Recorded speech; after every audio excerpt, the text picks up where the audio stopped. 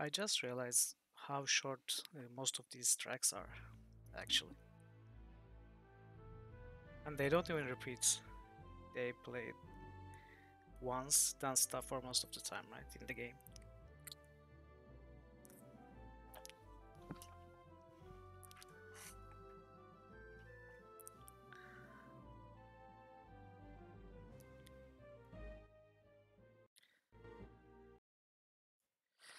So, hello.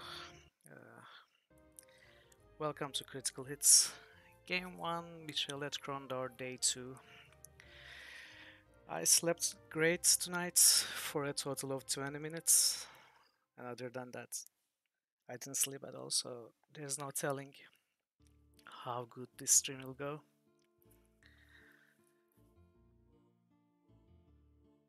I drank a few mugs of coffee to make sure that I can start streaming, but there was no sure way to guarantee that I could see the end of the stream. So we'll see how it goes.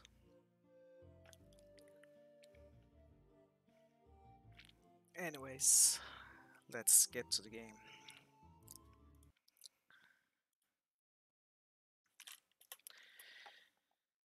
So, last week we ended at the entrance of Dim Woods.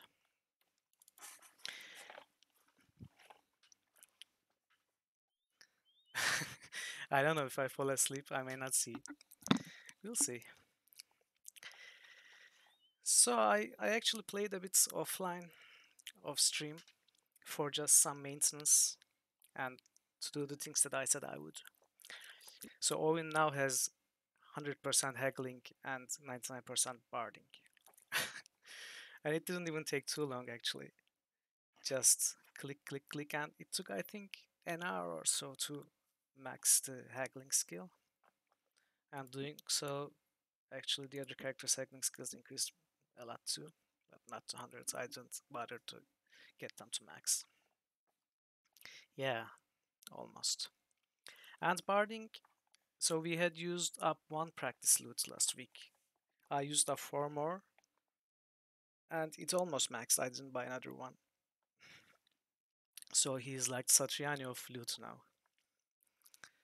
The next time we go to a tavern, we'll see how much money we make because we spent, I think, close to 140 sovereigns on practice loots. We'll probably make a lot more in the long term.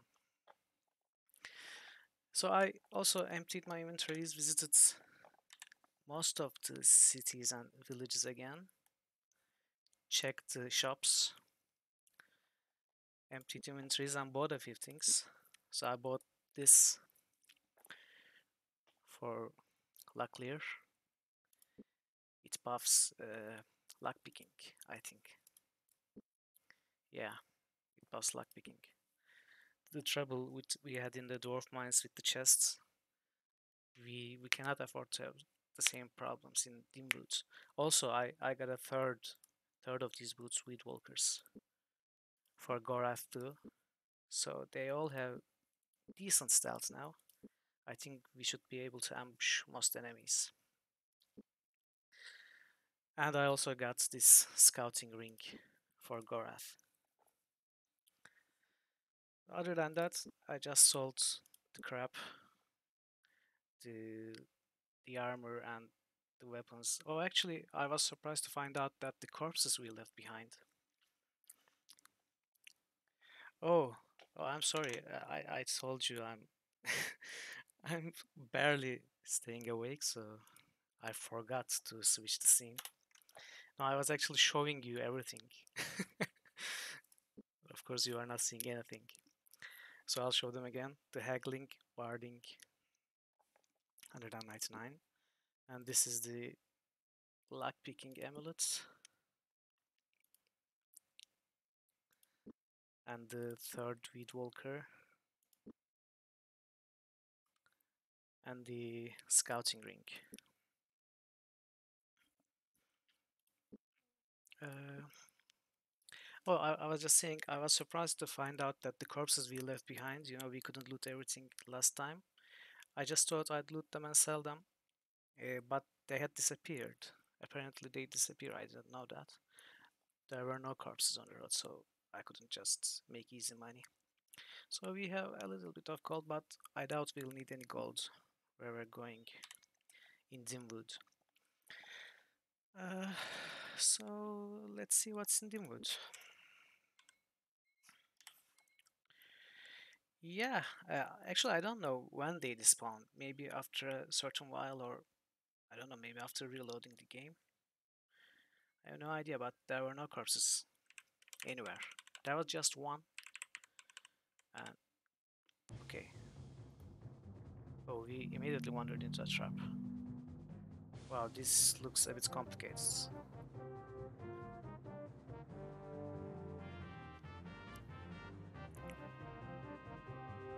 Uh, so these don't. Oh, okay, these hollow ones and the full ones are connected, I guess. Oh, this is too high actually. I need to lower the volume. I can't hear myself. Yeah, I probably will, but once I get that.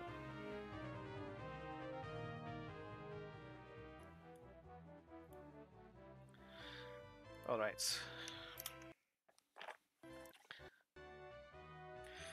So this hollow one and this full one seem to be connected. This is the green, and red is vertical, so we can't move this one. Now, what does this connect to? Is this diagonal? That's weird.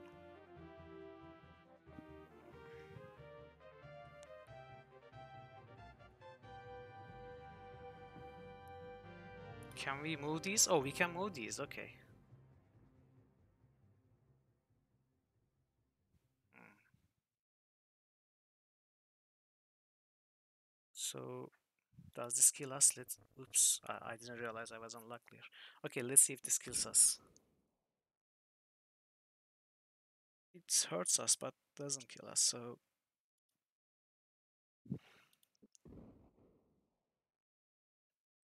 it kills us if it hits us twice. So this could be a way, but not a good way. Okay, let's reload. Oh, there's another one here. Perfect. So I don't actually see a clear way.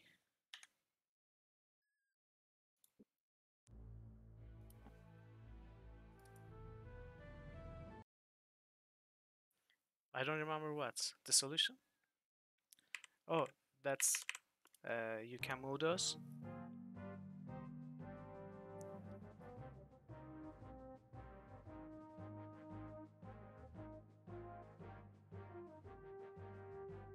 Oh yeah, I don't remember. I don't remember much at all about the game. So what happens if we move this here?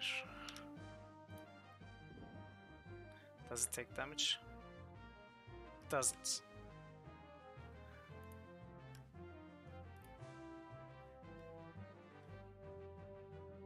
Oh, okay, so we have to... Okay, I got it. Let's run away. And go again.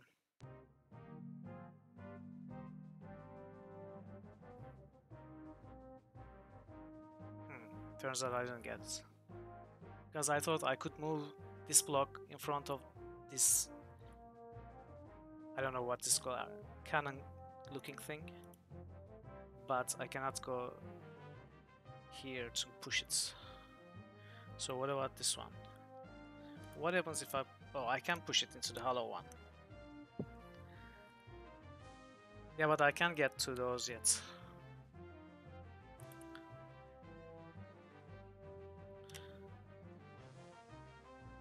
So let's try to push this one. First, let's push this one.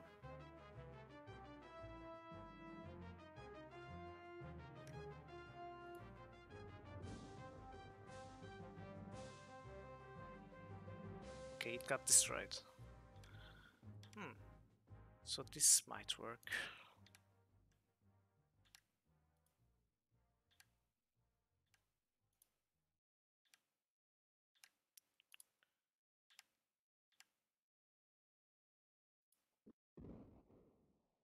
can block this one with this, but we also have to block this one. So first we have to get rid of this one so we can push this in its place, then push it up. They did? I don't know. Oh wait, we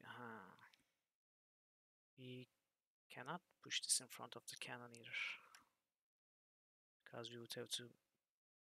No, we cannot do it at all.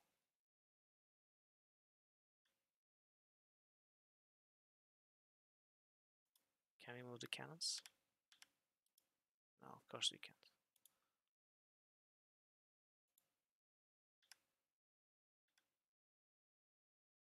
Okay, so let's take the hits.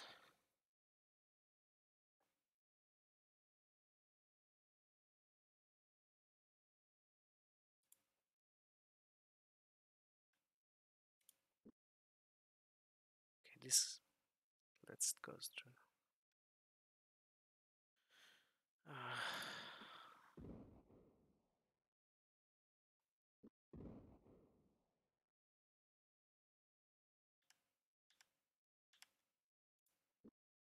No.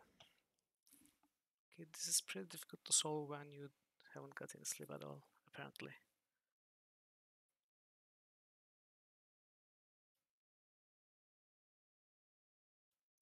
Oh, I always forget we can move diagonally. Okay, let's try that. Let's die.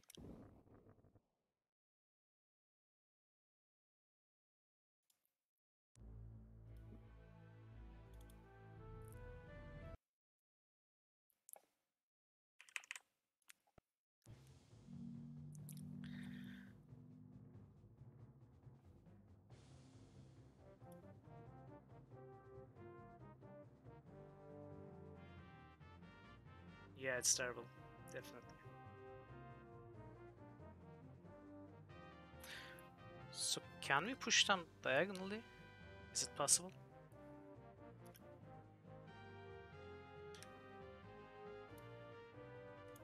Oh, we can.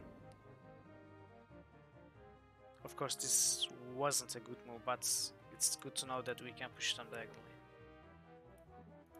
They were trapped.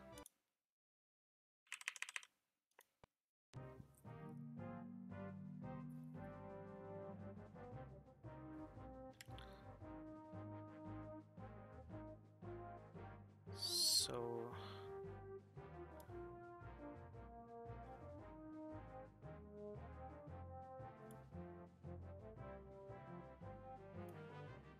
oh, right, we cannot push those.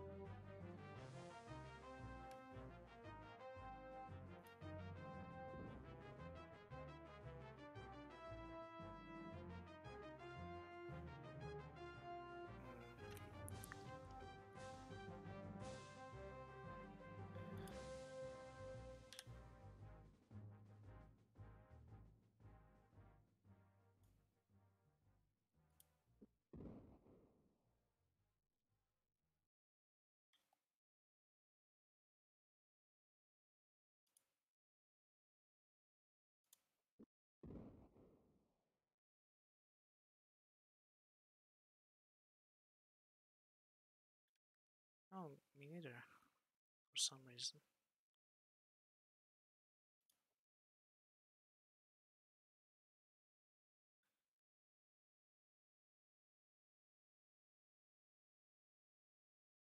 So let's push this back. Okay, Owen will die from one hit from this cannon, so we cannot do anything with it.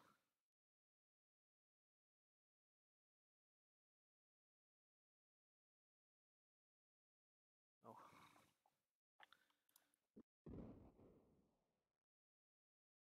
I'm not sure what we can do. I don't think we can pass this without taking any hits.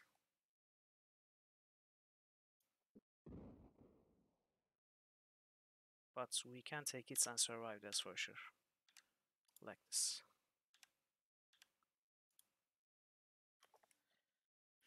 If there's a way to pass through this without taking any hits, I don't think I can find that now.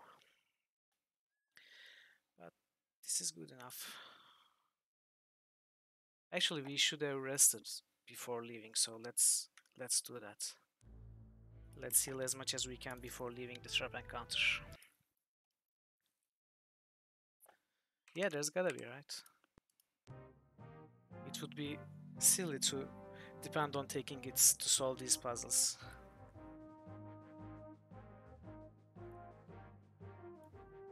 Oops.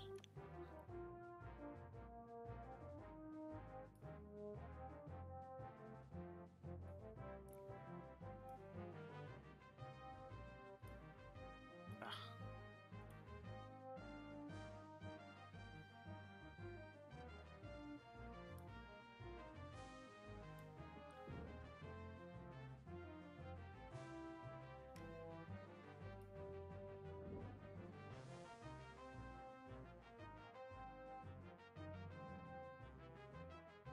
So what did we do last time? We pushed this here, right?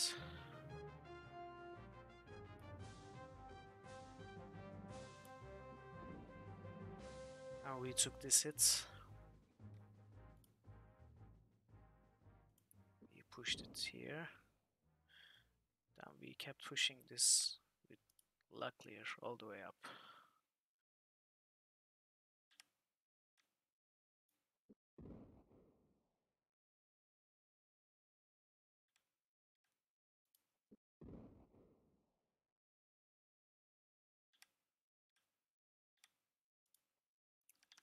Okay, now let's heal up luck clear. So we have to rest less outside.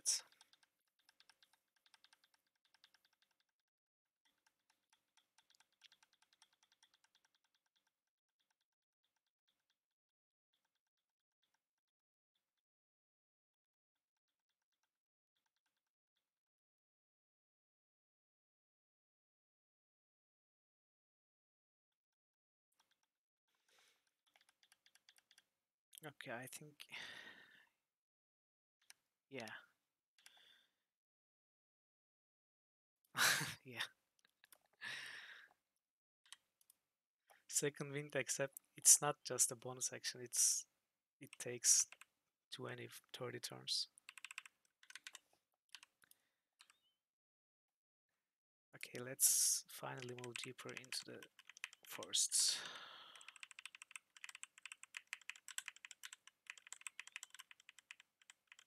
What? Someone was shouting at them. The voice seemed to be coming from the house, but Locklear couldn't be sure. He listened intently for a moment and shouting began again. "Ah, John Scorpions, stay away!" cried the voice. "What's he saying?" asked Owen.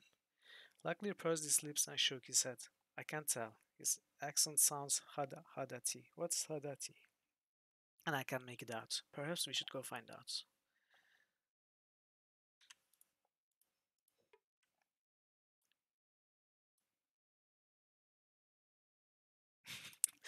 Fourth wind? Yeah. 20th wind, more like. What one uses? That's a great item. Wow.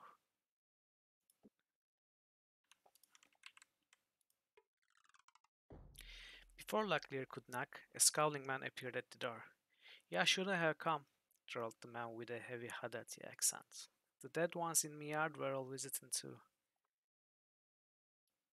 With a look of concern on his face, he turned to the man and said, "Maybe you should tell us what's going on."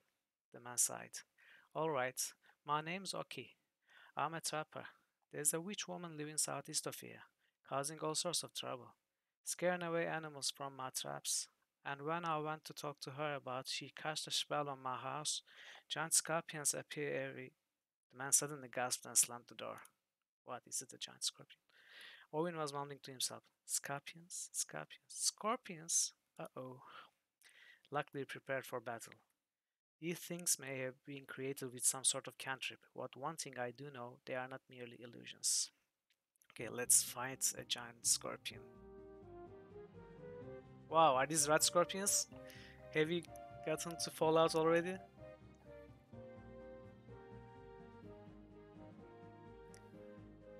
I don't think we'd be done with Betrayal Krondor so fast.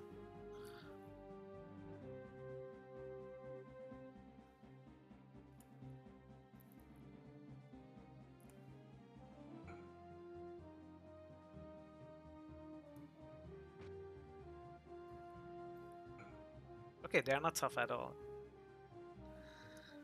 Let's defend.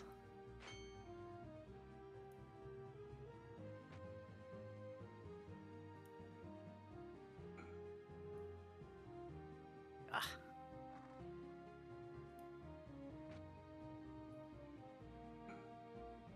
Yeah, seems so. What increased?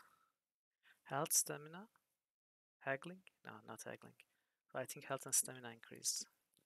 Oh, strength for Owen, great. Owen is already a last hitter, a kill stealer, as we learned from last stream.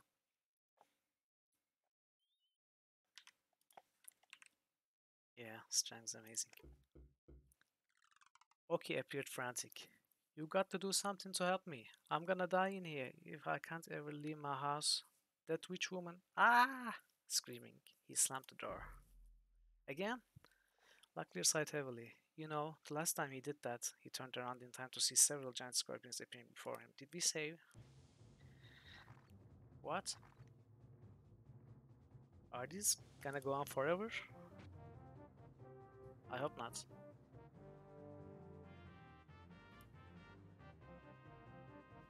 Okay, this is not good. I think...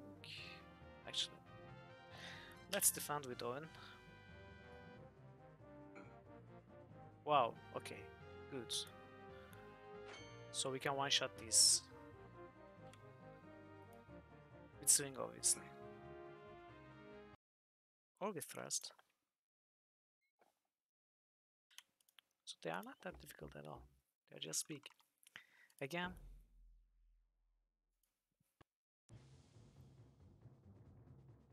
Okay, these gotta end at some point, right?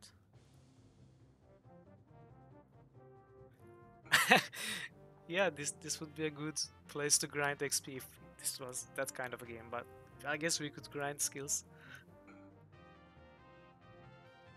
I mean, they do hit for a lot, so it's not sustainable.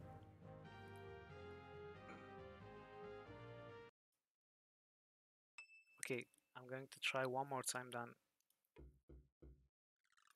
Okay, I think these go on forever.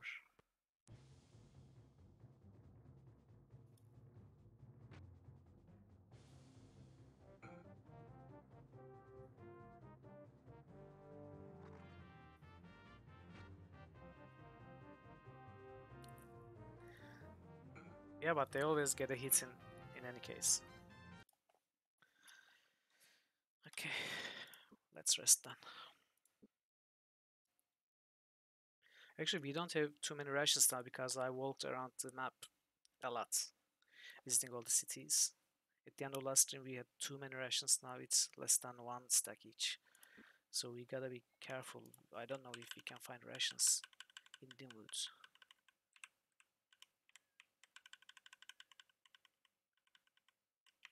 Oh, this gotta be a treasure.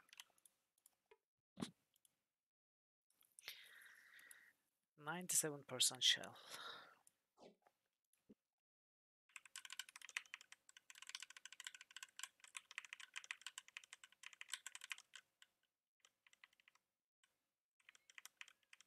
I mean, we can always go out and buy some, but I'd rather not. I'd rather just finish the forests without having to leave and come back.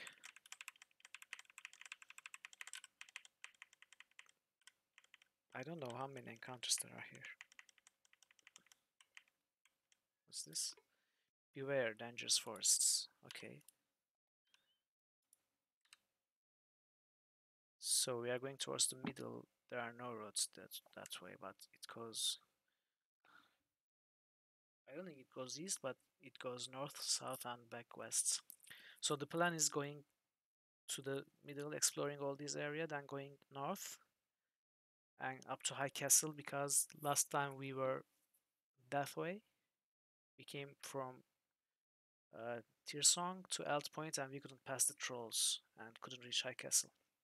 So we'll see if we can reach High Castle this way now.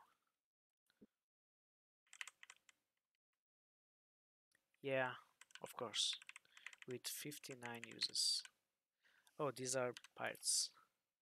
Let's try to sneak. And is this a pirate magician? The enemy jumped back. Locklear felt a surge of confidence as the enemy struggled in desperation to meet their attack. Judging by the speed with which they had regained their composure, he guessed they were well trained and could provide quite a fight. Okay, I guess we managed to ambush though. Yeah, we did.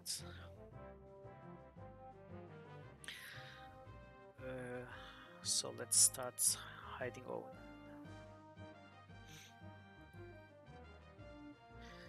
Yeah, with this stealth boots on all three of them.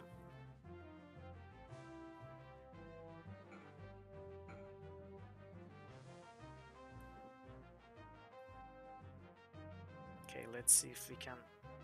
Let's see if Owen kills Locklear again.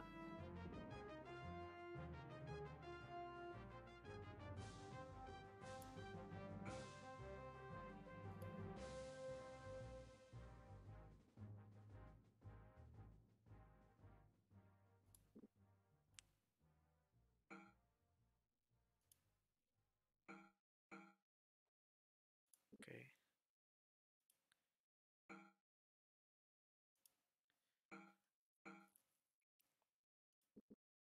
I still cannot risk swinging with Gorath. Locklear is fine, but Gorath's somewhat low still, 53%. Oh, that's rude.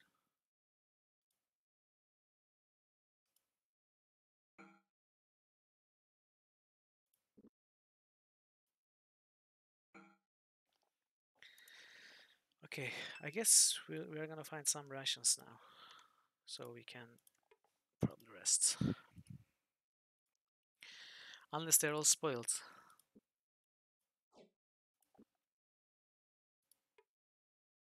Okay, it's the same one. Nice.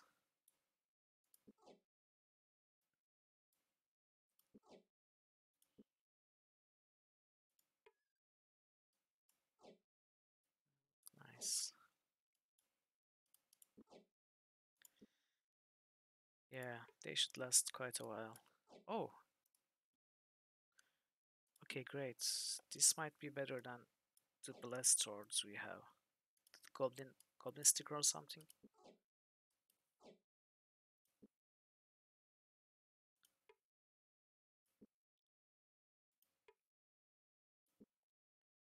Okay, let's check.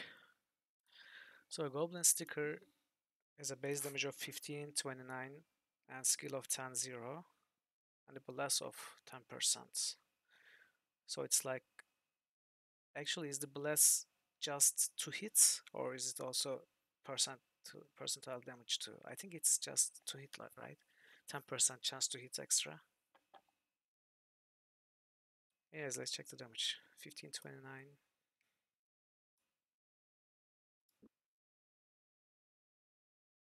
821. So it's not that better at all. No, it's probably 2 hits. Doesn't matter. 3, 15, 16, 29. Okay, this is better than Mortal Lamprey though. Much better. I also swing as, yeah, this is definitely better. So let's, oops.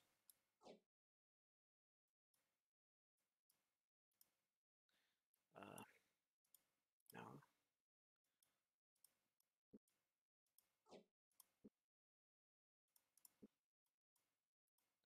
How do I do this?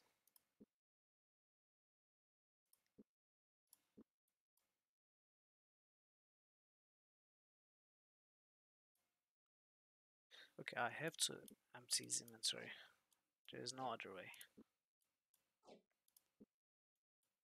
Oh, we should have repaired it first, right?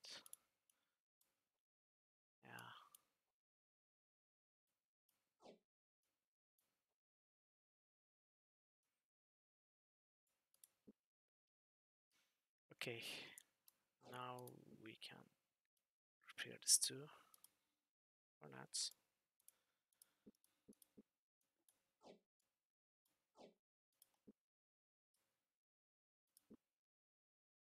Yeah, this is good for Gorath.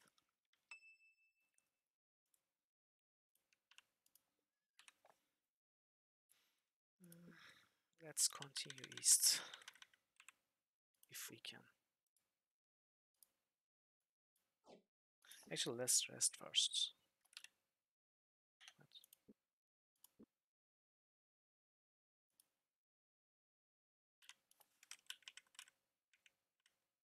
Oh,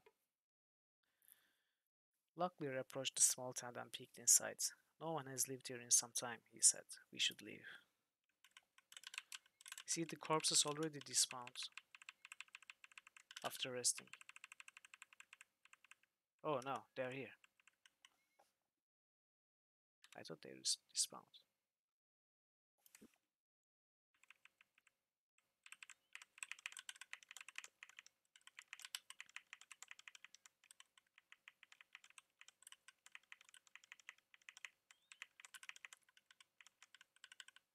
So, how are we supposed to pass this river?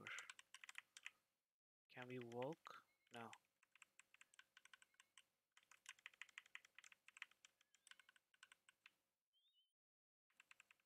Yeah.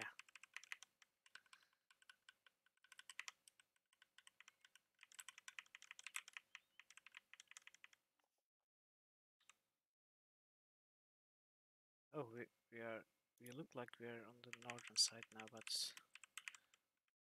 I don't know how we can get to that part. Is it even possible? It probably is.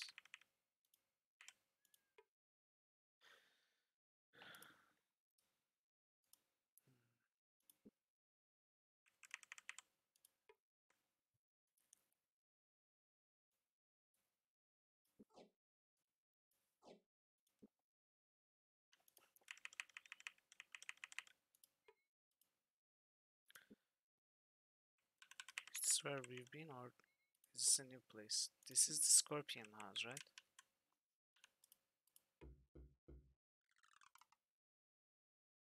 Yeah.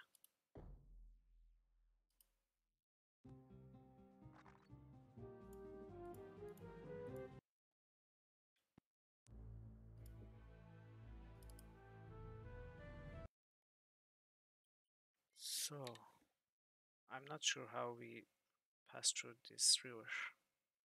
There doesn't seem to be a bridge of any kind. We apparently cannot swim or even jump.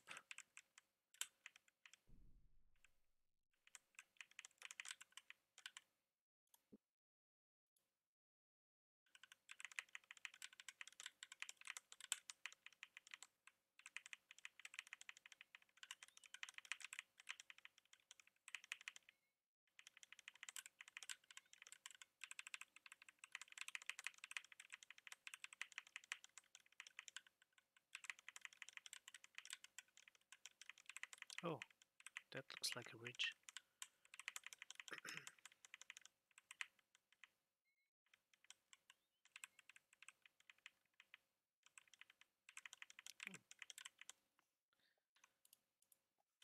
This is a farm.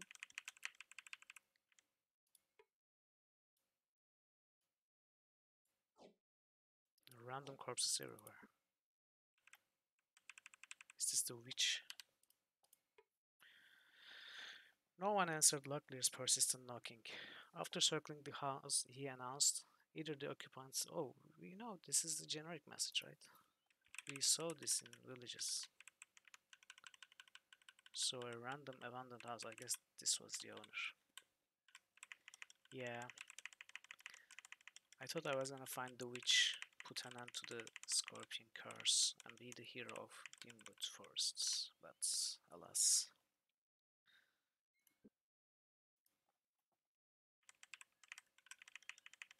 And that, yeah.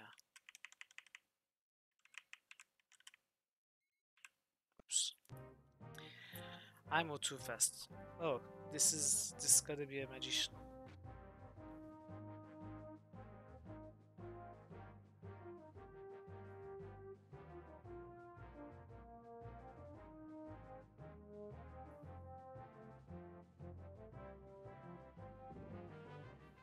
It's the vampire. Okay, this doesn't look promising, so let's try to go again, try to ambush them.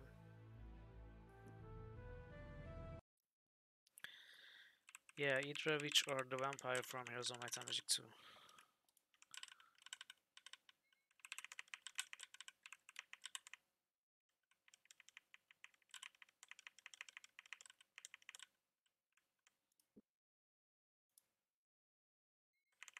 Maybe it's the witch. I think they were here. Yeah, exactly.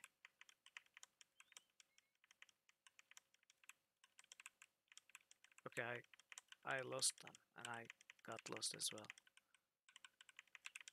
Where was I? Oh, at least we've got 3 chests.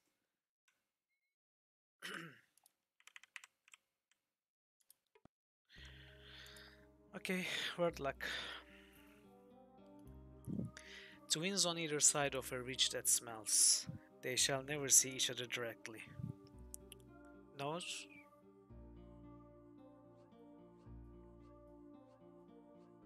No.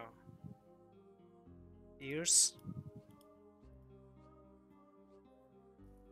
No. Eyes? Yeah.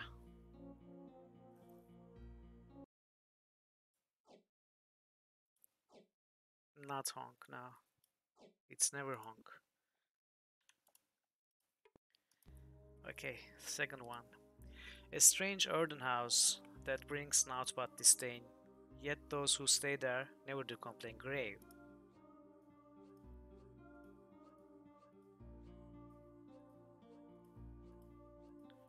Yeah, welcome to easy murder luck or puzzles again. Wow.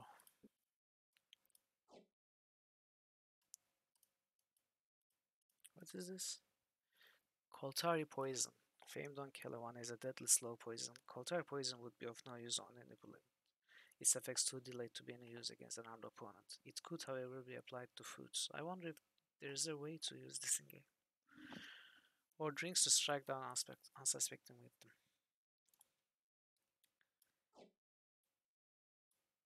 Yeah. This is the antivenom. Purple globes found out from a delicately spun central vein of glass, each small grape-like bulb containing enough anti-venom to neutralize a double amount of silverstone. Oh, good. Thanks to a formula created by Father Nathan of Krondor years previously, the anti-venom had saved the lives of many who had smeared it on their armor before confronting Myrtle raiders or consumed it to heal themselves of the effect of silverstone. Okay, good to know. We can apply this on armor. About 23 uses.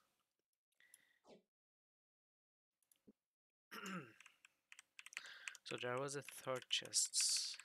Yeah. Word luck? Yeah, word luck. You see me oft in woods and town. With my roots above, I must grow down. Potato? Carrots?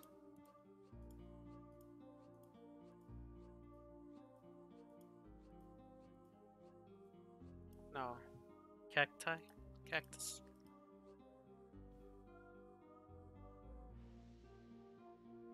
Roots above, I must grow down.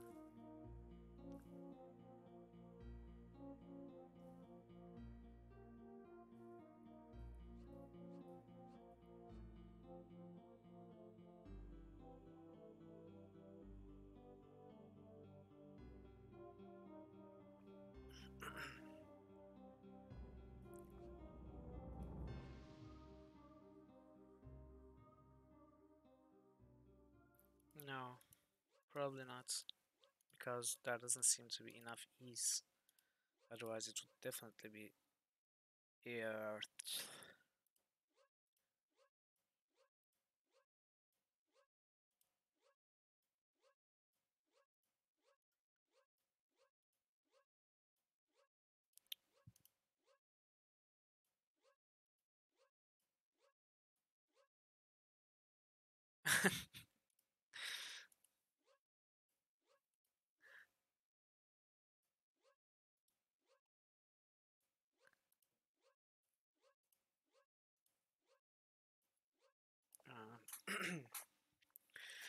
So we often see this in woods and town.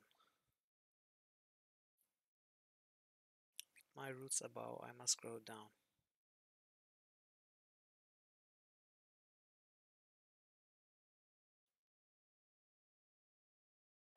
Right.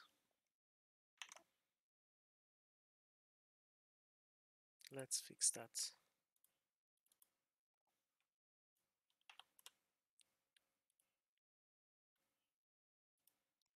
Fixed first try.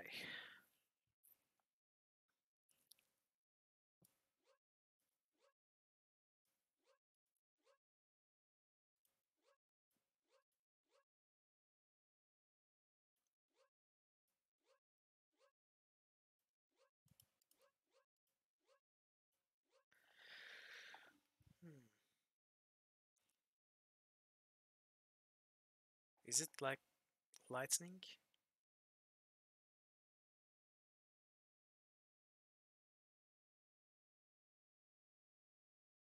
Alright, okay.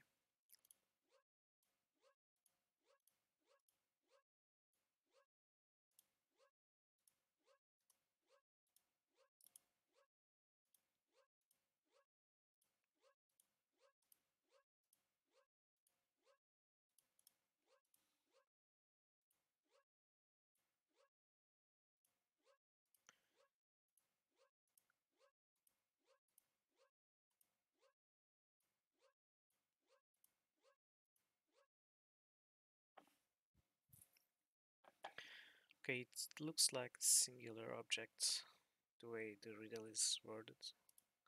So it probably doesn't end with S.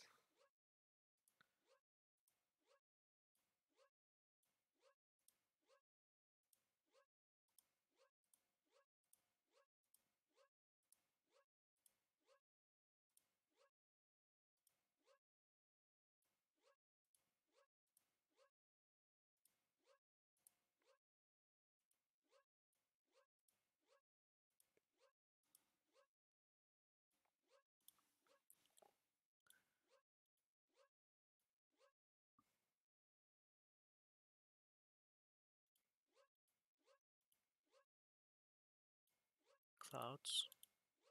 No.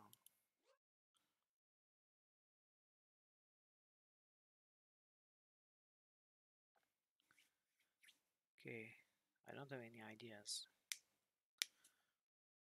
I could try brute forcing, but it's 6 letters, so it would take a while.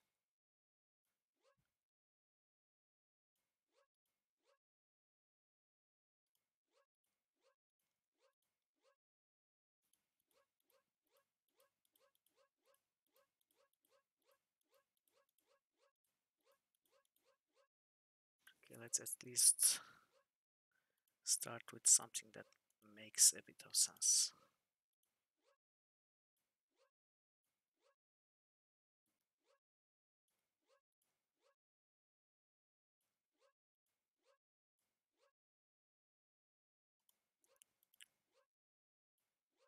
Secret? No.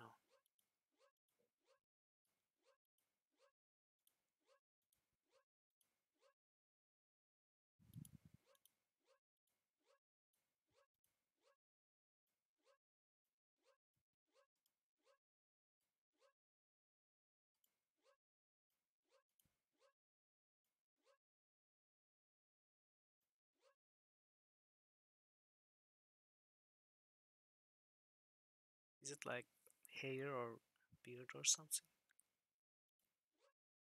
Probably not.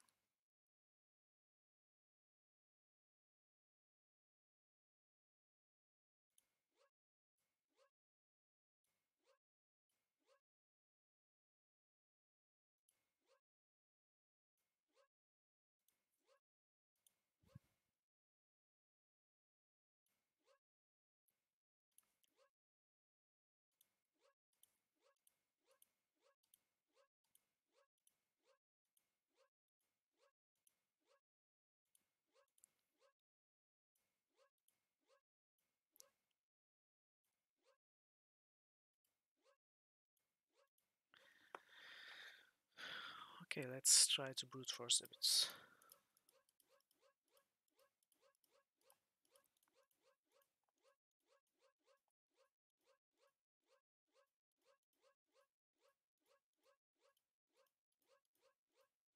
Maybe we'll think of something while brute forcing.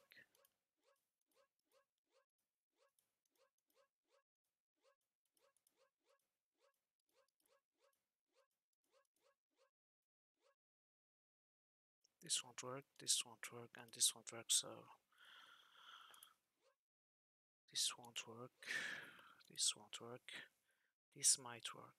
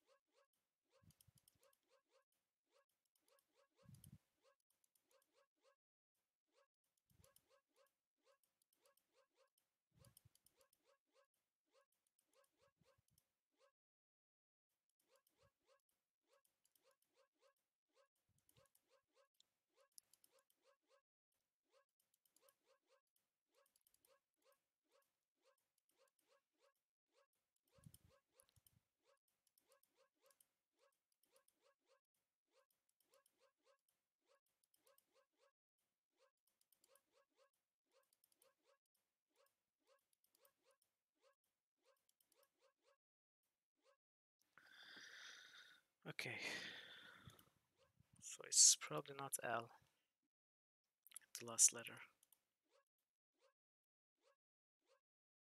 Might be E.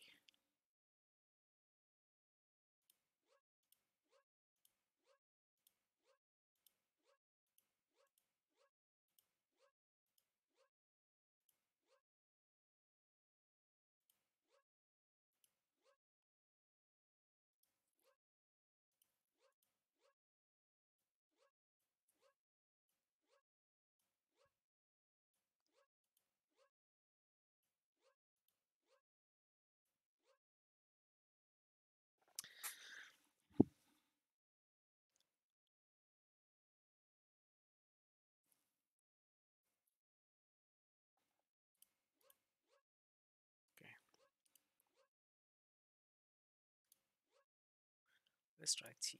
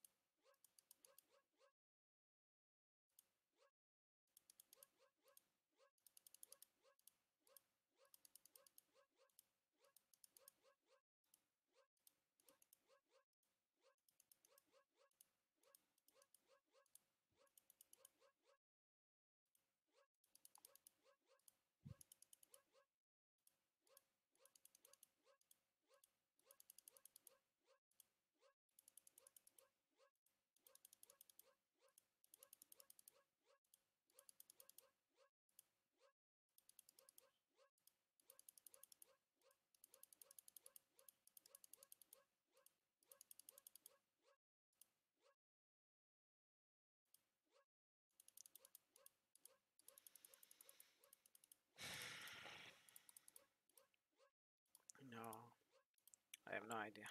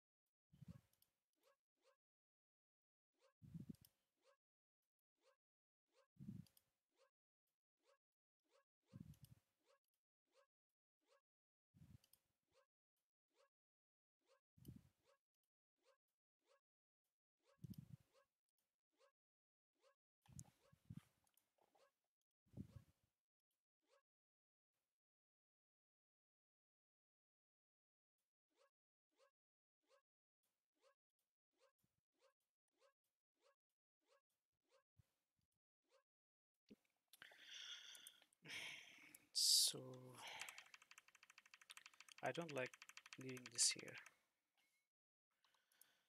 But we either look at the answer or skip it.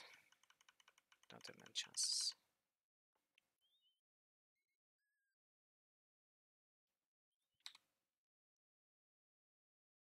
Okay, we've gone south.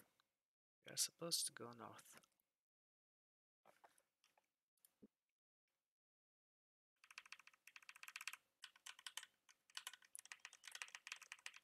So let's find that group again then.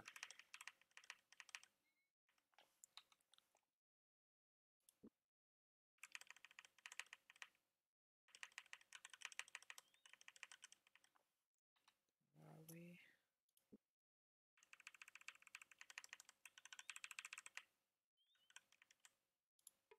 Okay, I think we are on the right track.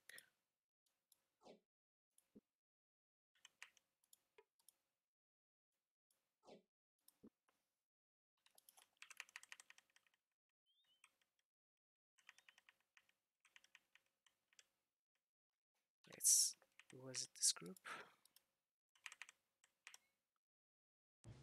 Okay, they are not surprised. And it is this group, yeah.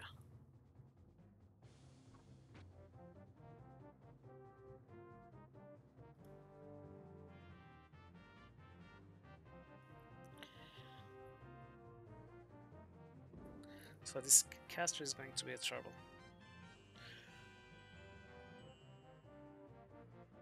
We have to reach him.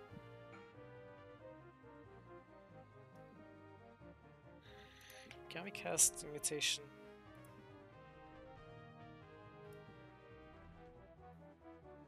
No. Oops.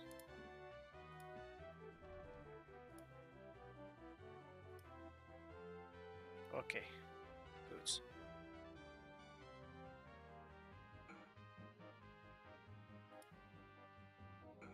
Nice. But Luckner seems to be in trouble. That's not good.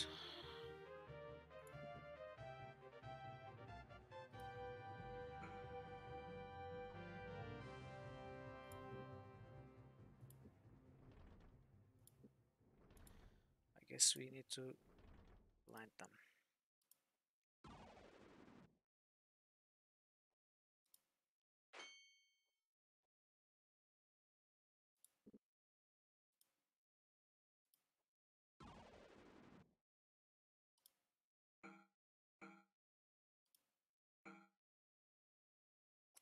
Okay, Gorath can deal quite a bit of damage now.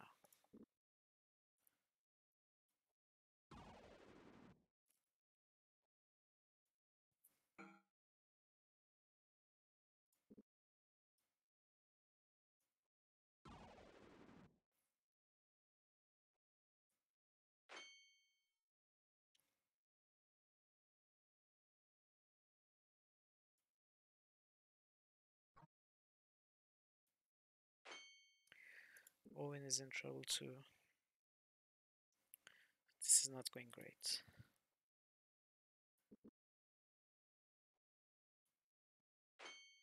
Luckner is completely cancelled out.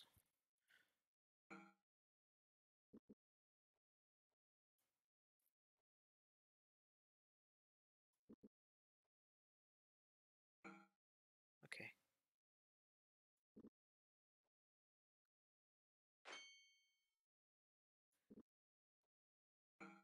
Oh no. Crap. So we gotta go again.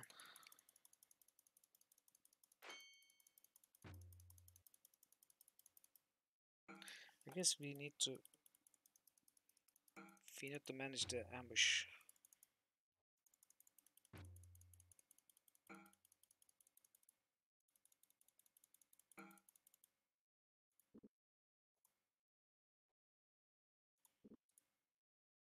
Can't believe.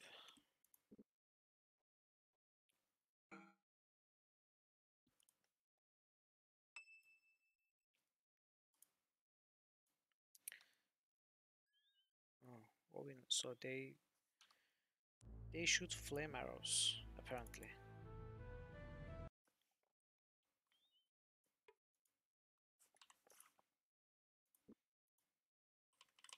Do we need to rest? No, we are fine.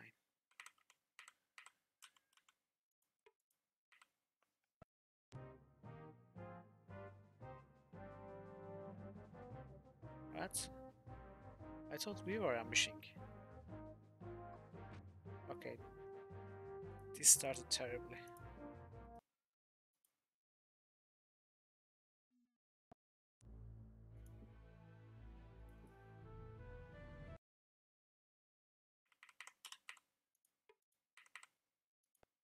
Oh, nice. We got the ambush. Now what we do is lure the caster.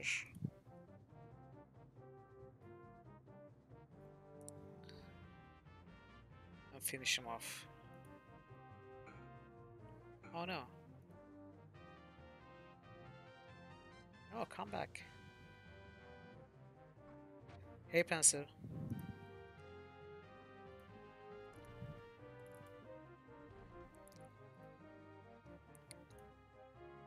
How are you today?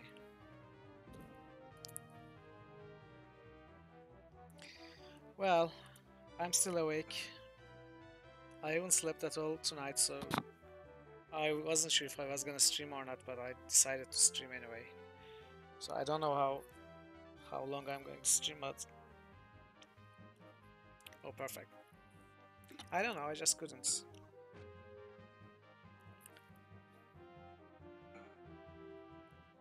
I mean, I was in the bed for 5 or 6 hours, but I couldn't sleep.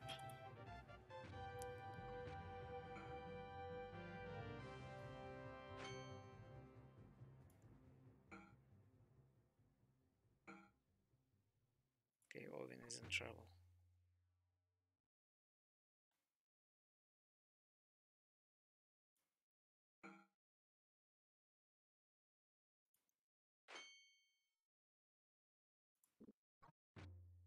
Oh no.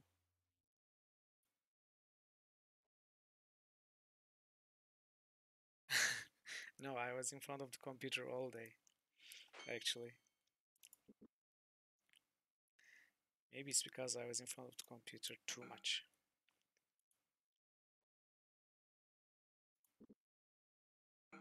Oh crap.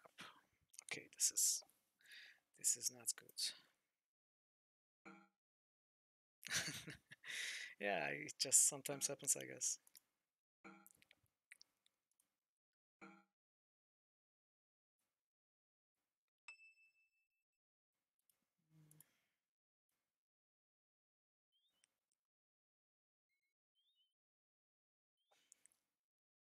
I think I look at my phone too much when I go to bed. I think that's the problem.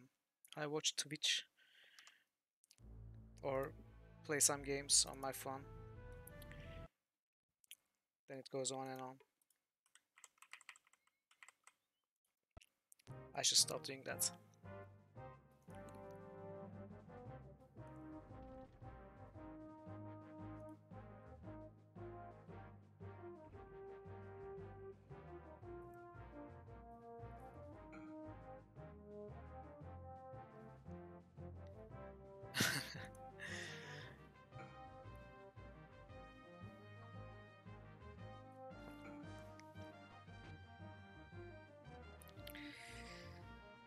So we don't want to cast another spell with Owen probably because he already loses health a lot in this fight.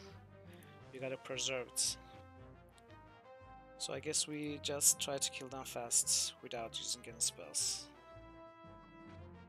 Oh shit, not good.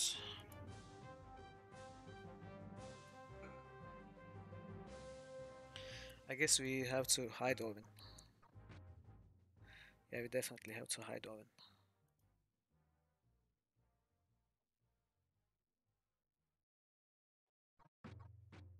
Okay.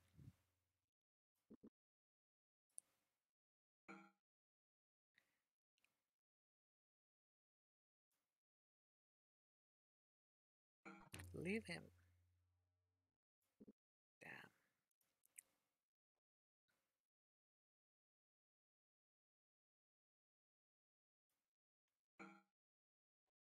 Okay, so that's good.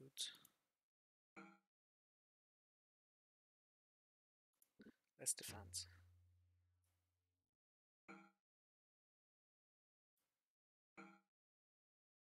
Okay, not terrible.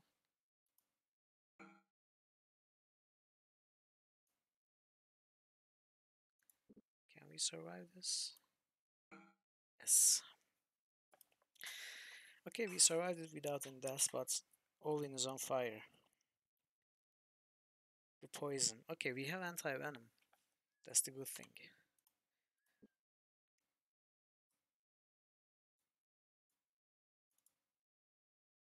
Breaking open the bulb of anti-venom, Owen greedily drank down the contents, immediately feeling a rush of warmth spreading through his limbs as it neutralized the silverthorn poison coursing through his veins. Okay, good. So the fight is done. We are safe. We just need to rest. First, let's look what we found.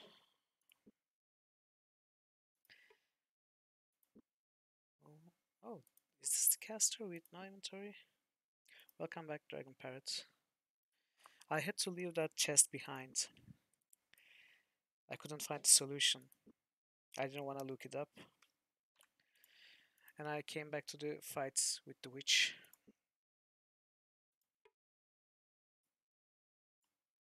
And being the rude witch that she is, she didn't even have any loot on her.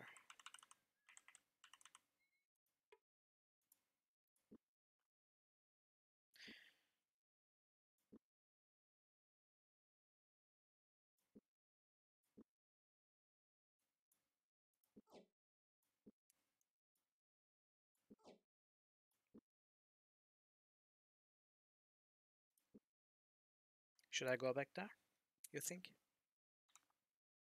I mean, I don't want to just leave it be.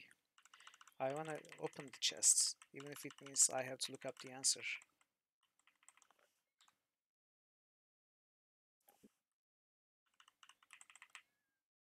I hate skipping contents more than looking up walkthroughs, so at least in RPG games. I could easily abandon an adventure game if I had to look up a walkthrough, but in RPGs I don't care, I want to see all the content. Actually, these are new chests, these are not them.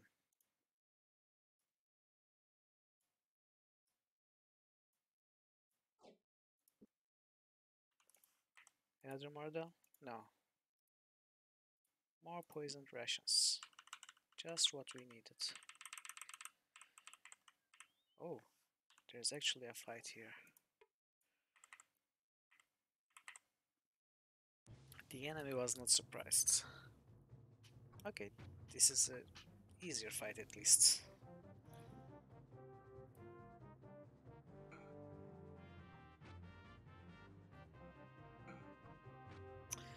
But I don't like going like this. I guess I'm going to start again.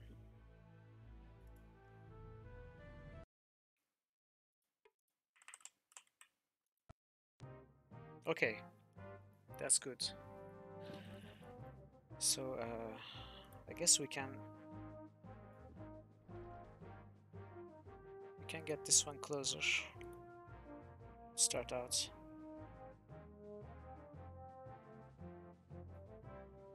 And we can block Owen from this shooter. Now we defend and hope to kill this one fast. Okay, it works perfectly so far.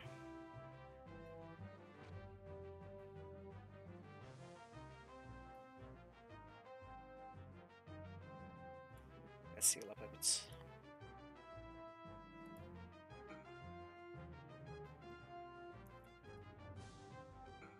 Nice. Yeah, much easier than the fight with the caster.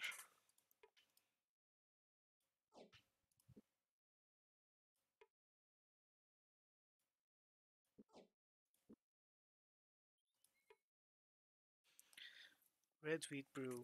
Owen shook the vial. Called Fitz piss among mercenaries, the liquid was famed for his vile metallic flavor and ruddy color. Oh, did we read this one? Yeah, we read this one in the last stream. We found this in a shop but didn't buy it. it gives accuracy melee, right? I mean, it's a sword play, but Olin could drink it to attack with the staff. Doesn't matter. So we have to go southwest. I think the Murderlocks were this way.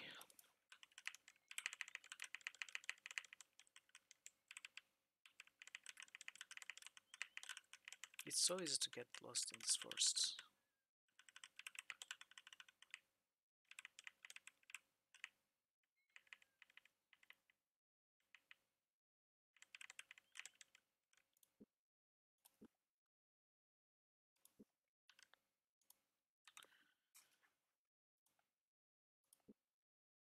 Okay, we are near the southern exit, but we don't want to go there.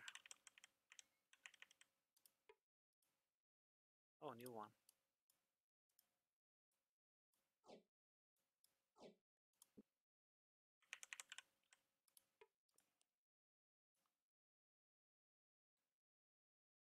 Yeah. Okay. At least we found some more food. Let's check what this is. Another empty building. Not very interesting. Okay, let's try the local area view actually. Try to find our way through here. Can we? Yeah, we can.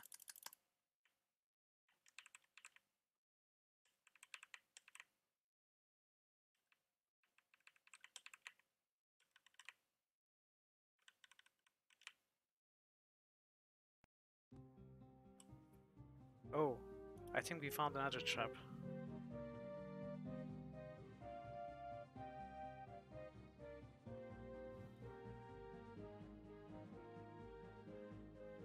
So, okay. We cannot push this one diagonally in front of this one. I still don't know what these are for. They do not block anything, do they?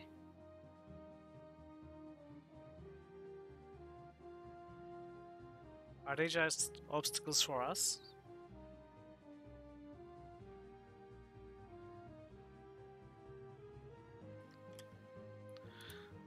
So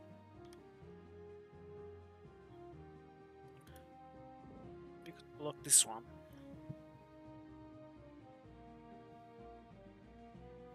Okay, it's a real question. The hollow, these hollow things, they do not block the cannons or the Tesla coils. Yeah, obviously they should have used, but I couldn't find out what the use was. I guess that's the reason why we couldn't solve the previous one without taking hits. Right now we can take one hit and pass. Can just... right? Yeah.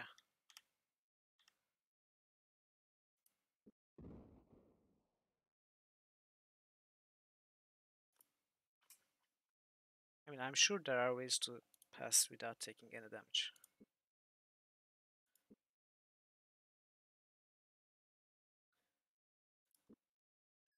But I'm not feeling very smart with my 20 minutes of sleep today, so I guess this will have to do.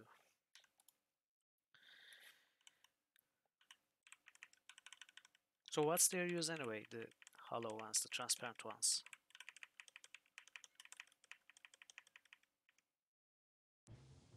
Okay, we got ambushed with a lot of red scorpions.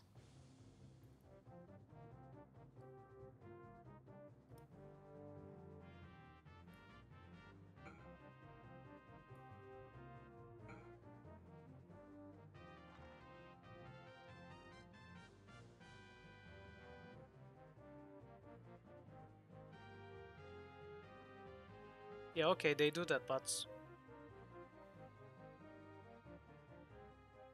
oh, so they make... they are used to break other traps?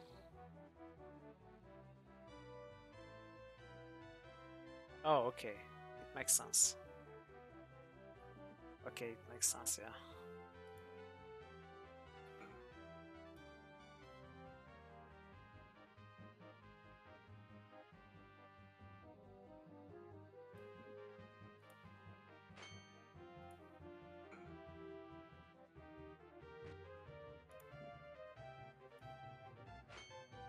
Come on, Locklear.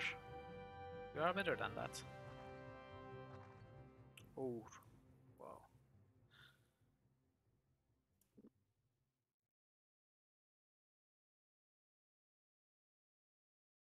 Okay, let's get rid of this one.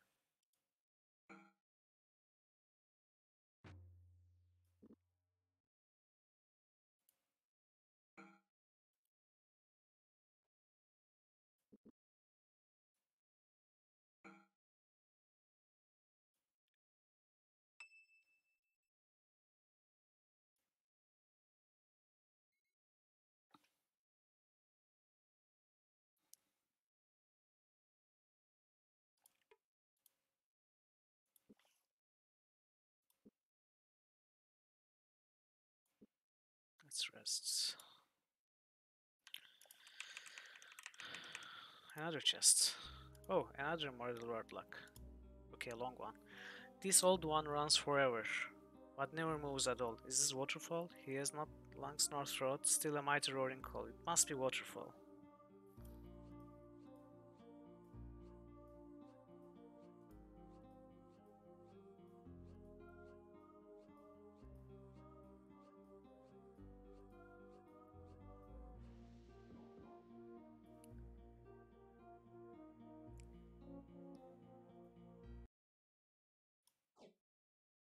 Hmm, medium crossbow.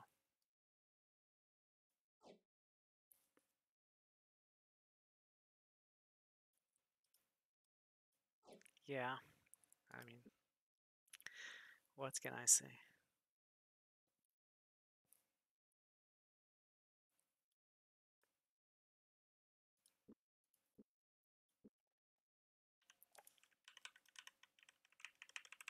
I mean, imagine if I had slept for 40 minutes.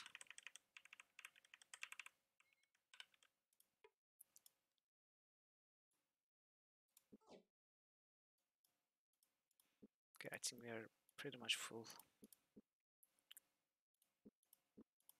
Yeah,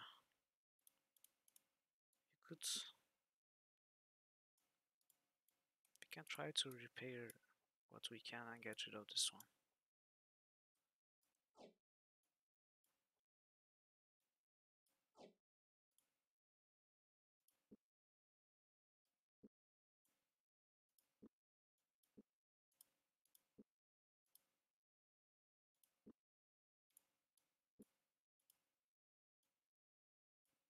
Okay, we're going to have to do this outside.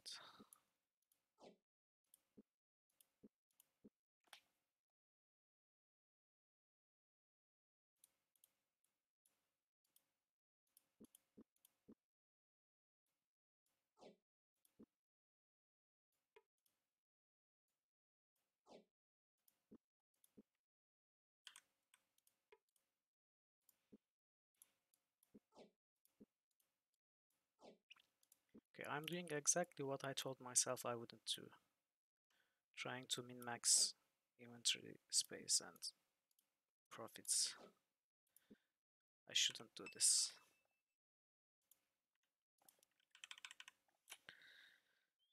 So where are we?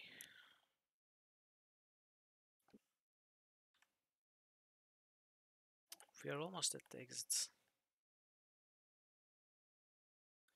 Weird, we should have seen those 3 Mortal Wordlock chests.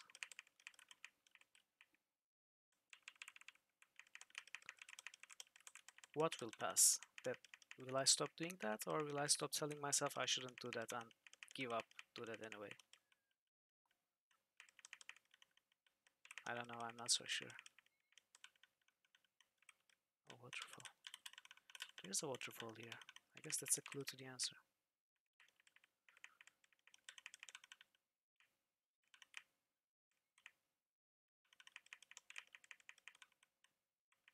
What was this? Beware dangerous forest. I think the chests were here, right? Yeah. Yeah, no?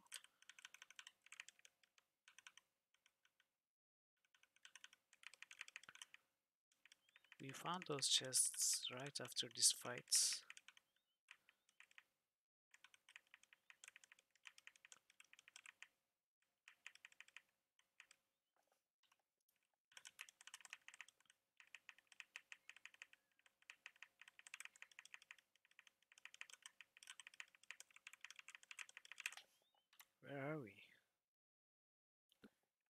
come all the way south again?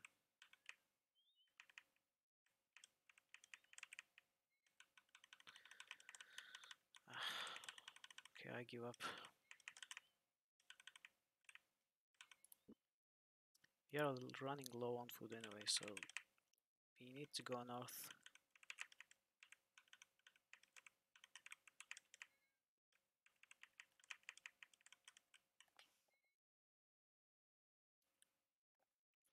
Okay, I'm going entirely the wrong way.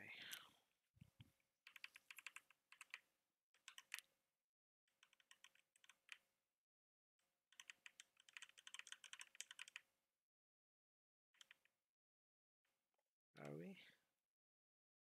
We don't want to be here, we want to be in the south road so we can find the bridge leading north.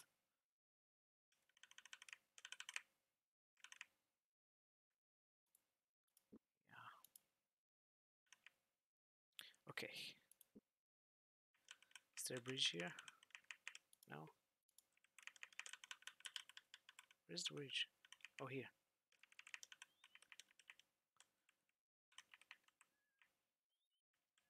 You mean between chapters?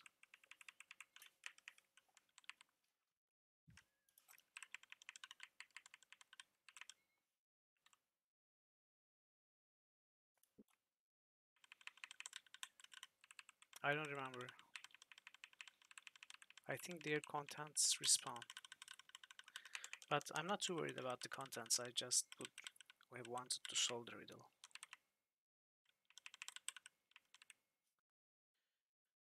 Owen cleared his throat. He caught Gorath's attention, then stopped. How is it the Moradel have scouts in the dim woods, and for what purpose? The Moradel we have seen thus far are all part of Delacan's war tribe, though I too am puzzled by the number and purpose of these warriors. Oh, that was it? That looked random. It looked like the random banters in Baldur's Gate or other such games, but I think it triggers on a specific place. Because it's always like this game. Okay, I need a few minutes to stretch and buy a break. I'll be back soon.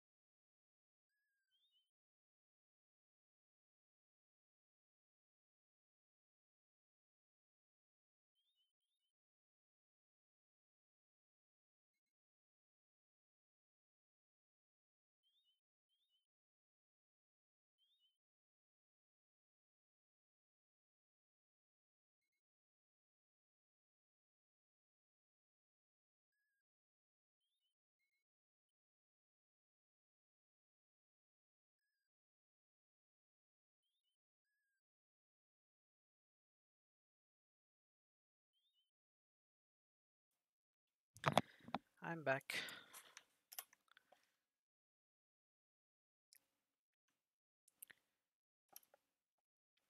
So where are we on the map? I don't know why we are not finding the way up north. It almost looks like there's no way. And I'm not sure how we came to this eastern part of the forest. Is there even... Wait. Are we on the west side of this river? Because in local map we are west of a river. But in full map we seem to be on the east side of this river. And there is no other river here to our right. But so I don't know where we are.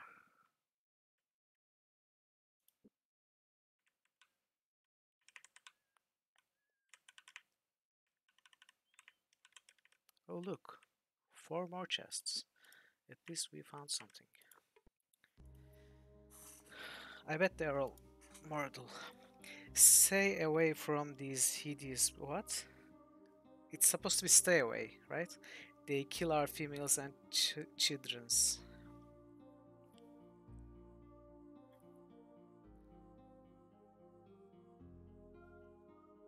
Ghosts. Stay away from these hideous beasts. They kill our females and childrens.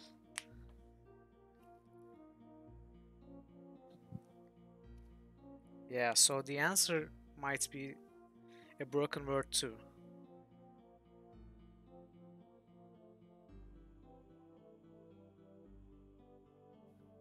Is the answer Moradel? Answer humans, dwarves, dragon, parrot? Yeah, maybe. Goblin, elf.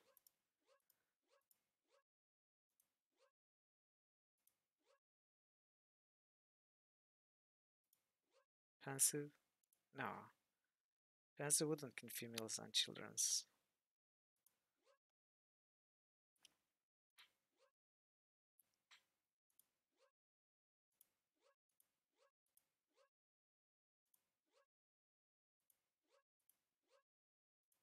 Turtle? Ragnar?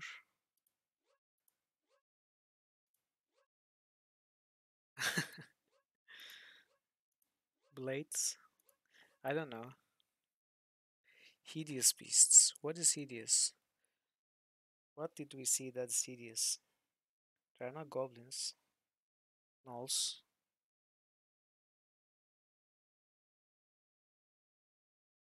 Kobolds. The dwarf mentioned kobolds. You got it?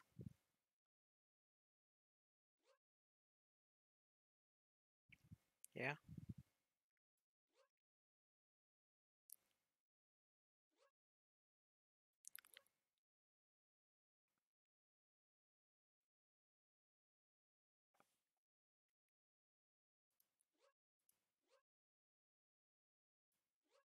What do you want to see?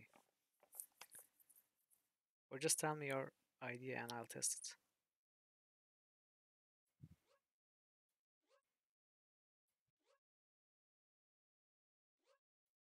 Trolls? Oh yeah, trolls. Okay, okay. Yeah, trolls. Obviously. Nice. Gambit of the Eight. What is this? I don't know the spell.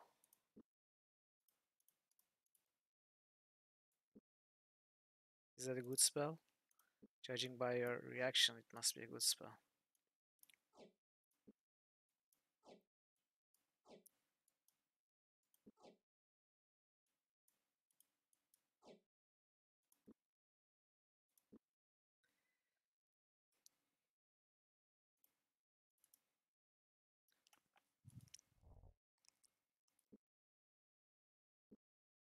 Is it an outworld spell? No, it's a combat spell. Okay, we'll see what's in combat. The bones of the dead can be used to trap the living. I remember this puzzle. I remember the riddle. But I do not remember the answer.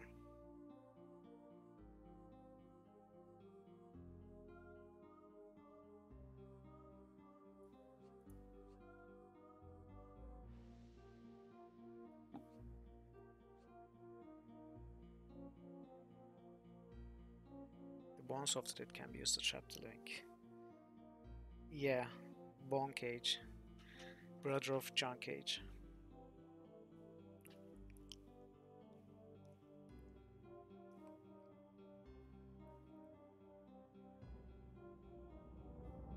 Bradley.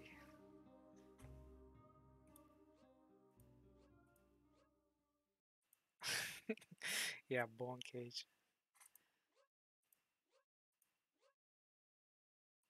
Or Bonnie Cage could be brother of Johnny Cage.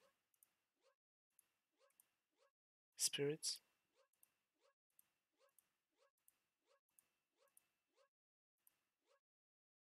Skilly. Skelly. Scully. Mulder.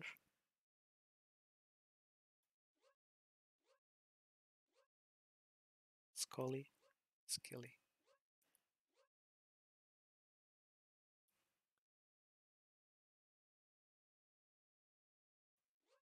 Any ideas?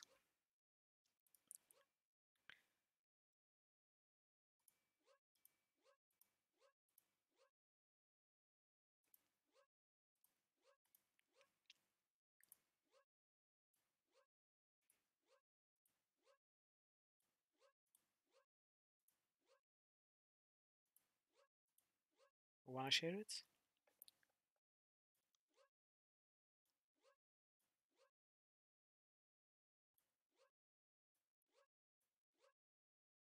Snares? Oh yeah, of course. Trap the living rabbits. Not necessarily human. Okay, makes sense. And this is worth a lot. What is this? Livton's concentrates. On countless occasions, Locklear had observed the magicians carrying vials of same fluid, almost always downing the concoction before setting to work casting incantations. For a brief period of time, the imbiber would seem intensely focused, ignorant of events outside his purpose. That's weird. Does it give accuracy casting or something? I cannot think of anything else. Because there's no other concentration related action, like having to channel a spell for a few rounds in this game, so it's gotta be the only thing that it can be. Okay, we are actually running very low on foods.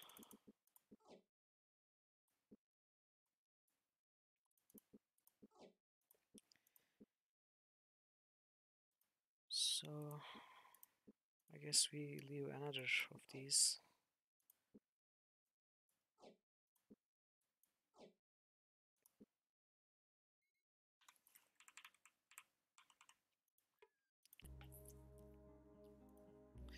Look in my face, I am somebody. Look at my back, I am nobody. Mirror.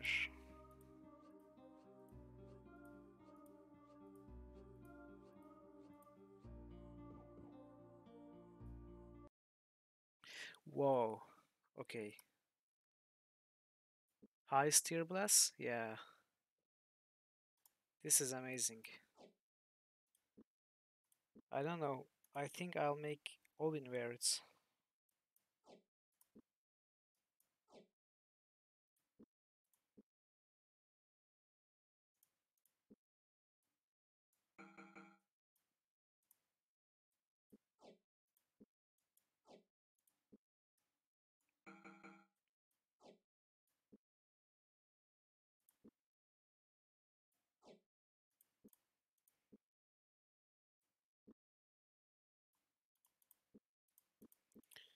What can we drop to get the armor? The crossbow and this. Yeah, this should work well. Okay, we still have another chest.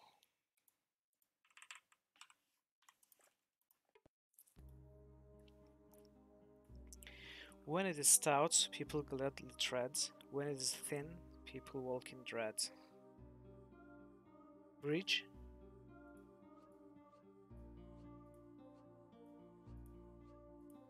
Yeah. So these were easy.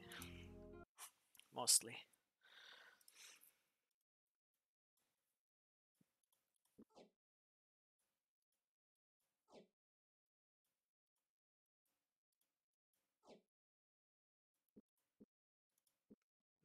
How many users does this one have? 10 users. It's not bad.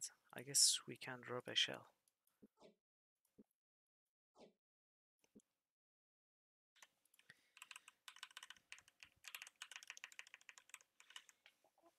So where are we? Here. We have to go northwest if we can.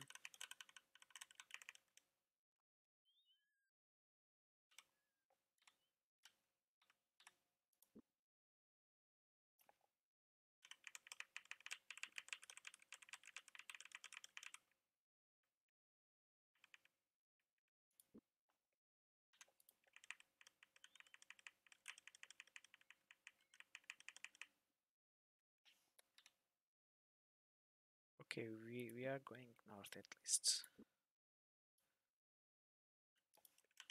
So let's find the road.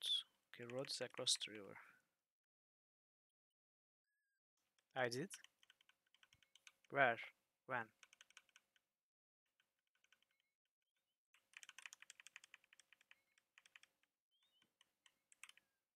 And I skipped? Okay, another trap. This is the north end trap. Okay, we can just take a hit and pass. At least. Oh, let's look at the new spell.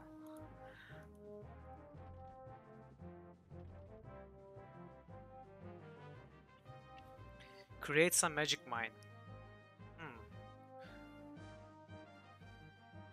So if they move into its area of effect, I guess it explodes and deals damage. And this is the amount of damage it would deal.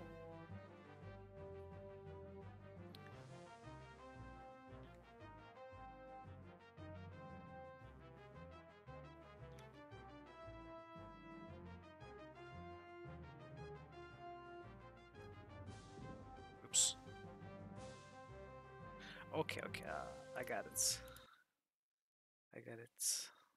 But I don't remember where we saved last. Did we save close by? Yeah, pretty close by.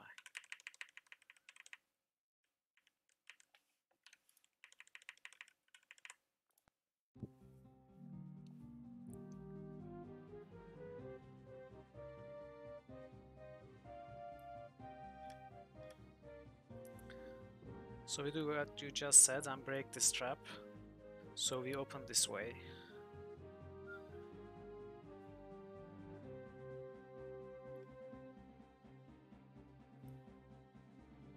Then you push it to block this. And home run.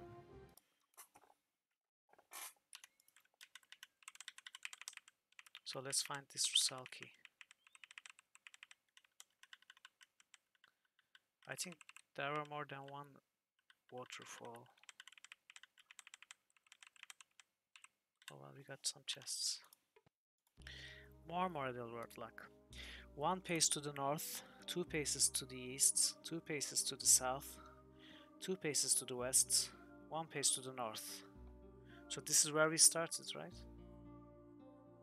Oh, square. Okay, square.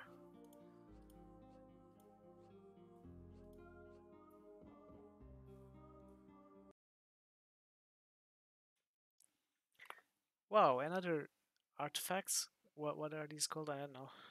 Squawk? No, not quite. Close enough. Wow, this is a great weapon. I think Locklear deserves this weapon. And an Elven armor. Yeah, I guess it's like this one, right? Special name.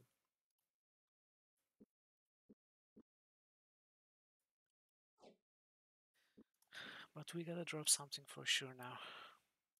What can we drop? Let's drop this. Let's give this to this.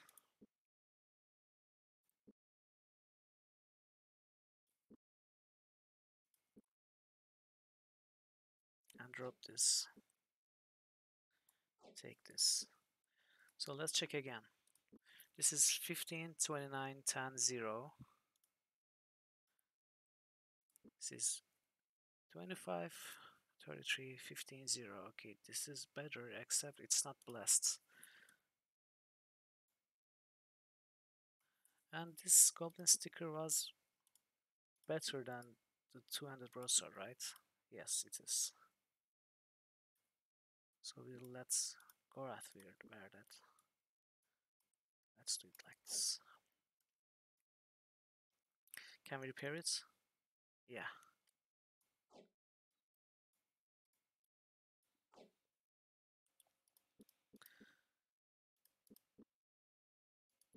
Okay.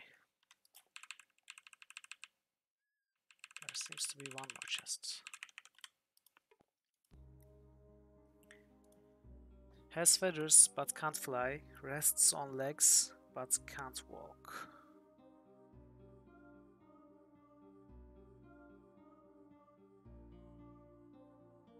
Hmm.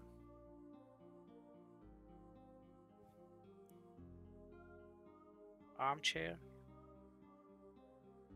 8 letter. Is it actually armchair? No, it's not.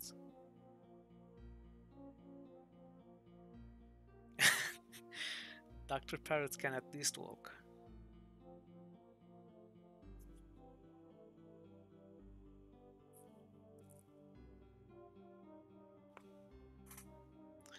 Has feathers but can't fly.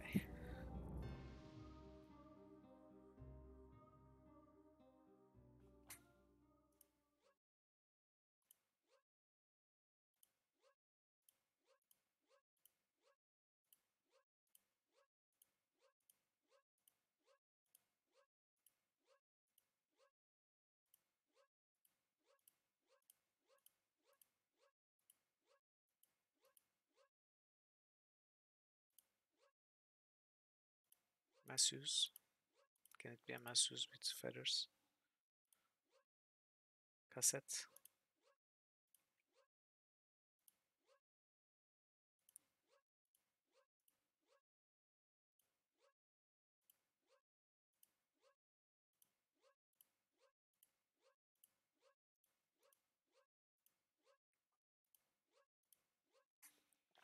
Okay, any ideas? Yeah, me too, but I mean, there are not exactly too many furnitures with feathers, except maybe bed pillow. It's an 8-letter word.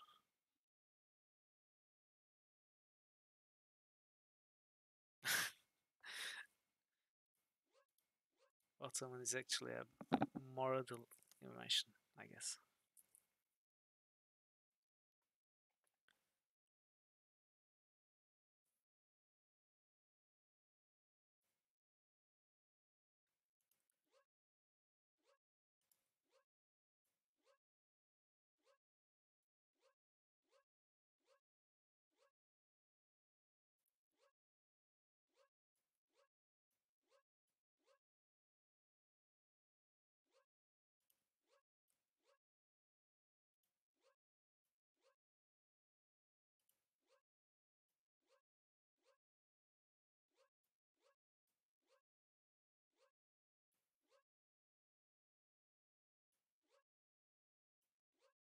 Hmm. I'm not sure. I can't really brute force 8 letters.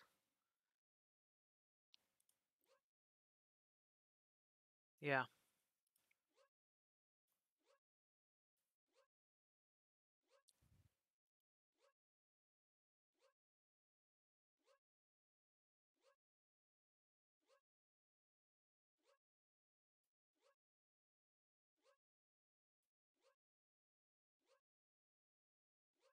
Okay, I'm going to read the first letter. Okay, the last letter. S T Y D. Second to last. What? All first letter, then all second letter? That's what I was doing just then. Do you want me to start from the beginning of the word or end of the word?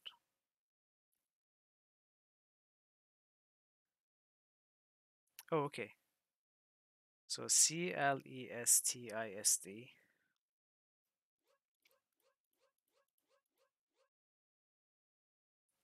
AESESEES. Okay, this is not so many E's and S.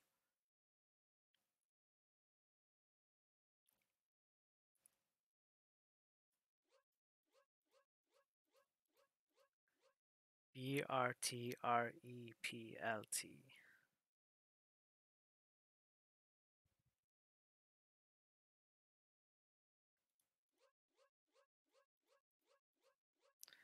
MAITRDDY.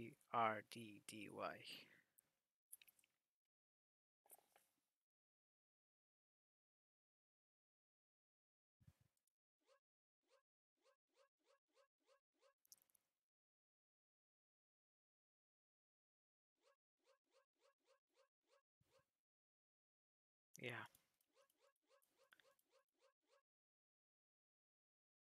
seems correct. Hello.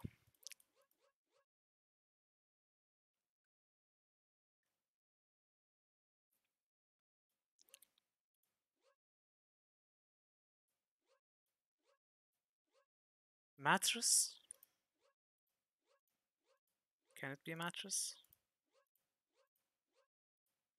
I mean, I actually said there are not many furnitures except it could be a bed, right?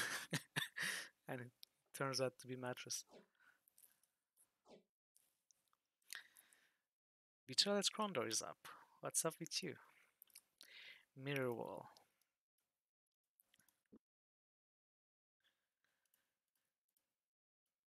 I'm trying to solve Moradel riddles with 20 minutes of sleep and with the help of dragon parrots.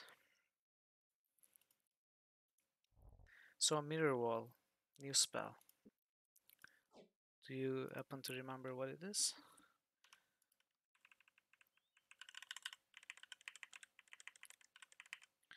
Okay, where are we again? We need to go east. So I think we will have to skip that chest. I cannot go back to find it again. And Rusalki, I think we will have to skip that too.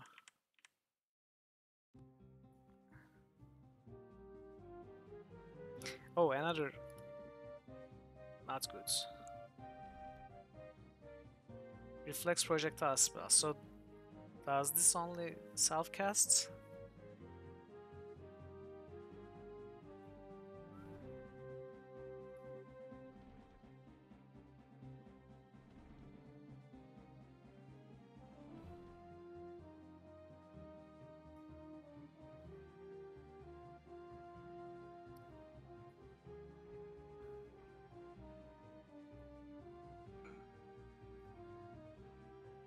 Wow, okay, the new swords are pretty good.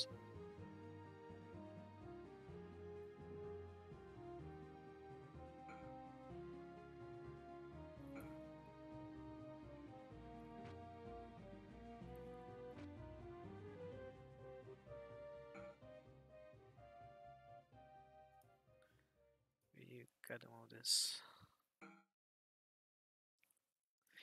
I guess so, except Locklear will go in the next chapter. You, we need to gear up James too. But we can get Locklear's sword before the end of the chapter, I guess. Does it work that way? It should, right?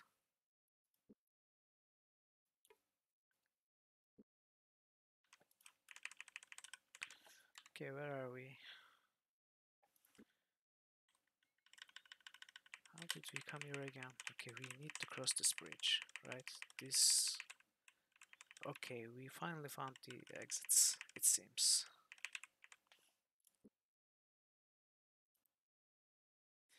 He does. I think in chapter 5, if I recall what I read correctly in Wikipedia, it's quite a ways away.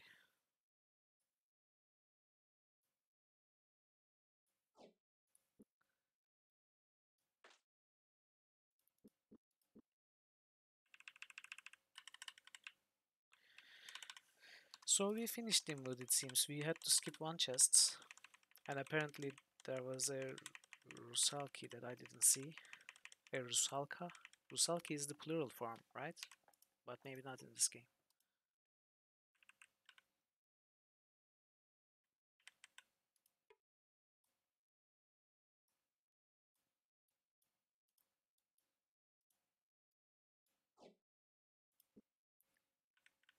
Yeah, Quest for Glory 4, or which one was it? I think Quest for Glory 4 called it Rusalka. And is it Hungarian or Romanian mythology or something like that? Oh, Russian, right, Russian folklore, yeah. Like most of Shadows of Darkness. Yeah, exactly. Okay, we are going towards High Castle now.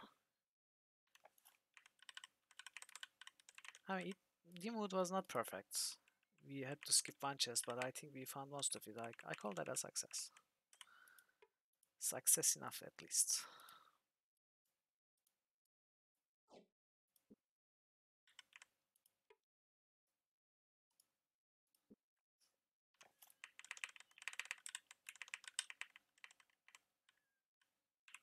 It really was.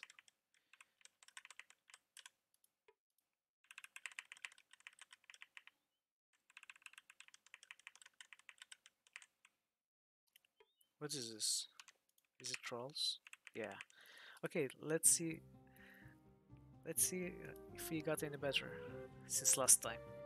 I want to try this spell, although it costs a lot of health. I want to try it. Uh,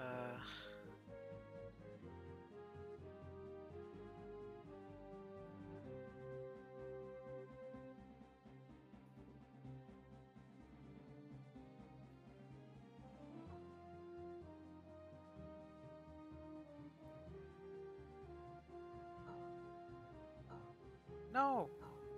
Okay, they are smart enough to avoid it, apparently.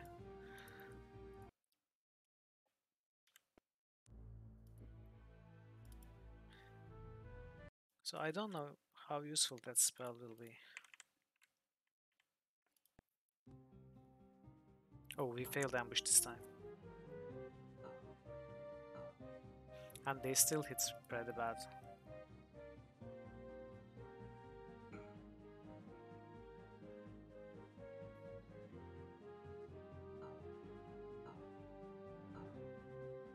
Okay, trolls are still pretty big challenge, it seems.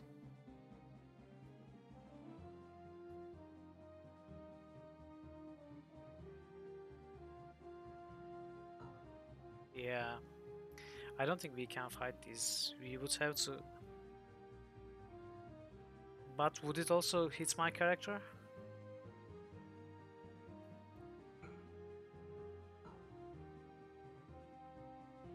It says it's a mine. Okay, let's loot. Let's lose.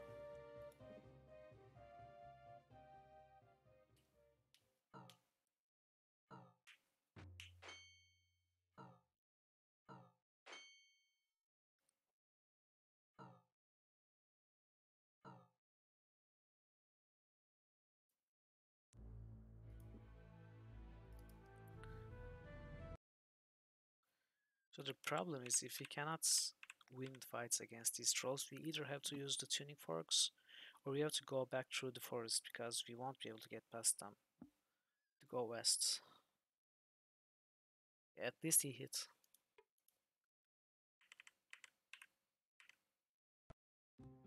Okay, I think we got the ambush. Yeah. Maybe we open with a flame cast, see if we can hit. Nice. So if you manage to hit with this one... Oh, he didn't die. Okay, maybe we can shoot him. Great, we shot Locklear. Amazing.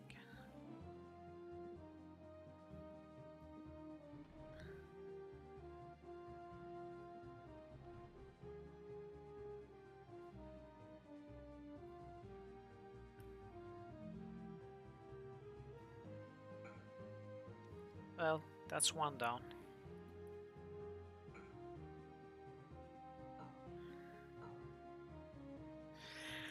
I probably have given that armor to Locklear instead of Owen. Maybe that's the way to go for this fight at least.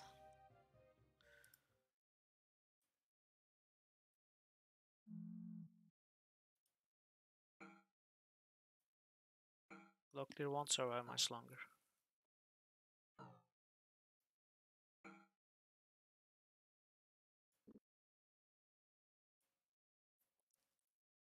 Yeah, we are going to lose this one again. And I think I will give the armor to Locklear. Let's try again. Let's lose again.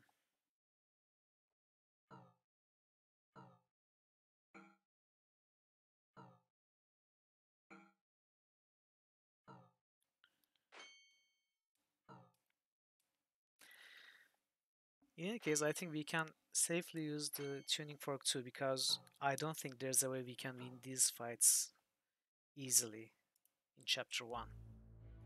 And since they will respawn in next chapters, we don't need to be scared of losing the opportunity, because there's no real opportunity there. But let's try like this one time, or at least one ambush attempt. Yeah, we got the ambush, so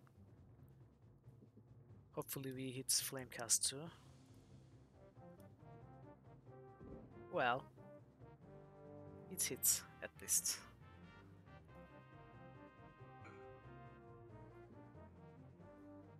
And we can't hit Locklear now.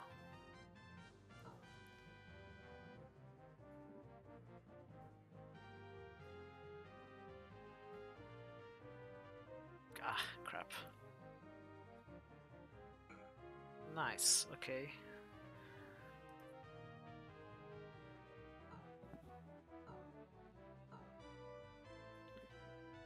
So, Gorath is in big trouble. Maybe we can keep blinding them.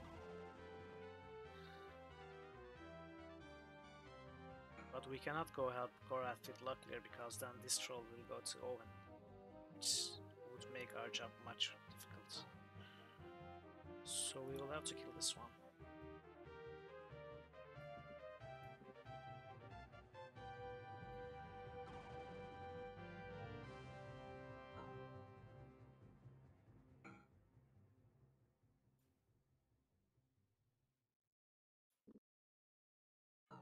Stop hitting Locklear.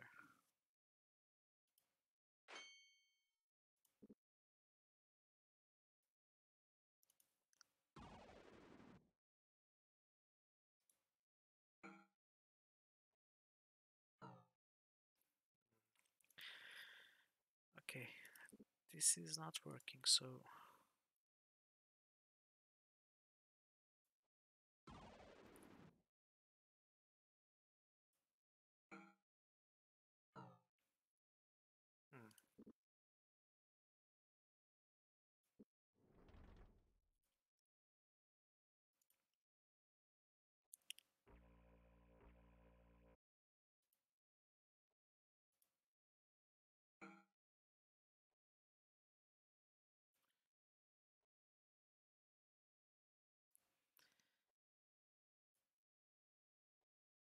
Do we just let him go? Not that we have much of a choice.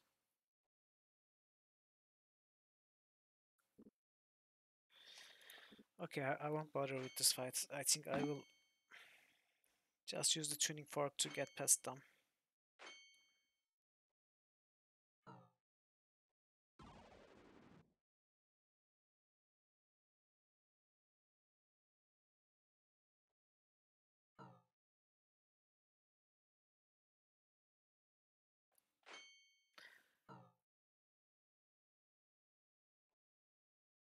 Yeah, trolls are too difficult.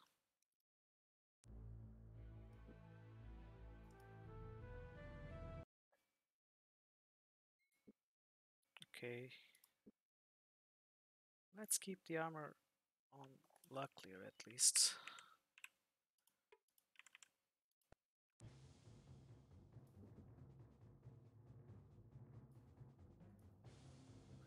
Oh, who has the tuning fork? Oops. Okay.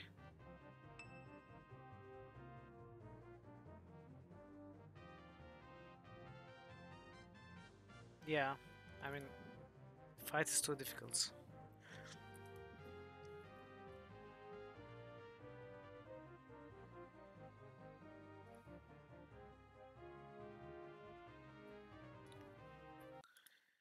I mean, in a game like this, where the dice, it's it's all about the dice, we could win the fight eventually with enough attempts. But who wants to do that or watch that? Where are we? Health points. Okay, this is the fight we went back from. So I think there was a shop somewhere here with some armor. Yeah, goods. Yes, but I haven't gone further east from here. Okay, I cannot sell these here. I'm gonna have to sell them at Lemont. Maybe I can sell this one. This. Yeah.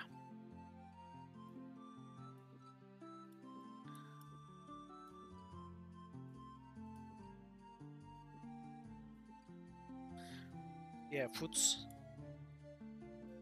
You wish. 205 sovereigns. It's pretty good.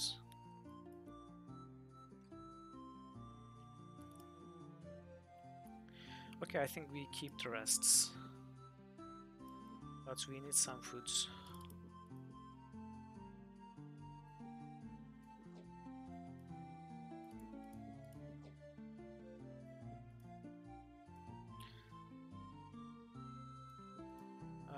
Yeah, we can buy. So let's haggle with our new haggle skills, which are not working. Wow, okay. And he's supposed to have maximum haggle. Really? Okay, finally.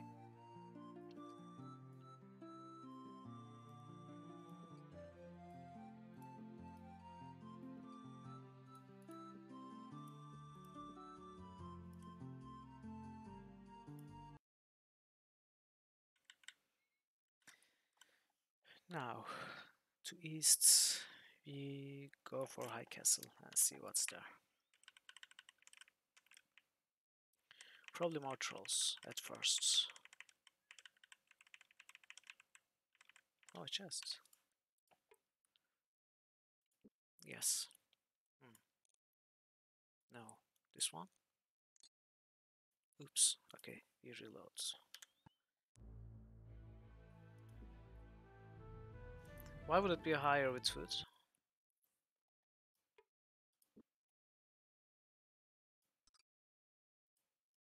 It's beyond my ability.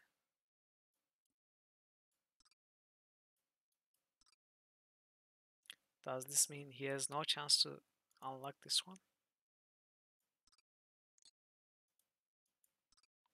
Seems so.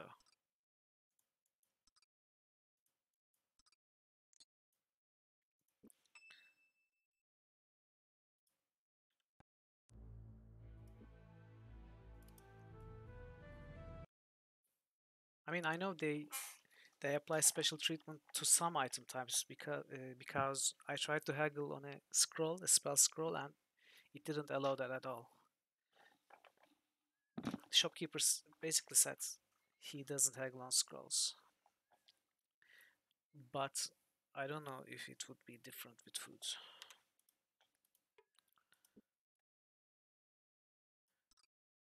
So I don't think we can open this at all.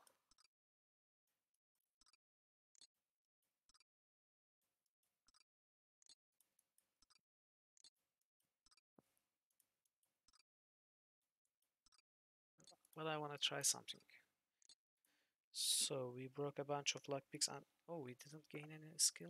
Okay, then we are not able to try it. I guess we skip that.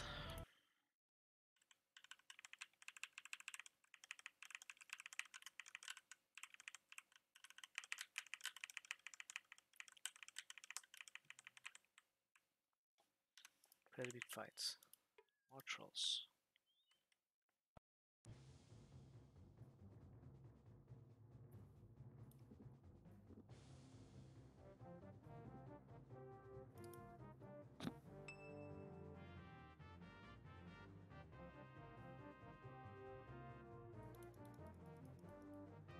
Yeah, level up. Gorath's tuning skill has increased by 0.1.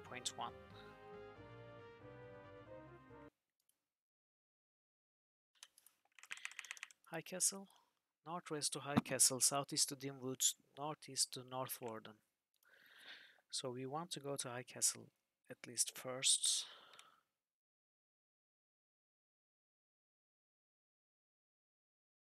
And I'm not sure if we can go all the way to North Warden in this chapter, but we are going to try at least. High Castle this way.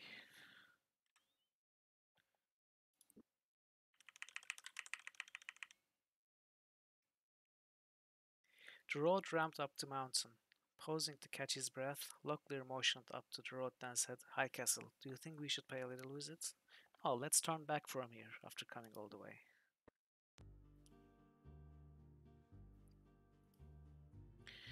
Rain slanted out of the sky. Squeezing through the muddy pass, Locklear stared miserably at the broken remnants of a bridge which had once spanned High Castle Gorge. Blinking rain out of his eyes, he looked to Owen. The bridge has been sabotaged, he said, spat.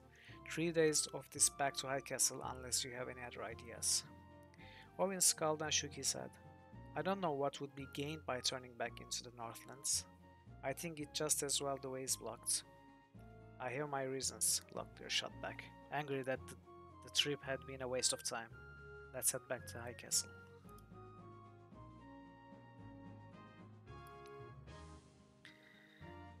Are you ready for Satriani, Owen? Loot Virtuoso plays this kingdom mine like a champ, like the kingdom is actually his.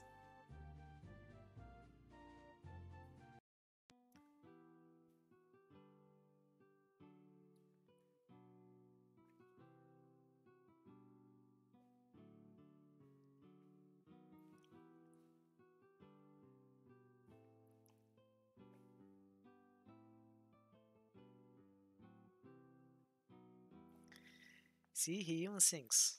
Except he does not, but he does. Owen played. His fingers slid easily over the lute's fingerboard as he moved between chords of this kingdom mine, the notes filling him up as well as guiding him forward. Quietly, he began to sing the refrain. It's too quiet? Ah, well. This kingdom mine, with my blood, I've paid to guard. I've paid to guard? I thought the lyrics were a little different. To guard against all who oppose her. When at last he had finished with the tune, he found his audience was sitting in stunned silence, their gazes all fixed on him.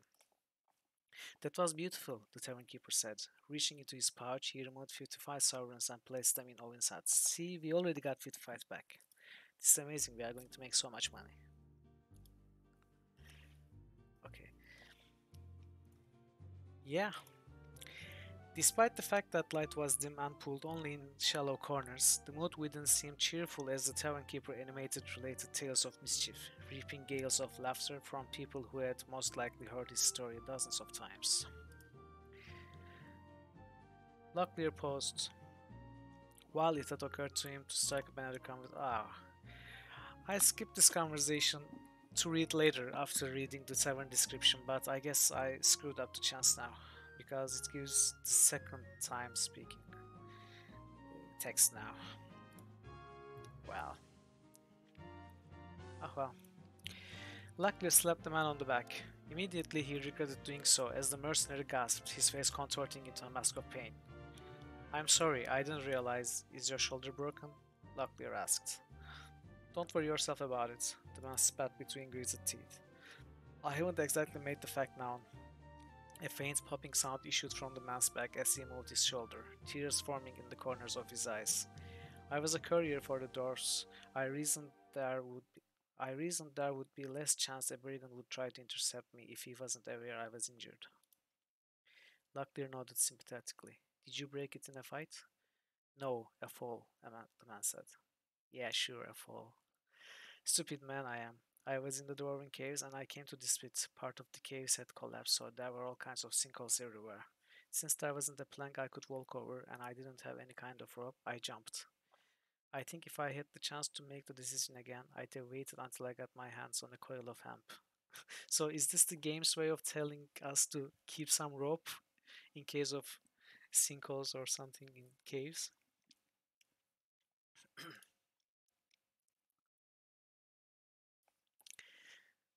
The man accepted their company. Owen chatted idly with the rough-looking fellow as Locklear looked on, making certain that in his ebullient mood the magician didn't slip and give away the true purpose of their travels. "So, where are you headed?" the man asked, describing a large arc with his ale cup. "Any place interesting?" "Actually, we are not heading in any specific direction," Locklear intervened. "We are wandering, looking for an employer, treasure to watch, caravan to guard. I remember this conversation. I think in Lamut, or I don't know, another tavern."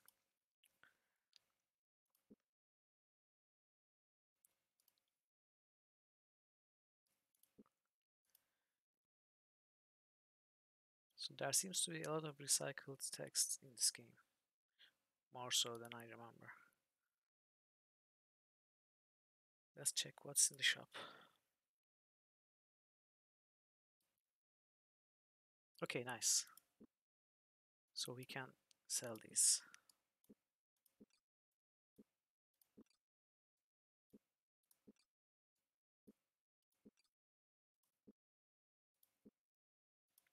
Yeah,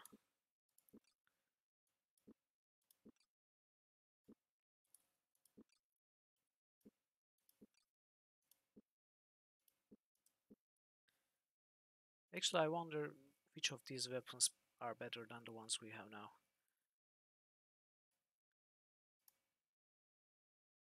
Maybe great sword,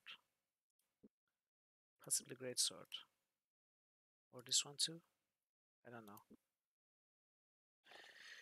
Oh, wow! They sell dragon plates.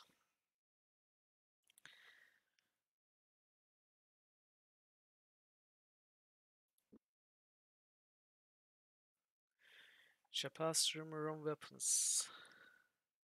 Armor and weapons. Is this armor smithing and weapon smithing book? Rumor, yeah. Armor. Too bad that we can't see this more info button in shop view. Only after we buy it that we can see it. Which I don't know why they would design it that way.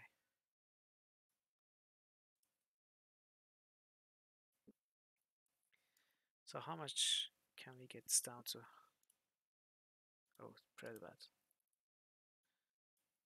Okay, this this merchant is a tough haggler, I guess. Yeah, we won't buy anything because I'm too cheap and I don't have enough money. Let's go to the castle. Actually, we didn't read this one. A grim reminder of the conflict between the Kingdom of the Isles and the nations of the north, High Castle drew its name from the heavy stone fortifications built on a tor which guarded the frontier town. To the distant north loomed Cutter's Gap, one of the few gaps in the wall of mountains known as the Teeth of the World.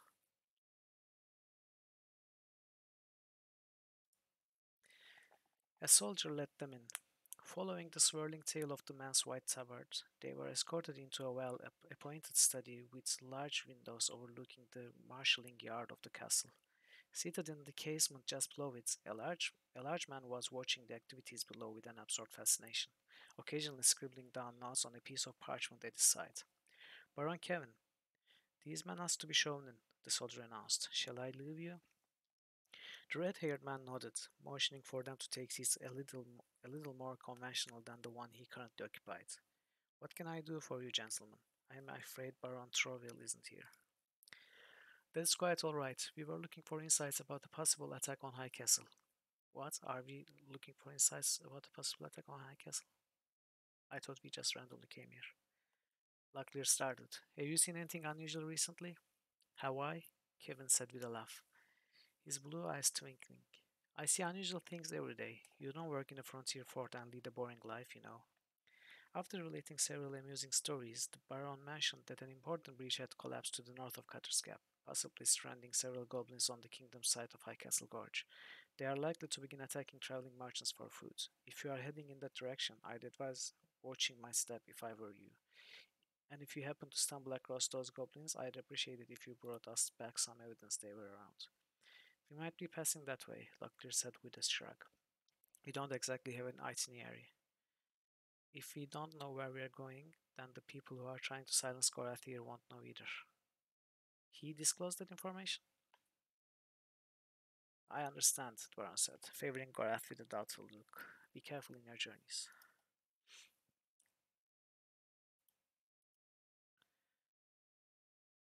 Uh, this is the same place, right?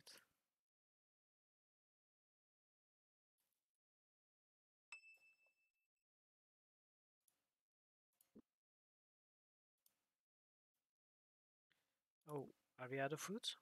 Okay, we are out of food.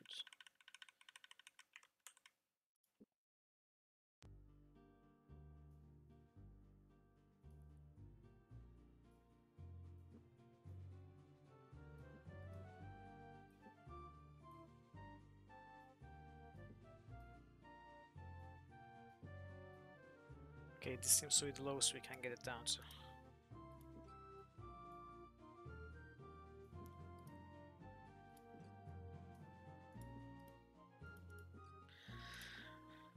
And actually, let's sleep a night.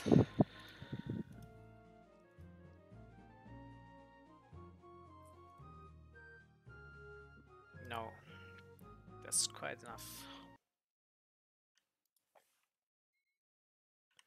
Locklear seems to have an history with everyone. Every soldier and noble, it seems. So where are we going? We are not going further east, north, or can we?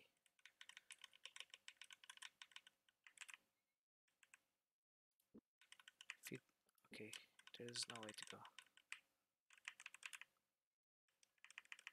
Or there has to be actually.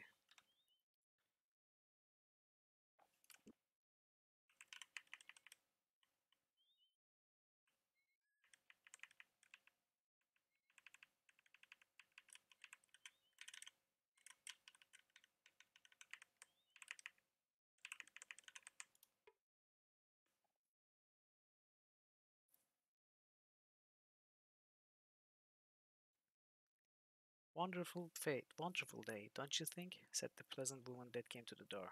Yes, yes it is, replied Locklear. We were wondering if we could talk with you and your husband for a moment. I'm sorry, Marcus is out hunting right now. Perhaps I can help you. Actually, we were wondering if you had noticed anything out of the ordinary around here recently. Locklear inquired. Well, now that you mention it, yes. Marcus found 3 strange chests last time he was out hunting. Said they had some strange writing on them. Do tell more. Owen, who had been distractedly digging at some dirt under his fingernails, perked up at the talk of the chests. Do you remember where he said he found them? Asked Locklear. The woman thought for a moment, then said, Yes, I believe I do. Just follow this road south until you see a pile of rocks. Get off the road and go south a little bit more. Then turn west and walk until you hit the mountains. The chest should be right there. They politely thanked her for the information and left. So follow this road south until you see a pile of rocks. Get off the road and go south. Then turn west until you hit the mountains. Okay, follow this road south until pile of rocks. We go a bit more. Then where's west? And we go west. Okay, trap.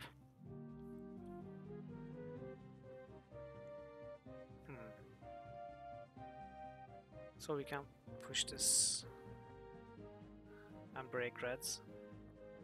Oh, no, it didn't work.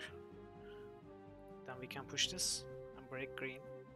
Okay, we should have broken green first. Then do this one.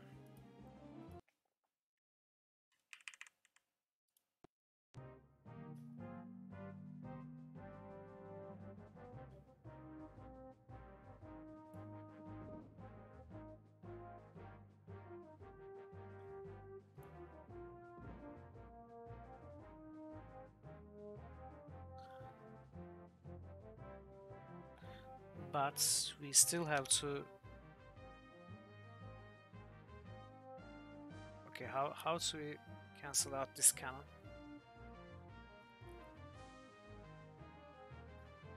Cannot hit that. If we push this, we're going to take damage.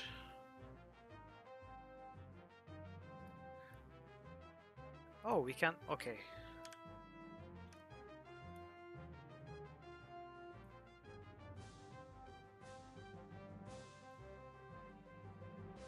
I don't. But...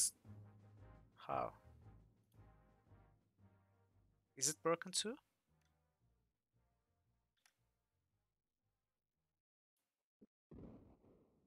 No.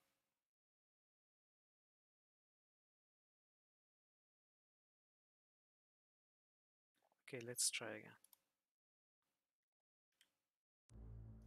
I don't know if I saved close by. I didn't. Perfect. South a bit more. And...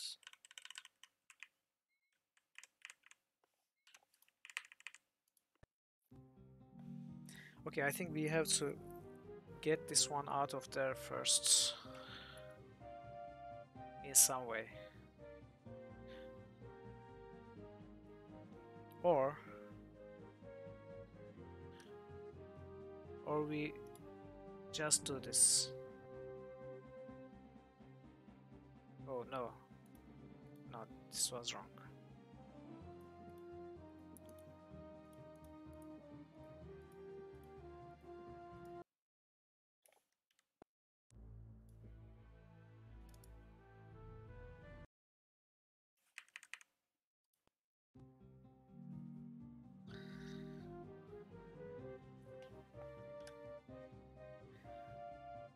Okay, I think this is the only start that we can do.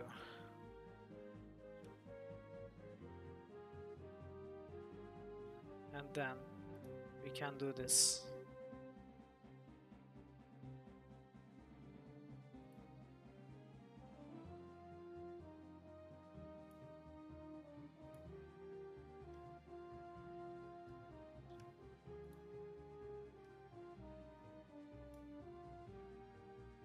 What? Actually, maybe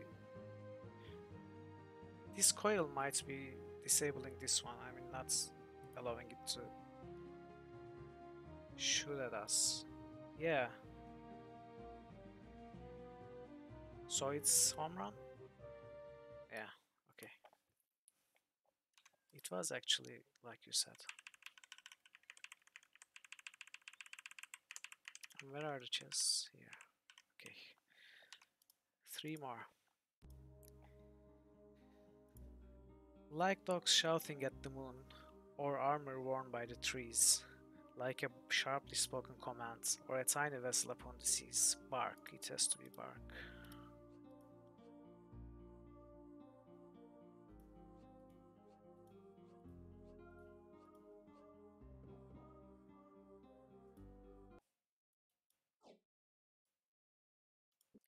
Do we want this?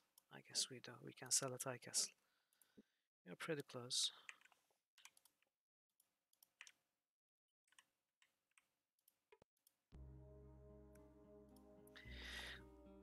Oops, we just opened this one.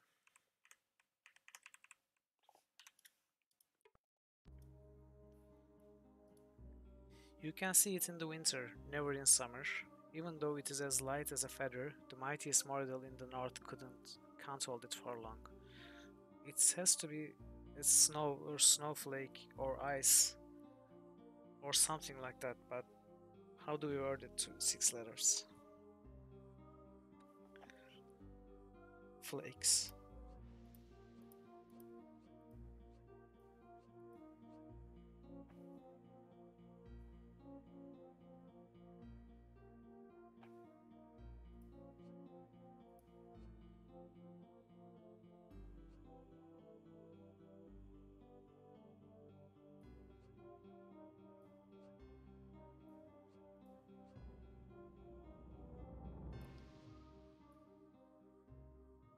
What's a word with 6 letters that means ice or snowflake, snow, something like that?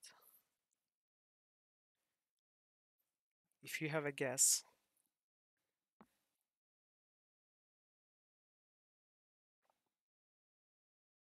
yeah, sure. If you have a guess, I mean, if you don't actually know the answer, but your guess, breath. Oh yes, that's actually pretty smart. Yeah, it doesn't have anything to do with ice. You're right.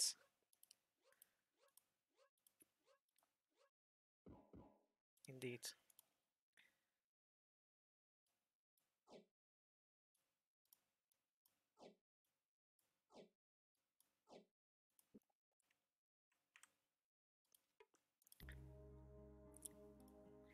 Every creature in the world has seen it, but to their dying day they'll never see the same one again.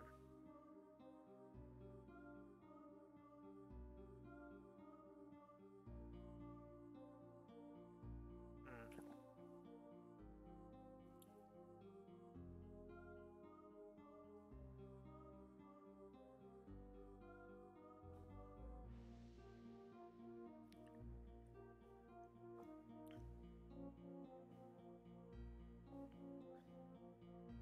mm.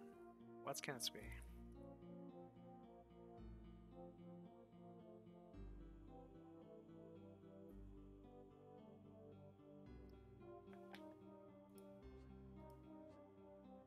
It's a pretty long word. Sunrise? But every creature in the world doesn't necessarily have to see sunrise.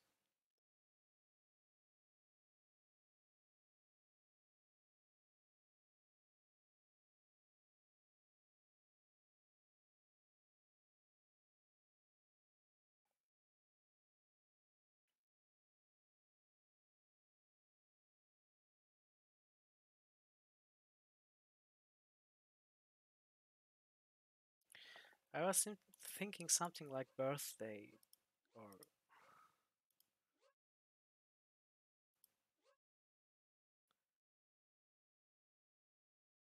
yeah. That's why seeing might not be actual sight, but instead going through living. But this part, to their dying day, they'll never see the same one again. It doesn't necessarily mean that on their dying day they'll see the same one, right? It just means they will never ever see the same one, but see different versions.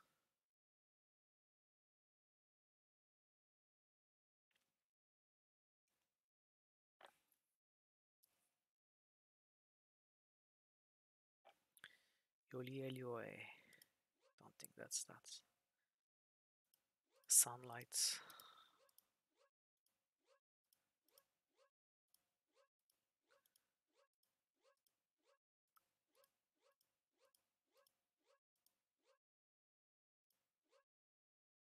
Yeah, sure.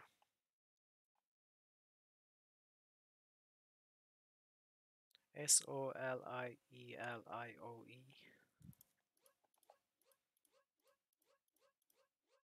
Phornrpts. Tetththdry.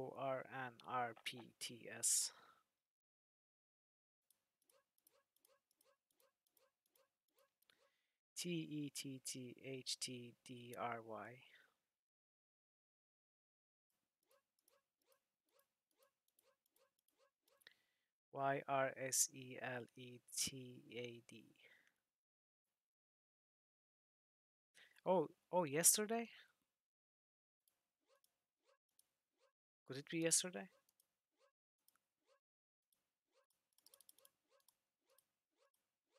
Yeah. Yeah, smart one, Quiescent. It definitely had something to do with the past.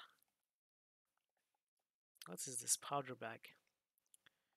Gorath untied the drawstrings which had closed the pouch and sifted through the ash-colored material within. Buried underneath was a slip of parchment on which had been shakily printed, "Face towards the enemy? No. Throw into face of victim. Lornus, artificer of Palanque."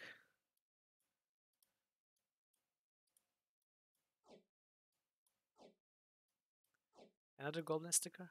Oh, I thought this was a unique weapon. Apparently not. So we have to go back to High Castle to get rid of all this stuff. Then we can try to find a way up north, see if we can go, but I doubt we can. I guess the way north should be that bridge that's destroyed, right? So we have no way of going north.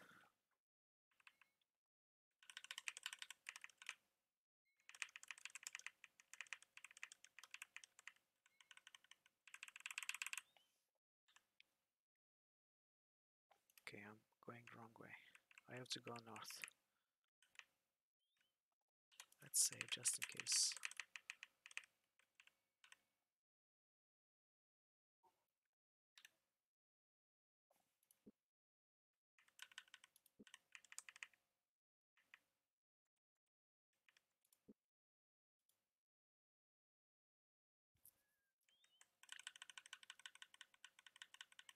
Yeah, you cannot go further north in chapter 1, that's for sure. I wonder if we can go all the way east. That's what I'm mainly curious about.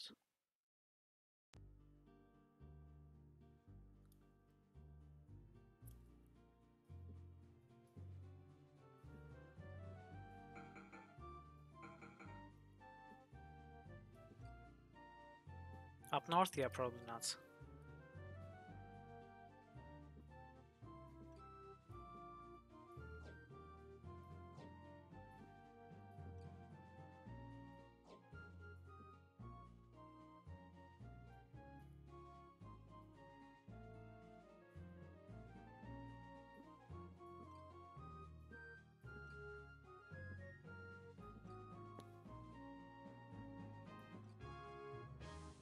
Are these worth keeping? Can we use them in a fight? Is it worth using up a turn?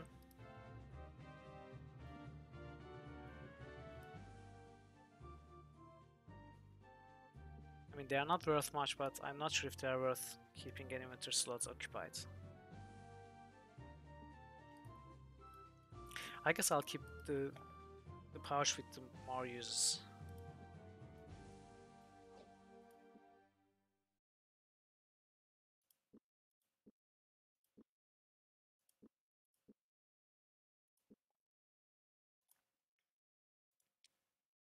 Okay.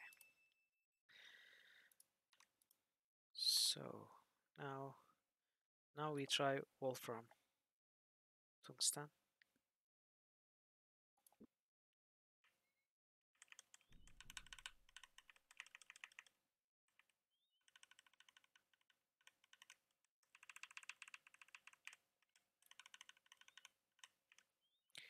Or is it Wolfram?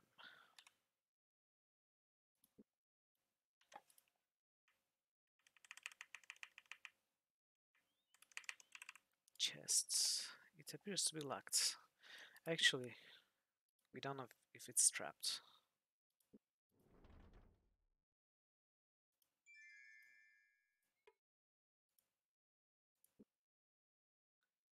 Okay, seems like an easy trap. Easy lock.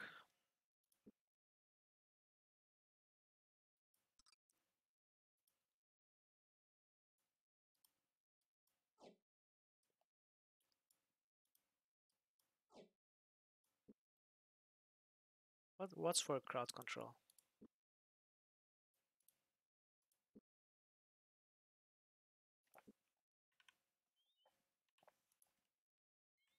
Oh, the pouch? Luckily fretted. Miles away from the object.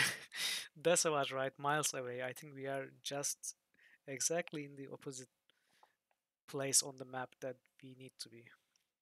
We are northeast and we have to be southwest. Miles away from the objective he knew they should pursuing.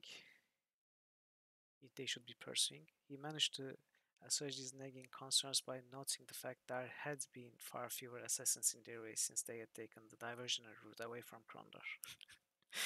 Of course, that's what we were thinking about. Inevitably, they would of course head to the prince, but in his gut he knew none of the assassins would have suspected them to head into the hills south of High Castle. We've probably come far enough east to have thrown any other assassins off the track. You have a better idea of what Telecom would throw at us, Gorath? What do you think? I think that if I were he, I would hunt us in the same way that one hounds a fox. You chase a man, snap at his heels, all the while driving him out of fear into his hole.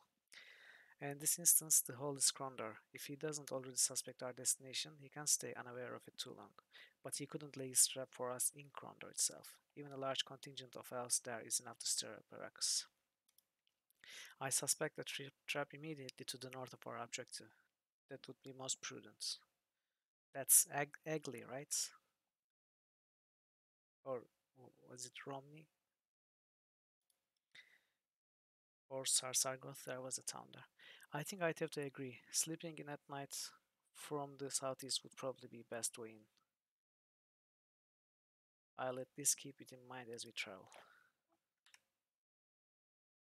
Or Sarth. Oh, Tanners, yeah. So this is settlement. So can we, I wonder if we can go like this route to avoid any trap that they can laid for us in Sarth or Eggley or Tanners. We take this way.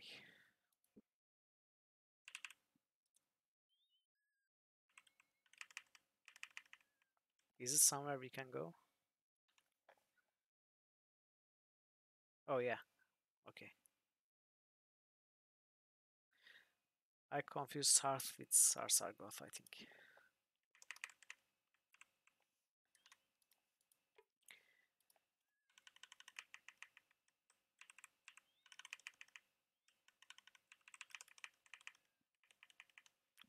Yeah.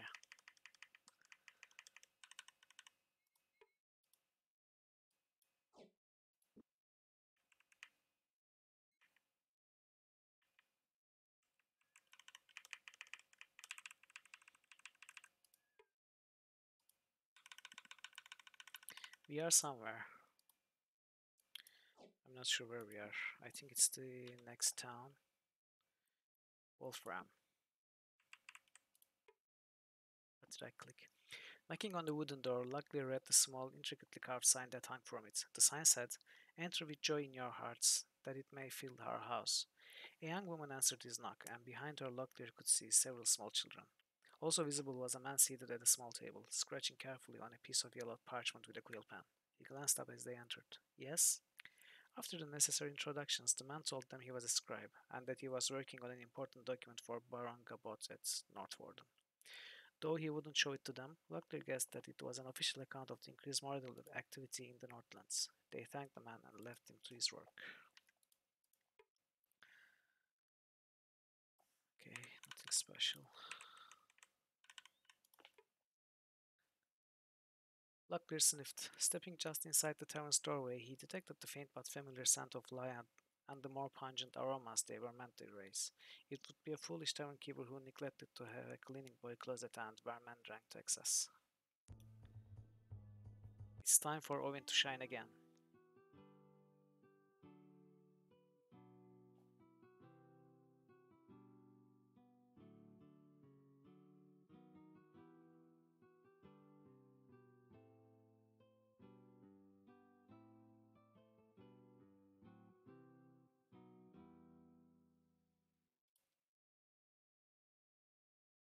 I thought the lyrics were, "This kingdom mine with my blood I gave to guard." But it's apparently I've paid to guard. Wow, 65 sovereigns. Okay. Locklear cleared his throat, glancing up from the business of cleaning his fingernails with a. Oh, we know this one.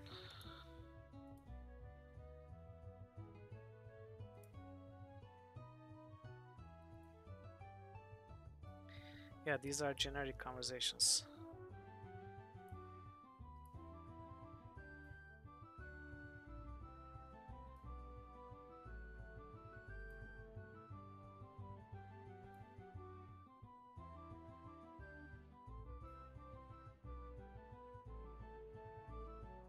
Can we not sleep here? So I guess it's not an inn, just a tavern. And I don't know what skill we are gaining by health stamina. Oh, we actually gained quite a bit of health and stamina and strength on all characters.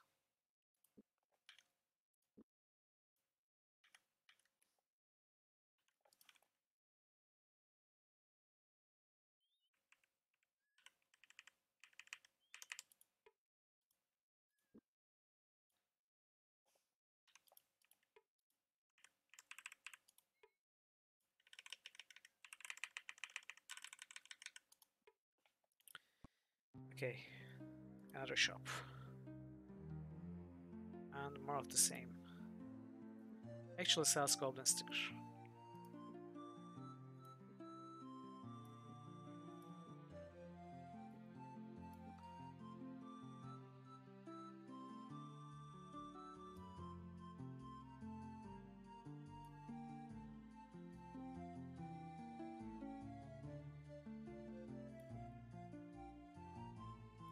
Yeah.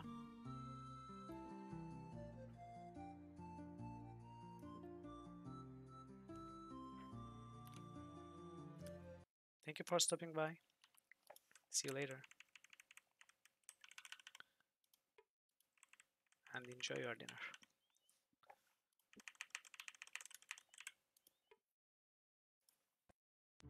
Teeth. Okay.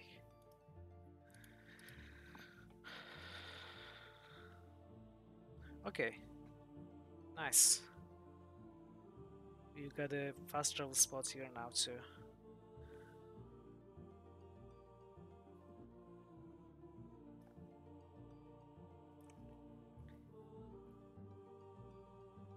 Okay, these are all same conversations.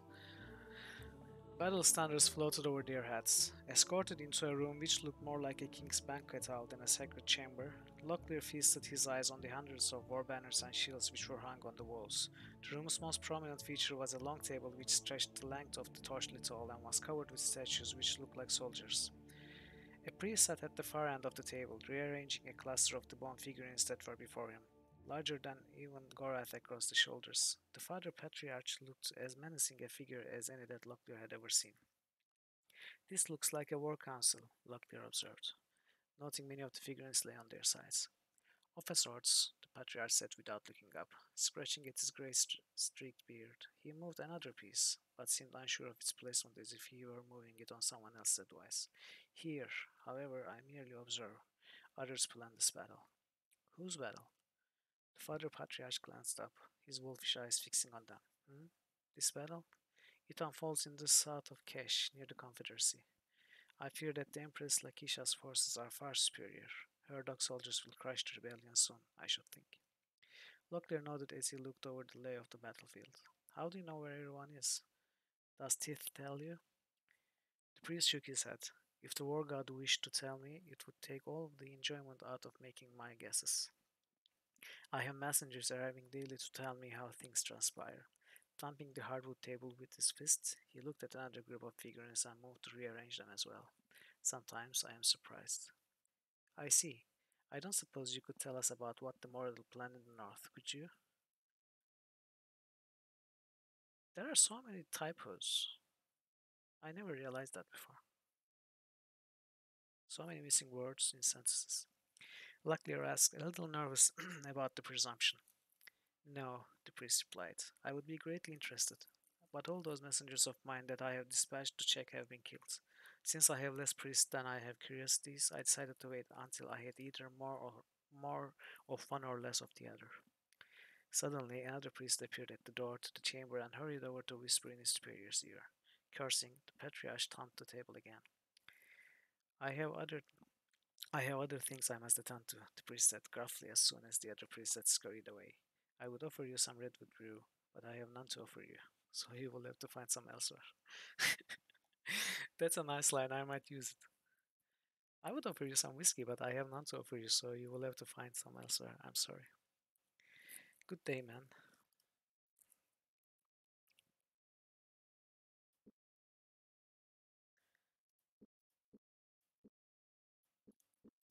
If you wanted to bless this 270, now it doesn't look too terrible after selling all those but I don't know if it's still worth it or not.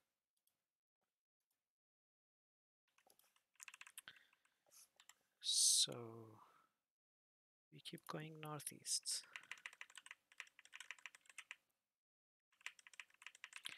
Are there really no fights here?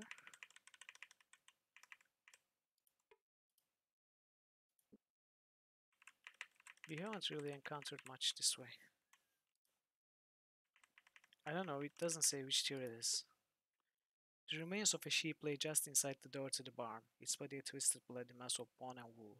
Owen stood open-mouthed, breathing heavily. It was obvious that the animal had been carved with a knife and that the carver was after its meat. What disturbed him was the brutality with which the act had been carried out.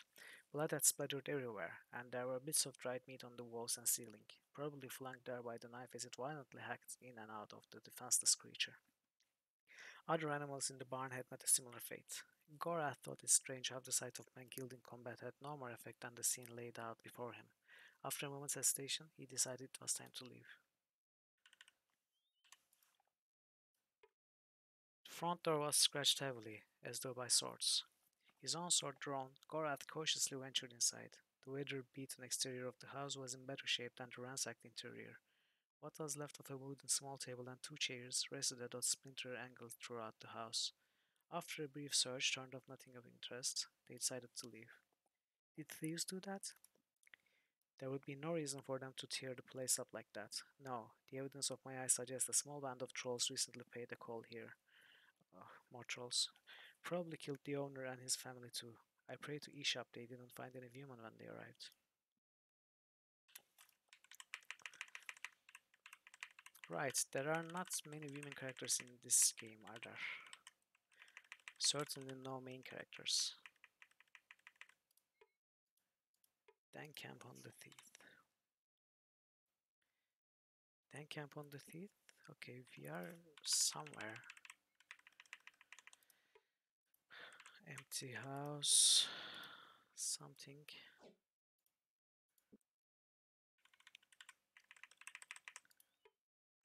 Locklear knocked. A red-haired man opened the door and looked them over cautiously. Apparently satisfied, he extended an invitation into his home and helped them fill their pouches with fresh water. What can you tell me of the camp on the teeth? Locklear asked the man innocently. What sort of information are you looking for? If you hear about that group down the road, I can tell you I don't think they were too successful. Locklear played along. Oh, and where was that? Well, the man replied, seems there was all kinds of activity up north. Got set up upon by at least 3 goblin bands. Finally figured out how to kill them. Then the trolls got after them. They found out how to kill goblins? Asked Owen incredulously. How? The man shook his head. Don't rightly know. You'd have to ask them. Oh, one more thing. They'll want a password or they won't even let you in. Tell them it's golden treasure. They thanked the man for his water and hospitality and left.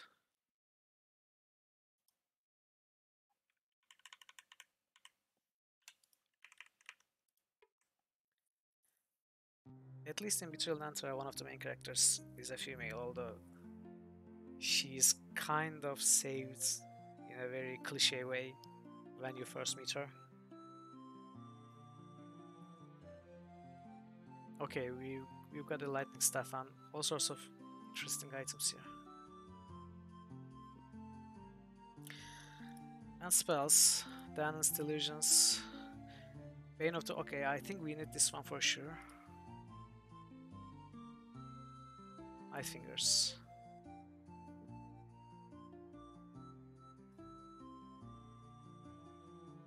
A pervasive feeling of malice radiated from the pendant. Within its depths, bloody points of light pulsed, swarming from one side of the glass to the other as anything brushed against its featureless surface.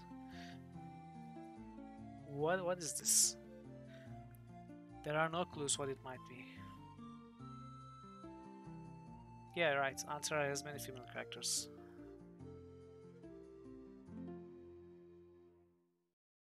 I wonder if Feist novels are like that too. More male-centric.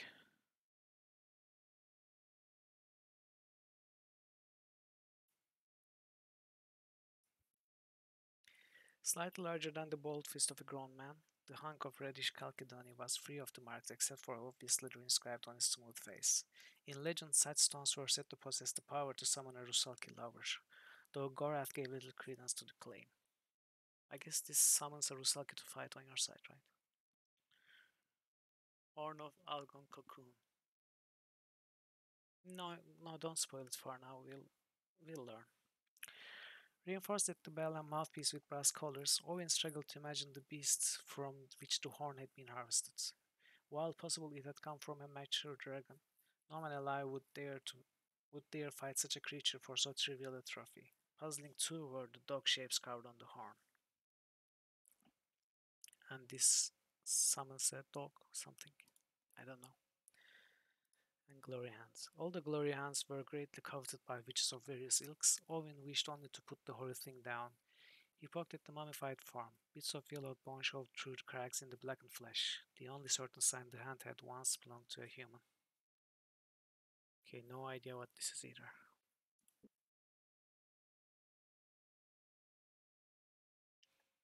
Oh, there are other hearts? Or are you making it up? You're probably not making it up. Or you are making it up. I mean, you never know with these kind of games. Anyways, I'll take 2 minutes break and I will be back shortly.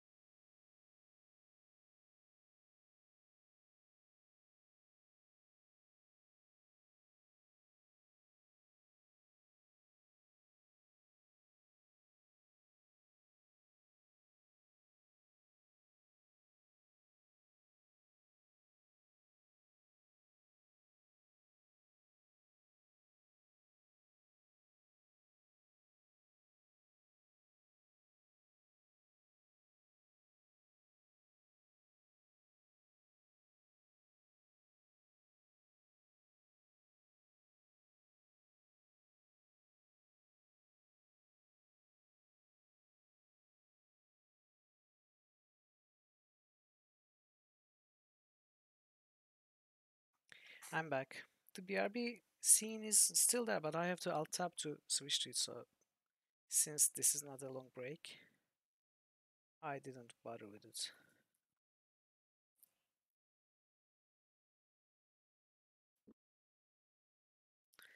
So is there something we can sell here? We don't actually have anything to sell. Can we buy food? There are actually more things here. A yellow-colored ointment. The Cerix bane was stored in an odd-looking container, a simple cork cap suspended from the mouth of a glass tube, a large bulb made from stitched sheep gut. Commonly, it was applied to armor to counteract the effects of enchanted blades. Hmm. Okay, I think... I don't remember what Night Fingers is. 675, 8. We cannot buy all three. But we need this one. For sure, and we cannot haggle.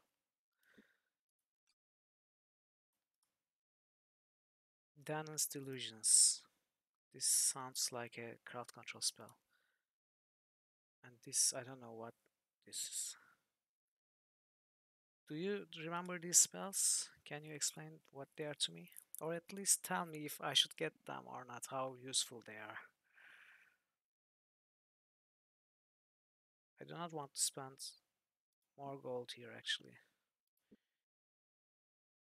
Maybe don't tell me anyway, even if you know, because I won't buy them anyway.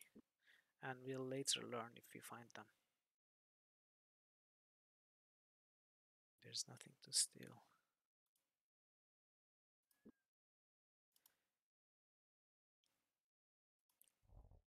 Okay.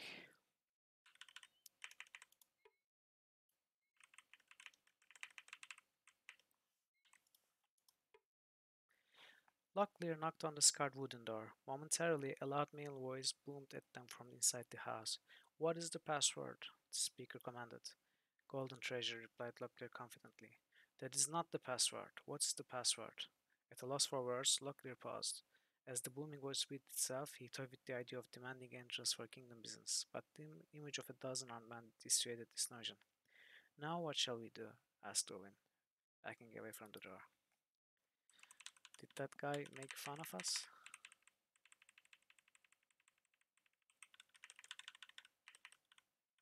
Played, yeah. The password is this kingdom mine. Oh, okay. Let's play the loot, actually.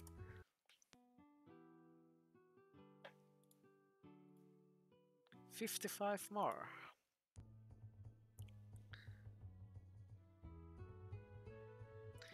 Within, the accommodations were humble. Several splintering tables had been jammed into a common room and arranged to accommodate perhaps 25 men, 30 if hunger pressed them. Greasy stains covered benches and walls, evidence of wild days past. The man accepted their company. Okay, we know this conversation. We've seen it. We've seen this too.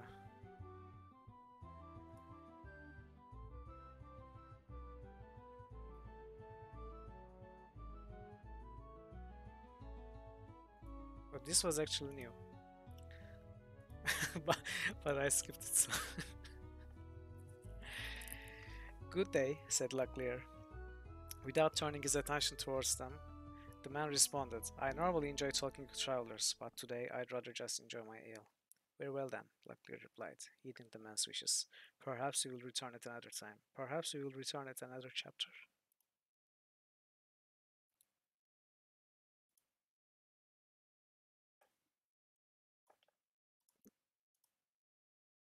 Let's buy some food.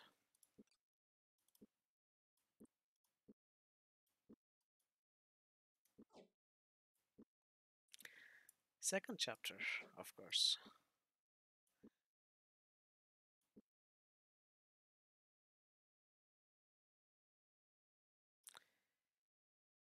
Okay, let's sleep.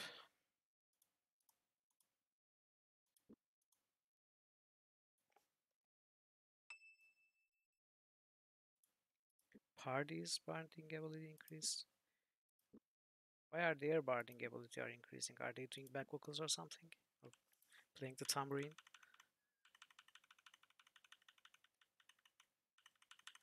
So where was that man that gave us the... A lady with tear-stained eyes opened the door in response to Locklear's knock. "I'm so glad you are here." "Oh, I'm sorry. I thought you were my brother. He's coming up to stay with me for a while."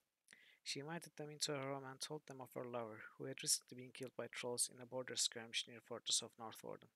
Owen asked gently, "He was a soldier then?" She nodded as a new well of tears pooled in her eyes. "Friends have been bringing food, more than I will be able to eat. You may take some if there's anything left." Wow.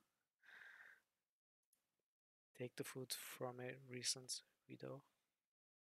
Of course. She won't eat all of it. We might as well.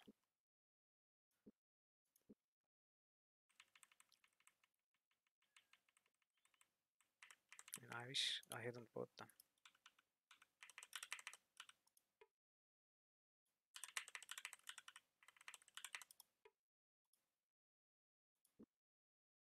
Where is that man? The one that gave us the wrong password.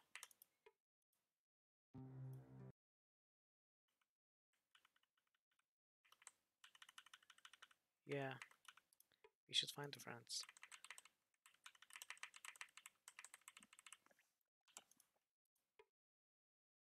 Hey, Pencil. Oh. How did it go? Doctor's appointment. And more importantly, did you get coffee too?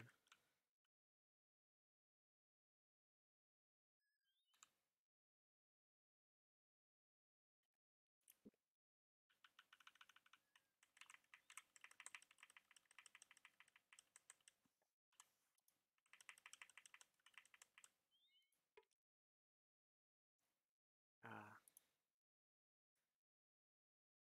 cold poison. Yep, get that coffee.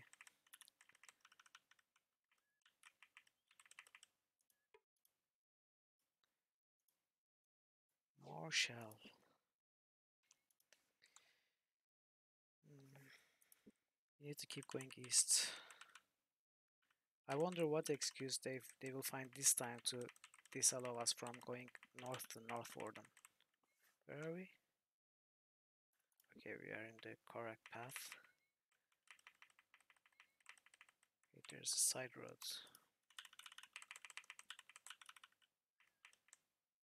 Is that a cave?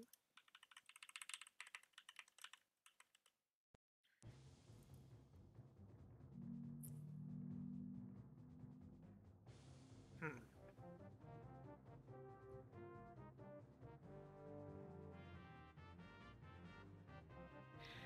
So we can push this and this cannon will shoot at the green, breaking it.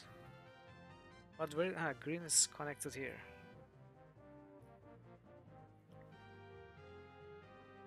Wait, will it actually break it?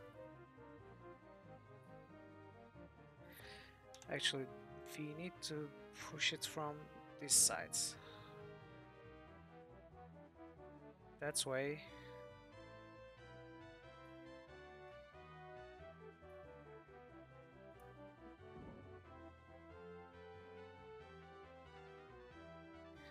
And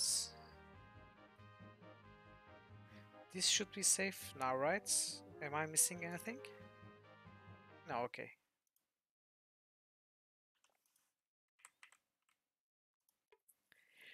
The door was unlocked. Cracking it open, Locklear peered into the formless darkness of the shaft. When no one replied to his shouted greetings, he turned to Gorath. No one down there, Locklear said. Might be interesting to take a look around. Feel like blundering around in the dark for a few minutes? Why are we blundering around in the dark? We have a magician with us and torches. An hour passed. After moving through a long stairwell that seemed to twist and wind in unexpected directions, they found themselves standing on an earthen floor. Okay. How many torches do we have? 14. Will we ever need 14 torches? Let's light one up instead of spending stamina.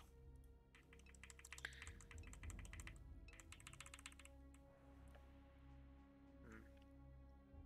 Oops. Wrong map.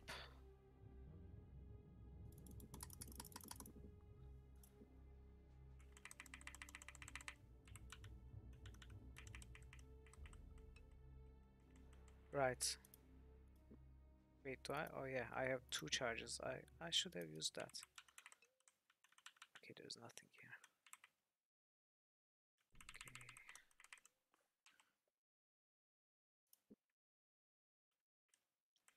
Rope time. A pit yawned before them. Careful not to edge too close and fall in. Lockdoor shook his head. The only way we are getting across that is to swing across it, he said. Glancing up at a small hook on the ceiling, he nodded. Apparently, we are not the only ones to have faced this dilemma. I think I could attach a rope up there. Shall we try to swing across? Yes. And Indiana Jones moment. Okay, who are these? Trolls? Just 2? We might be able to kill these.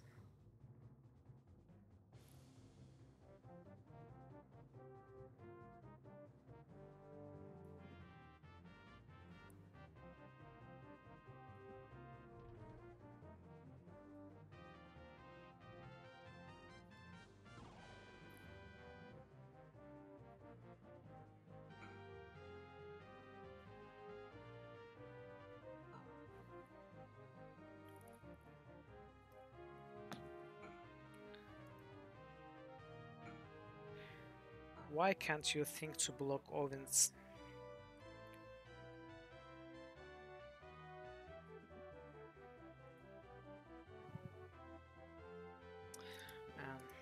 They're so stupid.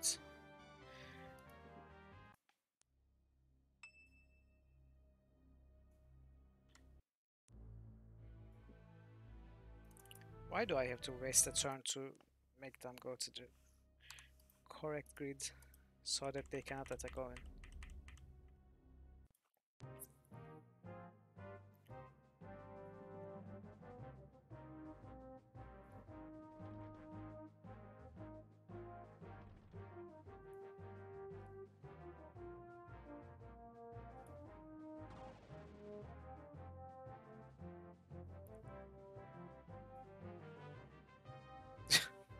Right.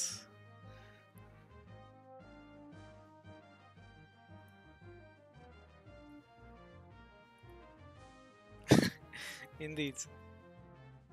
In case you use them on something else, know that they only work on black slayers.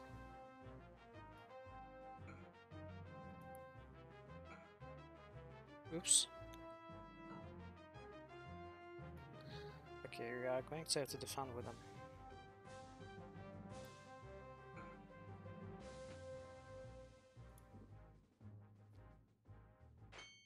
Come on.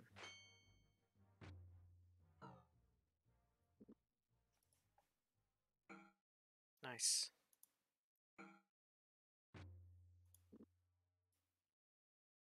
Nice. Okay. Got this one down. Let's continue defending. It seems to work well.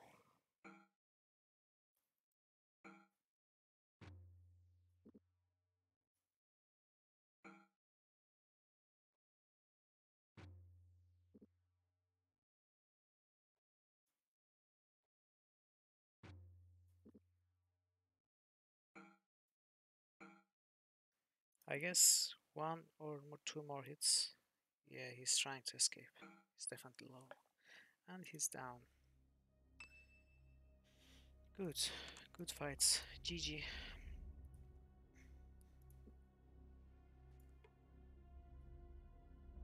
Naphtha.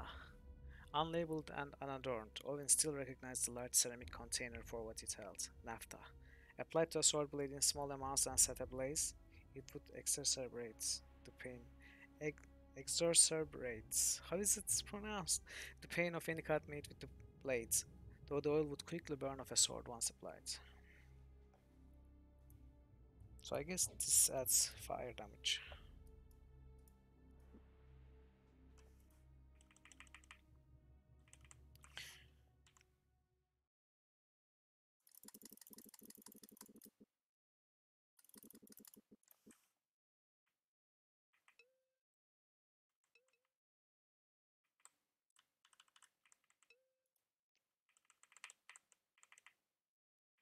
This place seems pretty big.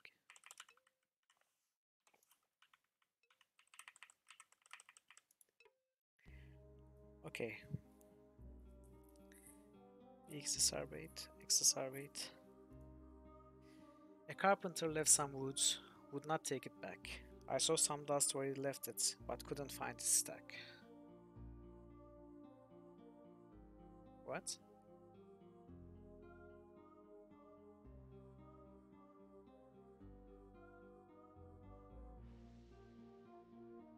Sawdust?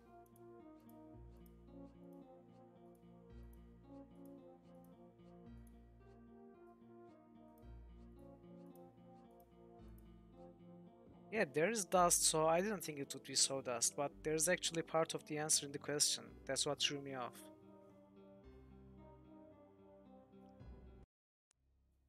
Oh, nice. Rubies.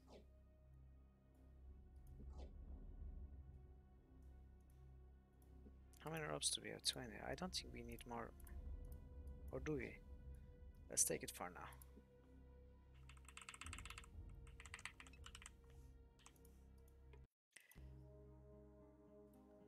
Neck, but no head. Arms, but no hands. Waist, but no legs.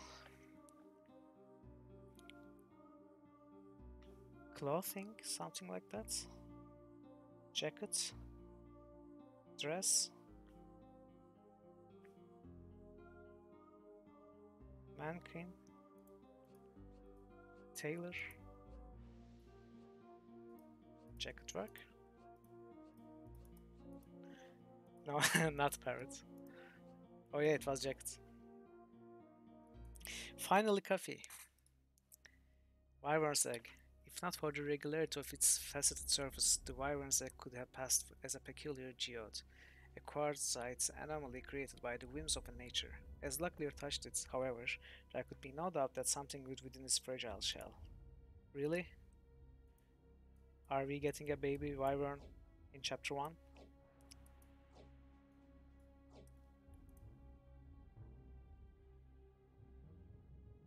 Alright. Oops.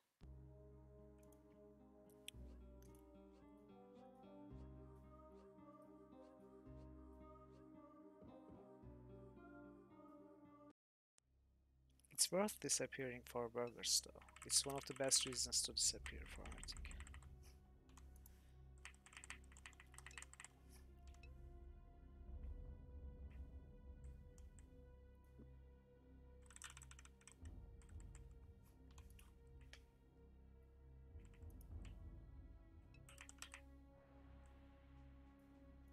You need rest? Okay.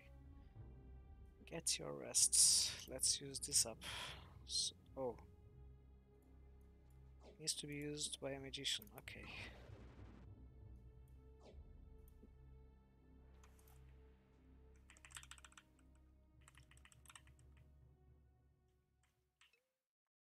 I mean, they are not fake corridors, they are real corridors, but they are very short real corridors. Like 2 steps and it ends. It's locked tight.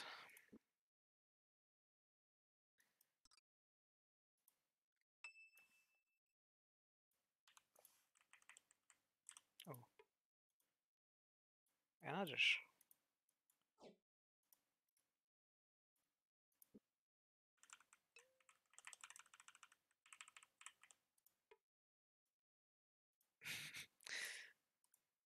Oh, really? They don't stack. Okay. Actually, I wanted to sell it, I think. At least for now. Then we can get rid of it if you find something better. 3 uses. No, I'm not gonna bother picking it up. So this was the worst room possible. Where to? Okay, we still have to go south from here. Really?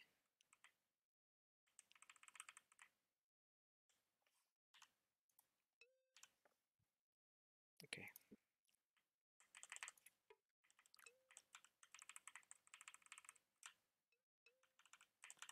Wow, so many nothing rooms. And someone set up camp in this room. Welcome back, Pandemonium. And where are we? Going south, then turning right.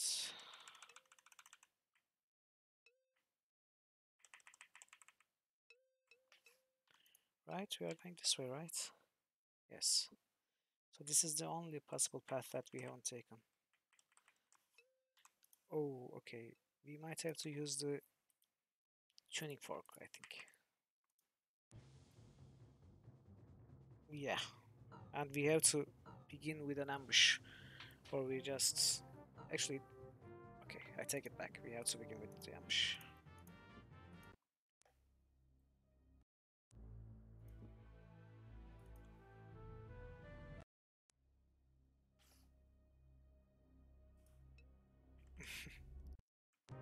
Oh, did I forget to click on them?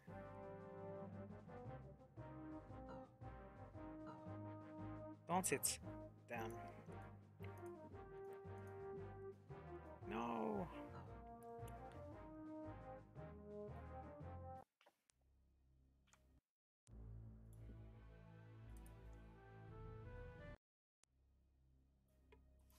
Okay. Nice ambush. So now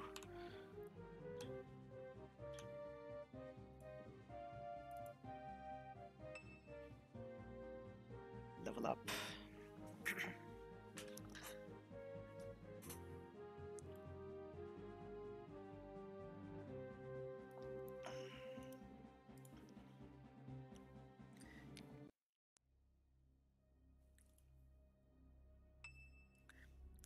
Have you seen? Have you ever played Betrayal Krondor Pensive before?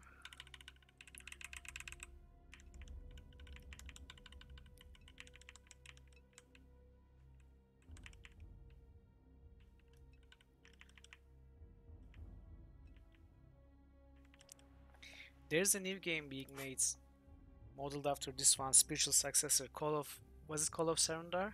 I think.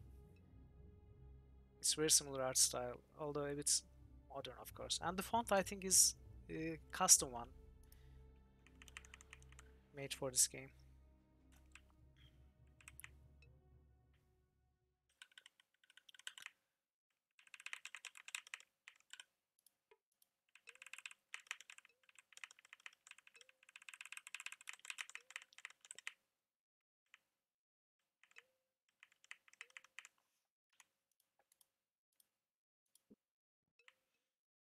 Okay, I guess the only thing that were here was the those two chests.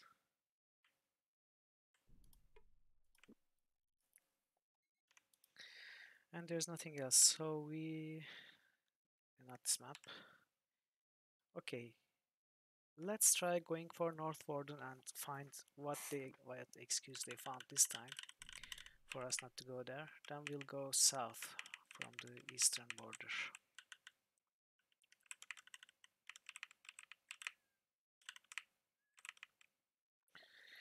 Gorath stopped and bent down to examine something on the ground. After several seconds, he stood and began to speak. There are wagon tracks on the ground here, but something's not right. Okay, this is scouting success. They look fairly old, but the marks are too thin. Ordinary wagon wheels are about, say, 6 inches. We read this one, right? So we are getting ambushed.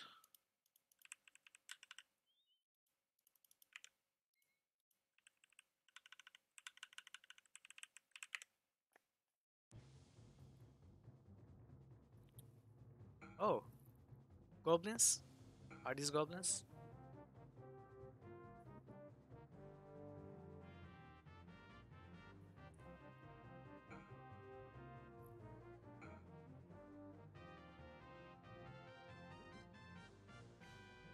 So you found goblins in chapter 1 too. Perfect.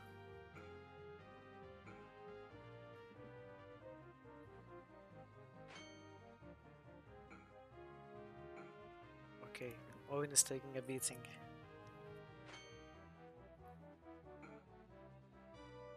At least they don't have much HP.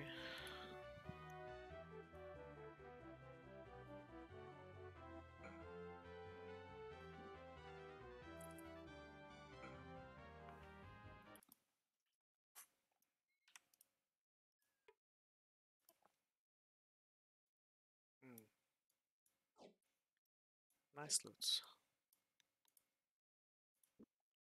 But we don't have space.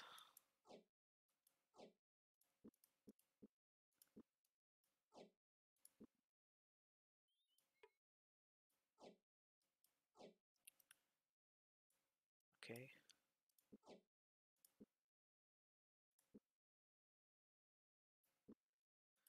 10-5.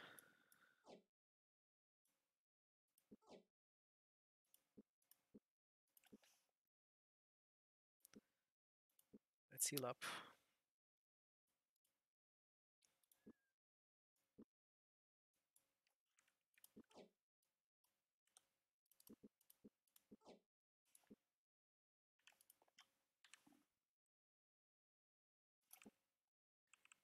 Can we actually make it to North Warden?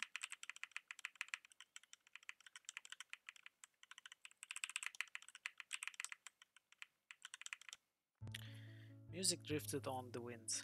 At first believing himself losing his wits to the grind of traveling, Locklear paused, then picked out the very melodic strains, the shores of cars coming from a clump of trees near them.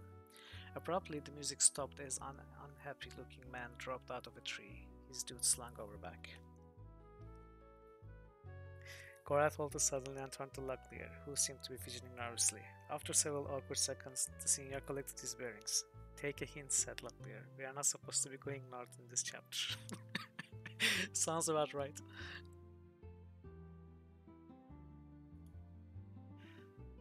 Tamni the minstrel.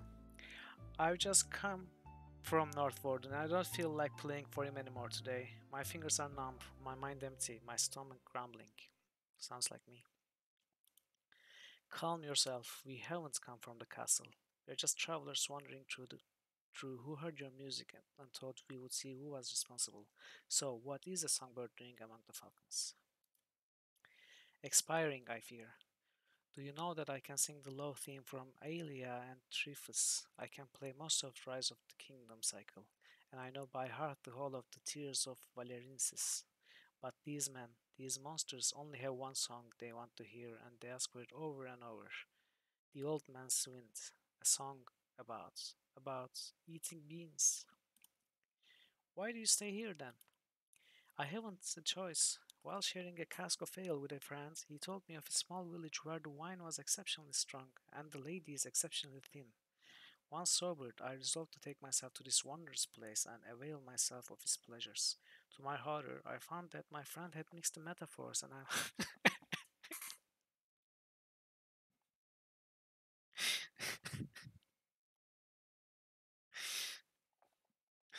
That's amazing. So the wine was exceptionally thin, and the ladies were exceptionally strong. I had mixed these metaphors, and I was laid upon by a lady who could tear the teeth from a bull barehanded. Before I could extricate myself from such humiliable circumstances, her father, a baronet of some note, exiled me here to entertain for the Baron Gabbets, or else sacrifice my head. It was an amazing line. I'm surprised he didn't have you beheaded. Well, his daughter was less than maidenly, and secondly, he hadn't his fealty to pay for the year. As for Baron Gabbet is fond of music, they settled that I should make even the debt. I see that you are a noble of some note. If you could do me a favor, perhaps you could ease the stress of a minstrel's life. Perhaps. What can you want? A length of light bowstring. While it is not immediately usable to me, I have found a resin that can be applied to it that will allow me to restring my lute. I have a feeling that I may need these strings soon. I think we threw away all the light strings, right? I'm afraid we don't have one that we could lend to you at the moment. Perhaps one of Baron Gabbet's soldiers can be of assistance to you. Perhaps, though I doubt it. Farewell to you, gentlemen. And to you, Tammy. We shall meet again, I believe. We would have kept one, had we known we would need it.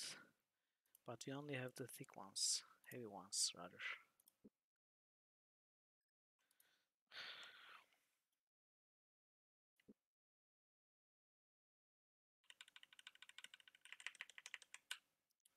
So which way is the northward?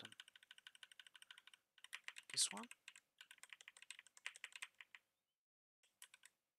Yeah. Oh, we actually came to northward. It's interesting.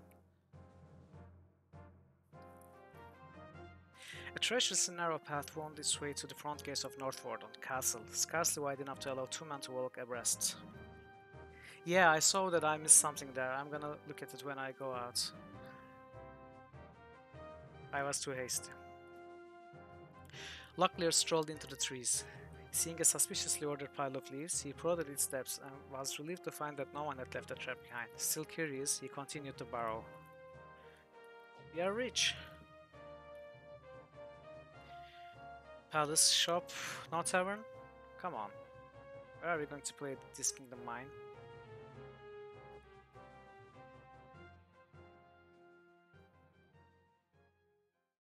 Oh, sort of Kinner. It's not even that expensive.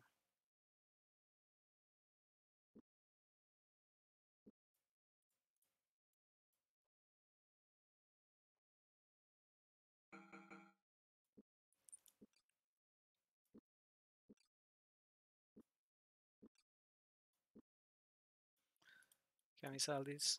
Yes, nice. Should I keep these wyvern eggs? Dragon Parrot, do you remember what they are good for? Because they do not stack either.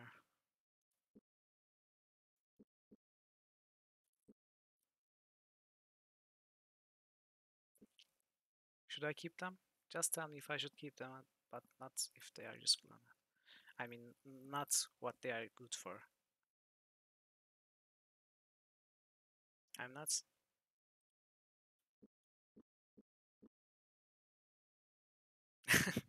Because I'm not supposed to know that I should keep them, I should sell them.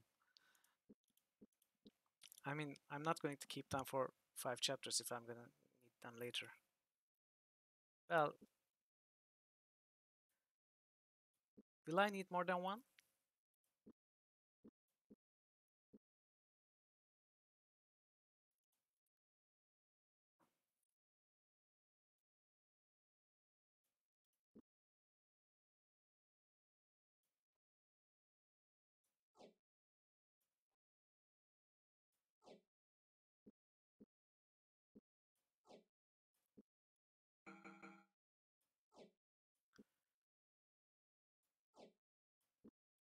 I guess I'll keep them both. I mean, the inventories are going crazy. I mean, we can't sell it here, you know.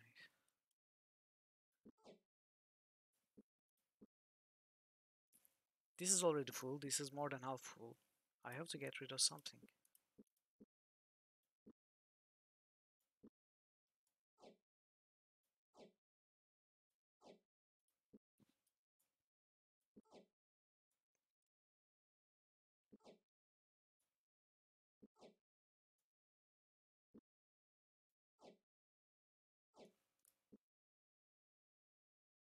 There's so much.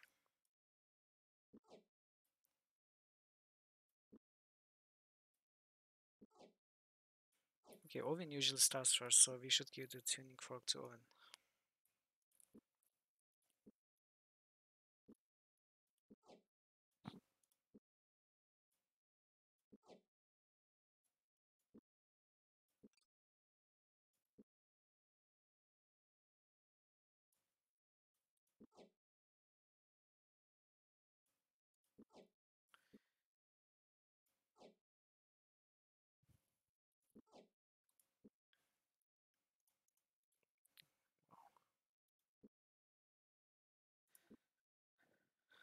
Scared for what?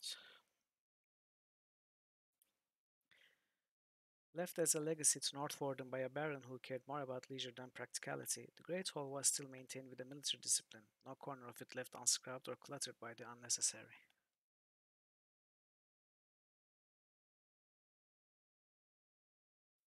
Oh, for the put. Okay. Yeah, you know my policy about consumables. I never use them.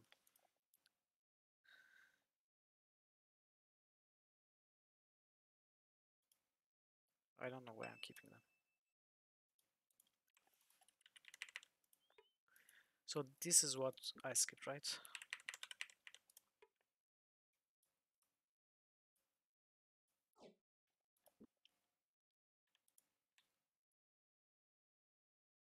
Okay.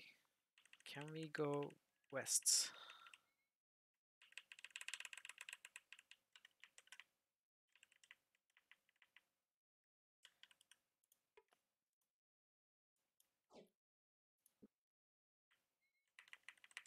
They have to stop me somewhere.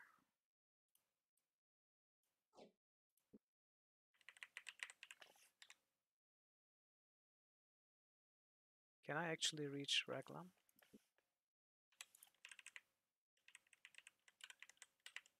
So many dead enemies here.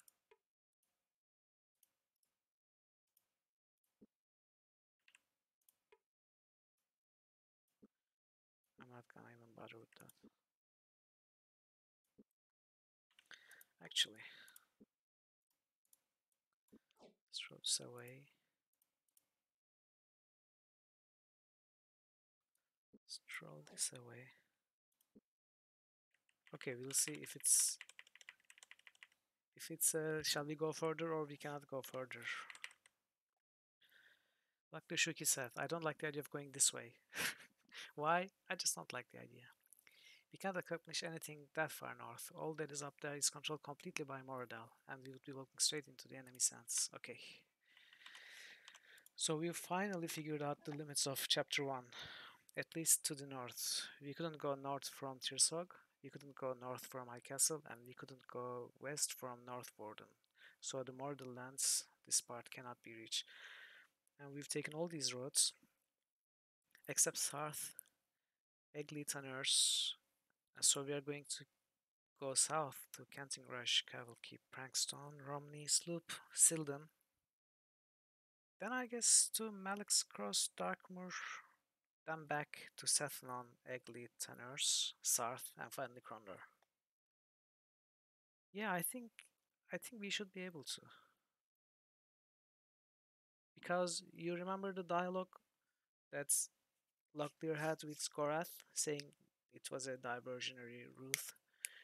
They were talking about going from southeast to Krondor, so we should be able to take this path all the way from Romney, Silden, Lighton, Malix Cross, Dartmoor, and Krondor. So we just have to go south.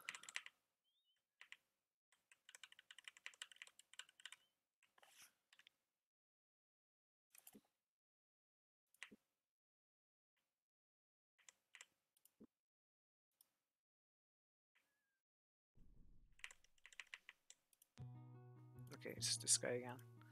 But we still don't have the light string.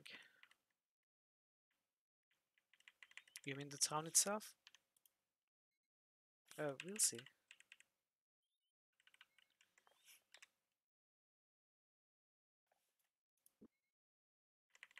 Yeah, gotcha. We'll see, I guess.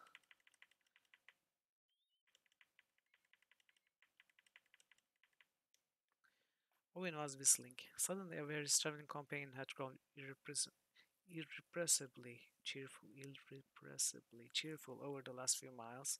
Gorath turned and favored the squire with an inquisitive stare. Why the sudden lift in your spirits? Gorath asked. We are heading towards my uncle Corvallis' estates in Cavalkeep. Assuming we keep heading this way. We are going that direction, aren't we? Yes, I guess. Owen talked as they traveled, pointing out familiar geographical features. He related a good deal of history about the region's history as they pushed through a hedgerow. Soon they found themselves back up on a major road. So we skipped some portion of the road almost to Canting Rush. Or to Canting Rush. Yeah. Empty. Pigeons cooed inside the house, lots of them. Locklear waited patiently for someone to answer his knock. After several seconds, a freckle-faced boy came to the door and shoved them inside. A pleasant-looking man stood near a large wire-lined cage that seemed to take up almost the entire room. It was alive with pigeons, and the man was stroking a small one, trying to coax it back inside. "Come on now," he said gently. "Come on, get in here." The bird refused to cooperate. Locklear cleared his throat, causing the man to look up with surprise. The bird flew out of his hands and began to circle near the ceiling. "Blast it. These birds are no better than kids. Won't do a darn thing you tell them to." In the corner, the young boy smiled. "I hear talk of a magic spell called Thy Master's Will that is supposed to command flying beasts. But I think it's more for wyverns than anything else. You need one of their eggs too, I guess." Okay. So, I guess this is one clue of their use. You're gonna have to control a wyvern at some point, and you're gonna have to use the egg with the spell. He wiped his hands on a towel and had the young boy fetch them some fresh water. After a brief conversation, they left. "So it means we are likely to need just one of the eggs, not both. If it's a story thing. It's probably a story thing." The smell of fresh bread filled the air as Locklear knocked on the door. It made his stomach grumble hungrily. After a short wait, they were greeted by a short man with a big belly. He had flour on the side of his face and the bridge of his nose, which he wiped at with the back of his hand as he spoke. "Yes, what can we do for you?" he asked. Locklear noticed a woman inside the house. She too was covered with flour. "We don't mean to interrupt," he said, "but we smelled the bread and thought we might come by. Sorry, we have an exclusive arrangement with Tabar at the Candlemaker's Grin. If you want something to eat, you will have to go there. It's just down the road, so you shouldn't have too much trouble finding it. Now, we really have to get back to work." Okay.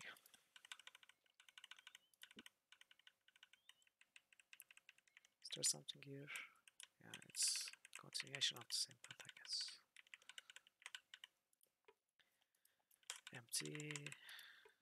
Empty. Locklear sniffed. Stepping just inside the tavern's doorway, he detected the faint but familiar scent of lion. Okay, we got this one. Nice.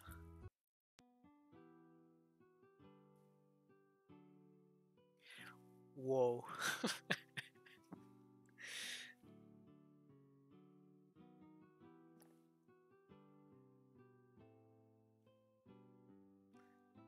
Okay, we have to listen. It was worth 99 sovereigns. So we gotta listen to it. Within the accommodations were humble, several splintering tables. Okay, we know this one.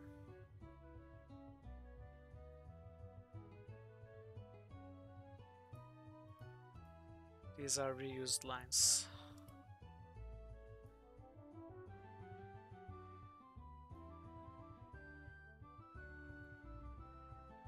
Locklear tapped the woman's shoulder. Slowly, she turned to look at him, but rather than greeting him with a smile, in her gaze was a look he had thought reserved only for things that crawled on the ground or lapped up table leavings in the dooryard. What do you want? I was hoping perhaps we could talk, Locklear ventured. Pass the time with a little conversation. Why? She said curtly. Opening his mouth to reply, but suddenly finding himself bereft of adequate speech, he made a small sound which he was certain sounded quite unmanly. Stabbing him with her exquisitely beautiful stare, she smiled. I thought as much. Goodbye, sir. I am sure you have a brilliant oratory career before you. Nice one. What is our food situation like?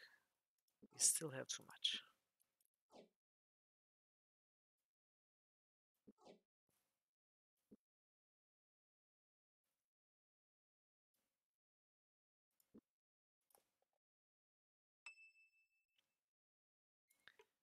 Oops. Where are we now? Okay, we keep going south.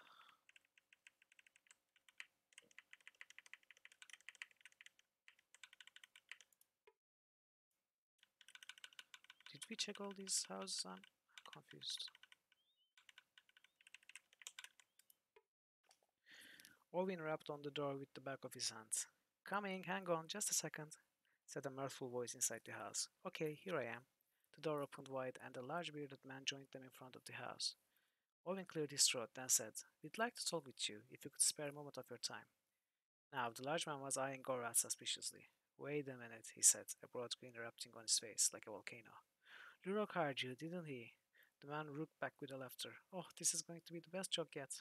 Still laughing, he retreated into his house, refusing to answer any more questions. Okay, there are so many random reactions like this in many of the towns. Oh, how nice. Another 99 sovereigns. 65? Only 65? Come on. Do you know who you are listening to? This is Ovin Satriani.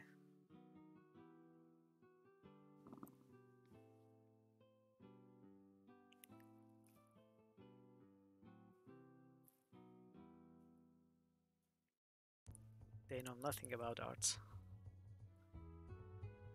Despite the fact that light was dim and pulled only in shallow corners, the mood within seemed cheerful as the tavern keeper animatedly related tales of mischief. Okay, this is another reused.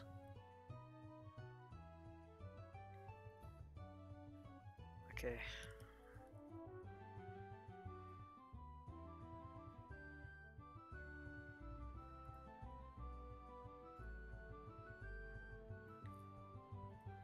By the way, they give us so much money, so much gold. We cannot gamble with them anymore. They give us all their gambling money too. They were greeted at the door by a very tired looking woman. Good day, travelers. How can I be of service to you?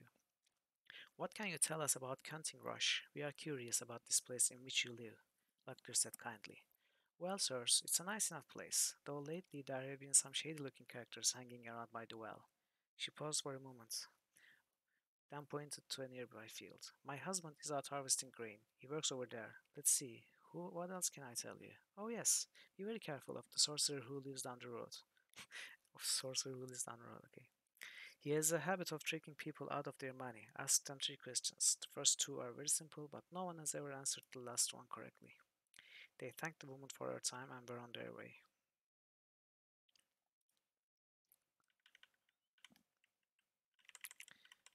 Yeah, maybe we are encountering so much because we are still in chapter 1 and They may be other special dialogues in later chapters, for all we know. Oh, I should have saved here. Gorath was about to knock, but his knuckles touched nothing save air as the door swung out of his reach. Accepting the mysterious invitation, they entered the dwelling slowly. There were shelves on every wall and books on every shelf. Owen's eyes fell upon a wooden staff in the corner of the room. Ah, you've already found my lightning staff. You like it, I can tell. The voice came from a man sitting on a chair in one corner of the room. The table in front of him was stacked with papers, making his huddled form hard to see. I am Shoral. Prove your words to me, and I will give it to you. What kind of game are you playing? Gorath demanded. His eyes little more than slits, the magician replied slowly. Not a game. He turned to stare at Owen. If you can answer 3 questions, I will give you my staff. But fail this little test, and I shall extract the payment in gold. Care to try your luck? If I say no, save and come back. Will I have the choice again? I probably will.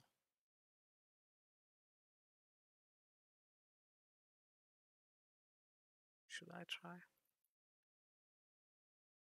You think so? Okay, we can risk losing the coin then. Excellent, said the sorcerer. Come, sit before me and we shall begin. Owen did as he was instructed, much to the chagrin of Gorath, who sat down quietly nearby, one hand placed strategically on the handle of his sword. The first question, Owen, is this. Our great and mighty Puck claims to know magic of the greater path and magic of the lesser path. Is this truly possible? Yeah, I know Pug knows both paths, but I don't think we are supposed to know any of these in chapter 1, right? So we are screwed in the end. Very good, my friend, Shoral muttered. You have but 2 questions remaining. And if this was an easy question, I don't know what the difficult question would be. He shifted in his chair, shuffled through some papers on his desk, and continued. Dragon lords once ruled this planet. One of these, Valheru, Draken Corin, called himself Lord of the Eagles. Do I tell the truth of this?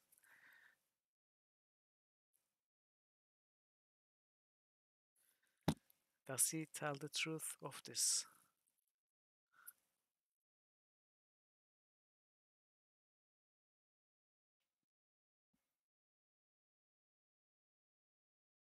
I have no idea.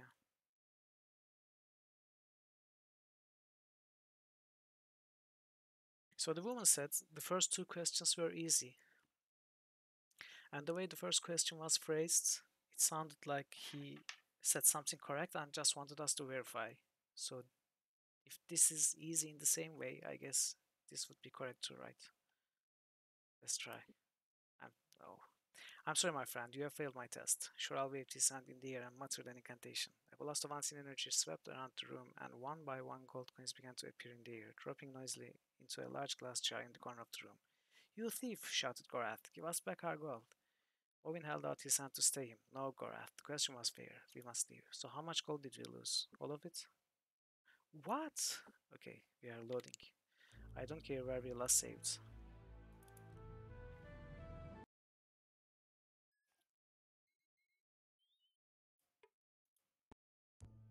Okay, it's actually it's not too far away.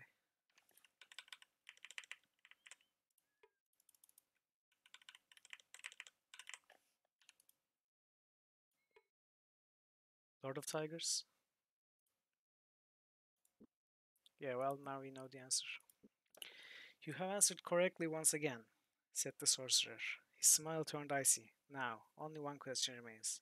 Answer it correctly, and you shall have my staff. Gorath looked at the magician coldly, not liking the evil fire that seemed to be erupting on his face. Suddenly, Owen began to shout, My eyes! What have you done to my eyes, you black demon? I can't see! In an instant, Gorath sprang to his feet, drawing his sword. Wait, I haven't done anything to your eyes, sputtered the startled Choral. Can't you see me? He shouted, waving his hands in the air wildly. Owen smiled broadly. I'm sorry, my mistake. Yes, I can see you just fine. He winked at the sorcerer. Foolish me, and I thought your last question was going to be hard, perhaps even impossible to answer. Without waiting for a response, he grabbed the lightning staff and began to head for the door. Come on, he shouted over his shoulder. We better leave now. Okay, I don't understand what just happened.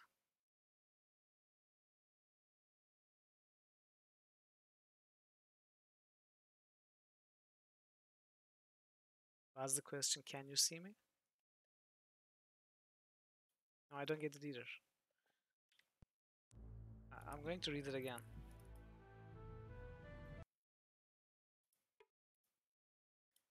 Yes, yes, no. So Gorath looks at the magician coldly and focuses on the eyes, I guess. And Odin begins to shout.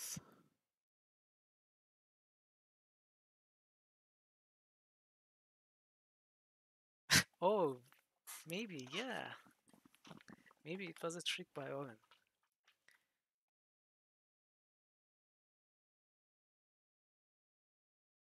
Oh, okay, yeah. Shoral is startled. So he asks the question, "Can't you see me?"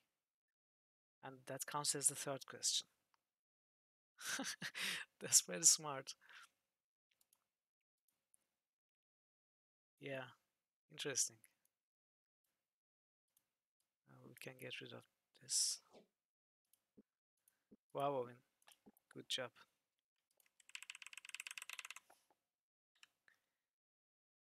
Okay, let's keep going south.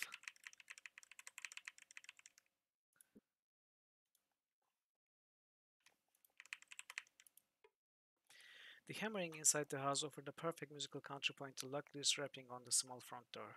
Presently, a young man sporting a long beard answered the knocks. Yes, can't you see I'm quite busy here? They looked past the man and saw a large block of granite, a beautiful woman emerging from the stone like a delicate flower opening to the sun. You're carving a woman? Owen inquired. The man shifted his weight from his left to his right foot impatiently, then said sarcastically, "No, actually, I'm trying to cover a very pale still woman with a big rock." With that, he rudely closed the door in their faces. Locklear turned to leave. "Artists," he spit angrily. Owen should take offense to that, to Locklear's comment, I guess.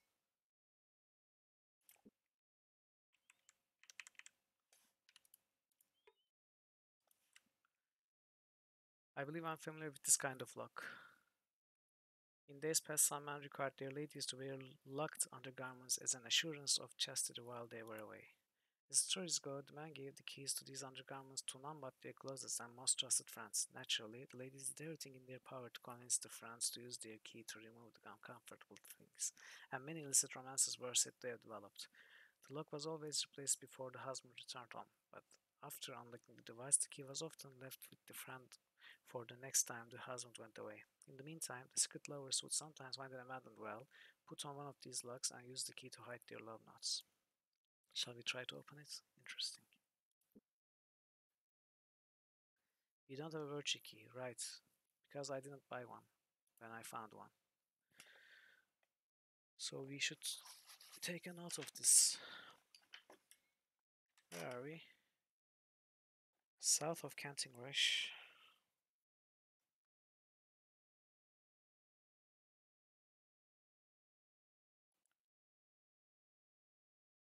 Virtue key.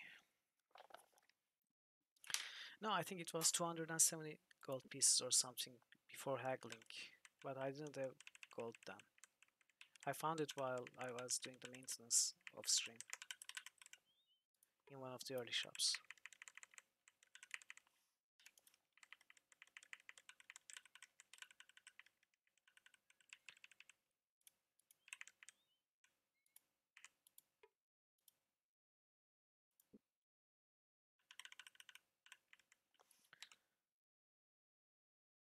Okay, we are going to Owen's uncle's estates.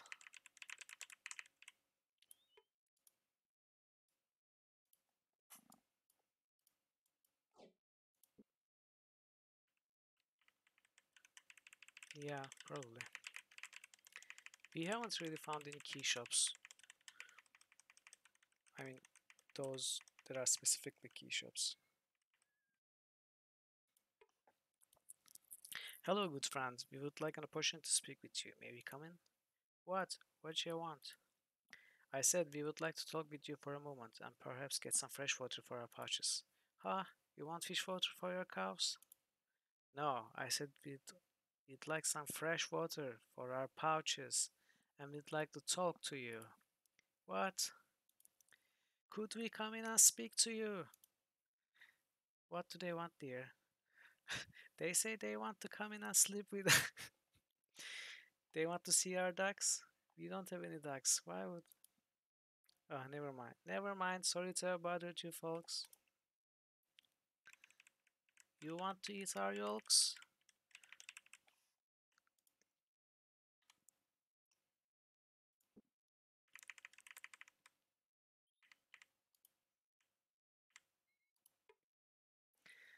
Luckily, approached the wooden stump cautiously. Okay, this is the same text. See you, dragon parrot.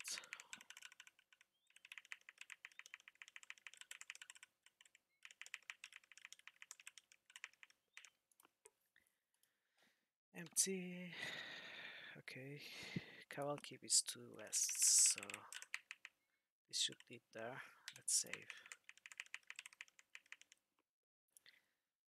Weeds and scrub brush lined the road. This road leads into the town of Caval Keep, Locklear said.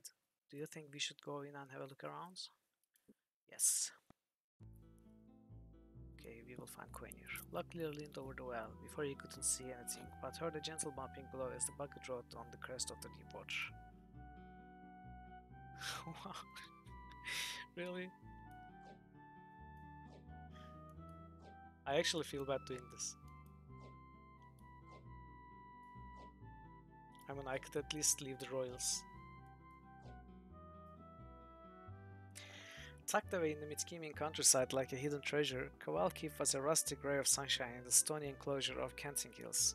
Enclosed on all sides by a low stone wall, the sheep-herding community was unpresumptuous in most respects, its only true bow to vanity being the small fountain which had been constructed in the village square, which we just looted. So there's an inn shop and 2 enters. Let's check the shop first. See if I can sell anything. We actually don't have anything to sell, do we? Oh, we have this. And oh, can I sell this?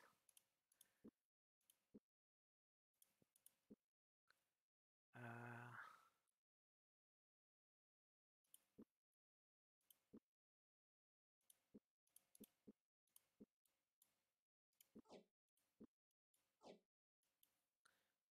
no, there's nothing else to sell and nothing to buy for us. Oh, there's a. Okay, we should get this one.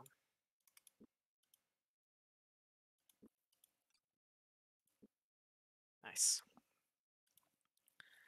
Let's make some money.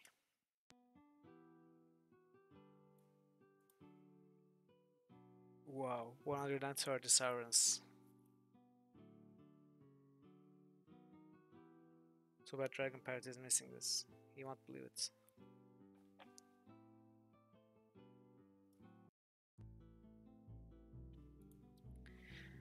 A table was cleaned for them. Sitting down on a splintered bench across from the man, Luckley shared a bit of the mercenary's bread as he listened to a story about a failed love affair with a married woman. Yeah, we are rich. As the story progressed from a sentimental recounting to a drunken blubber, it became evident that the man had no intention of finishing this tale anytime soon. That's terrible, Luckley intoned around a mouthful of bread, his attention fixed instead on the wooden boards behind the mercenary's head. Awful, tragic. Ah, there you are, as George said, laying a heavy hand on Gorath's shoulder. Are you lads still going to help me carry in those backlog we talked about? Initially at a loss, but suddenly understanding they had been rescued, Locklear clapped his hands together. Yes, yes, of course. If our drinking companion will forgive the absence. Blurrily, the man looked up at them and nodded, waving for someone to come and fill his cup. Okay, we had seen this one before, but I hadn't read it, so now I read it. Same thing? Really?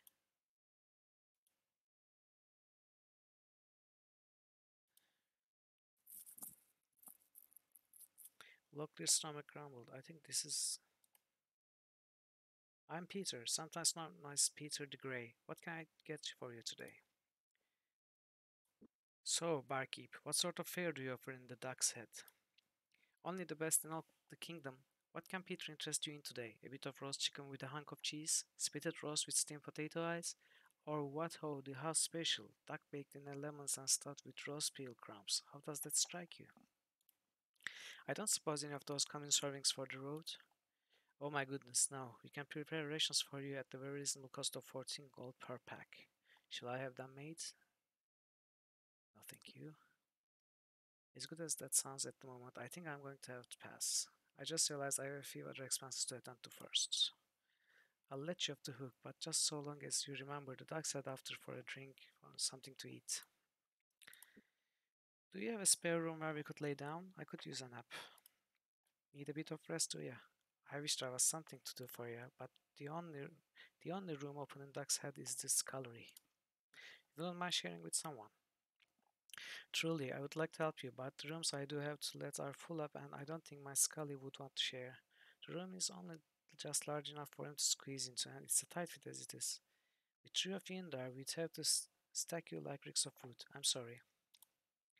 So we just made 130 gold from playing the lute.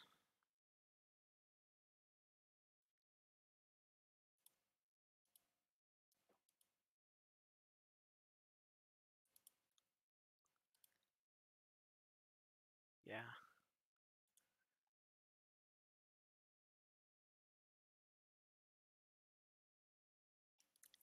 Yep. Their knock was answered by a servant. Yes, judging by the disarray of her hair and the nightshirt which the girl was wearing, the servant had likely been disturbed from an otherwise restful sleep. Sorry to have awakened you, Luckily apologized. Count Carvalis is away at the moment, and his daughter Ugni is abed, the girl said, apparently trying to forestall any further questions. I'm afraid you will have to come calling at a decent hour. Goodbye. Wait, jamming his foot in the door before it swung closed again. Luckily exhaled with pain as his foot was caught in the jam. Where is it that the Count has gone? Out, the girl said angrily. He sometimes goes hunting at night on the original lands of the keep. Then we might find him there? The girl shrugged. Doubtful, and I wouldn't advise trying. He keeps a guard on his land out for poachers. Sometimes they attack without asking questions. Kicking Luckley's foot out of the jam, the servant girl bid them to go away and close the door. So, is this night hour? Okay, this is an empty house. Let's. Oh, we cannot sleep here.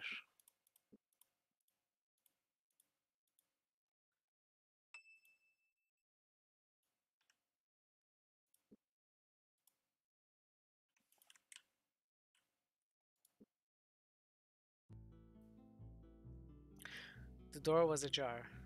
Pick up the jar. They entered the building and we were greeted by a man behind a small counter.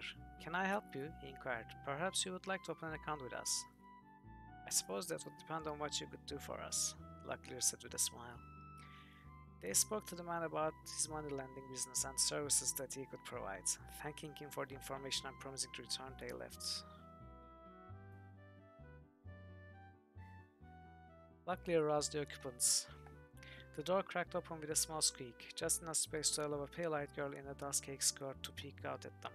She studied them with a doubtful look, hesitant to let the strangers in. Yes, what is it? Stepping around the senior, Owen peered at the girl with a puzzled expression, then brightened. Miri? It's okay. They may look a little rough, but they are with me. Without a word, the servant girl stepped out of the way, allowing the three of them to follow her into the foyer of the main manor. Excusing herself, she scurried off to fetch her master, who was located in the rear apartments. Following what sounded like a distant argument, a dark-haired man swept into the room. A look of annoyance set in his features. Shooting a glance of mild hostility first at Owen, then the Moradel, he turned on the senior. I have given express instruction that I was not to be disturbed today, but Miri seemed to think your visit might be of some importance. Oh, it's serious music time. Something's happening. I don't know what I don't know that it is important, but I would think you would be a bit more receptive to your own kin, uncle. Don't presume to lecture me on manners, Owen. If you were the proper squire your father dubbed you years ago, you would be in Tyburn at your brother Harold's side. Instead, you are allowed to roam wherever you like, without a whit of accountability to anyone. My daughter, Agni, has far more sense of responsibility. You have quite a few opinions for someone who hasn't seen me in 3 years. Have you always hated me this much? It's not a question of hatred, Owen, but you're roaming about the world like you were a jungler. Well, we are a jungler. Or a mercenary is an embarrassment to the family. How do you ever hope to gain the hand of a duke or an earl's daughter if you continue behaving as you are? Well, we have a lot of roadies. How will you learn to rule? What? Step out all day long and tell quarreling Franklins who owns this bit of land and who owns that? I don't want that. I want to be a magician, like Pug or of Stardock. And are you going to conjure up your living by doing parlor tricks for King Liam? Going to make smoke pour out of your ears so you'll have a bit of something to eat in the evenings? Dude, we make more than 100 gold per tavern. I hate to disrupt your argument, Count, but at the moment he is in my service as my squire. I am Senior Locklear of Krondor, advisor to Prince Arutha. From Krondor? My forgiveness. I hadn't noticed your colors, and I have been standing here conducting a family spat. What can I do for you? Not that I dislike your new house here, but what happened to the keep? The townhouse is temporary lodging, nephew. We have no intention of staying in Cavill like common folk. As for the keep, one night 3 years ago, an inept chambermaid left the lamp unattended by the tapestries, which hung on the west wall. You remember them, don't you, Owen? Centuries old, woven by the finest weavers in all the kingdom. In seconds, they went up in flames, and they took the rest of the keep with it. I remember having heard something about a fire, but I hadn't known the keep had burned to the ground. It's a miracle that you all survived. Were you able to save anything? We saved ourselves, Owen, the only things of true value that were within the castle. It is regrettable that the girl who was responsible for the blaze was killed, but I, I never know how to read this name. Ugne, Ugine, Agini, Agni, Eugene, Eugene, female version of Eugene. Eugene and I both escaped with hale and hearty. I ordered only the stones of the foundation left behind and the tunnel mouth sealed. We progress forward with our lives. Yeah, I guess it's somewhat similar to Eugene. Why go to all that trouble? I really would prefer not to speak of this anymore. It brings me great grief and I would prefer to discuss other matters. What other matters? No other matters. You've been most helpful, Count Corvallis, but it's time we return to our business. Please give my regards to your daughter Eugene. Agni. Your daughter Agni. Acne? I shall, Signor. Good traveling and keep an eye on my nephew. Oh, I shall, believe me. Goodbye. Signs of recent renovations were everywhere in evidence within what had, until recently, been the Lord Mayor's domicile. The ceiling, once a low and heavy affair, had now been vaulted in imitation of the great places of Krondor and Salador. There was no question the Count was spending a fortune. Okay, I guess we are done here. Let's continue south.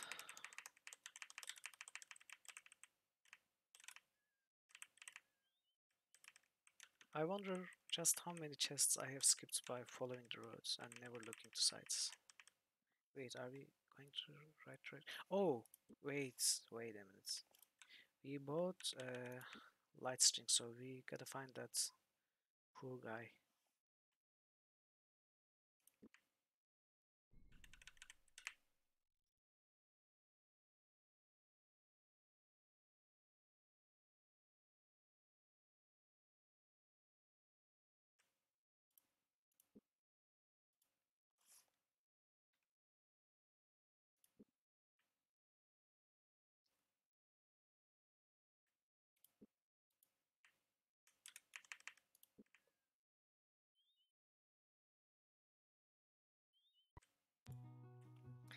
Oh, it is you. Did you manage to bring me back that boasting I requested? A favor for a favor then. Over the past few weeks, there have been several souls stolen from North Warden, so I wrote this little song to commemorate the event. It's silly and short, but I hope you like it. It's called North Warden Pigs.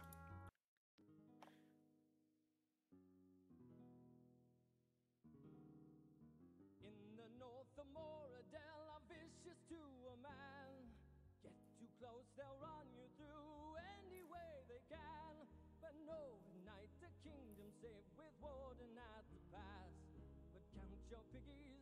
the dawn, the soldiers lose them fast. They squeal with joy and owing to light, these piggies of the realm. But count them up, head and all, the soldiers lose them fast. Count them up, head and all, the soldiers lose them fast.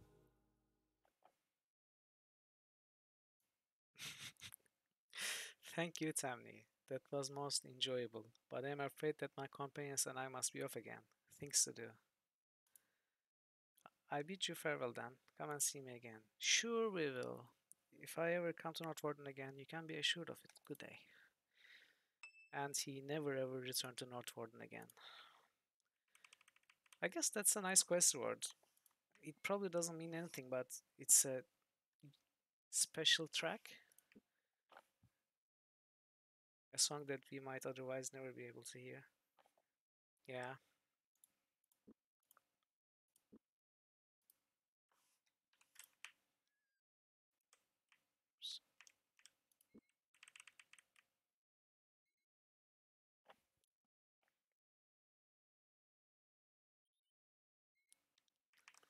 Okay, where are we? We still have to pass Cowell Keep.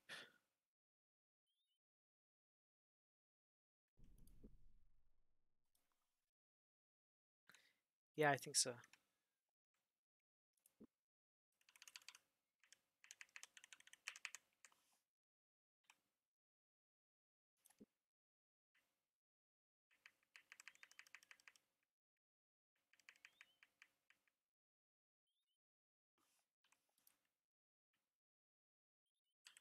Oh, we didn't get this, did we?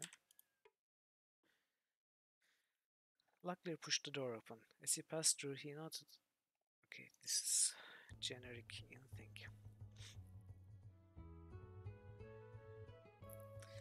Except for a thin strip of floor that led between the door, the counter, and the stairs, a grey cowl of dust coated the inn's fixtures. The patrons of the inn seemed similarly stagnant as they glanced up lazily from their mugs of ale and brandy. Something tells me we are not going to make more than 50 gold here. Or not, actually. I guess we woke them up.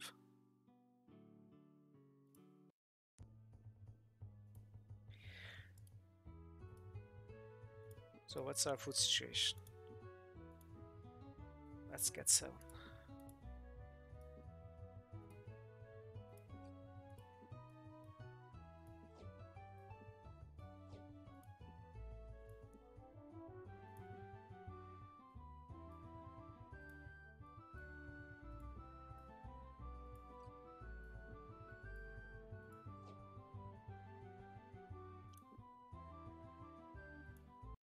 I mean, apparently they could have afforded to hire a cleaner, but they just chose not to. Luckily peered into the blackness of the well. There's something shiny down there. Looks like something metal. Metal! His voice echoed against the stone sides of the well. See, he is becoming Satriani, day by day. Hand me a sword and some rope. Gorat retrieved the objects as requested. Then he watched Locklear carefully tie the rope to the end of the sword and lower it into the well. There were several metallic clangs and a few muttered curses. Then Locklear pulled the sword back out. There, dangling from the handle, was a myrtle lamprey. Really?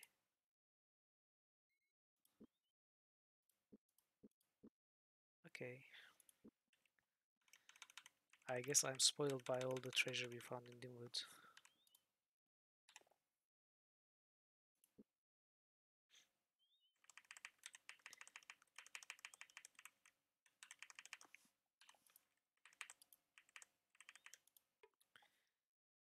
Empty. Wait.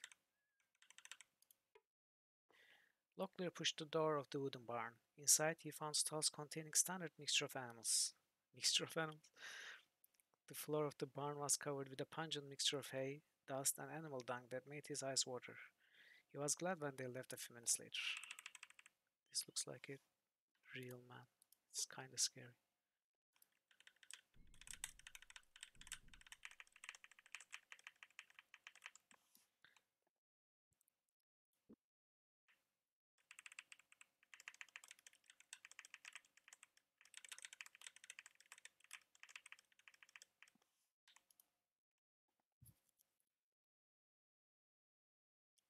right? I mean, it's supposed to scare crows, but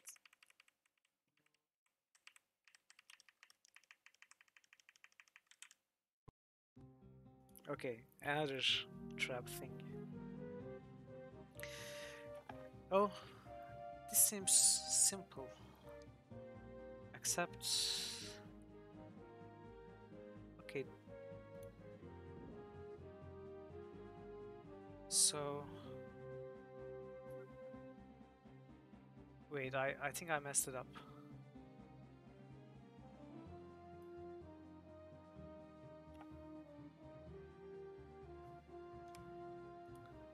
Did I mess it up? Not necessarily.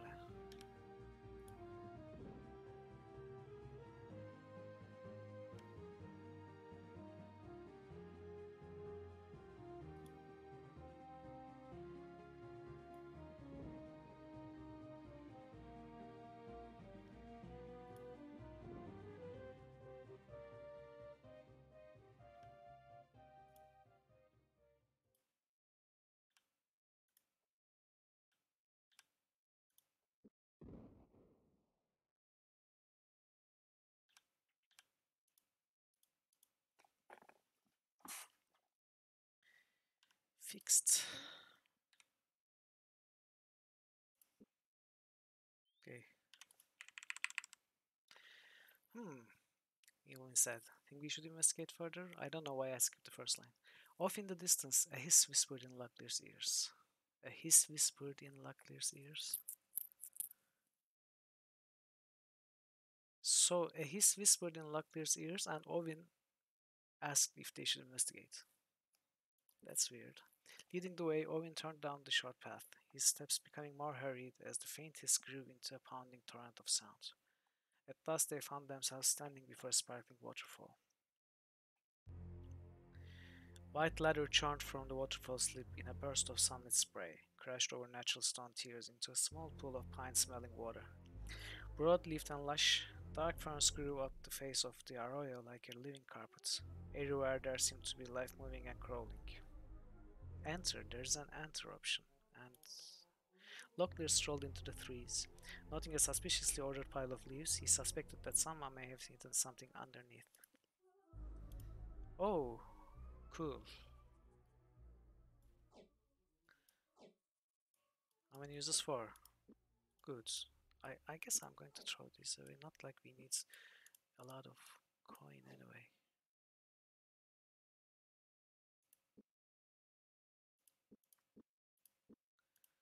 So this is for scouting,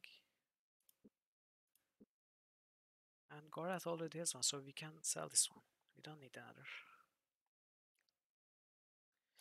I'm going to save, then come back. Water cascaded over them. Sloshing through the thundering curtains of water, they flung themselves down on a wet stone slab which lay behind the waterfall.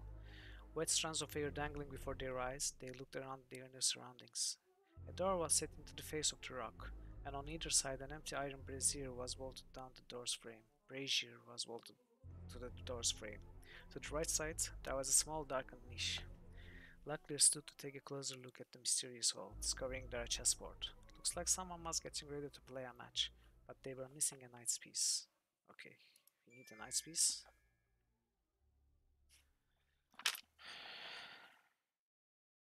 Knight's piece. Waterfall. And where's the waterfall? South of Kowal.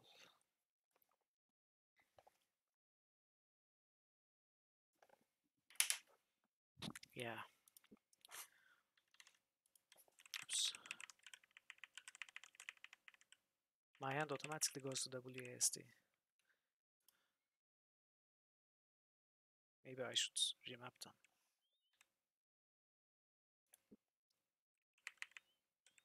Oops. Trolls. It wasn't too bad.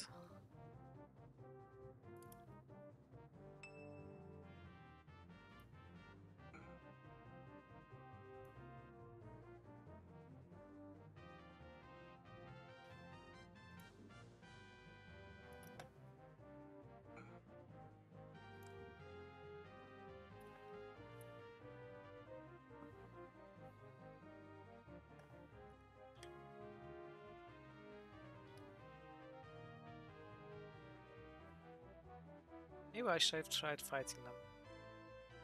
We've gotten stronger since last time we fought them. Yeah, I don't know. Maybe we could.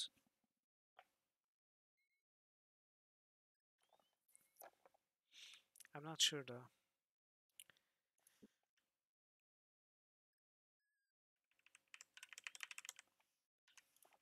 We might have been able to. If we find more, we'll try.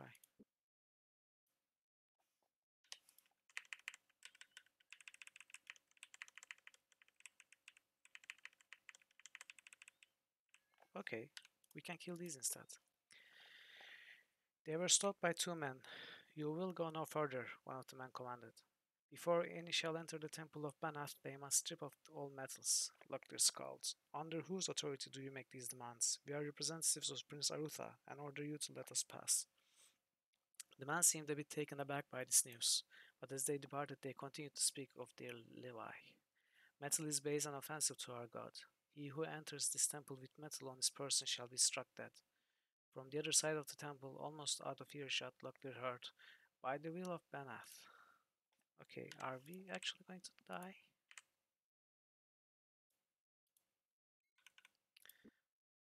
Okay, let's entertain their requests. Wait, can we not?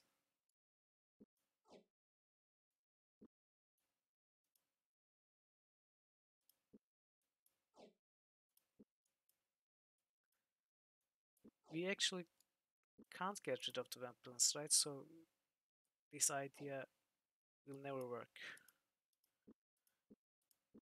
because it's impossible to do. So we can't go in at all?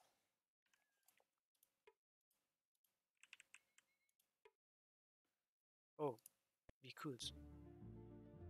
And we are not dead. Okay.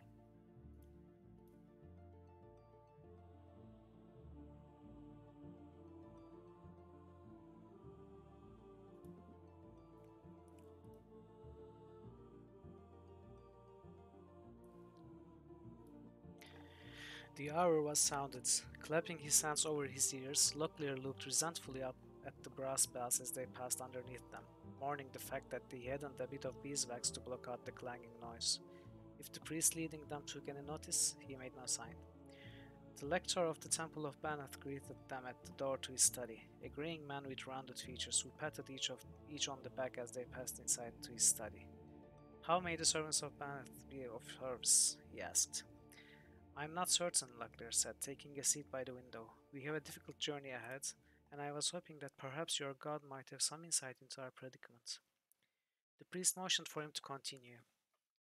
Quickly, Locklear related most of their tale, with Gorath breaking in occasionally to correct certain inaccuracies. When the tale was at last finished, the lector was squinting at them. "I am not sure of how we could be of assistance to you," he said. "It is the place of the temple that to give aid when possible, but it seems that if many of the things you are having difficulty with you have brought on yourselves, or are matters that are beyond the reach of what I may do for you, I am sorry." Okay, nothing. Can we enchant this one? Should we enchant? Wow, okay, 355. I mean, I may be a rich rock star, but I don't know if I should still. It's probably going to change, right? We're going to find a better sword soon enough.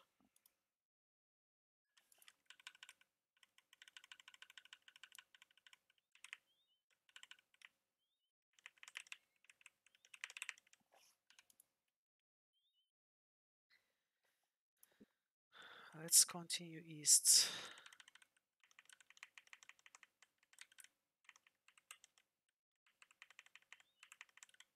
We must be skipping so many chests. I kind of look at sites, but I probably need to go closer to actually find some. Jenny Gray. Oh, to feel her sweet kiss.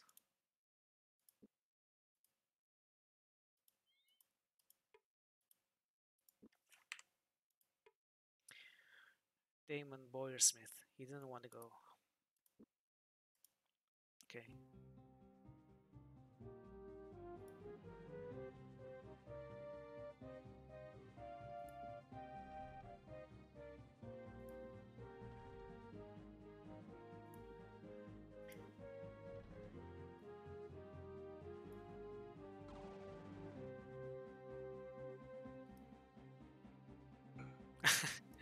No, we need a different spell. Bane of Ghosts. There are spells for every enemy type. And they don't do anything. They're just there. You just use them.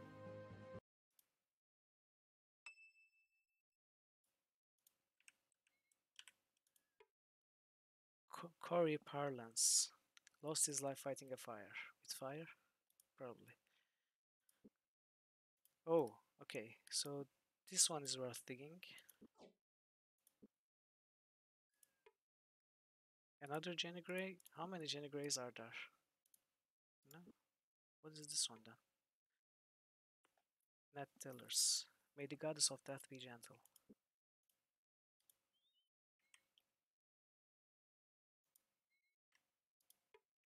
Lincoln Alberwant. Lincoln. He lies here too. Another.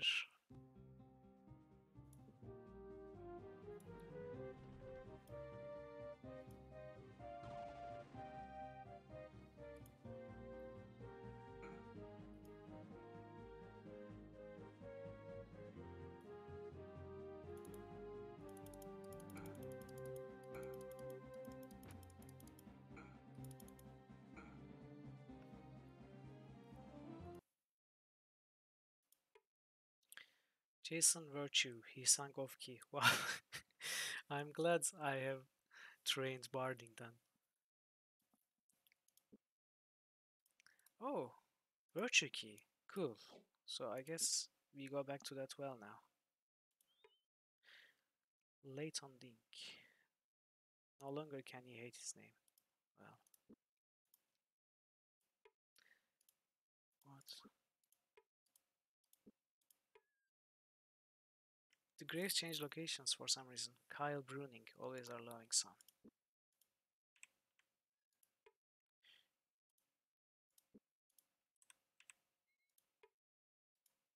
Well, what's happening? Do we turn around once we fight a ghost or something?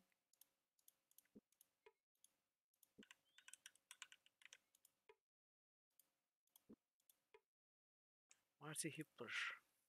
Loved by all. Okay.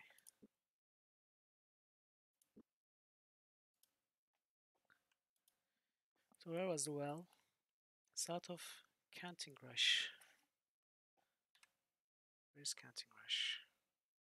Okay, between Cowell Keep and Canting Rush. We have to go back then.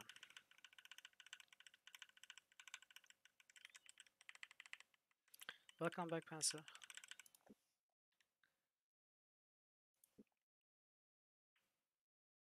Well, we keep going back and forth, finding a quest item, going back to use it.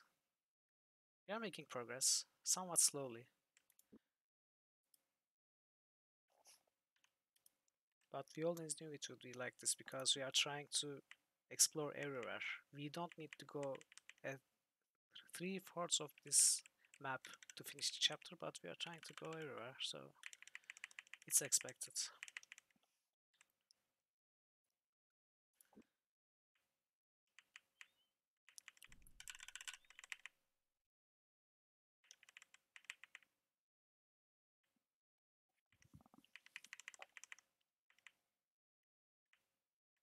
No, I don't want to become famous.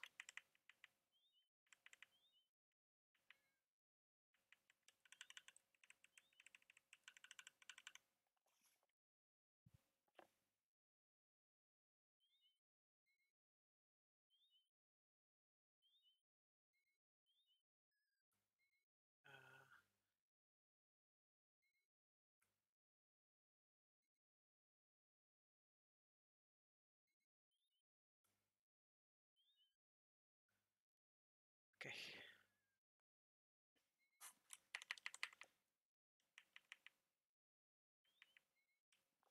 Where are we? Okay, we somehow skipped the well.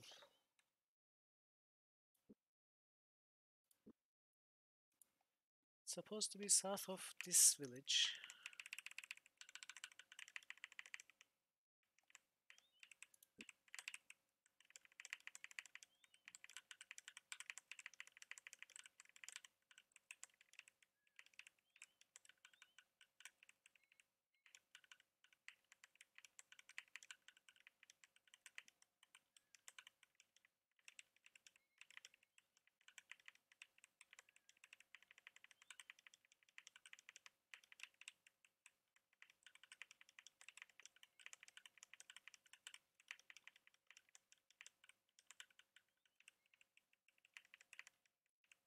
they moved well?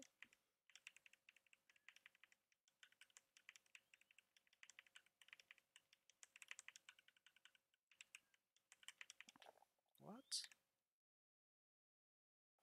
We are almost at Cobble Keep. We have not found the well. That's weird.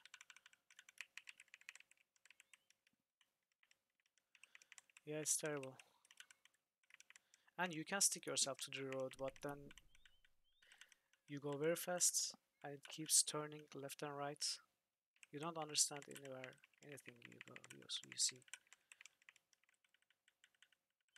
So weird. Okay, I'm not finding this well for some reason.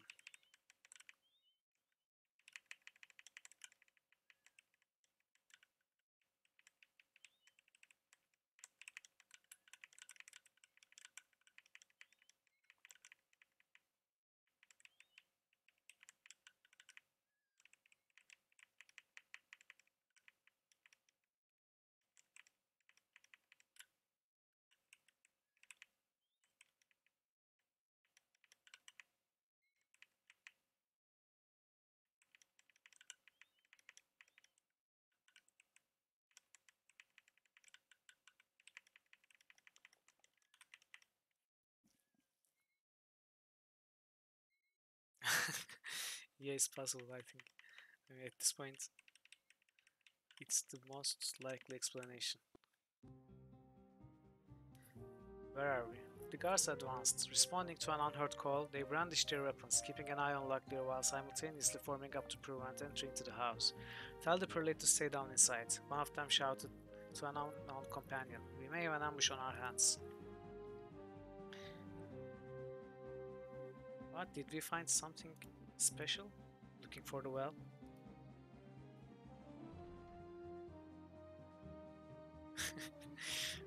That makes sense to type blue backpack.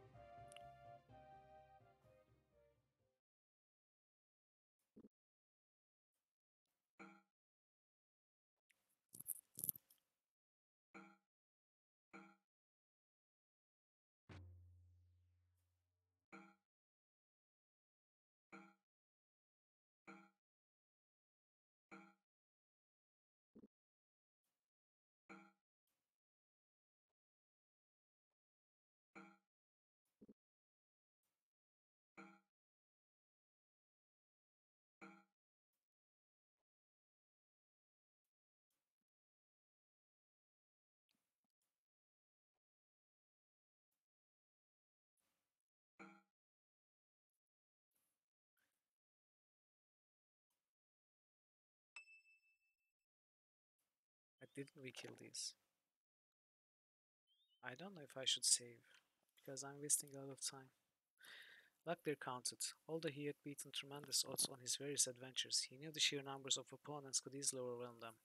We won't be able to take all these fellows. Maybe we can try another tactic to get by them. What other tactic?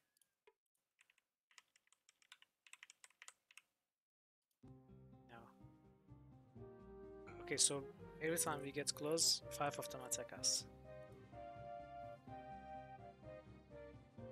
What? No, I'm not watching another stream. What makes you say that?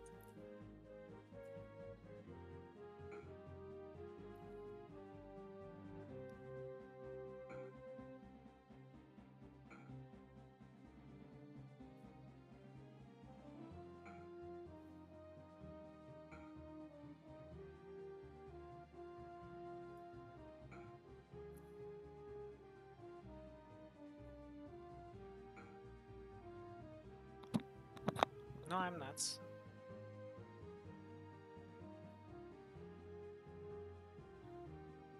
Oh, really? That's weird. Hippo isn't even streaming right now.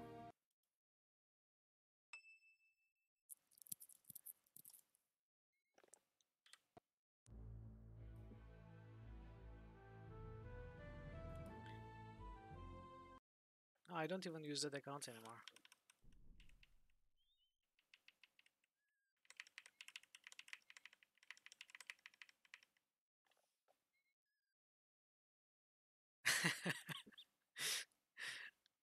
I mean, can you blame me?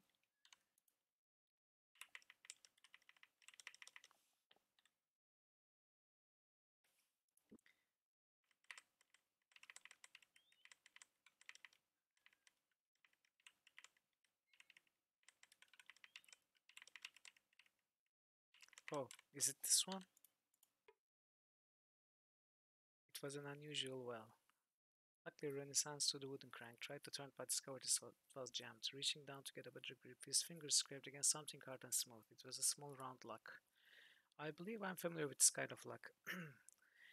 Okay, we read this. Yes, we got the key now. Luckily, checked their keys. Finding a virtue key, he moved to the well, found the lock, and inserted the small key, turning it gently. The lock was a bit rusty, but after a few seconds, he was able to twist the key in the lock, producing a satisfying click. The handle now unlocks. He cranked it in a clockwise motion, and after about a dozen turns, the dry bucket emerged from the well. Searching inside, they found something small and covered with dirt and leaves. It was a knight's piece. Okay, we got the knight's piece. Interesting. Yeah, I found the virtue key, so we were looking for this well for quite a while. When we found that encounter. Exactly. So where was that waterfall? Okay, we got this. Knight's Peace waterfall south of Cowell Keep Knee. So it's here. Okay.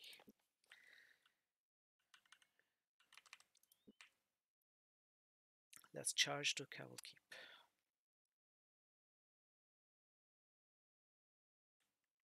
Where are we? Okay, we charge further to the knee. Where's the knee? No, I don't remember. No.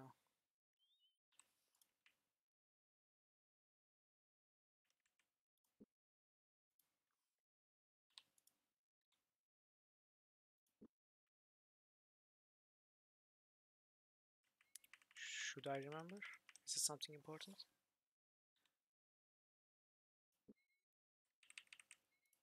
So I think it was this path, right?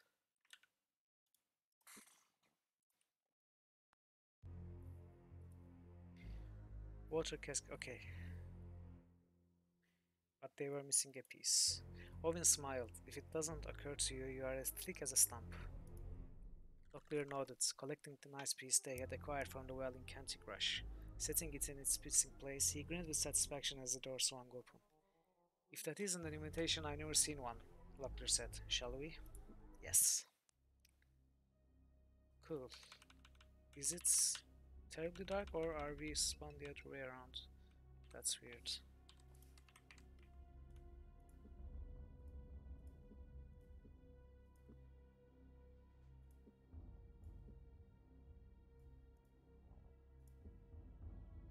Okay, it was terribly dark.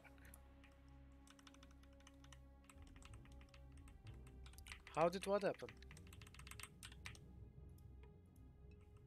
Did I come somewhere that I should come in chapter 9 or something?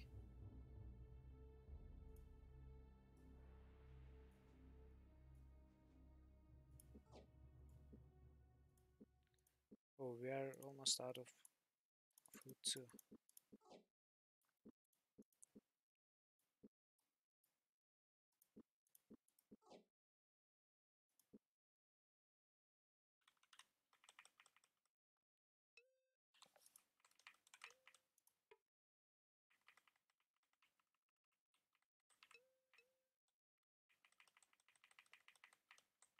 Okay, I mean, maybe we find a shortcut and finish the game at chapter 1.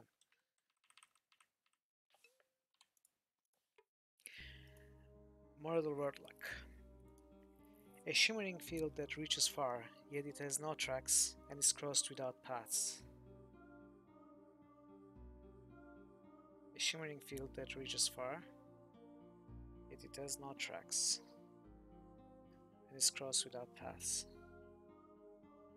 shimmering field that reaches far, yet it has no tracks and is crossed without paths. A shimmering field that reaches far, yet it has no tracks and is crossed without paths. A shimmering field that reaches far, yet it has no tracks and is crossed without paths. A shimmering field that reaches far, yet it has no tracks and is crossed without paths.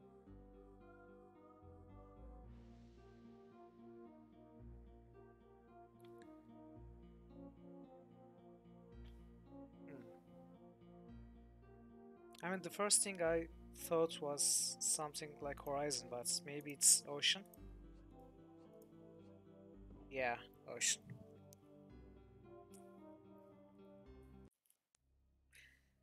Okay, this was good.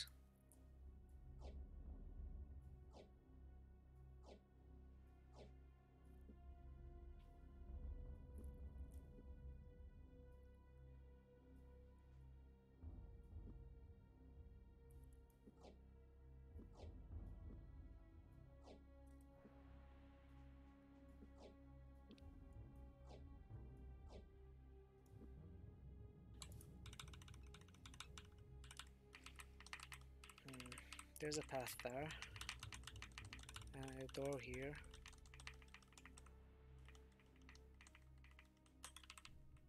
It's a path now, okay.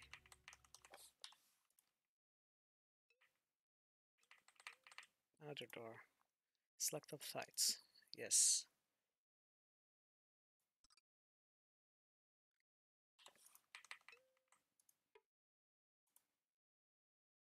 Okay.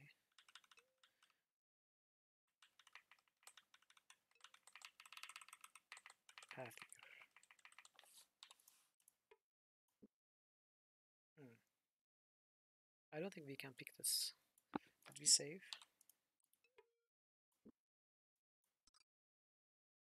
Oh, will these open? I hope they do. Oh, cool. Mobile's key opened it. So,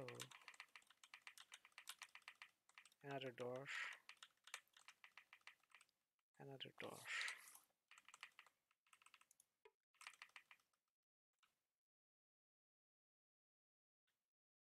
Okay.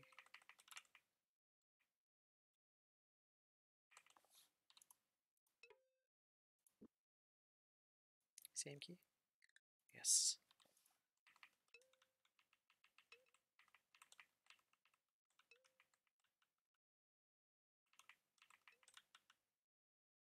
Okay, at least one path. Yeah, yeah.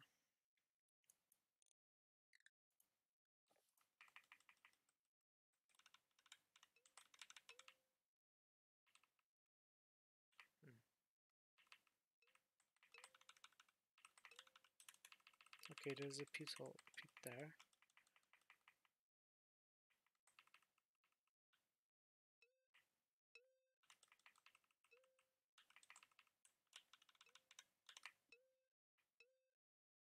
Another pit. Let's save.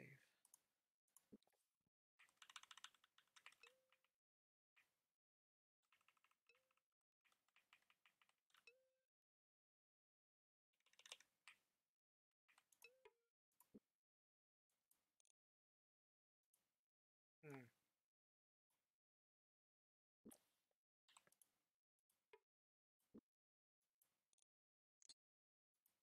Okay, this one?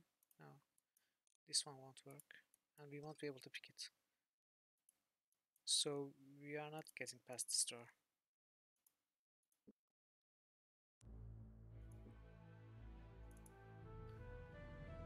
So I guess this is a south wall. We need to find the key.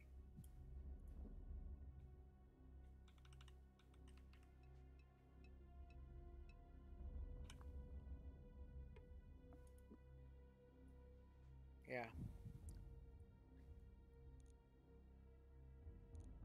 So let's make sure none of them work again.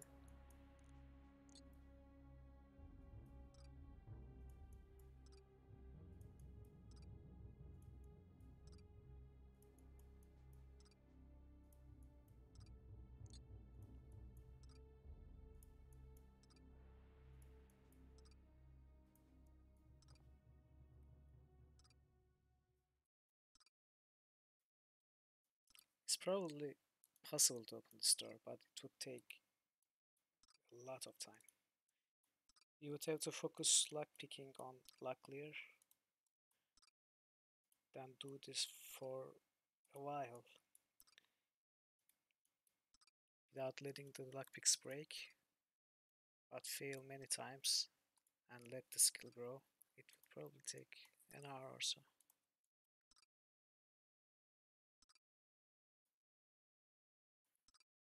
I think 50 something.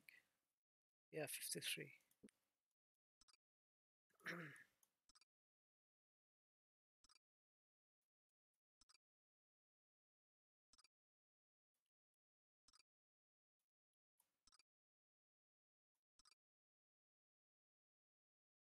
We can focus it actually, since we are doing this at least for a bit. We should have done it earlier. He doesn't seem to break down too often now. Okay, I jinxed it.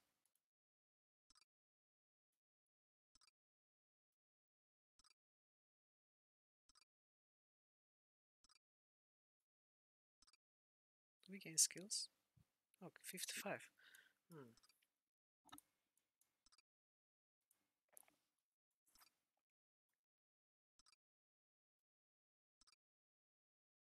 Yeah, when you focus it, the gains are pretty good.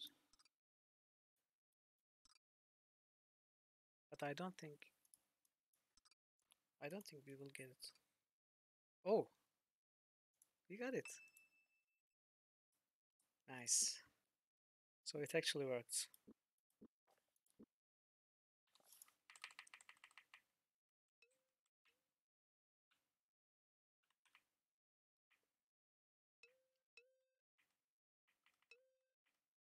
What?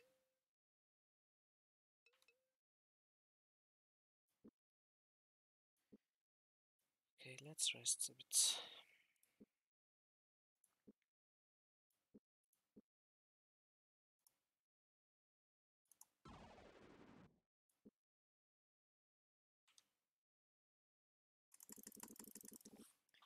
This is a new exit, right? This is not where we came from.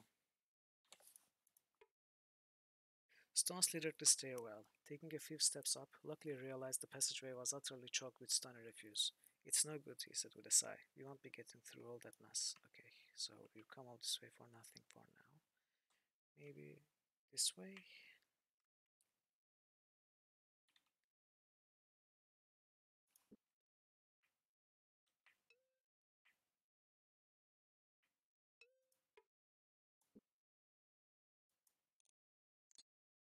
No?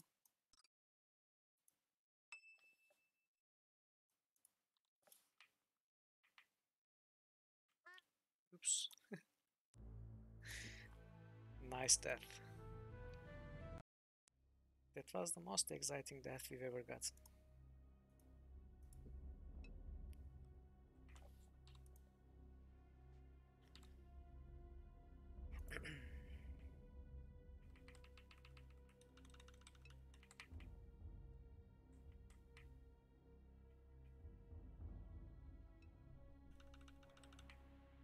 Okay, this place is huge, or I'm going in circles without realizing it.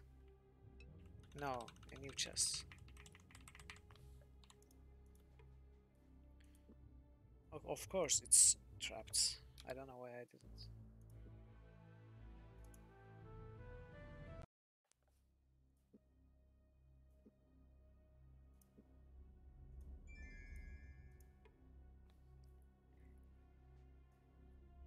It's trapped. Shall we try to deactivate it?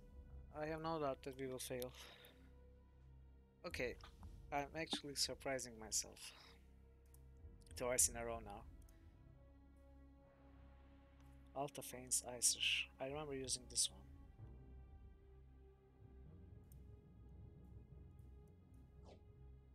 And this is a great crossbow, right? High tier. 25. 20.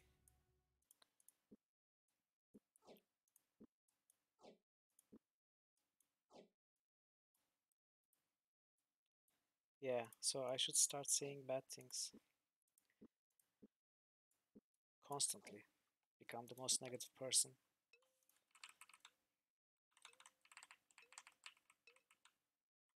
Then maybe we will win.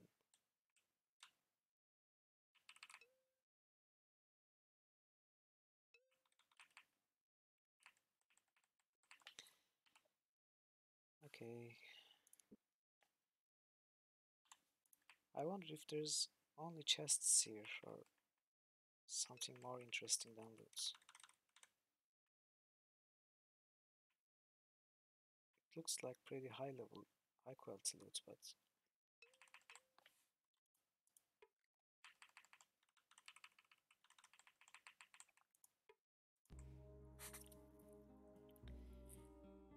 what? We opened this. Okay, so we did somehow go in circles.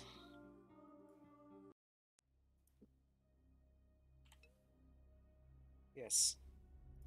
So where didn't we go? We can go south for now.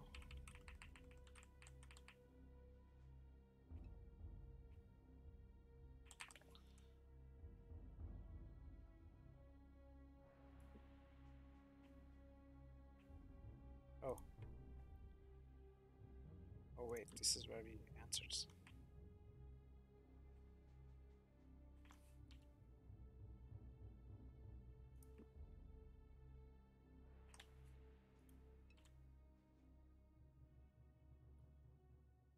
Yeah, there are many paths we haven't taken southeast, but there are also some paths we haven't taken to northwest. I mean, we initially took this path to northwest, skipped quite a bit, and came to southeast and connected here. So there are skipped paths in most of the corridors.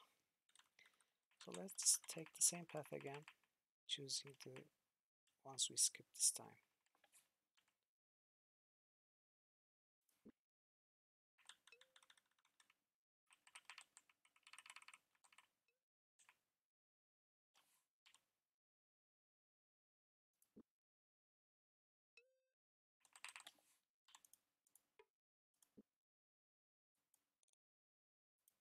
Oh, this peasant's key doesn't work here for sure. At least they are simple.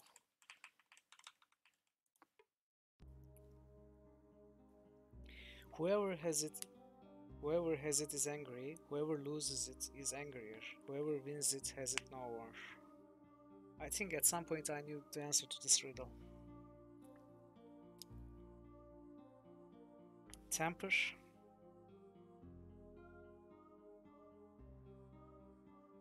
No, it's 7 letters. Whoever wins it has it no more. You got it, Pandemonium?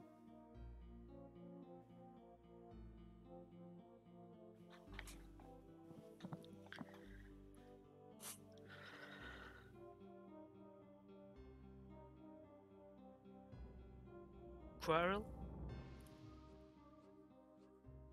No. But there's no Q. Whoever has it is angry. Is this something like fights? Like a fighting? A debate?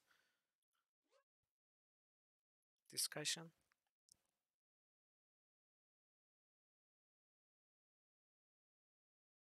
Cannot quite find the word.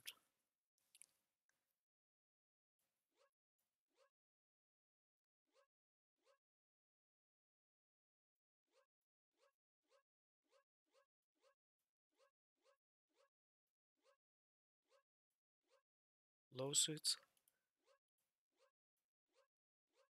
Really?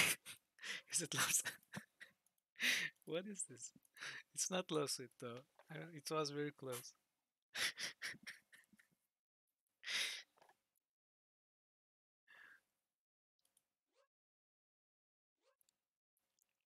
Yeah.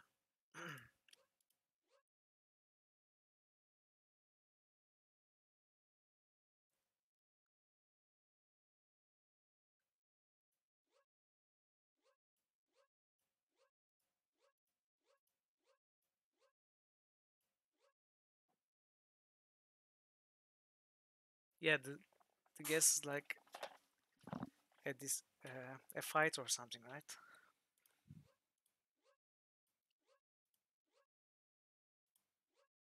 Dispute. Yeah, dispute. Okay.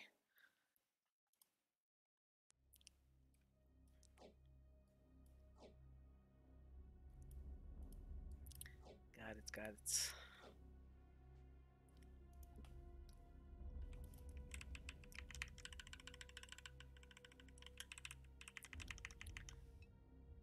I get the general idea sometimes, but can't find the exact correct words. Okay, so this path is different, but it connects to somewhere we have been before.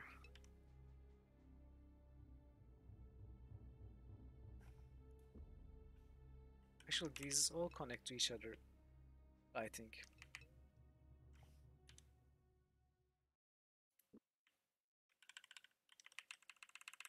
Well, you do not simply be Owen.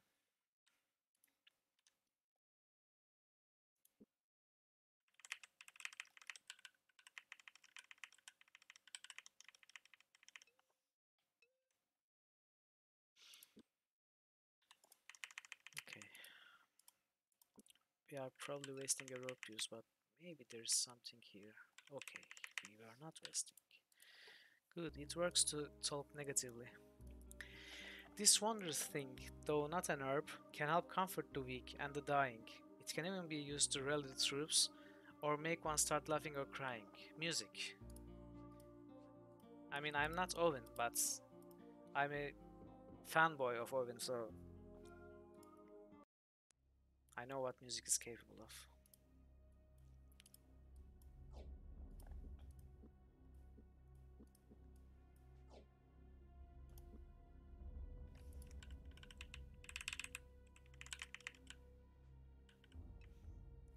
Owned, Owen.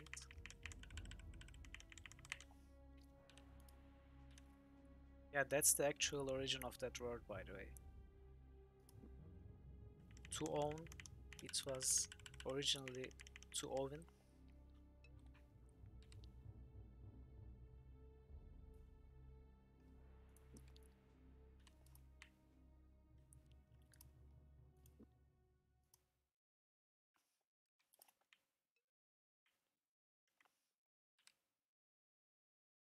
Okay, let's some more.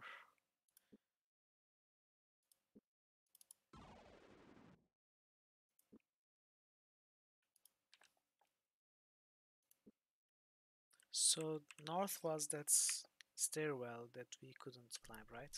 Right. Okay. So we skipped all these side passages, went straight south.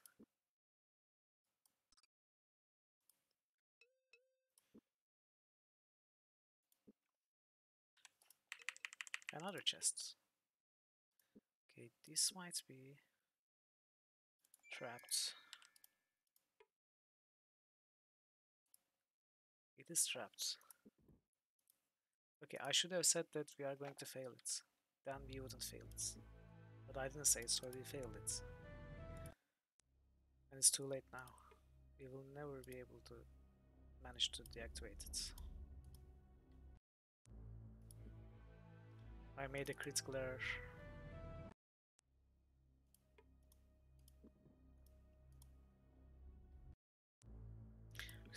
Just to be curious, what's in it? Nothing important, so I guess we can skip these.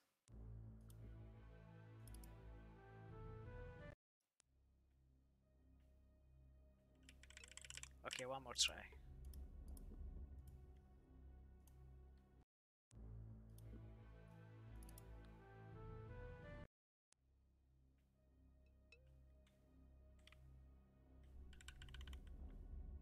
If I say I'll be betrayed at Krondor, maybe I will betray someone at Krondor.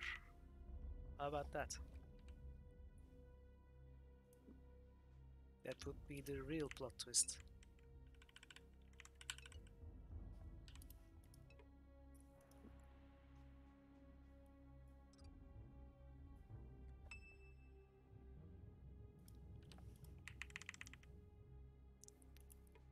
Or that, yeah.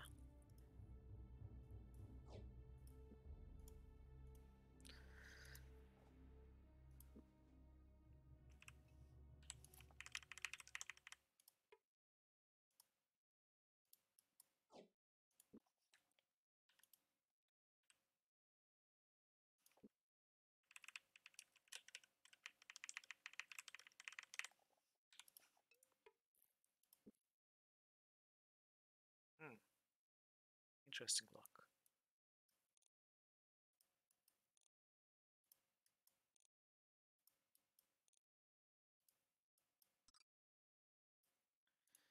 Okay, let's try what we did before. But of course, I'm sure we won't be able to get it this time. I mean,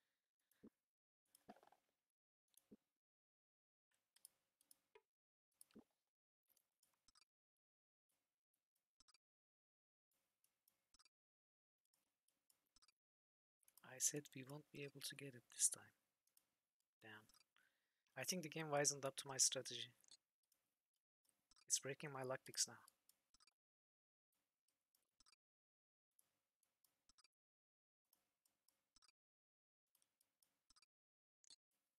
Oops.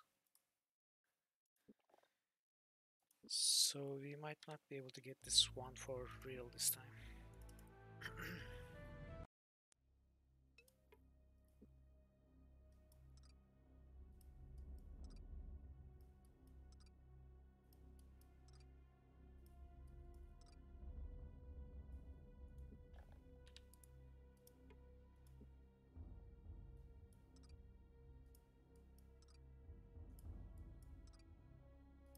Yeah, I could use that.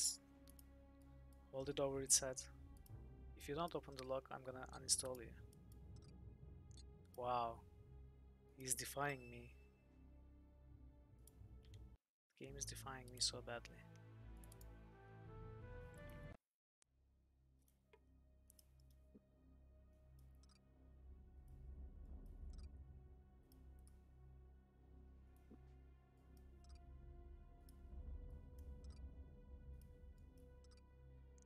Oops.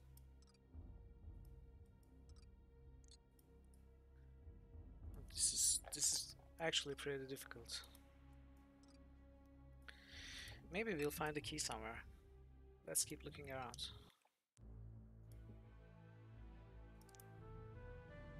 Yeah.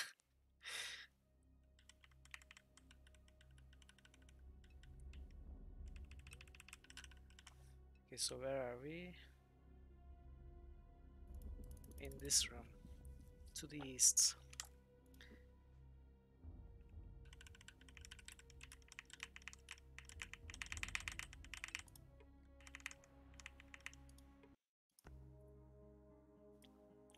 This sparkling globe can float on water and weighs not more than a feather. Yet despite its weight, 10 giants could never pick it up. Bubble.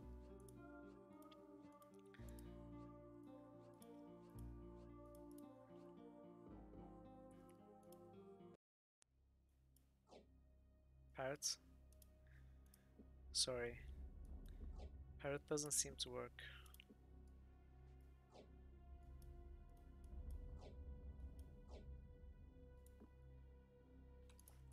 I was hoping to find a key in this room. Oh, there's still another box. Carrot. 10 troll strengths, 10 trolls lengths. 1 troll can pick it up, no troll can stand it up. Rope.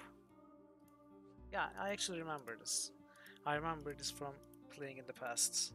For some reason, this one stuck with me. Abbott's Journal.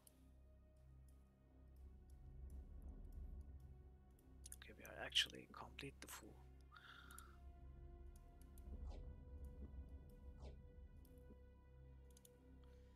A translation of an ancient account of the travels of an abbot from Malek's Cross. The book was filled with stories and notes on mythology.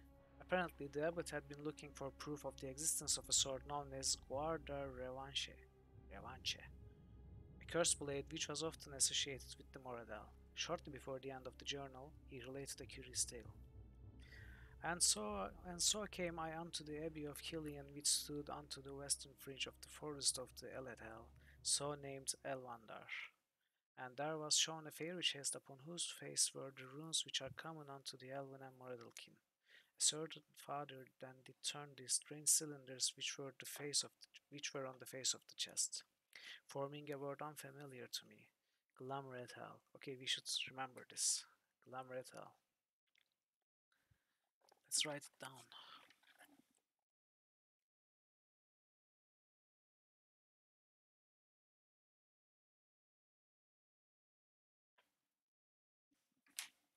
But one which threw open the latches which bound closed the lid of the box. From within he brought a finely jeweled hit which he called the Gaida.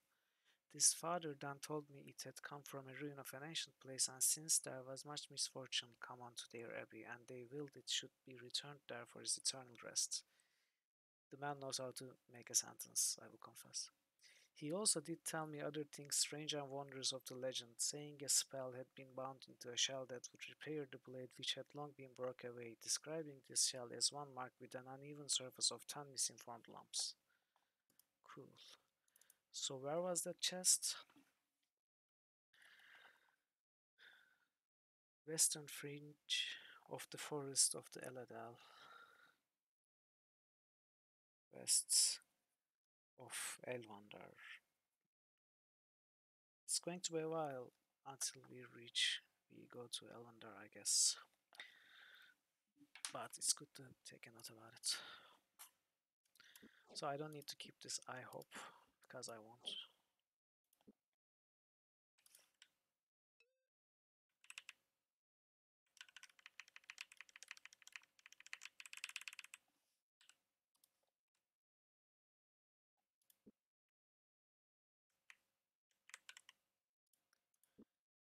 Didn't you just rest?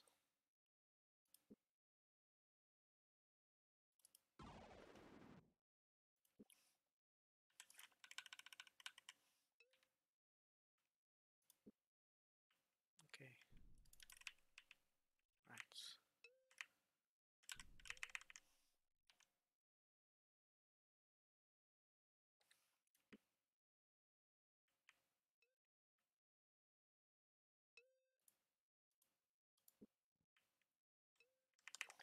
I almost fell down the same pit. Okay, this should probably connect to the other passage. Or not.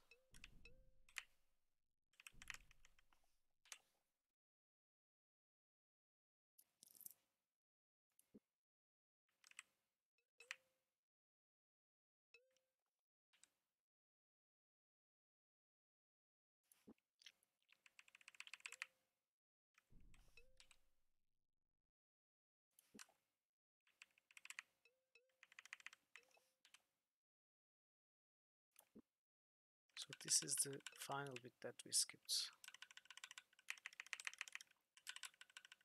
There doesn't seem to be much here. Oh. You tie these things before you go and untie them after you stop. Laces, shoes.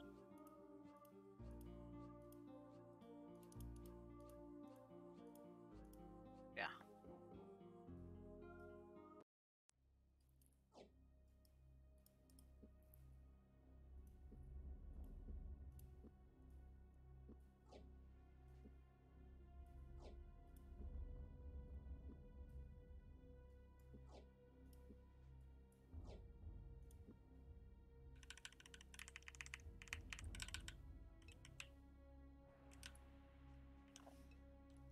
I think we've been everywhere.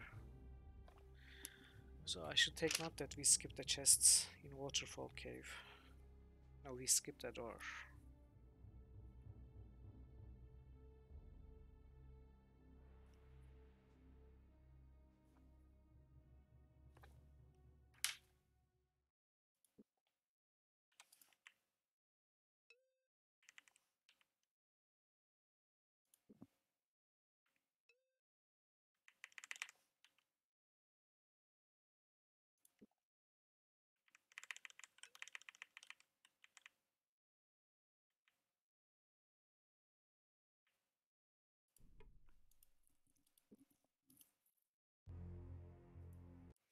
So Dragon Parrot, we didn't actually find that content that you said we came early to, right? It's probably behind that door.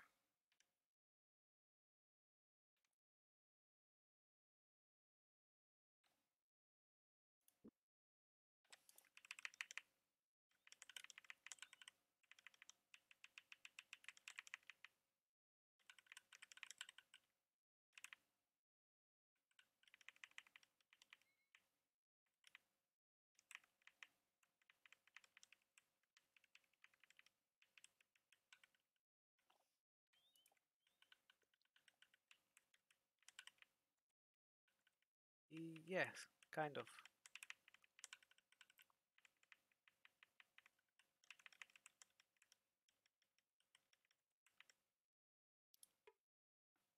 Because we didn't really find anything very important except maybe that book.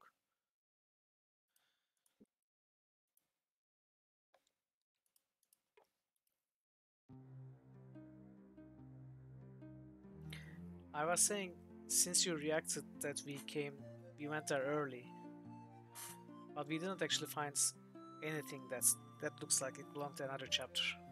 It was probably behind that door that we had to skip, right? Whatever it is that you reacted to when we first entered the cave. Okay.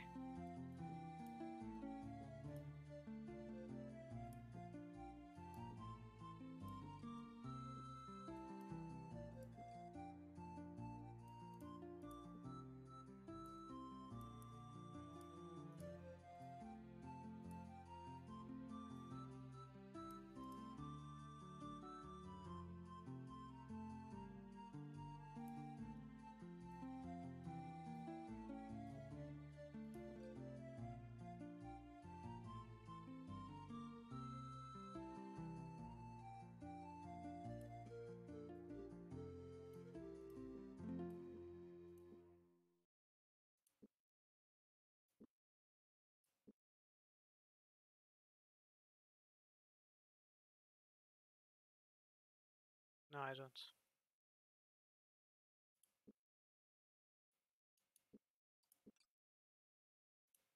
Okay, our pack is all messed up now. I can't even get rid of this stuff.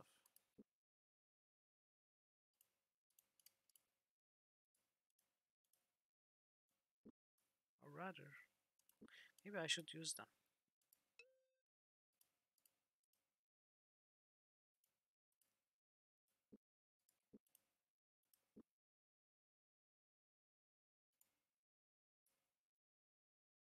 Rusite tea.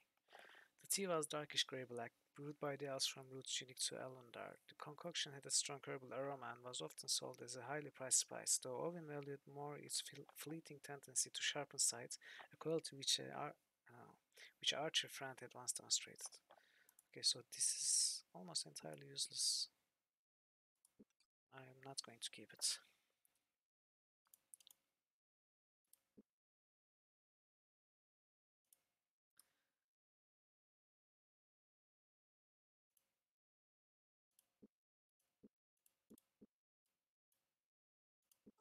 Do we still need this? Someone had paid a great deal to have the chess piece made. The marble soapstone from which it had been carved was of a type available only from a hellish region within Great Cache known as Jalpur Desert, an area also renowned for its Gedaji, a Keshian brotherhood of thief assassins. We probably can't throw it now. Oh, we should. Oh, we can't. Well, we couldn't really empty our packs.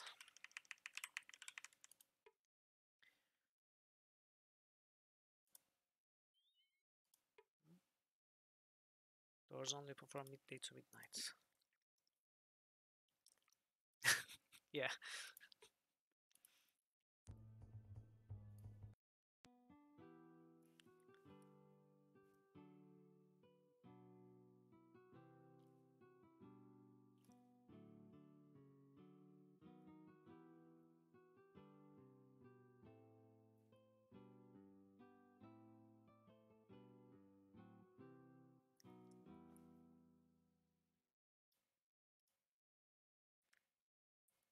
'86. Come on.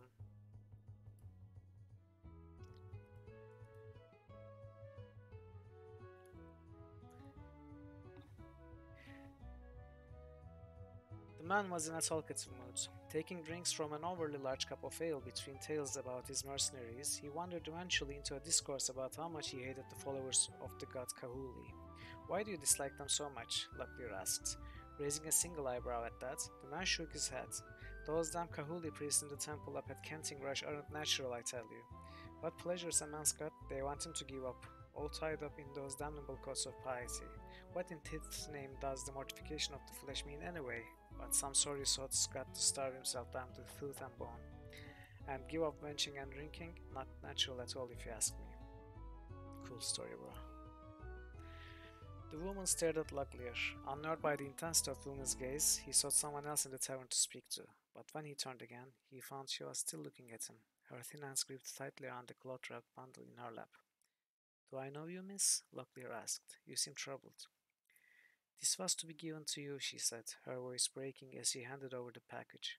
"I was instructed to bring it to you here." Instructed? Locklear unwrapped the bundle and discovered that a single torch was within. Baffled by this strange presence, he peered hard at her, but she had pointed her gaze at the floorboards beneath her feet. Lifting her chin delicately, he saw that someone had struck her across the face. "Who did this to you and why?" "I don't know," she replied, her voice small in the clatter of pans and pots which came from the kitchen. "All I know is that I was to bring this to this tavern and give it over to the one who looked as you do." "You got a torch?"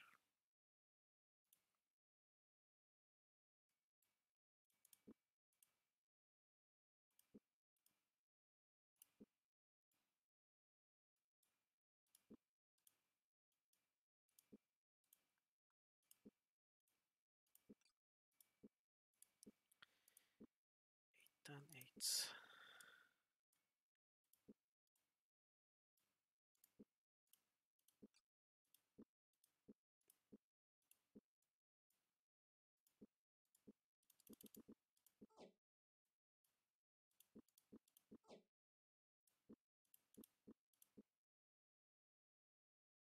Actually, I can buy some more.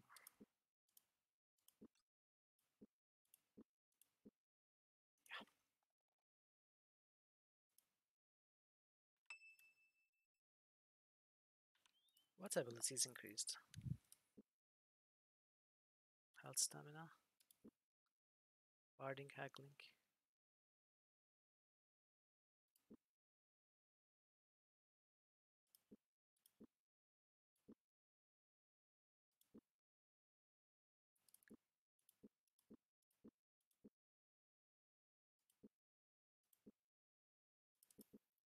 Actually, we should unfocus that.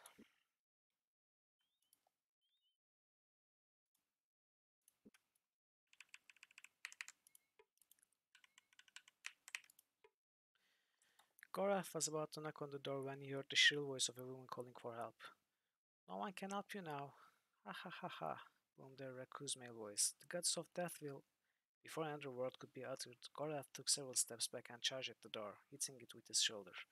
The door gave way with a splintering crack. The force of the impact caused him to lose his balance, but he quickly regained it, drawing his sword as he quickly surveyed the room. He found himself eye to eye with a half-dressed man wearing a wig. There was no one else in the room. "What did you do with her?" Gorath demanded. The man sputtered a reply, still trying to catch his breath. "What? Who? What did I do with whom?" "The woman. We heard a woman yelling for help. What did you do with her?" Gorath repeated, more with bewilderment than anger this time. Okay, this is getting awkward. "I haven't done anything with anyone. I'm an actor. I was just preparing for a play I will be performing tonight at the Flying So."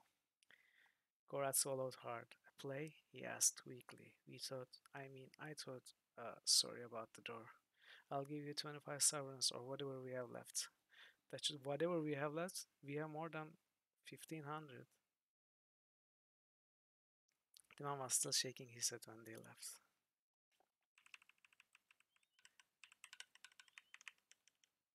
So the man must be the actor version of Owen. So convincing.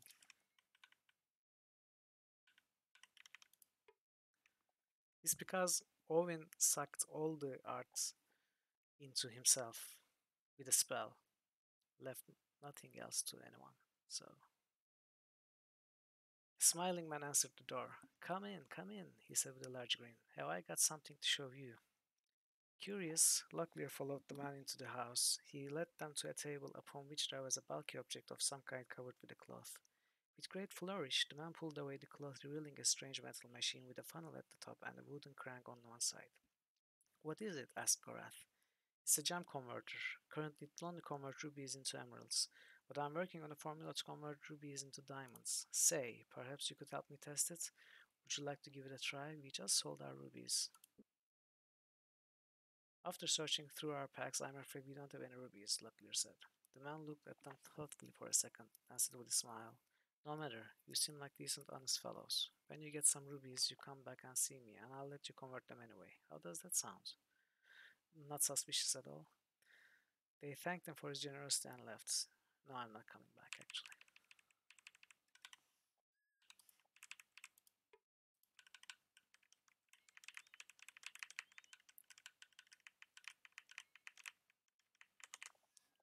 Where are we?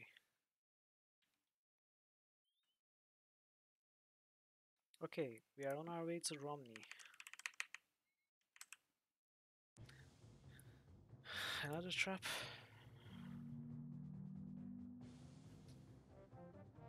Hmm, okay. This doesn't seem too difficult.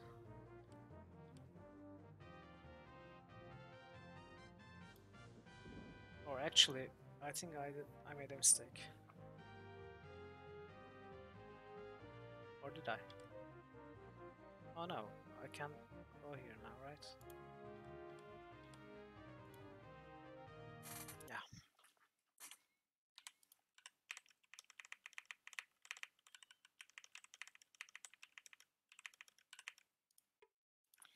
Prankstone. I thought Prankstone was the village we passed by. Apparently, we hadn't reached there yet. What? Okay. This is the same guy, so we got turned around? I don't know why the game does this. After certain events, like fights or grave digging, it turns you around.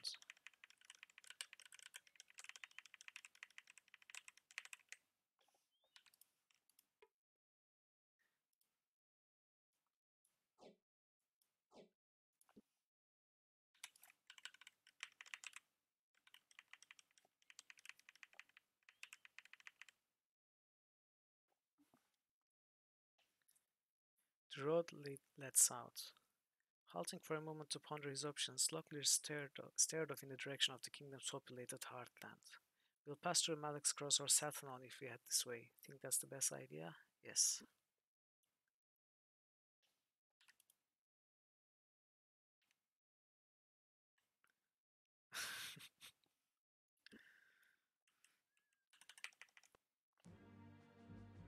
The way ahead was blocked. From among the men who were guarding the bridge, a man stepped forward to confront them. Mitchell Waylander. I wouldn't advise venturing any closer to Romney. She's a city besieged.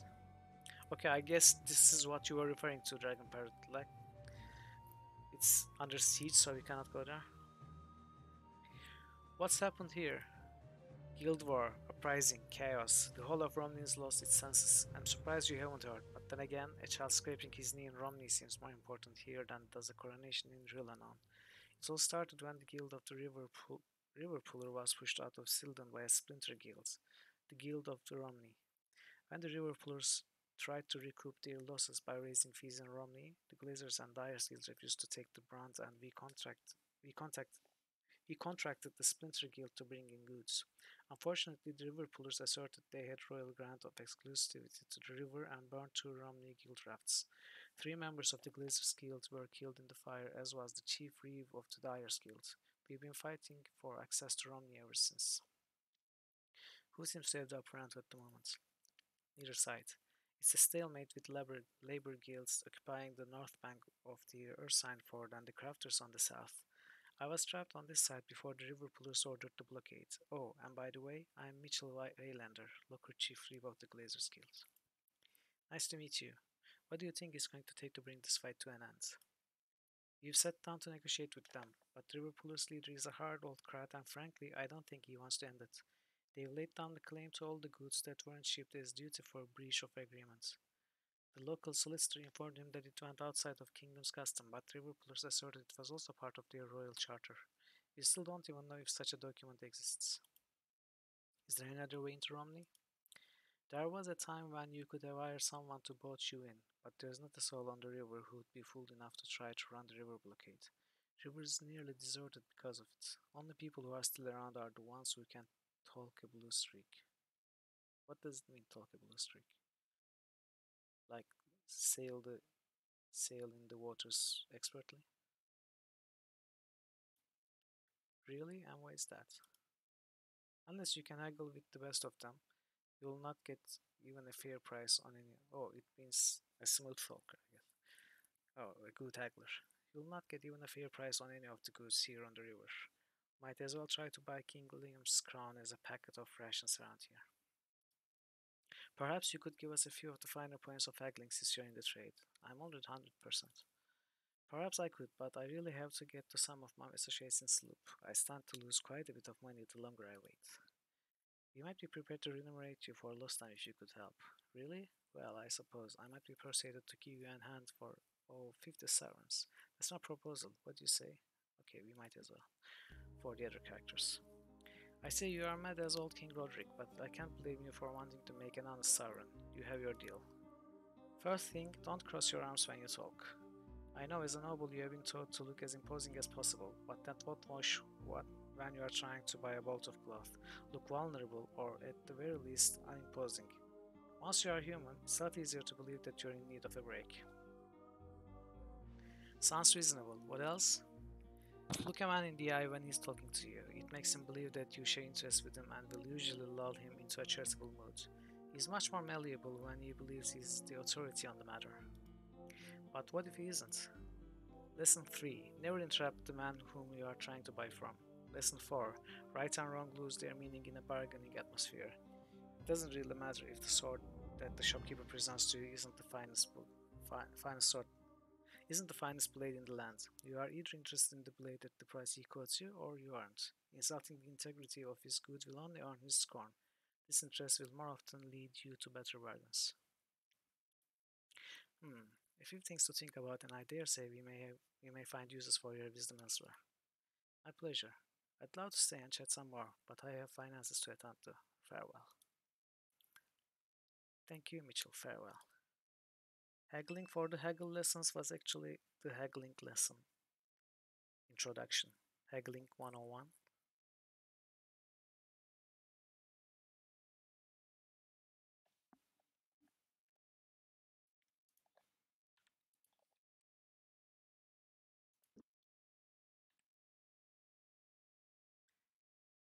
So we are not going to Romney,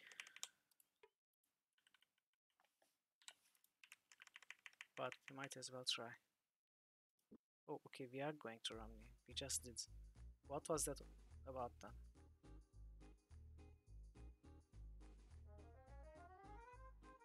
And a great piece of music too. But is it better than Owen? Of course not.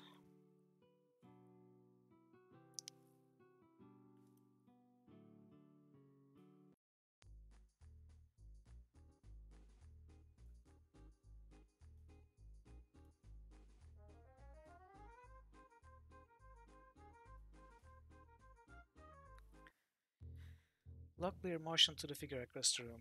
The boy walked over to join them. He stood before them, eyes downcast. Are you the collectors? The collectors? What do you know about them? It suddenly got very ominous. Only what Master Carolus said.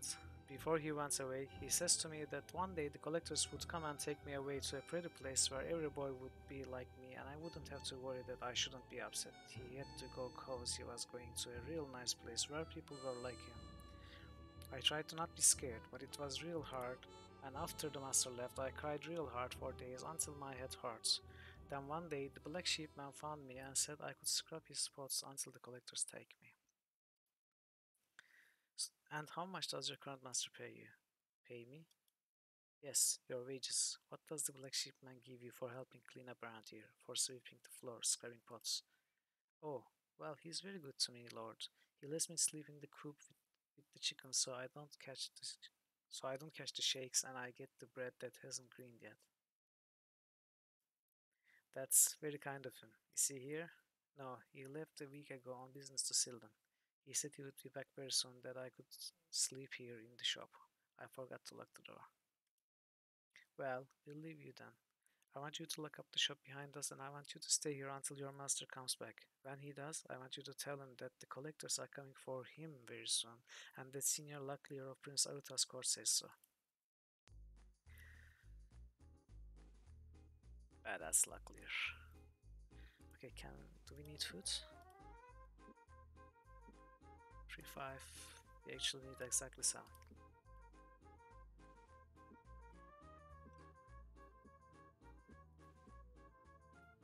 Oh no, we got too much.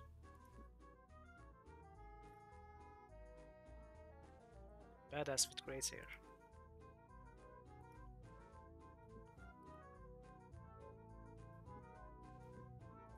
Oh, finally we can get rid of these.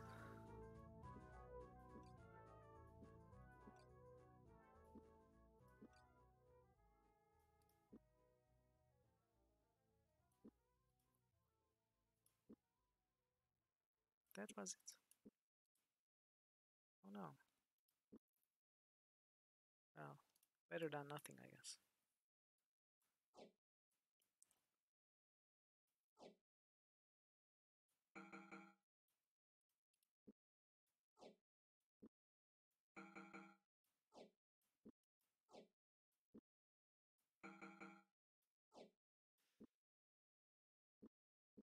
Can I sell anything else?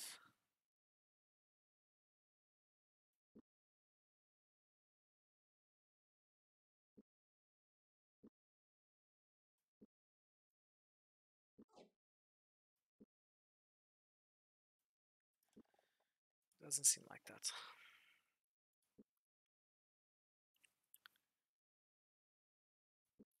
Okay. The water was fresh. Slurping down several handfuls drawn from the well, Locklear splashed his face and arms as well for good measure. When at last he felt fully refreshed, he moved away from the bucket so that Owen could do the same. Cool story. The meeting hall was full. Assembling in the room were a dozen grizzled-looking men, all seated around a long table at the head of which sat a young man sporting a goatee. As they entered, a servant quickly pointed them to a bench off to the side, indicating that a meeting of some import was underway. I don't care what Mitchell Waylander may or may not be doing, the bearded man said sternly. I am the Duke of Romney, and you will do as I request. Else I will call up others from Bastyra. Do you really wish to call King William's attention to this matter? Unsettled by the vigor with which the young duke made his point, the various guild leaders shifted in their seats. One, a tremendously overweight man whose clothes tested their seams, leaned forward, careful not to sprout too much of a response. It is entirely possible that the leader of the river pullers was assassinated by the leader of one of the other guilds here. It's even possible he sits in this room with us. If you have someone in mind, Botha, why don't you simply come out with a name? Another man replied, leaning across the table to grab the obese guildmaster's shirt. Talk, you overweight cat's innard. That's a nice insult. Enough! Slamming down the tankard of ale which sat at his right hand, the Duke turned his piercing blue eyes on all who assembled. I want peace on the Romney, and I wish it today. The fact that the Ironmongers Guild will not come to the negotiations table is irrelevant. If I hear another word of a possible uprising in Romney, I swear to you, I shall make each and every one of you pay for it. Having heard enough of the heated words in the chamber, Locklear turned and whispered to his companions. If Arutha were here, he'd have this slot at the gibbet for even thinking of open rebellion. The fact of the matter is that Prince Arutha is not here, the Duke replied tersely, evidently having overheard the whispering, and I will not deal so cavalierly with those who are as much my family as my serfs. Snapping his fingers, he motioned to a pair of guards who stood mute behind him. Sergeant Yearly, see that these gentlemen are let out, seeing how they yearn to get to a part of the world where Prince Arutha rules. So, Locklear is over badassed by the, the young duke, I guess. At least he found his match.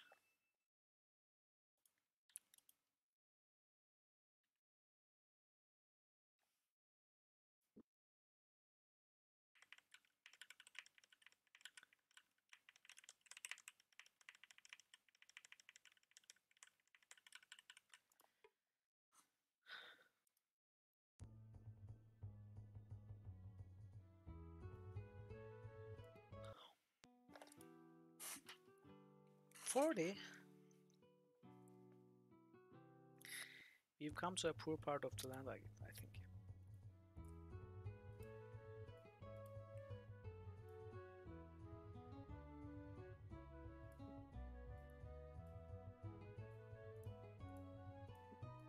Yeah, it's 3 sovereigns to sleep anyway. It's very cheap here.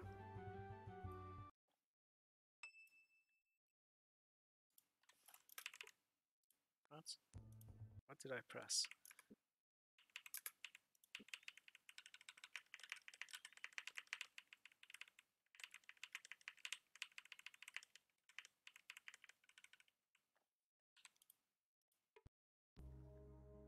Okay, another.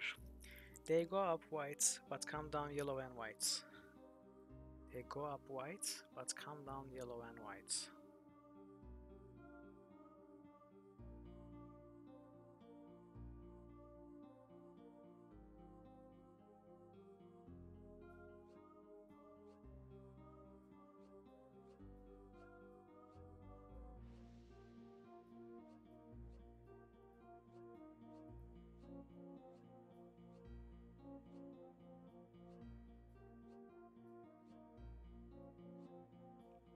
I have no idea actually.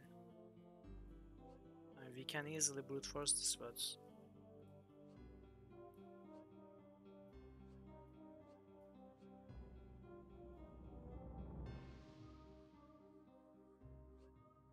is it something very easy that I'm not thinking about?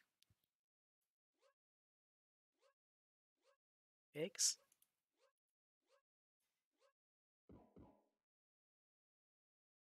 They go up white, but come down yellow and white. How do they go up? Where do they go up? That's weird. I don't know. I have no idea. Okay, this is interesting though.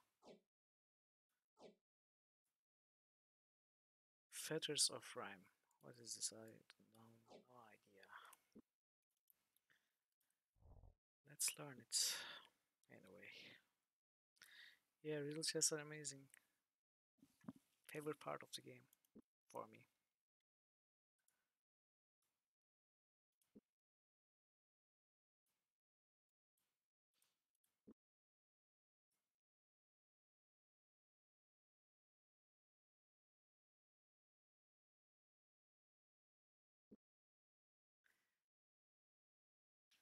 Actually, according to the lore, the riddle is there in case the chest owner forgets the codes. But I have no idea why they are on the road like that.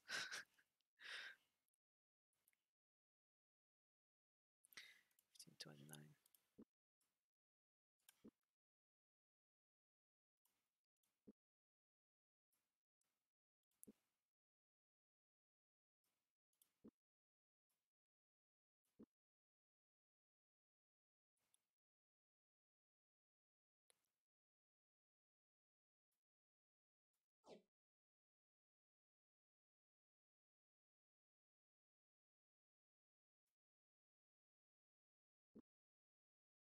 Yeah, it doesn't make sense when you think about it.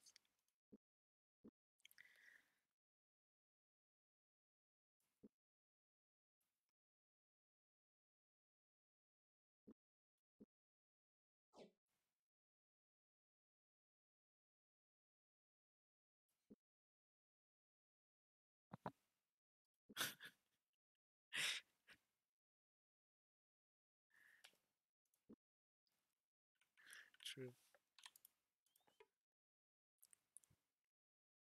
There was something very strange about the house. Blackbeard couldn't put his finger on it, but the house had a dreamlike feel, or was it a nightmare? He barely remembered knocking on the door, but he was sure no one had answered. Okay, that was weird.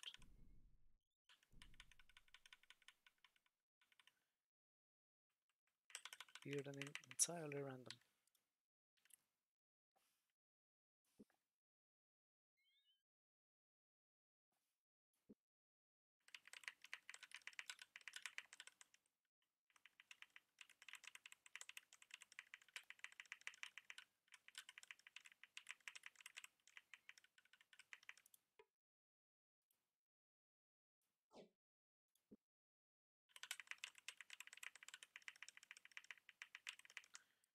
Discovery sloop.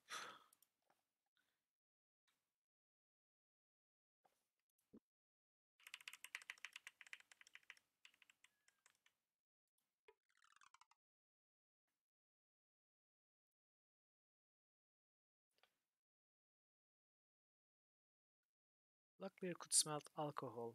Pushing the door of the shop open, he was met by a sharp-faced fellow who was carrying a wooden keg.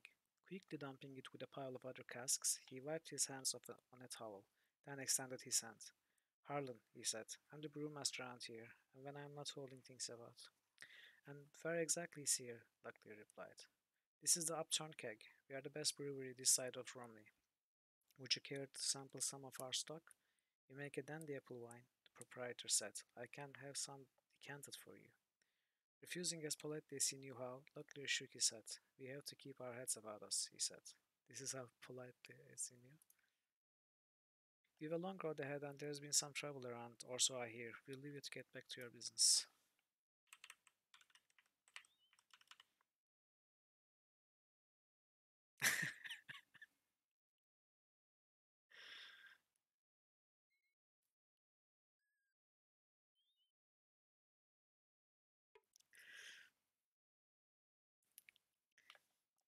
The house was obviously deserted. Still, Locklear thought it would be a good idea to knock. No sooner had his knuckles touched wood than the door swung open freely. He blinked several times as his eyes adjusted to the murky darkness. Doesn't seem to be anything he. Suddenly, a scrawny ball of fur exploded out of the house, raking Owen painfully across the face. Damnation! Locklear cried. Cat must have been trapped in here for days. He caught his breath, then went over to check on Owen's injury. Did he actually take damage? Maybe some.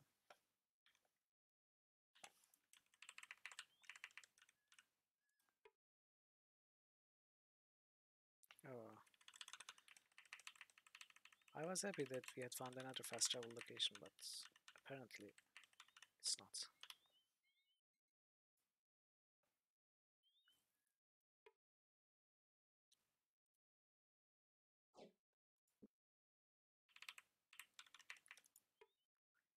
A pretty woman of about 30 answered Locklear's knock. She came to the door holding a leather-bound book. Looking past her into the house, Locklear could see 4 or 5 children of various ages. I'm afraid you gentlemen are a little old for my classes, she said. Ah, yes. Okay then. Well, we won't disturb you any further. Goodbye, miss. After the door closed, Locklear turned to Gorath and said, Don't give me that look. Teachers always make me nervous.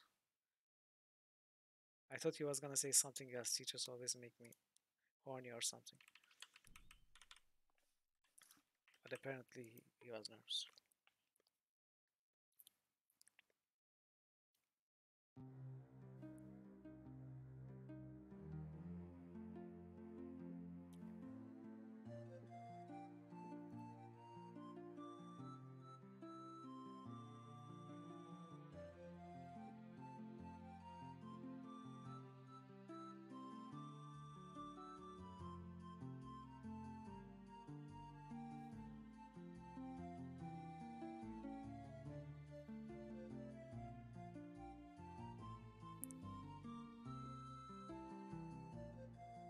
Are you still debating the word like chests?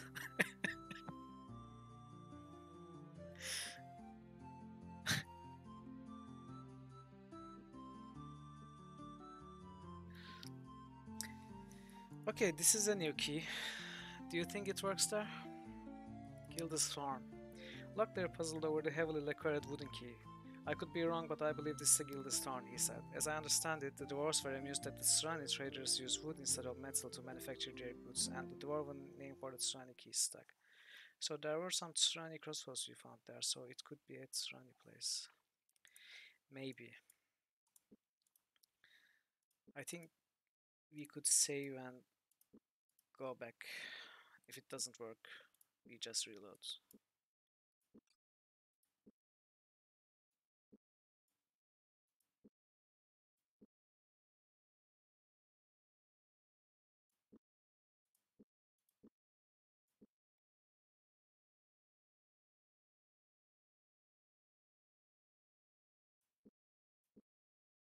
Oh, I'm keeping the key. I got the key for sure, but I don't want to run back from there unless I find something new there. So I'm going to save here and run, check. If it doesn't work, just reload. If it works,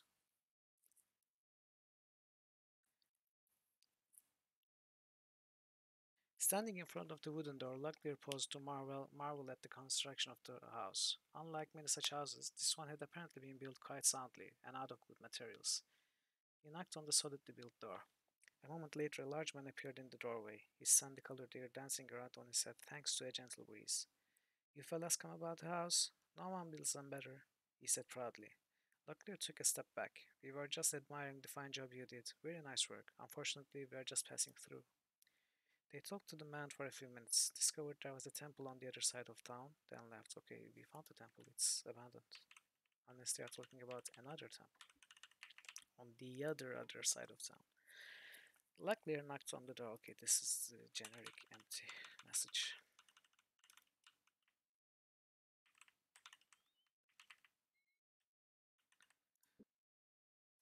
Okay. I mean, I don't need a hint to keep a key. It's a key. It unlocks something by definition. It's surely going to be used.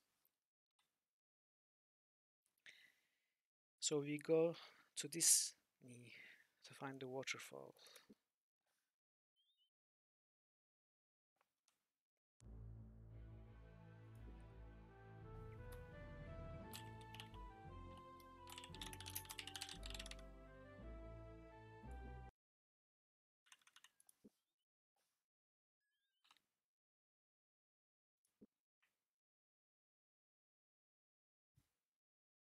What's that? Maybe those chests I could try.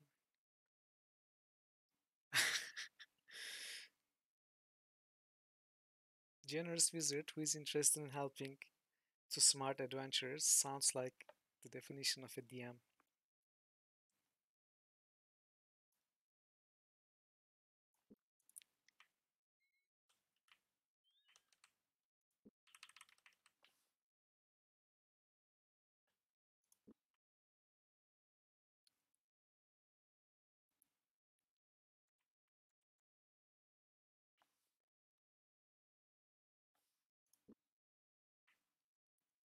Okay, we are pretty close now.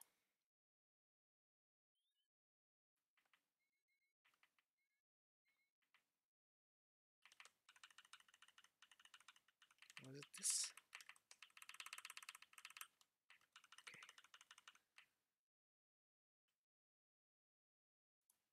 Wait, this is not the correct place. Where am I?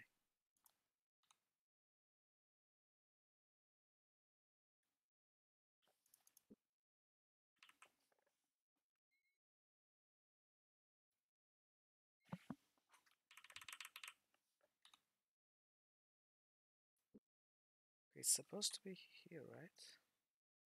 It's not this one. This one? Is it this one? Okay, it's this one.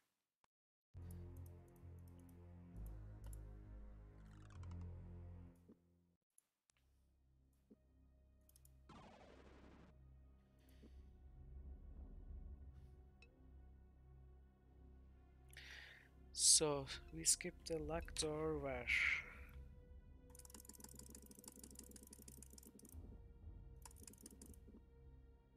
Okay, we need to go east.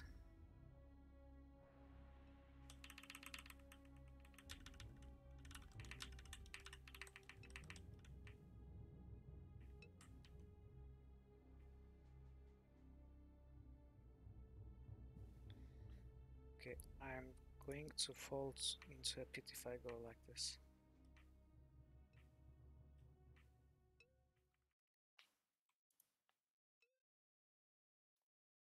No, it's not.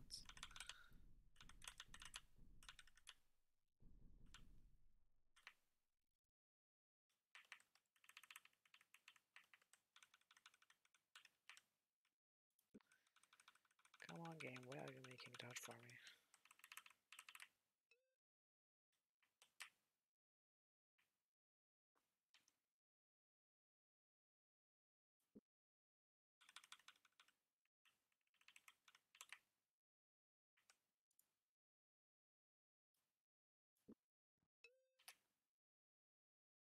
It was this one, right?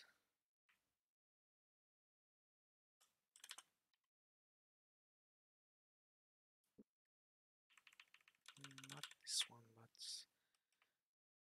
this one.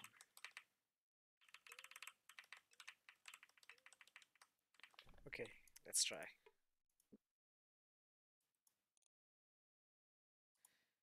Okay, so it wasn't. Since we are here,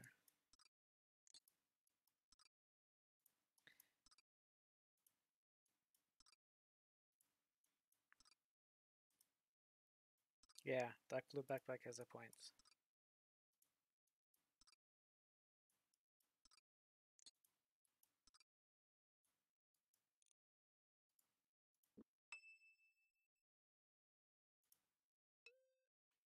Okay, let's load.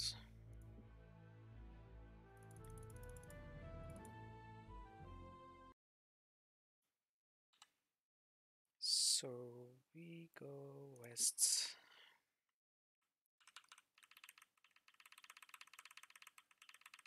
Where's west? No, we don't go west.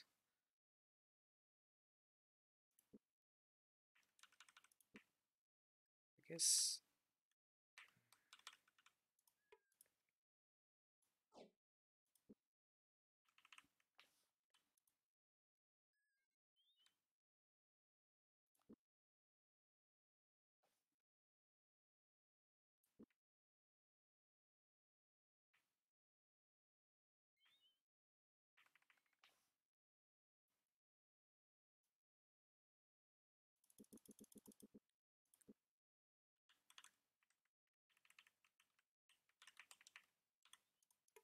keep out. We arrived to the village of Keep Out. Oh,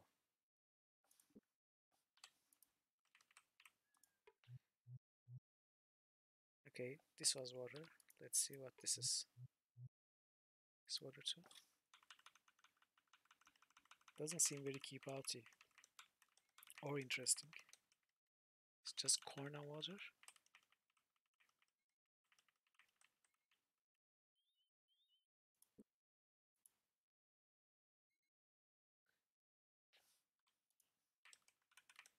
I wonder if we are going to be punished somehow in our sleep in 2 weeks because we drank from the water.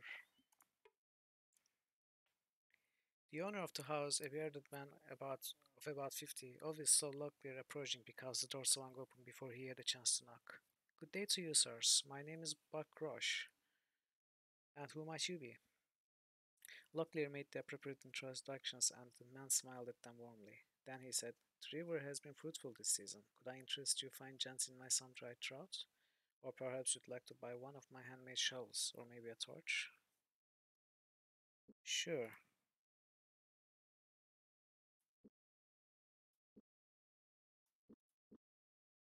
Maybe you want a chess piece?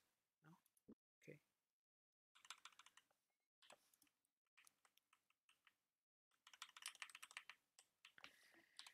Oh, look, a fight. I think it has been. Wait, it's not a fight. There are some men up ahead. Judging by their strides, I'd say they were guarding something. Perhaps we should avoid this area until we can find out what they are up to." "Really? Why don't we just kill them and find out what they're up to, huh?" Locklear heard a belch. Ahead of them, a mercenary took a last swill from a bottle of alcohol before throwing it aside. "You've got us a nice arrangement here," he said. "Me and the innkeeper at River Pilot's Folly. Too bad you've decided to work much about with me. You'll be sorry you crossed your swords with Cranard." Okay, I guess this is the leader, right? Oh, this is nice. Freezes opponents. Actually, a crowd control spell with customizable health and stamina cost. Oops, what am I doing?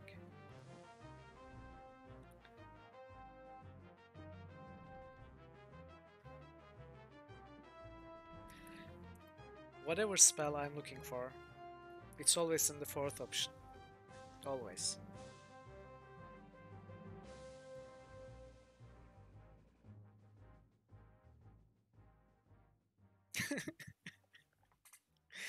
Yeah. Okay, we dealt with 4 damage.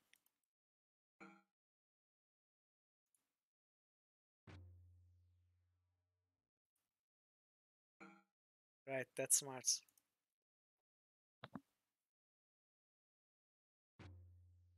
I will try that next time.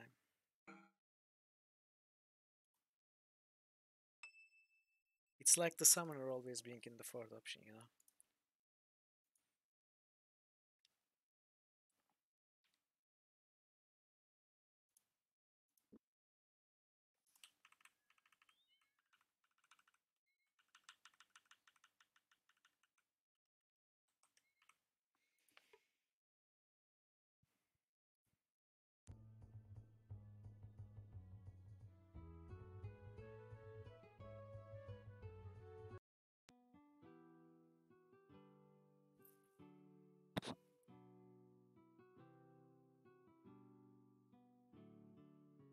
Sixty summons.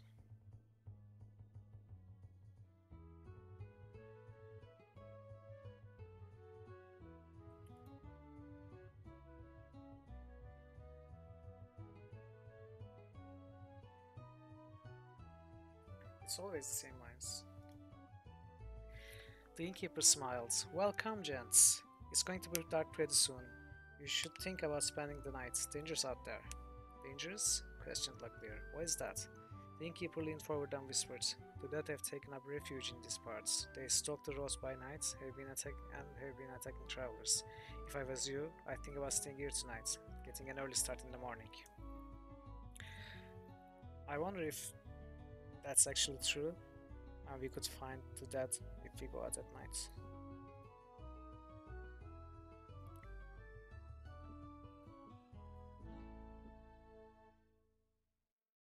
Oh, interesting. Salsa pack of 4.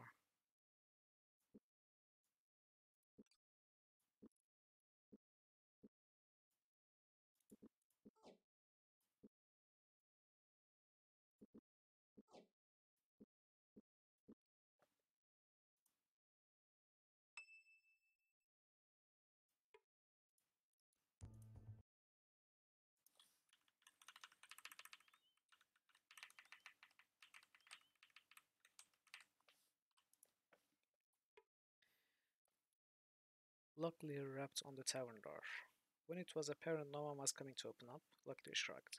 Well, it would seem the common folk have taken Prince Urta's loss to heart. Doors only open from midnight. Okay.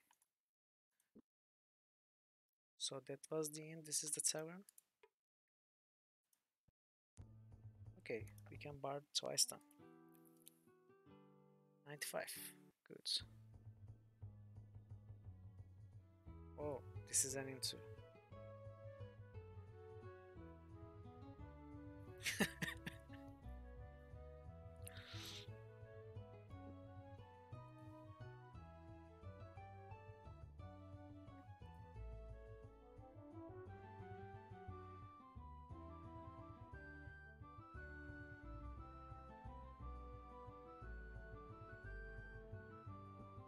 Actually, let's sleep all night. Why not? Is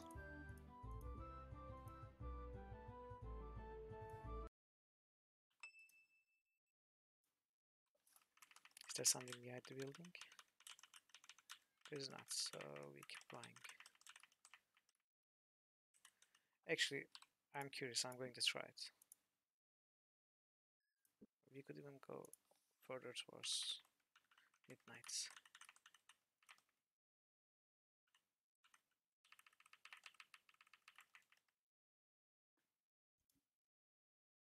Oh, there's actually undead.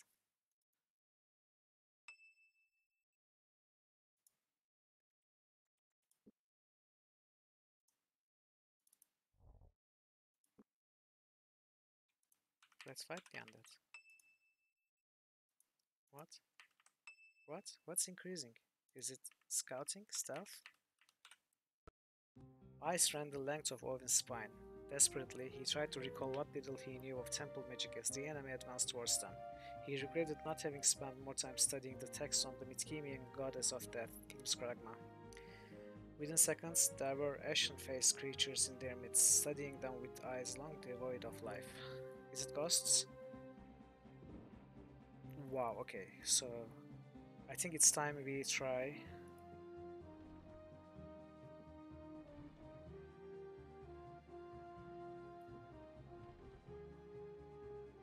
Third try. Okay. What? Why can't I choose? I can only choose Owen?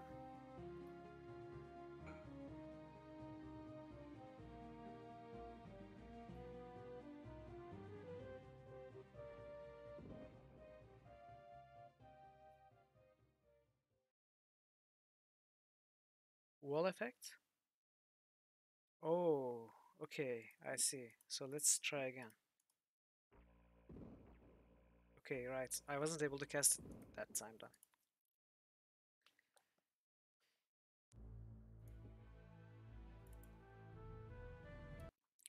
Okay, that makes sense.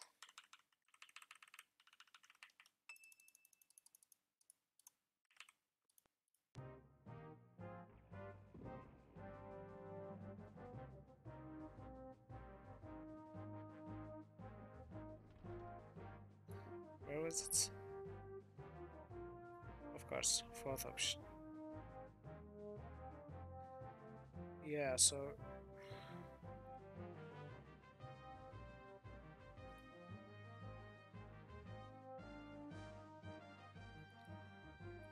just to test it. I mean, they are not. Okay, it went right through it.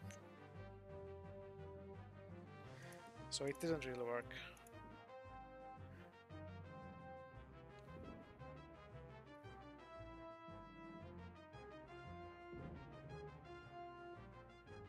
Maybe it's not a projectile spell, but a projectile attack.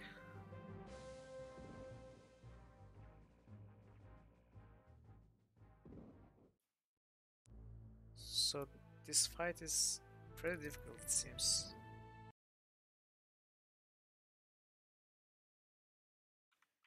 But we might still be able to get it.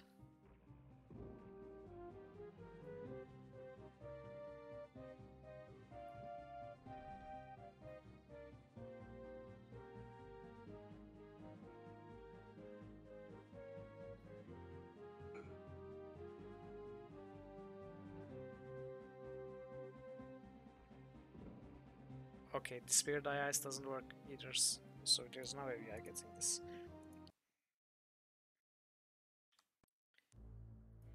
I mean, I guess we could try freezing them with that other spell.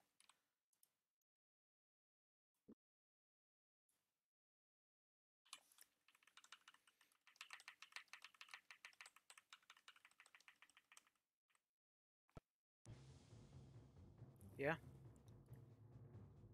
Okay, they are out in during the night too.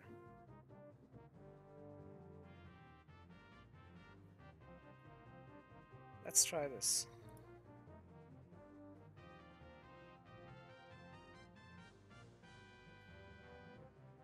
Oh, okay. This needs accuracy. Perfect.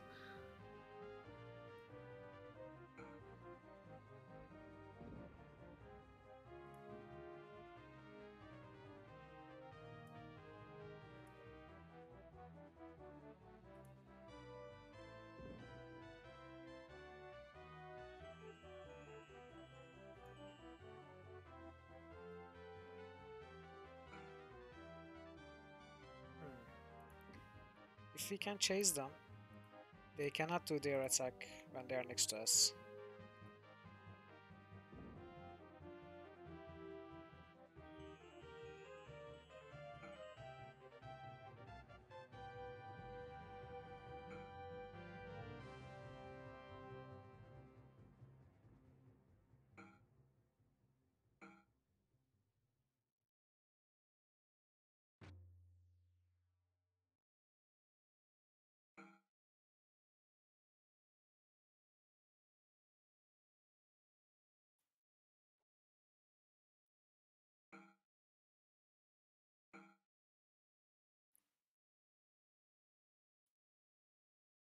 So I'm not sure if the fight is worth it though. Unless we need to do it to get past them. Or for a quest or something. But they hit pretty hard. I think we should rest again.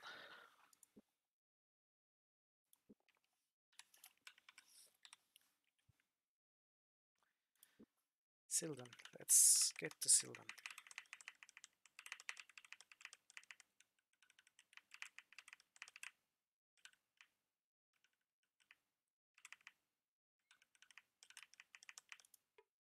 North Trail? What's North Trail? Oh, the trail that goes up the slope.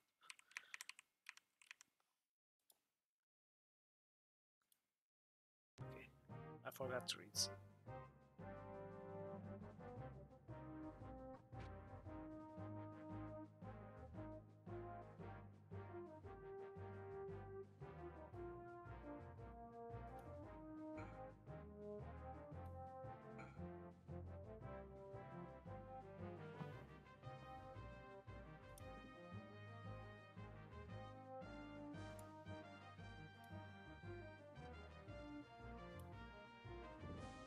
Nice.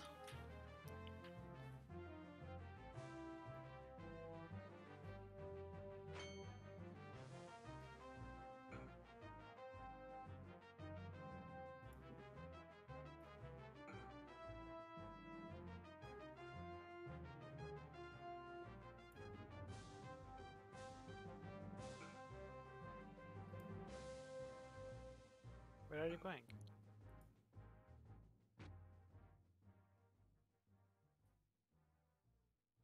So the lightning staff actually deals some damage then.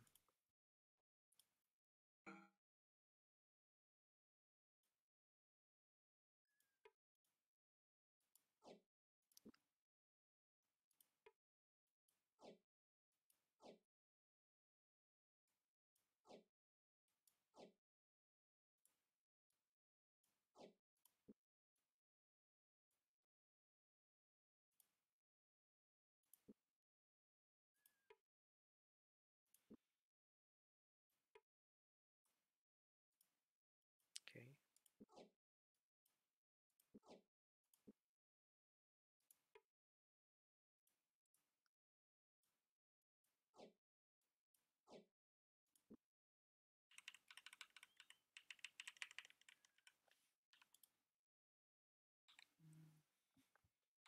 Okay, we are getting close to Silden now.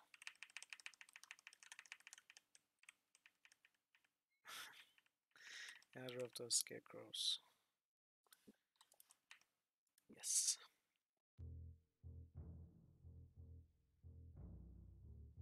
Shop. Let's see what this is. Luckily tried to lock.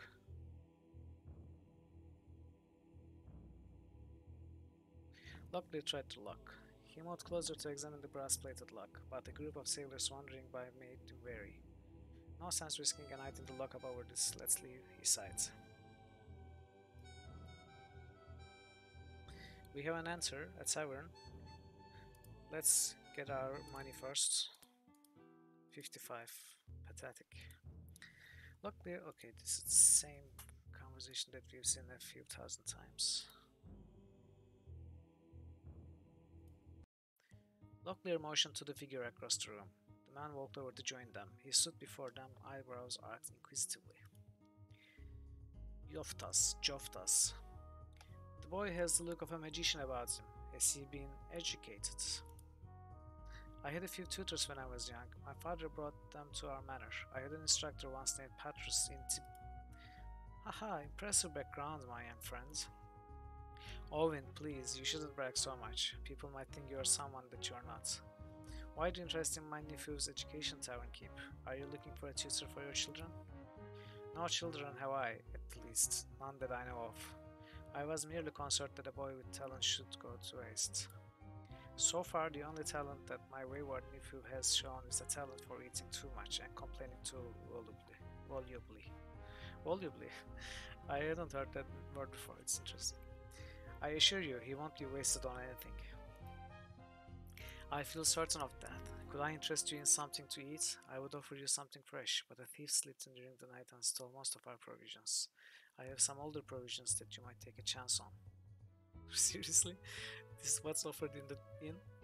Sure. He sells spoiled rations. Okay. Amazing. I don't like the sound of old rations. No, thank you, Tavern Keep. Perhaps when you get fresh provisions in. Whatever you wish, strangers. Joftas and the anchorage shall be here should you ever wish to return.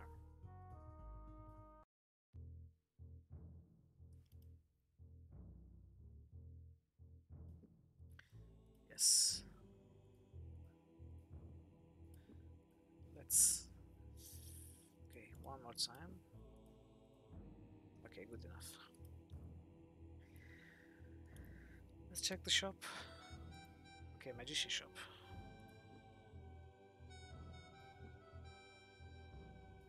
Oh, these are different. Killian's root oil. What is this? Sarix Bane. Oh, okay, I remember.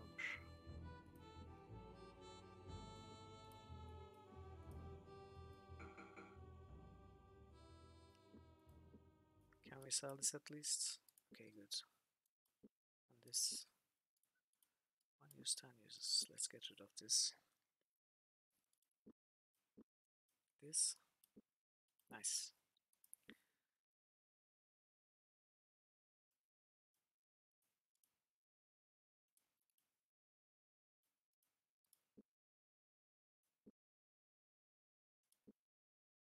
Is there anything worth buying actually? Okay.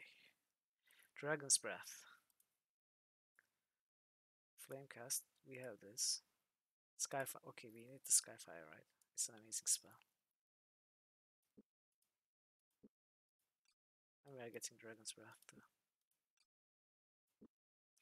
Wow. So, Ocho Seven. Eyes of Ishap. Night Fingers. We have this. Nakre Kikatrisk. Chikatrisk. I don't remember what half of these spells do. Skin of the Dragon. Yes, we need this to cheese the traps.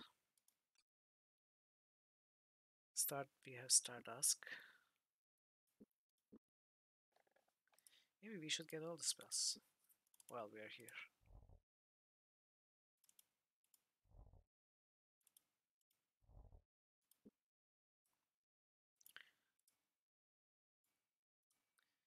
We may not come here for a while.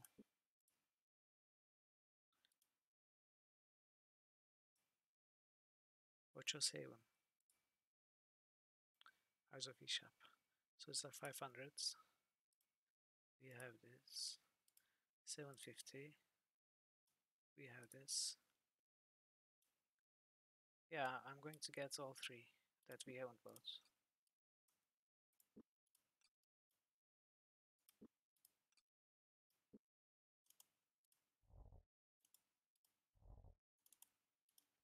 Since we have too much money anyway. Anything else we can sell?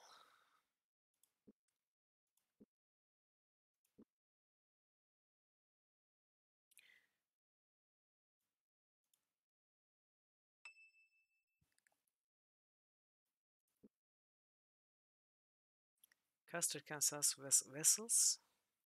What does vessel mean? Like vehicles, ships, or human bodies, or other bodies? Casters can sense magic items. Hmm. Does it show it on the map?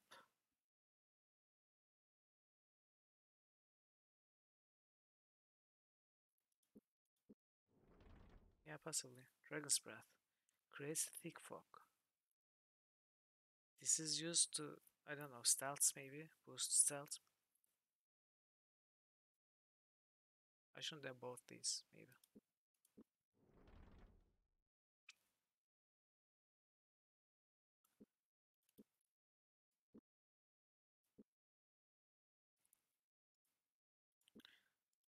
Why can't I read the explanations here? Do I have to go into a combat?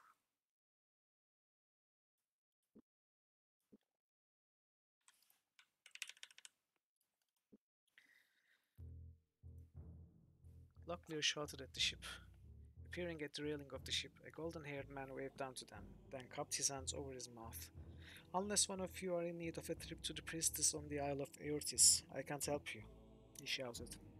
I've got to get the Mist Devil ready for sailing out within the week. Is one of you critical ill?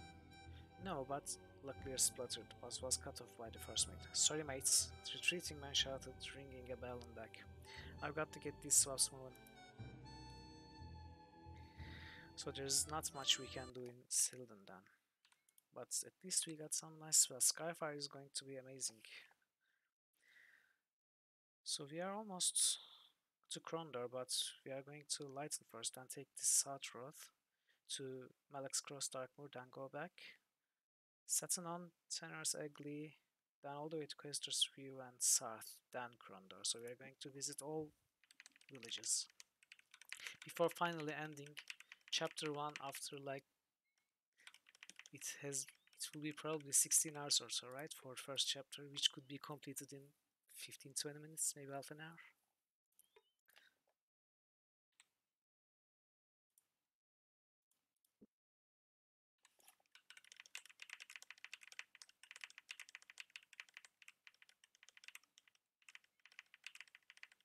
But it's nice. I mean, we found upgrades and spells that we would probably find in chapter 4, 3 or 4 if you just went the beaten path. Yeah, definitely. The other chapters will be, but we are going to visit all cities, all villages in the other chapters too. Okay, I think I went a bit far.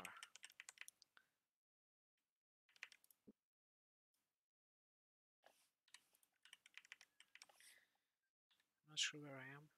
Okay, I'm in the wrong path now. What's here?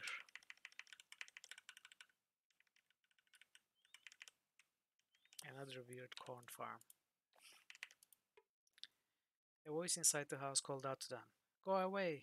Lord Lighton is very busy meeting with a review sent from Earl Presser, and he doesn't wish to be disturbed at the moment. So this is the Lord's house. They argued with the voice behind the door for several minutes, then recognizing the futility of further discussion, left. Okay.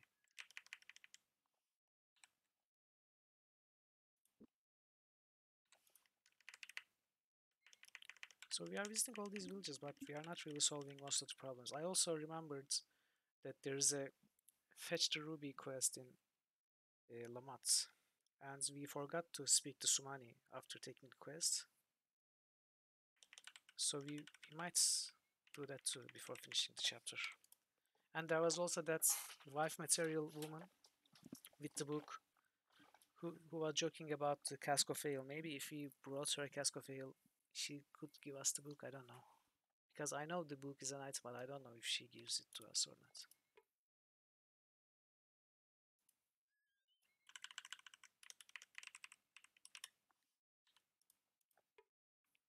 Korath was about to knock on the front door when he heard a strange roaring sound coming from inside the house. It lasted for several seconds, stopped, then it began again.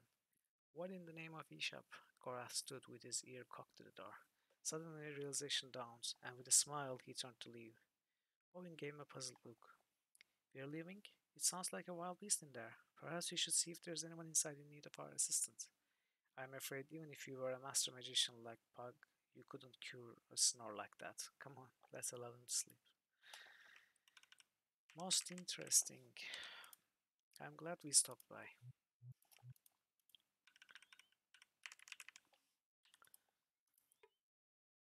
Luckily, I looked around the small one. Okay, nothing. Luckily, knocked on almost immediately. There was the sound of frantic movement inside the house, then silence. Okay, we read this one.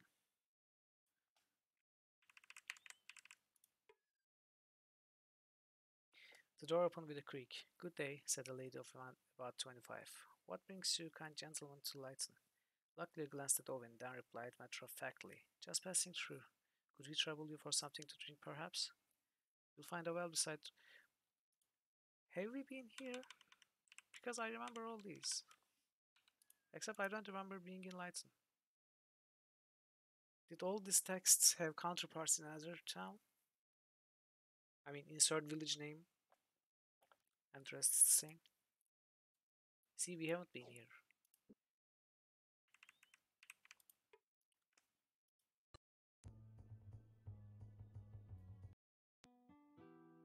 I mean, yeah, they look alike, but the texts are exactly the same. 105.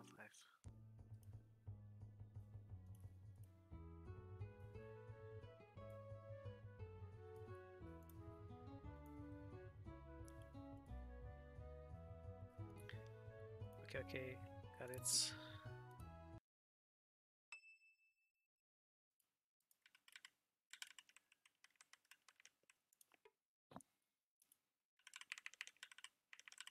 Okay, this is, I guess, this is it. How are we here?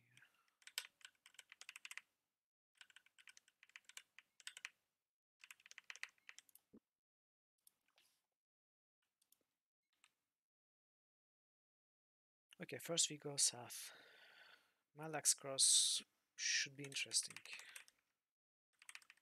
Maybe. Hopefully. A bird shot into the sky. Searching landscape. This is an ambush, right? Yeah. Let's see.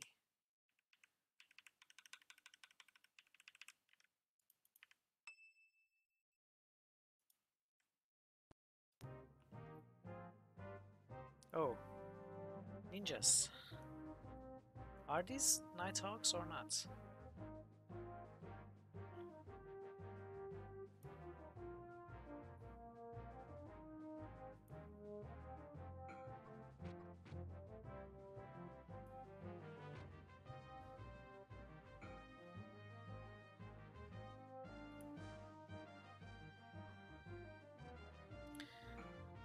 If they left Owen alone, I would try casting that spell, but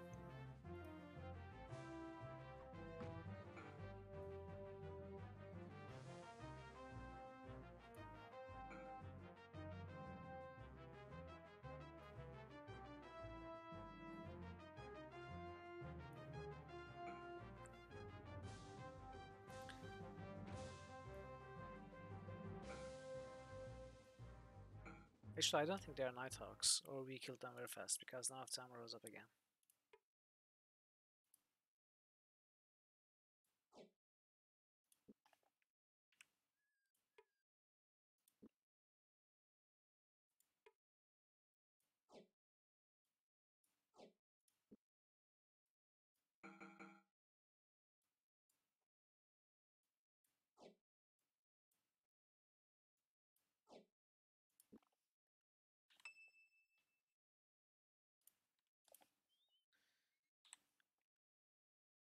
Okay, we are on the wrong path.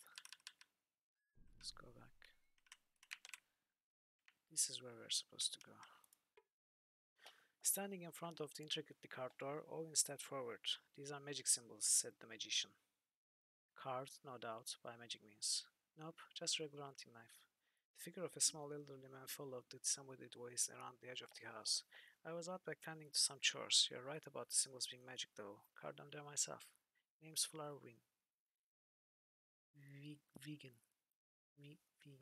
Wine. Wine? I don't know. Maybe sign, like. Thrilled to be in the presence of another magician, Owen smiled and said, it would have been easier to do it magically, Flower.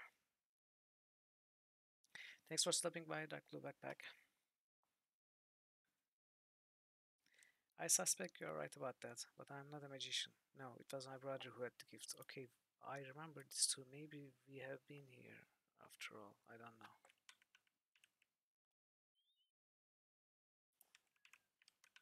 No, I'm sure we haven't been here. That's so weird. See you next time, hopefully.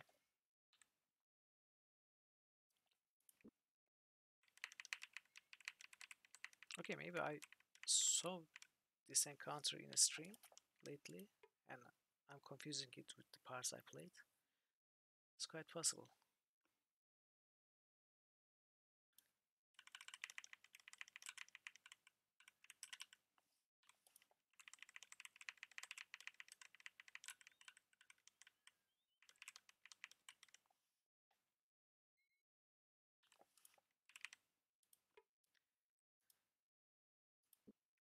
Empty box. That is weird. Maybe we have been here. This is also confusing.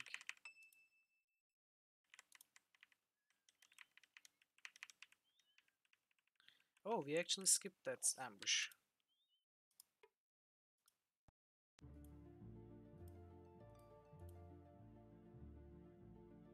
Limbs Kragma.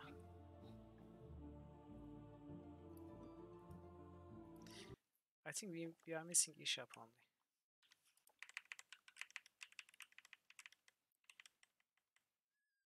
Yeah,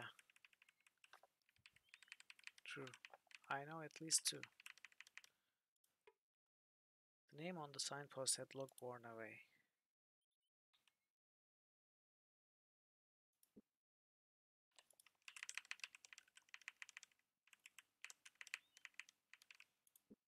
Three could have been either of them because I looked at their Krondor streams lately.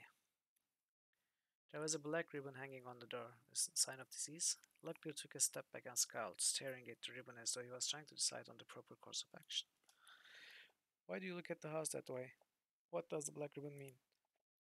The ribbon is a sign of the sickness. It's essentially a warning signal to others to keep away, and yet it seems someone has recently gone through this house, looking for something, perhaps. Should we go in and have a look around? I don't think so, actually. No, it's too dangerous. Besides, we have more important things to do. But save and look again. There was the smell of death in the air. Entering the house, it became obvious that someone had indeed conducted a fairly thorough search. Seeing nothing of interest, Locklear turned to leave. Come on, let's get out of here. It may be too late. He stopped in mid-sentence as his eyes fell on a discolored floorboard in the corner of the room. Crossing the small house in three giant strides, he carefully used the tip of his sword to pry the board up. Then he slipped his fingers under and gave it several hard tugs. The board came free with a splintering crack. Locklear slowly reached down into the dark rectangular hole and excitedly pulled out the small bag. Spilling the shiny contents of the bag on the floor, he began to count. 34 gold sovereigns, he said. Probably the life savings of the unfortunate family that lived here. We will, we will have need of this money. I mean, we already have more than 2,000, but we will definitely need 34 gold sovereigns that a dead family left behind. But I'll be sure to give a charitable donation of equal size to Father Tully should we ever see Krondor again.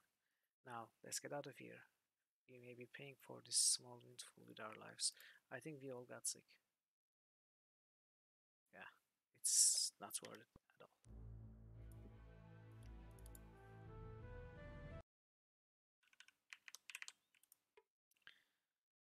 The barn was musty and dark. Searching with straining eyes and groping hands, Gora suddenly called out, "Over here! I think I found something."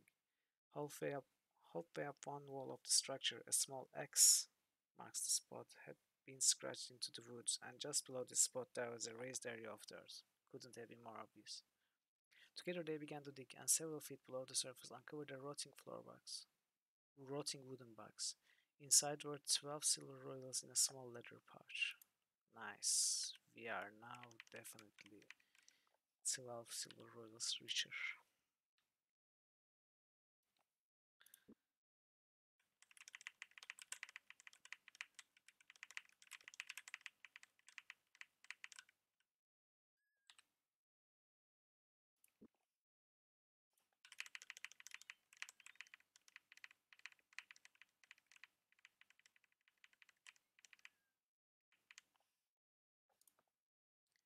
Look at that tree over there. Okay, this is another ambush thingy.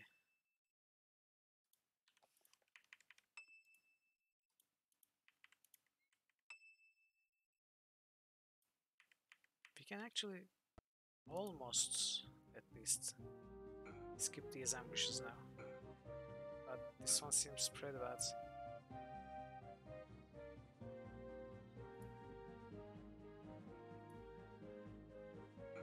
Can we survive this?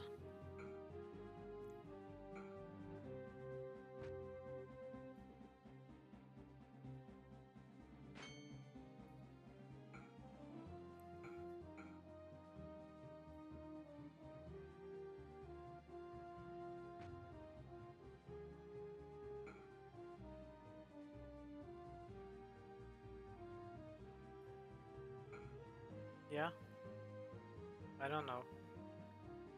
I mean, I can win the fight, but I don't want anyone to fall in combat because it's a pain to heal them up.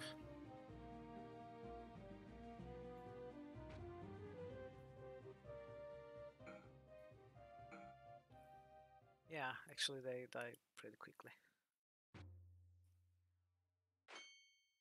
Our damages are way too high.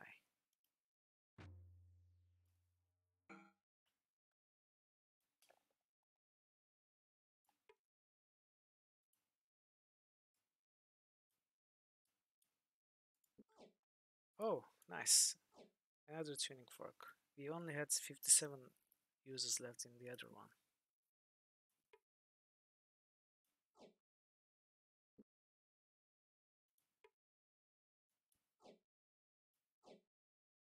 And some more antidotes.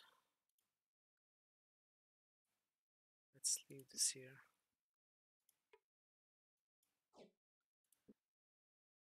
Yeah, lockpicks are great though.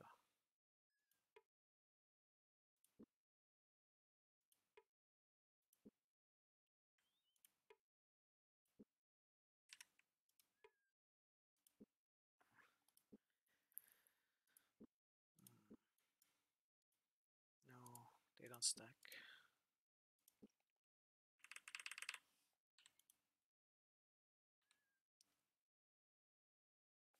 Oh, apparently we passed by Malak's Cross. Except we didn't, because we came from north.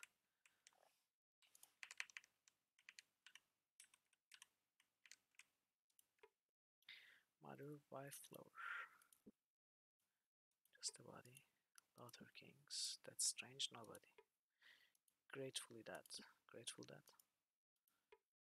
Death by association.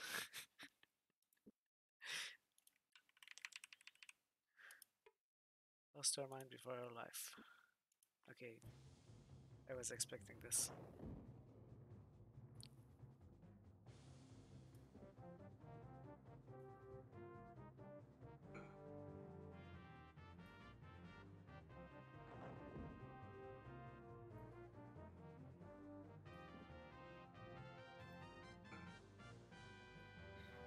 They're actually pretty hard. I should have rested, maybe.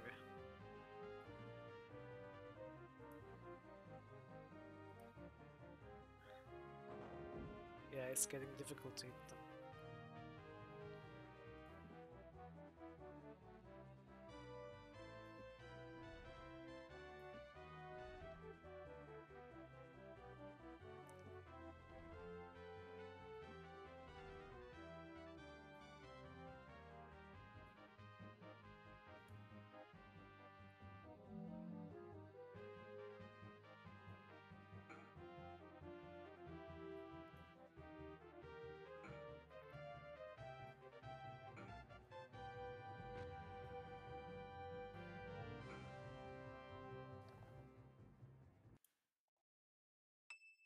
Okay, let's rest then. No, we are running out of food. We should find Malak's Cross pretty soon.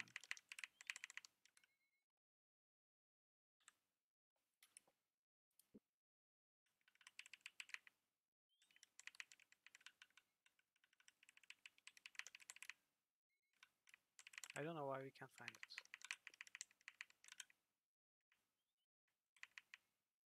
Here?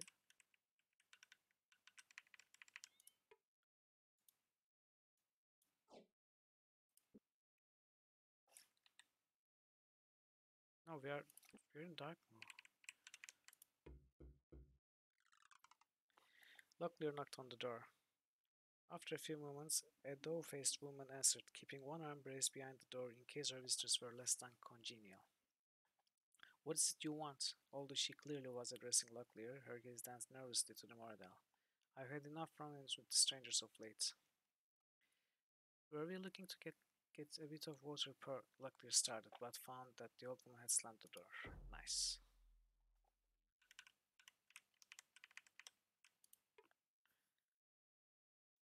In. Okay. Let's get our money. Hundreds. Good.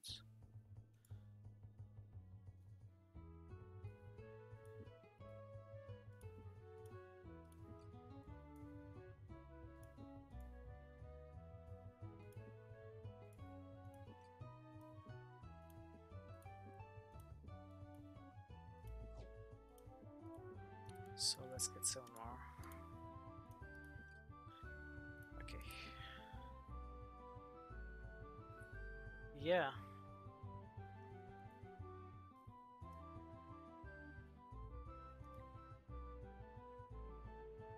Okay, apparently it was something interesting, but I skipped it. It is, but it's very random.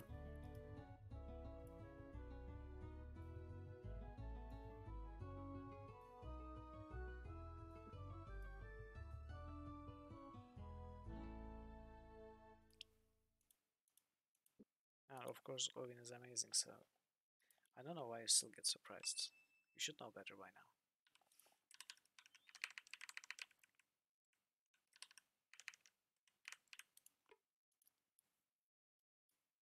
More luck picks. This is our shovel situation. We have 30 muses. Well, okay. Shop.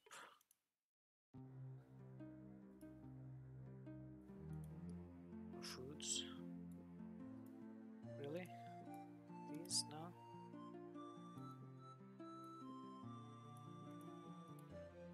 What?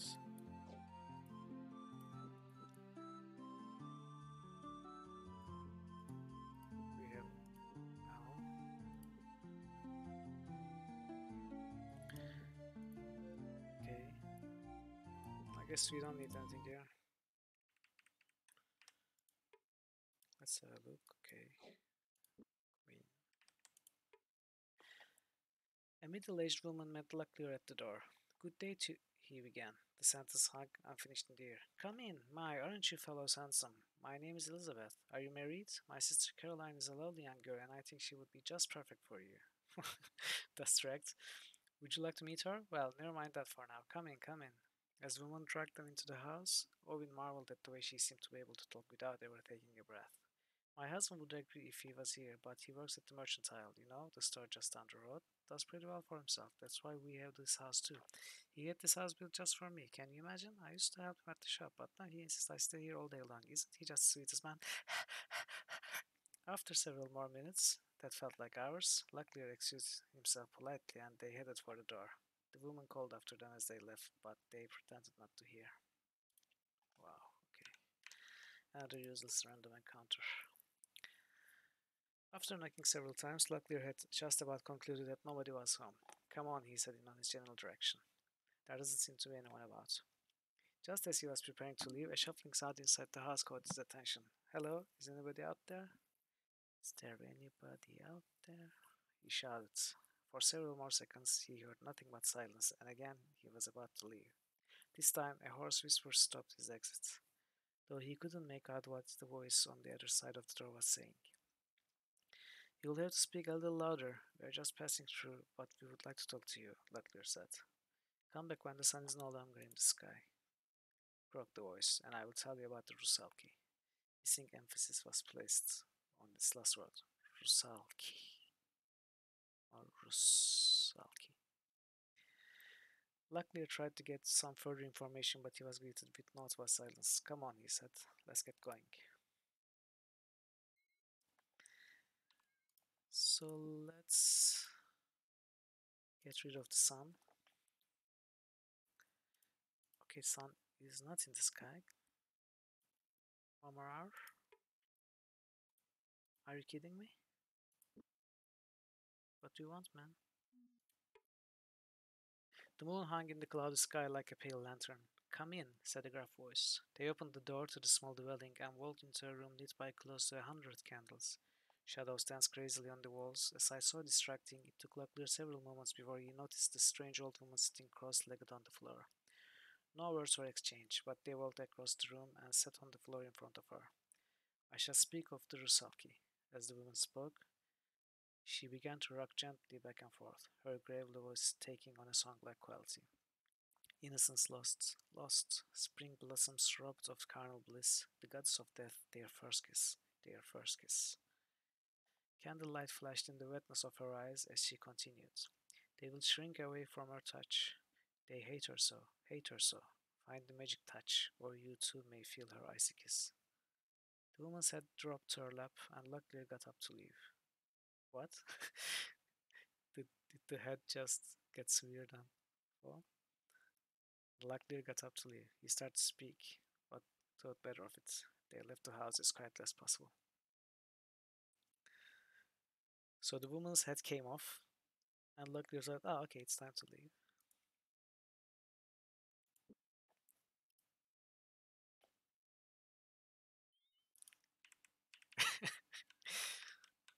I have to entertain myself somehow.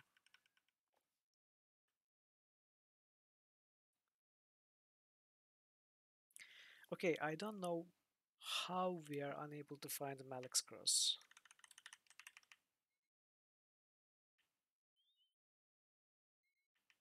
I mean, where can it be?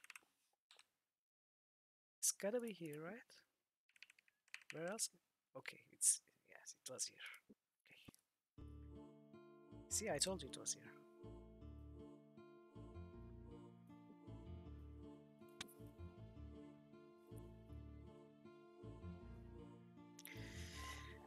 Look here, you ruffians. You're not students, are you?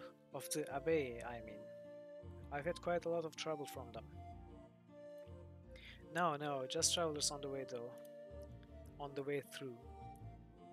Mm-hmm. I've heard that line before, but you look honest enough. We got a few rules here. Follow them, and I'm sure we'll be fast friends. Break them, and I'll have the three of you spitted and roasted. Yeah, I'd like to see you try, buddy.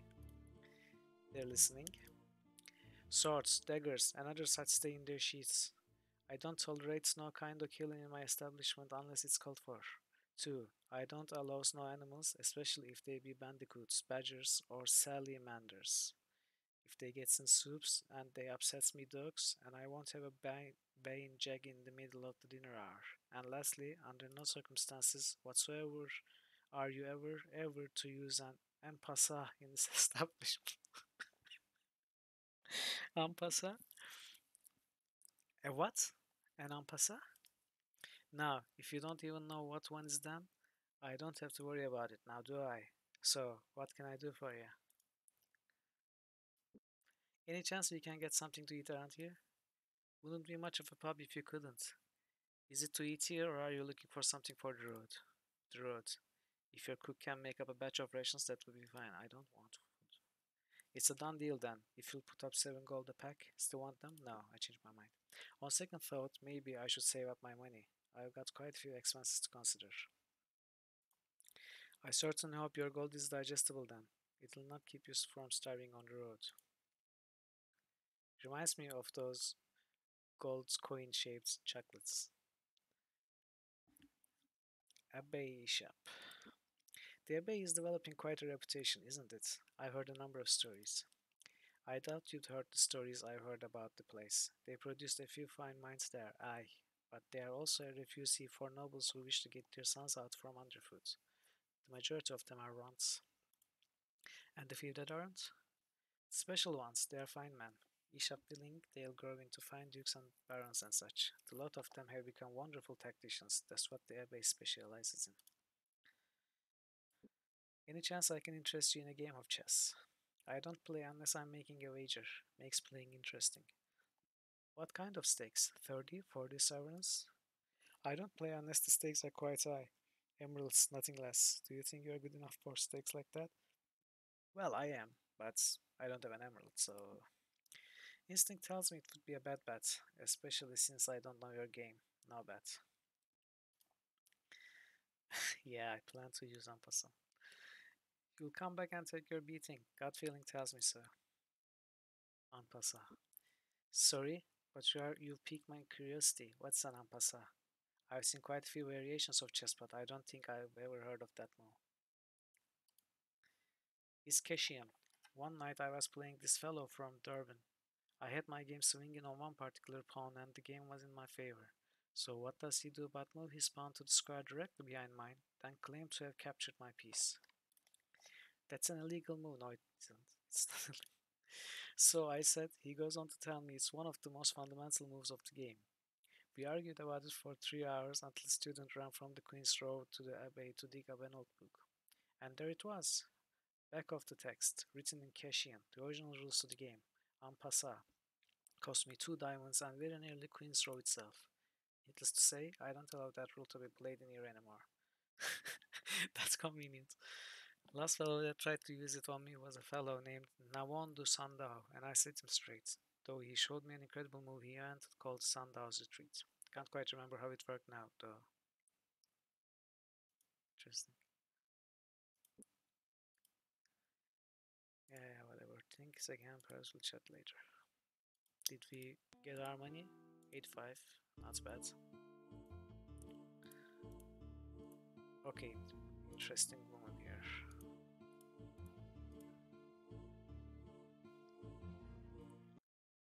Luckily, I motioned to the figure across the room. The woman nodded, then made her way across the wooden floor until she was standing before them. By my soul, our petitions are heard. Finally, one of the prince's men has come. Have you come about? Ah, you enough. Though Thorgat looks frightful enough, I assure you that he is of no danger to you. What is this petition you speak of, good woman? As I live and breathe, not one word more will pass my lips as long as he is here, and that's the truth of it, not one word more. Headroom. I will leave you to your duties, Locklear. Should you need me, I will be close at hand. Thank you. He has gone. Now, what cause do you have to call on Prince Arutha's aid? I sent to the prince, for something must be done in Satanan. If he would bend his ear to us, he would hear the tales of what passes in the dim woods. There are lights there, terrible, awful fairy lights that have been seen in the woods, and always they prefigure some calamity. Really? We were there, we didn't see a light. Surely they are only tales. If they are tales as sensible folk tell. I have seen these very lights with my own two eyes, watched their demon jig in the night even as my husband fell senseless and breathed his last. There is some terrible evil there. I shall make no promises, but we will do what we can. I'm not sure what she's talking about, because we were there. Maybe it's the Rusalki that we skipped apparently.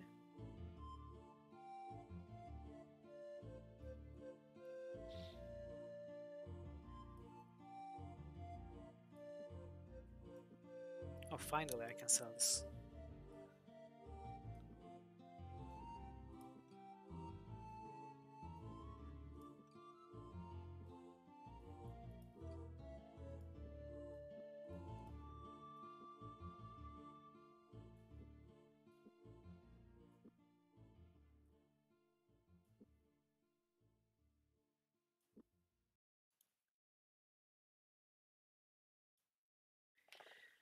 A man halted them. Tickets, he barked through gapped teeth. When Locklear failed to respond quickly enough, he leaned closer and shouted, Are you deaf? I'll need your lecture ticket. What if we don't have a ticket? Locklear replied. The man smiled an unpleasant smile, hooking his thumb at four extremely well-developed soldiers. Who looked to be members of Maddox Cross Constabulary, he squinted. Do you have tickets for this evening's lecture or no? No, Locklear said, backing into the street. We don't want any trouble. We'll be leaving now. The door slammed closed. Okay, we don't have tickets. Maybe we should ask the tavern about the tickets.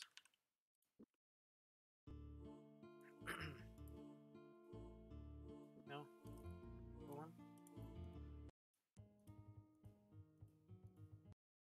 Okay.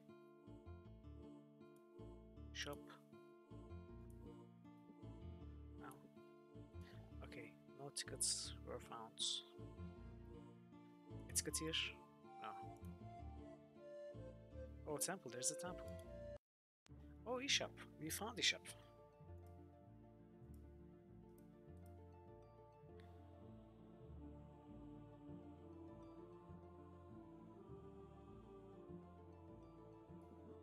Right. Tickets are not allowed in this inn.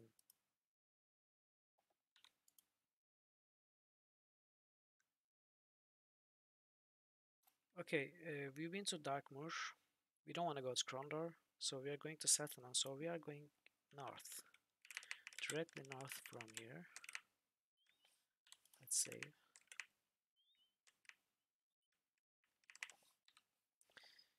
Can we pass? I wonder, or are we going to have to backtrack the road? I guess we are going to have to backtrack the road.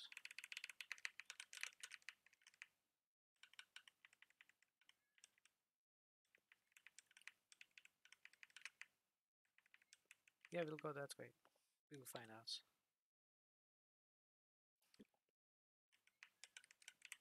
Okay, now we can cut through this to the... Oh! Wow. This hadn't happened for a while. Completely taken by surprise.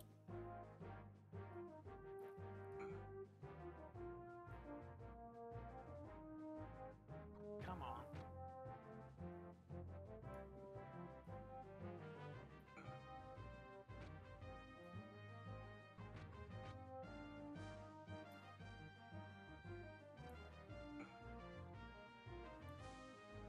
Oh, are we poisoned? I think we are getting hit for no reason.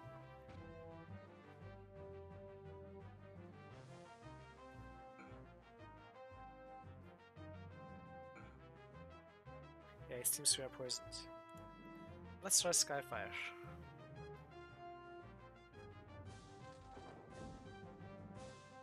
Nice. This is an amazing spell.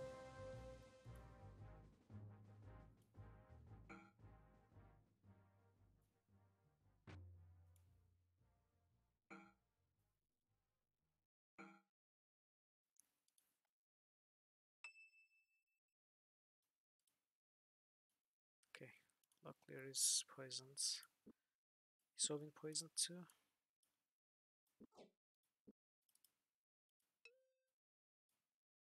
I think he is poisoned, right? Yeah, but not Korath.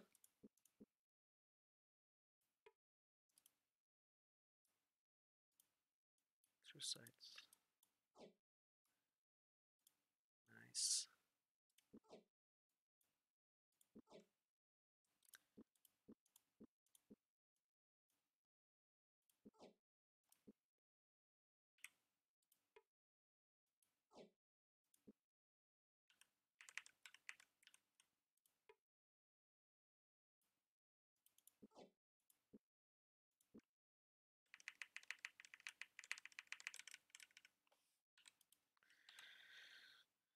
Okay. North and west to Setna.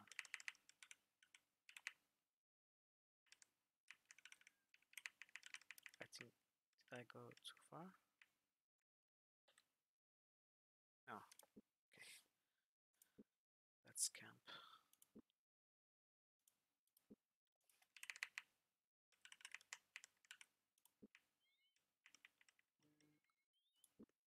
Supplies?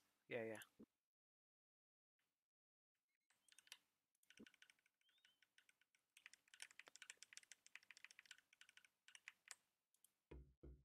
Have you been here? No. But there's nothing. Okay, is this a Moradil Wordlock? No. Come on, where's all the fun?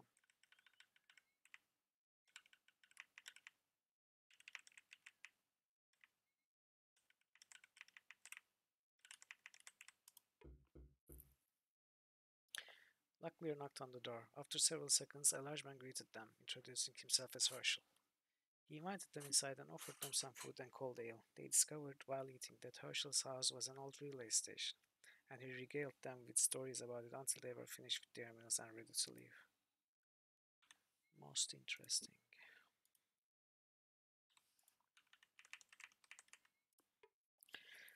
Like, okay, you know this message.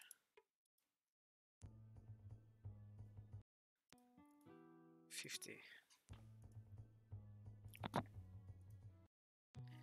Locklear motioned to the figure across the room. The woman nodded, then made her way across the wooden floor until she was standing before them.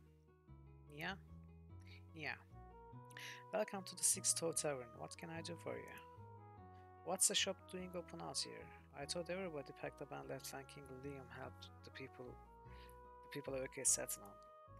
Everybody didn't leave as you can see, and it's not been easy keeping up and all, not since my father died, but I don't really wish to talk about it at the moment. Would you like something to eat? I have some rations I just prepared, and they are only 7 gold a bundle. Please say you'll say yes. Shall I get some for you? How can I say no? Since you ask so nicely, I hardly think I'd be a gentleman to refuse. We'll take Owen. We'll take Owen. Sit tight and I'll fetch them as quick as I can. Okay, can we still say no? I'm not even going to haggle.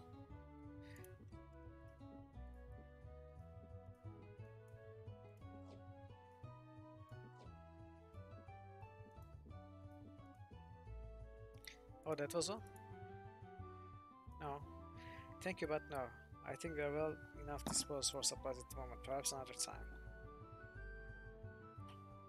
We'll come back. The Six Toe has the best prices in the area, and I'm fairly certain I'll see you again. And if you should run into someone named Locklear, would you send him my regards? It would mean quite a bit to me. What? Certainly. Good day to you. What?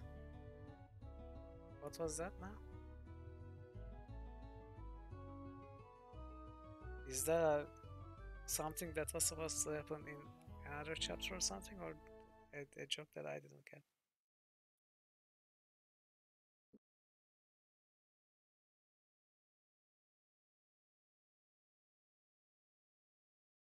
That's weird.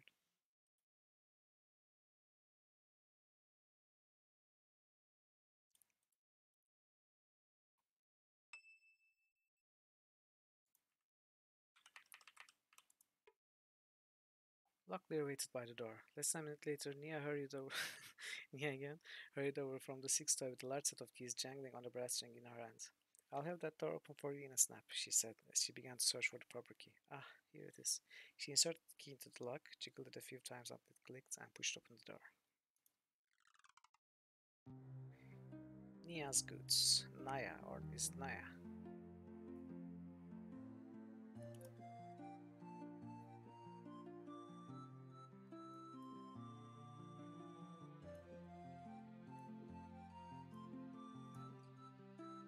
Do we buy these?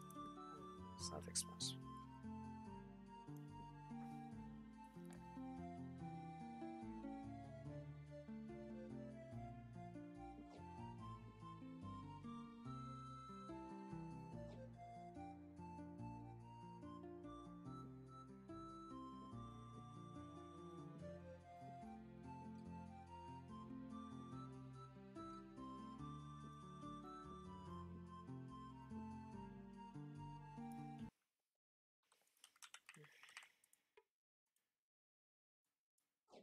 More stuff.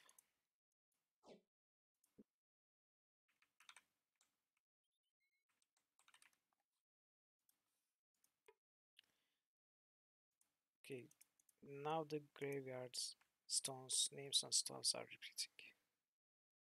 Mother's womb to earthen tomb.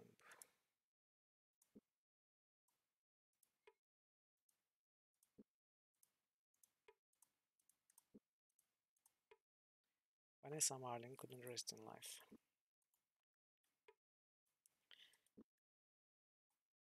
Hmm. NAFTA.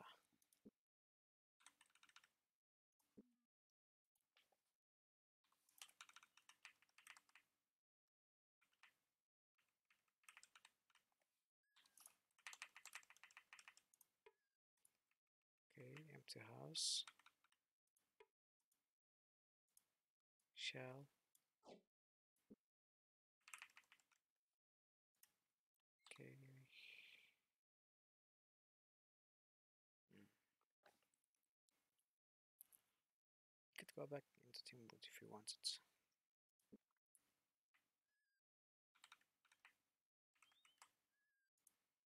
Okay, ambush. Get ready for the ambush.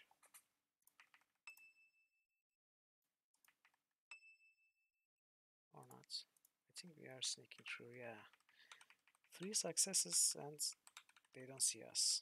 Apparently. It has been like that for a few times. The owner of the small house, a farmer who called himself Covey, invited them inside. They talked for several minutes about a variety of topics, while Covey's wife grabbed something they could take with them when they left. Could we get your strapping lad something to eat? She asked. Yes, sure. With a smile, the farmer motioned to his wife. He moved next to her and helped prepare the rations. When they were through, they handed several packages to Lockbear, who accepted them graciously. You have been too kind, he said. Okay, someone gave us rations again.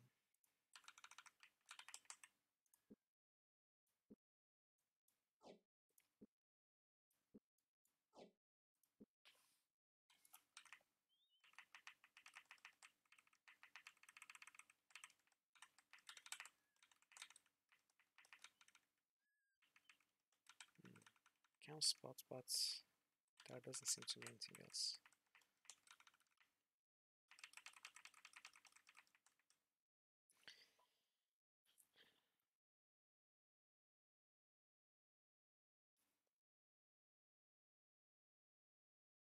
To Krondor and the west? Krondor is not to west. I mean, I guess we have to go west first. Yeah, south would be Krondor, but we will go north and take the long path around. First, we stop at Tanner's. It's supposed to be somewhere close by, perhaps here.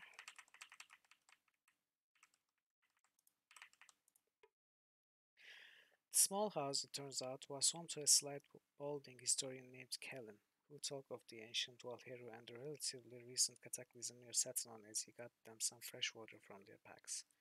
The folks I've interviewed, the ones living near Satanon, say they thought the world was coming to an end, like the fabric of heaven was being turned back upon itself, revealing another universe in disguise. And they all talked about the explosion and fearsome flying beasts circling in the sky. His voice trailed off. I think it may have something to do with the dragon lords who once roamed freely on this world. One day I'm going to figure it all out.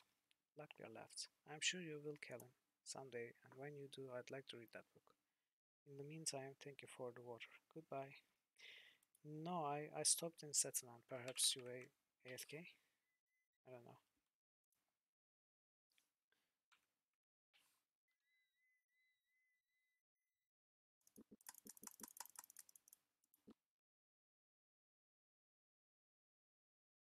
Yeah, I definitely stopped by Settlement.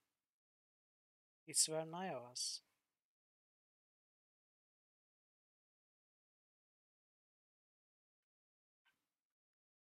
Yeah, the Nia or Naya, that was Settlement.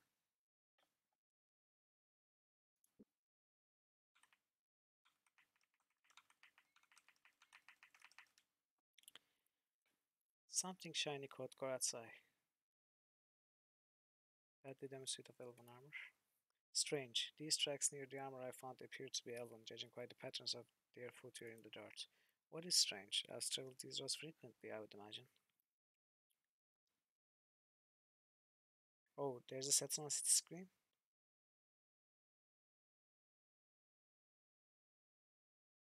What find puzzling is that a band appears to have traveled this way from Egley, but right over there you can see they stopped for a while, then skirted the rest of the road back toward town.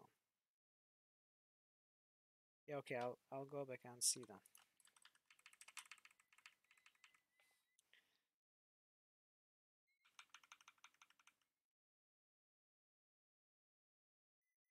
Okay, we'll check anyway. Check one more time.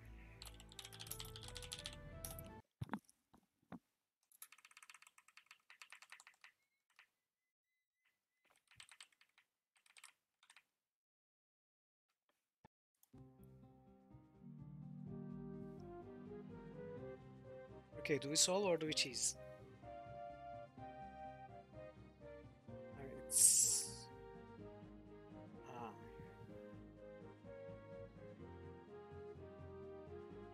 I think we just cheese.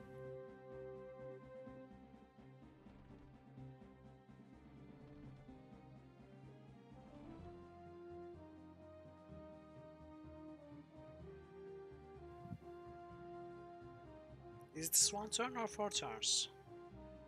It's probably one turn. So you probably need two turns.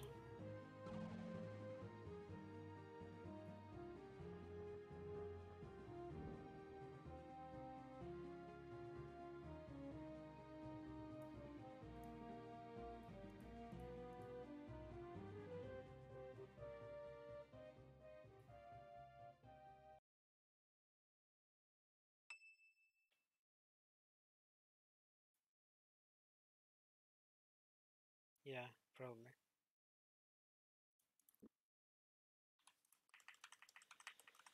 Okay, keep going northeast back to the roads towards Satanon. Yes, Satanon to east.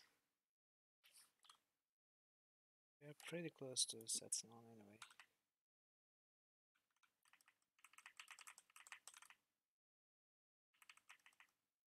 Okay, another ambush.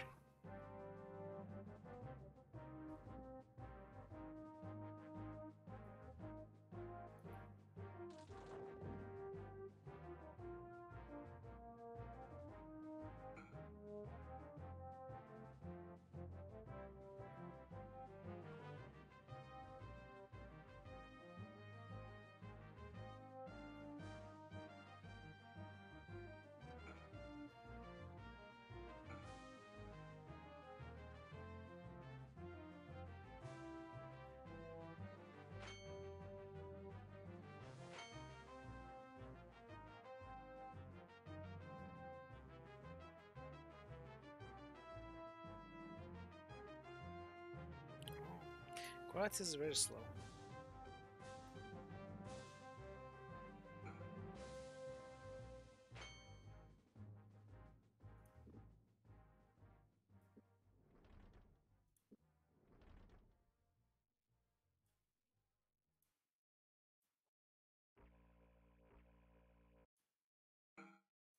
Welcome back. Goodbye.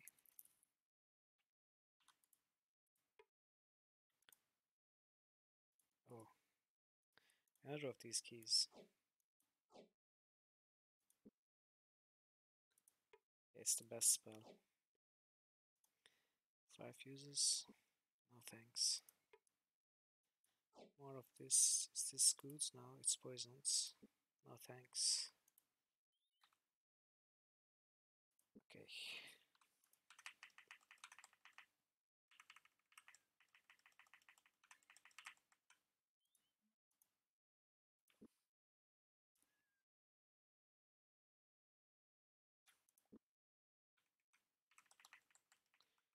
Okay, this should be the setting on entrance. Oh, you got undead around.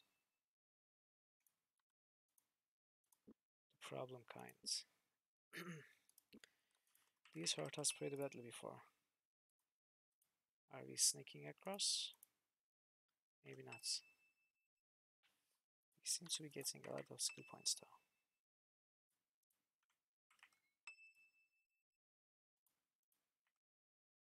Ah.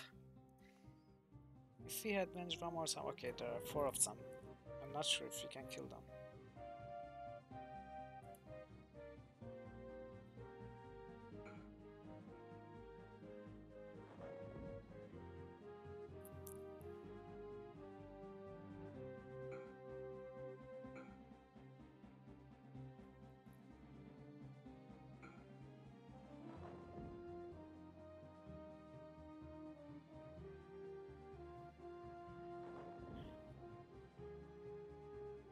Well, apparently not good enough.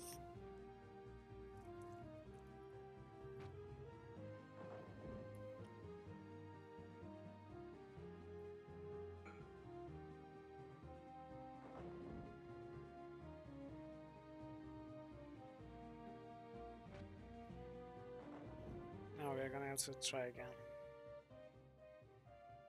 Maybe save after each sneak success to pass through this fight.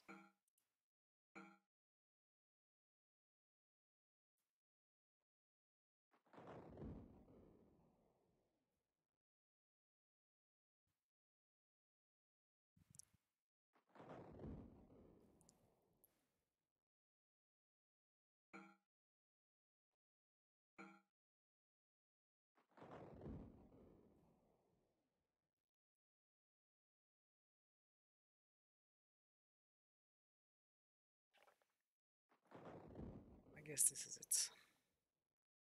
Yeah.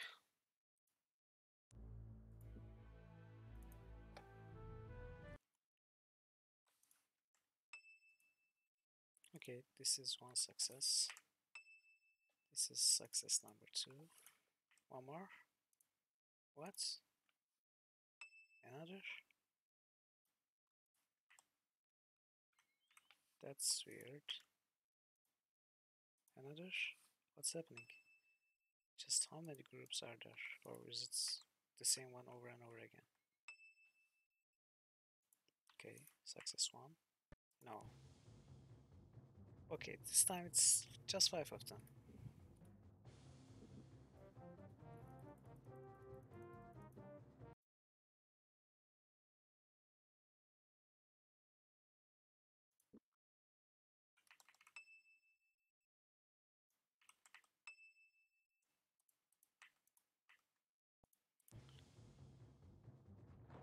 This is the same group, right?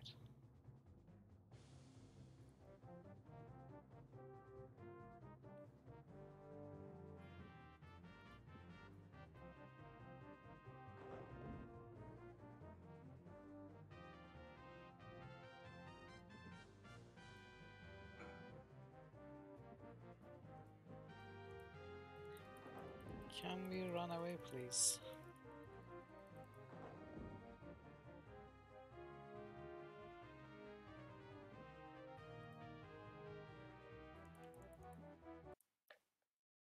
Finally.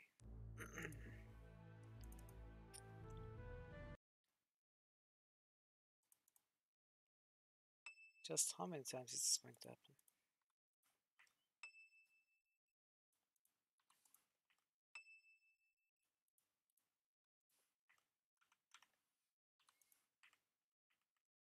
Oh, finally. Yes, we will. This is not much, is it? Curiosity got the best of him. Dropping to his hands and knees, Luckier began pulling the rocks aside in hopes of finding something of interest. And he did, apparently. Dragon's Breath, we got this one. Dana's Delusions, we don't have this one. Grief of 10,000 Nights, we don't have this one either.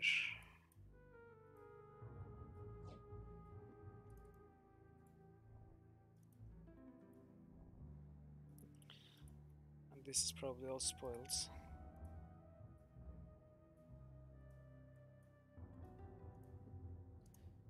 We can get some torches.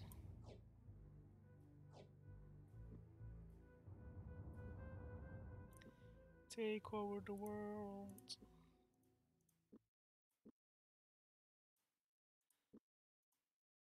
Okay.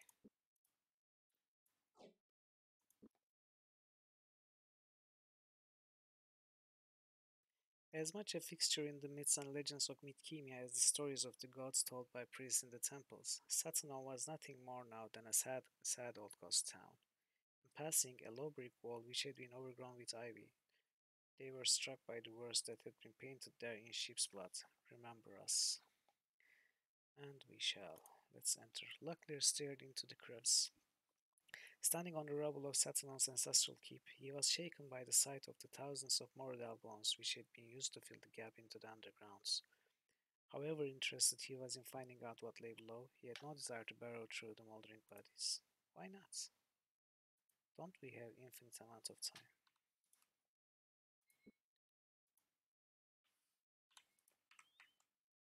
Okay, now we have to do this again. Cool, cool, cool.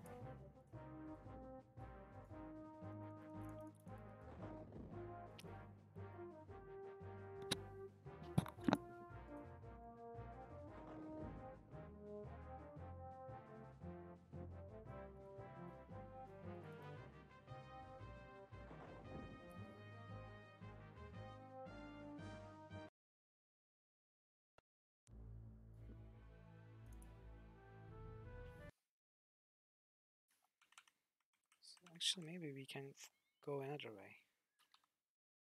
Can we, like, can we go west to get out of here? Like here?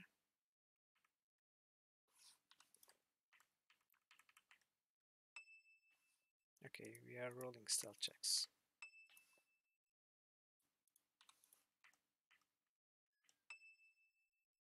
Almost.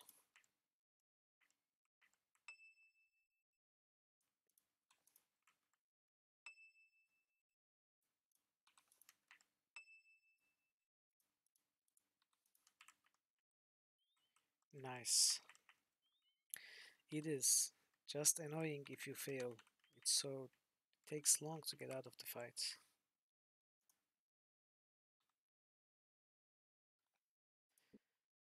Okay, finally we are done here. And we are going to Krondor vicinity.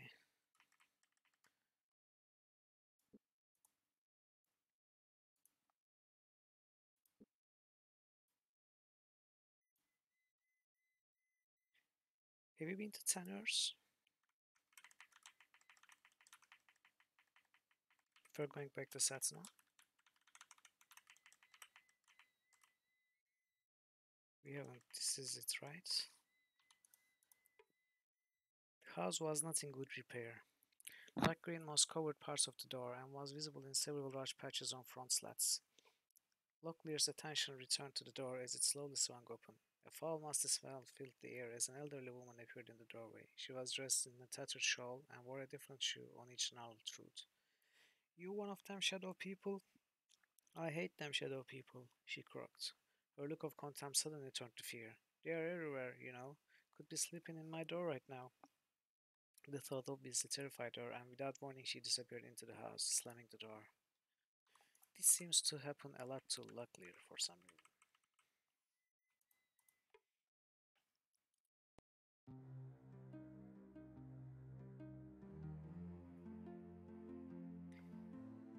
Okay, we can get some lockpicks actually.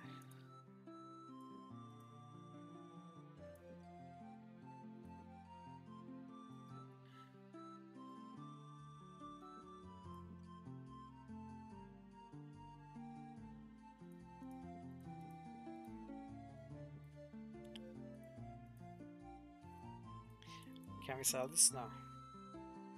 This? No. It wasn't as bad as he thought. It's 11%. See you, Dragon Parrot.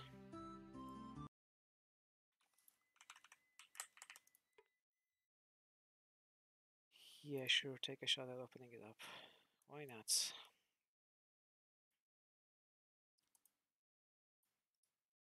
Oh, those wolf things. No.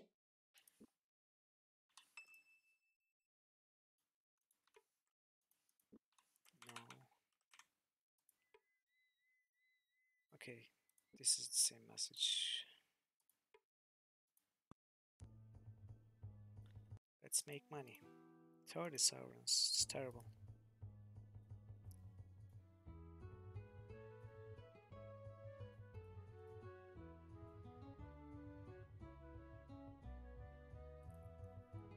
No, I don't want to gamble. But I'm surprised you have money to gamble.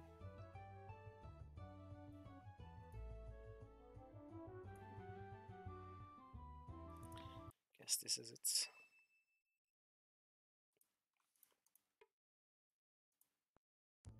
Okay.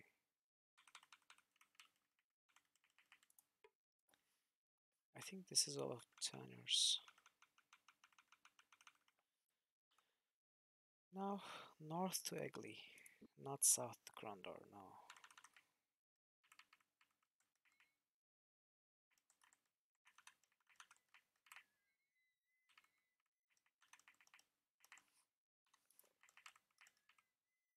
This is Eggley. Oh, that was quick. Or have we been here?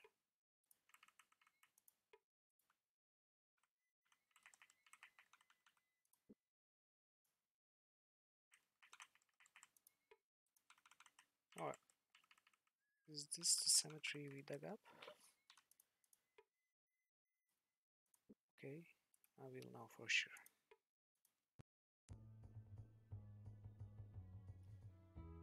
This is the tavern? No customers, no loots? Luckily motioned to the figure across the room. The man walked over to join them. He stood before them, eyebrows arched inquisitively. What can I do for you today? I do believe this is the loneliest tavern I've ever visited. Where is everyone? Everyone is elsewhere, with the exception of Rake, myself, and a handful of boarders that have wandered in from off the road. There has not been another soul in town since the festival. Everyone? Why? What happened here? Come the 8th hour of last evening, a cloaked gentleman entered through that same door there and took a seat. He ordered a joint of beef, a loaf of bread, and a mug of ale. I remembered these things because I had ordered the same. Soon as he had finished his meal, he went to the tavern keeper and tossed down 50 golden sovereigns, turned round, and was gone by the door. Before the first of those coins stopped their spinning on the counter, the rest of the people in the tavern rushed out after him. The keeper didn't even latch the door. Some sort of deal? Nope. Some sort of damn local ritual. It seems I arrived in the middle of a ceremony that was called the Festival of the Stranger. Traditionally, the elders of the town would gather in this tavern and draw lots, and the one with the longest lot was dubbed the Stranger. On the first night of the festival, the Stranger comes around and offers the members of the town fake sovereigns. They called them Nimptos. And then the citizens of the town leave to sleep in the fields. Of course, I wasn't aware of what was going on. Welcome back, Dragon Parrot. And they're supposed to stay in the fields?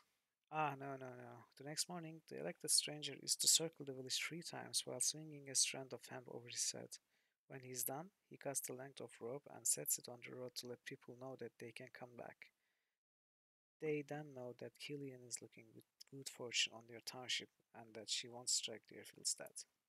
If the strand is not placed, however, it means that she is displeased and any citizen that attempts to return to town will be struck dead. Was the stranger killed by Killian?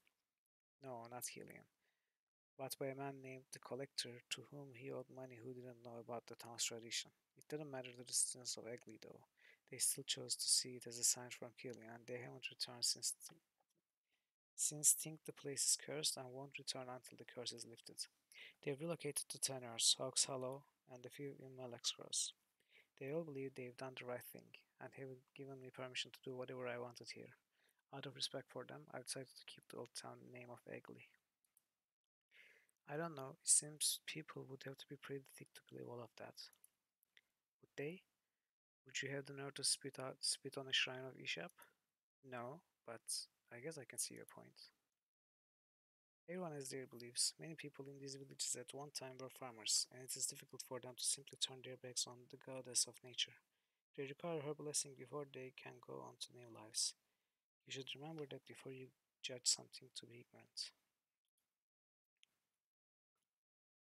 Natural selection. Yeah. So, as my new job as bartender of this tavern, I suppose it's my duty to see if you need anything. Can I set you up? Which god did you say this festival of the stranger was in celebration of? The fertility goddess, bringer of harvests, the earth mother, Silban. Pick a name. All mean the same thing. She is the wench to whom Ma and Pa ugly pray to have little runs ugly and enough meat to eat through the winter. Can't say I have much use for her. Is there a temple of hers nearby, or straight west of Eggley? Then north at the crossroads. Big white building with columns. Smells like a horse bedchamber. Artemis. Pokir. Now I think of it, a man we know told us he lost at Pokir to a devon here in Eggley. Would you be he? Depends on why you're asking now, doesn't it? If you're interested in playing a hand on two, then I might say I'm the same man. If, however, your friend decided to send round a few bravos to collect what I rightfully want from him, what's yours is yours, as far as I'm concerned. I was just wondering how good a player you were. Isaac said you just had an unusual talent for it. Isaac? Isaac said I had an unusual talent for it? Now, if that's not the pot calling the kettle black, I've never heard it at all.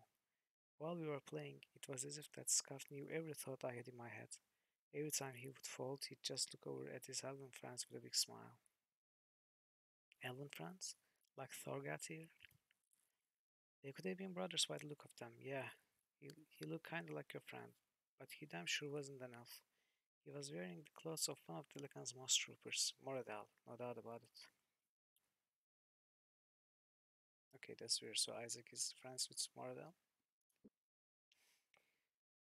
I'm more familiar with Pashawa, but I played poker a few times with men from Shamata Garrison.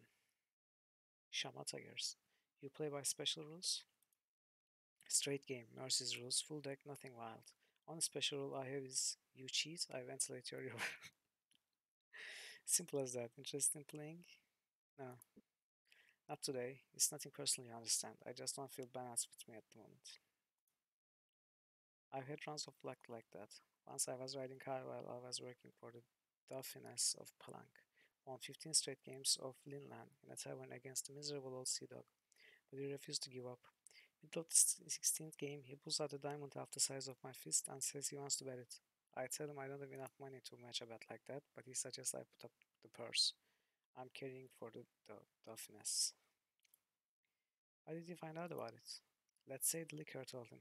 So, I put up the purse, he pulls out the blue lady, red knights, two yellow squires, and the king's chester. Okay, this means a lot to us, right? We know the rules. Lost a whole lot to him. Dauphiness was less than pleased. I had to work for that witch as a bodyguard for 2 years to pay off what I lost in that purse.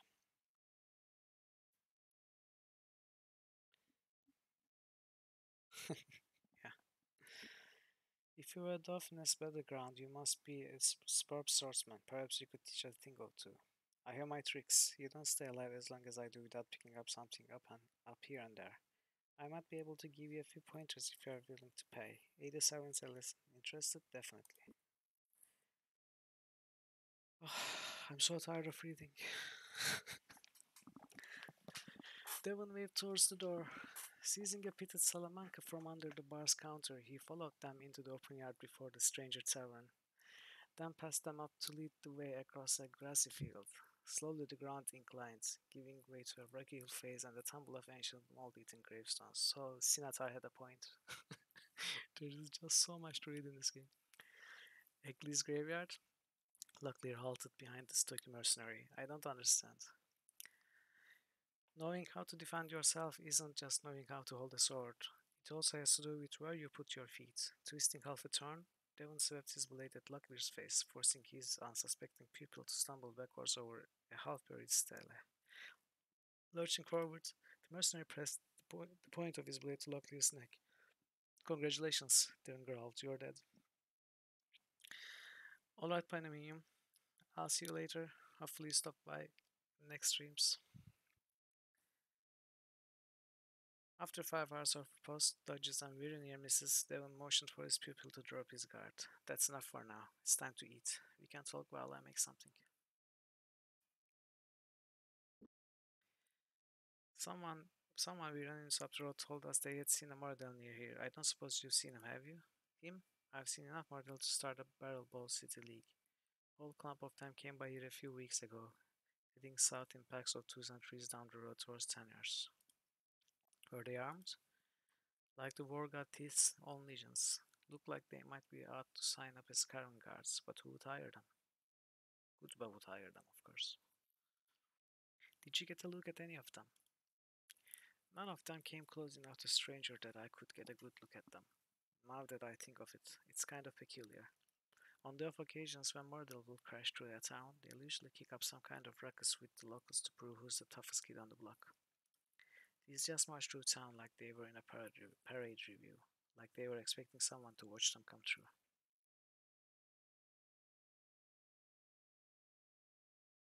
They don't, they do actually. In some parts they do.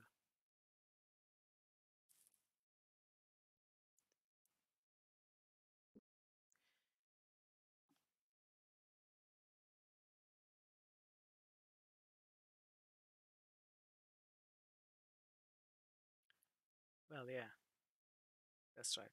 Mordor are called sometimes Dark Elves. With the whole town to yourself, I'm surprised you haven't opened up any of the other shops or houses. I'm leaving them until I know what's eventually going to happen here. Never know when some folk is going to show up and want his property back. I don't want to be the idiot holding the bag.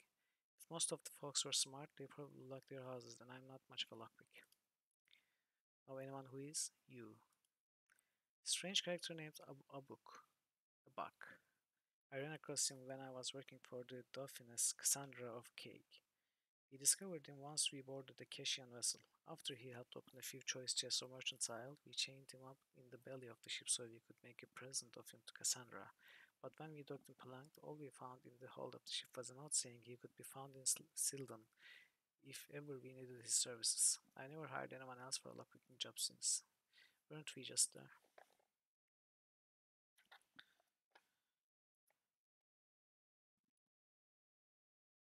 Sildon. Lockpick.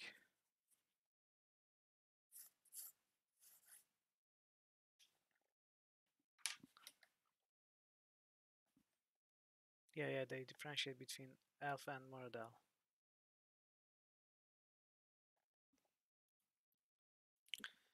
Okay, finally that's... Oh.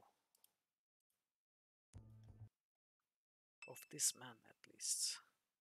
Did you get some nice skills, at least? Where is accuracy melee? Oh, we got defense only, not accuracy melee. Well.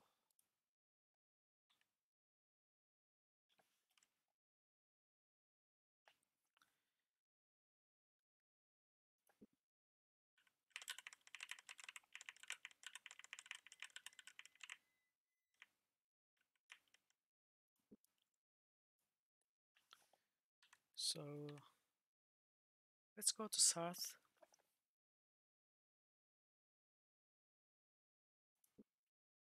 And we will have visited every village except Krondor in chapter 1. These tracks appear to be elven. I'd say a band of them passed through here not long ago. Strange. It appears they left early, stopped for a while here, then headed east towards town again, as though they were looping back. Yeah, I did. The only village I left in that path is south.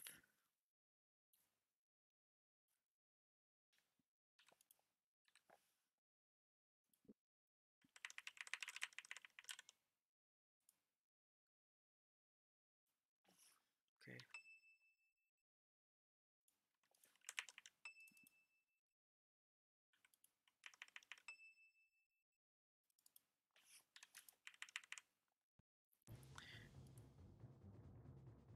Hmm.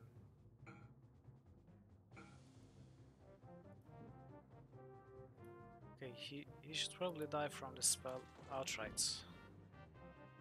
Oh, he didn't. Well, maybe I should have cast Invitation.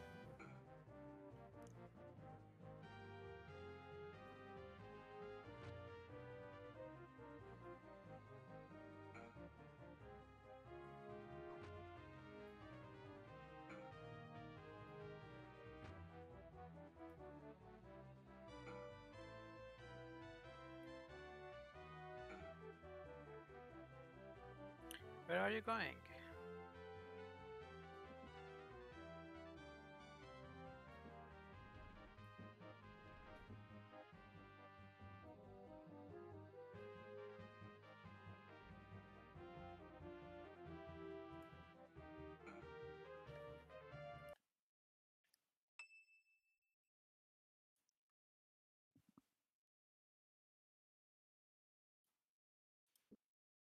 Poisoned? Okay.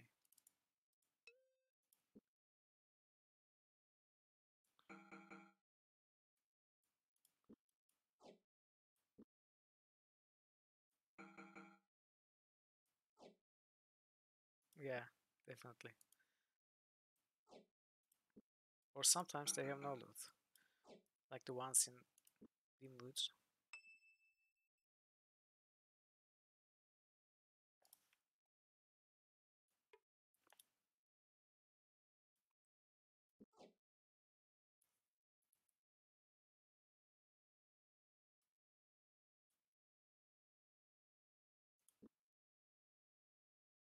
Oh yeah, I was trying to understand what you meant.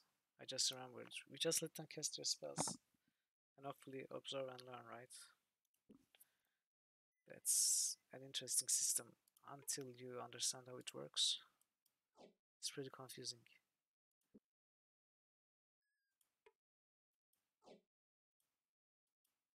10 charges. Another 10 charges. I've got too much loot.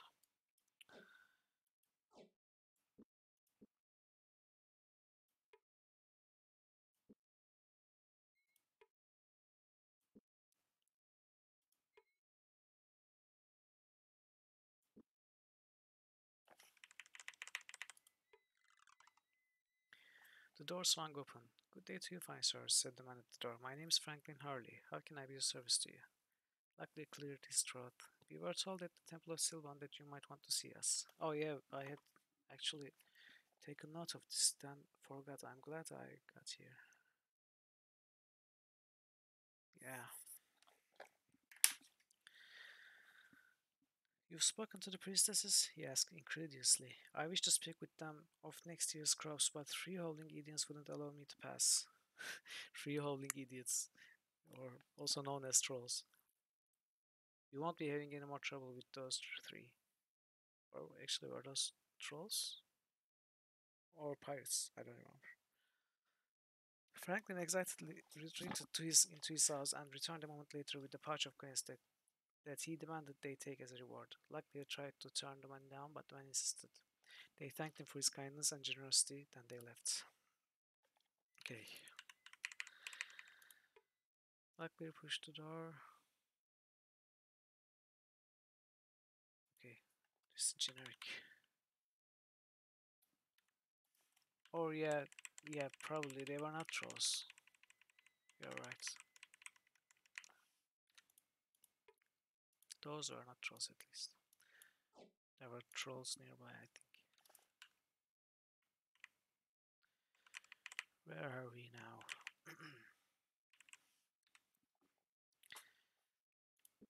Okay, not much left to turn around. I think it might be here.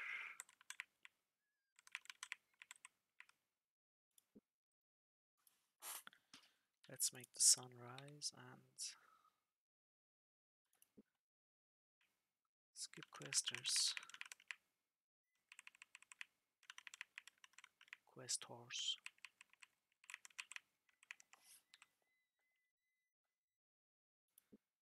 And we go east.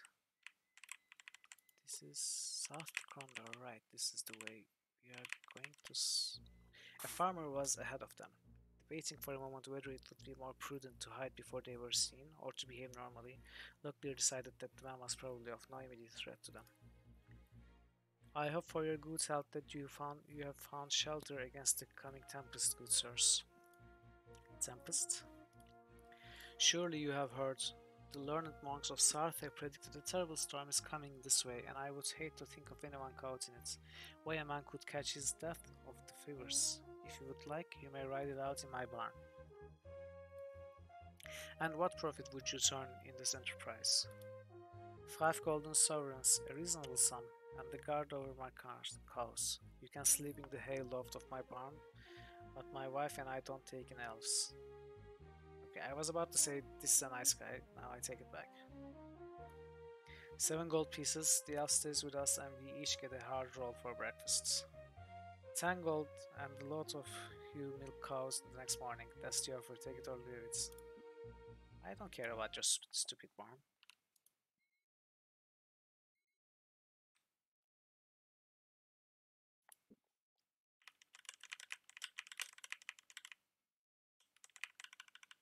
What is this? Okay, I hope this is a more word-like puzzle. Yes.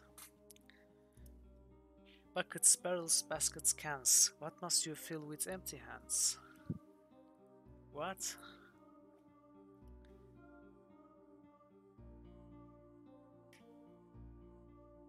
Buckets, barrels, baskets, cans. What must you fill with empty hands?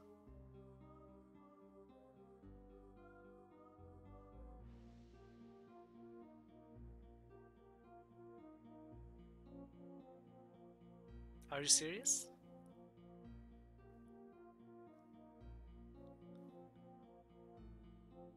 I've solved this before.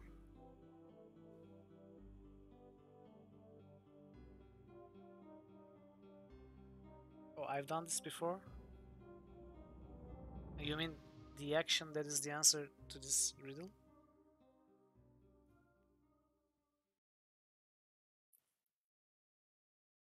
Or do you mean I solved this particular riddle before?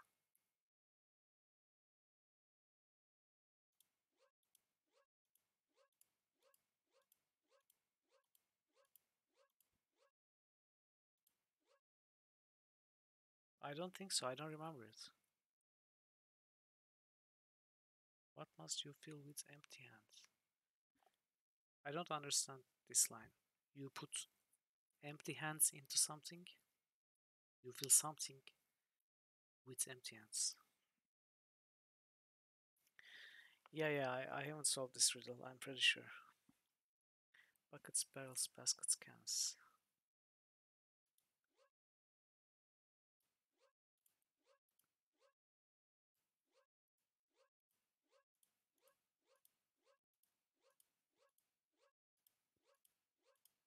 Shovel? No. Shower?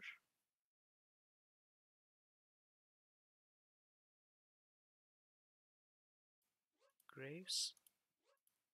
Gloves. Okay, now it makes sense. Skin of the dragon, another skin of the dragon. Okay, I definitely needed 2 of these.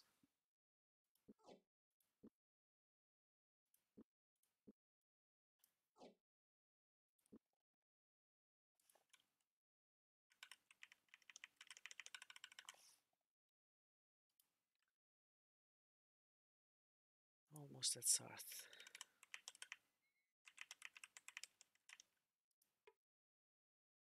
I hope so, as I have to empty my inventory somehow. It's in a terrible shape. Is there something here? Or just a useless loop? It is a useless loop. Seal up. Yeah, I do have the lightning stuff.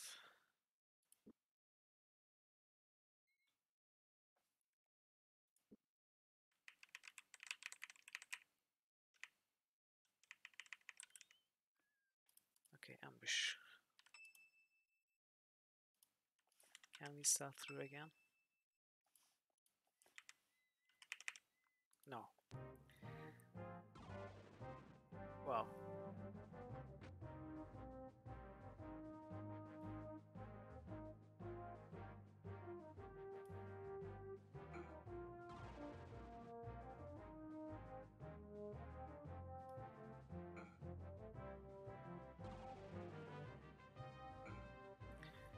He cannot because his own eyes are despaired.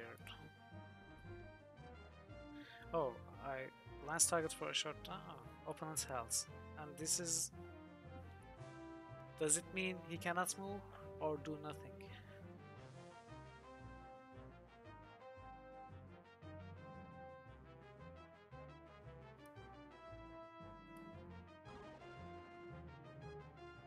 So a longer version of this weird eyes.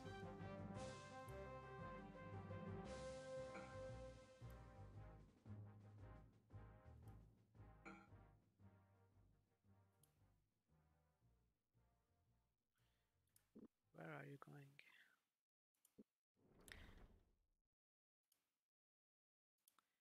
Haven't we talked about this before? Many yellow cloak.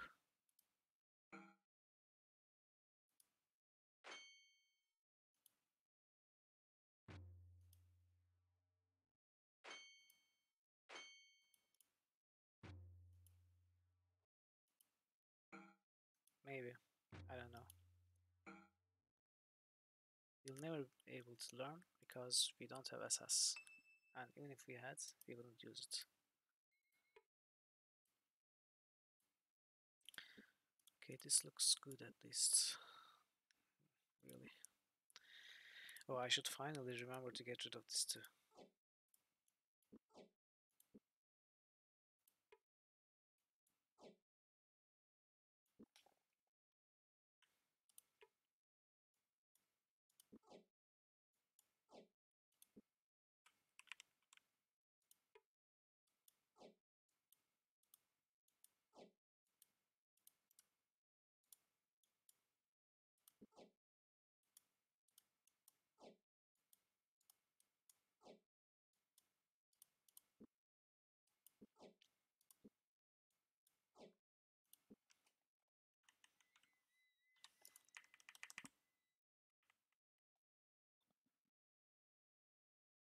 What? There was a Kristashta? Wait, didn't we take it already? Oh, that's what you mean. Okay, okay. Yeah, maybe. Wait, did we skip south? Right, right. Okay, I didn't realize what you were trying to say. I thought you were saying there was a secret stash that we couldn't find and that we could use the loot in it.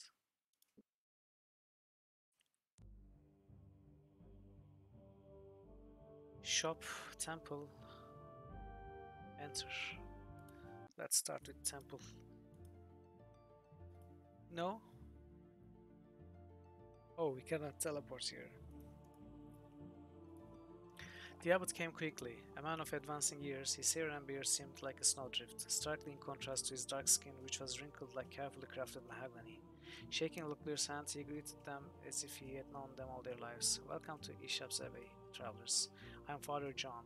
How may we be of assistance to you? We thought while we were passing through that we would come and visit the famous Abbey of Ishap at Sarth, Luclear said. You've done impressive things here. The abbot's eyes crinkled as he gave them a prideful glance. We hope to do more. We've only begun to work here, but thanks to Brother Anthony and Brother Mark Anthony, we have come a long way. Oh, is there? Locklear bit his lip, hesitant to ask his question. Could we impose on your hospitality habits? We have a few questions. I would love to, though alas, I have services to attend to at the moment. But if you have questions, Sart is the place to come. We have books on many things, and if you seek out Brother Mark, he can help you with a good many other questions. Good day to you. Okay, I don't care. Oh, yeah, it's the arrow buttons. So there are two enters.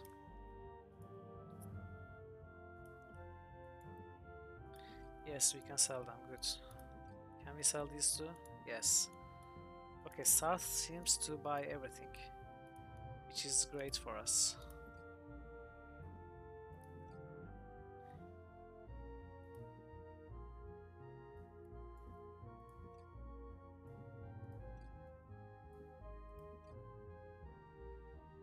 This is a good place to dump all the useless loot.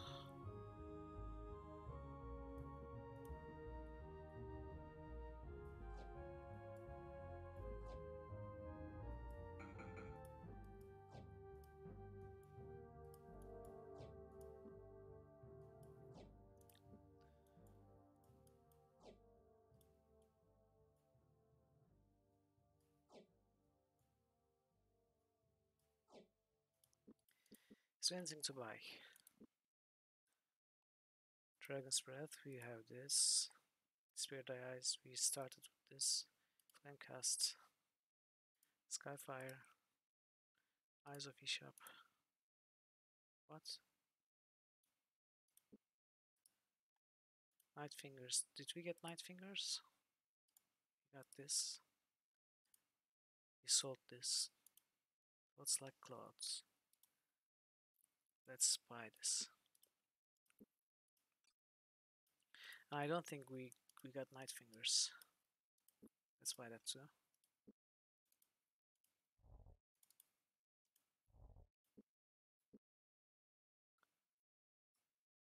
Oh, these are the ones we sold. So those were other ones.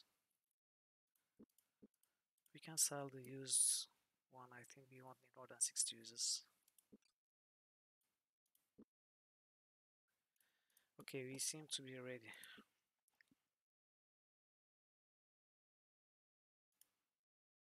Let's try enters. A supernatural silence reigned in the walls under Sarth, a perfect stillness which was unbroken even when a priest would accidentally let fall a book while searching the shelves, or when someone would sneeze while opening a dusty volume. It was as if time itself had been frozen here, trapped between the wooden cases like pages within a book. The shelves were overburdened, massive books which all appeared to be older than anything Locklear could imagine. Most of the works in the section appeared to be concerned with theology or philosophy. Not as well versed in the history of the gods as he would like, he reached for a less intimidating looking volume and began to read. Just a few pages into the text, Locklear realized it was yet another book of dogma, though its author put a few new spins on religion theory that he had been unaware of. After flipping through a chapter, he replaced the tome where he had found it. Perhaps there is a more informative book on this shelf. We keep clicking. Yeah, Kahuli, God of Revenge. So this is Tons of Lore.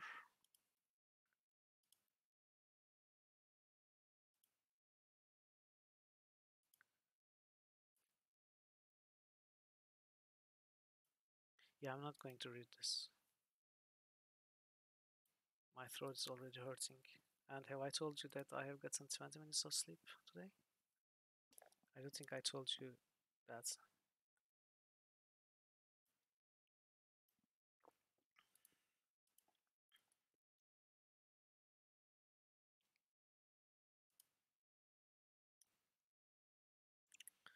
Okay, these are good stores, right?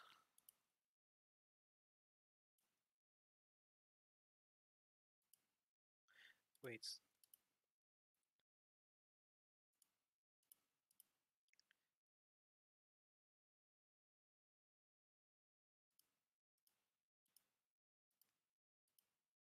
I don't know if we need to try to find all the selections if something is critically important.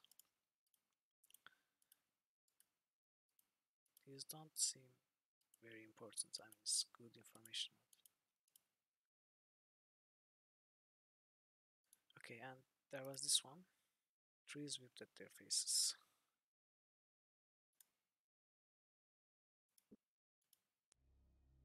Oh, really? And here I thought we were done for today, to be honest.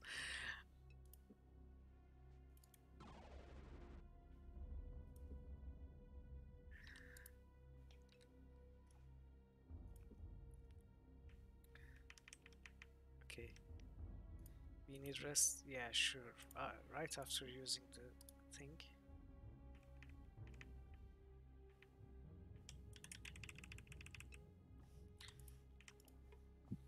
It's locked up tight. Not anymore. What are those? What are these spiders?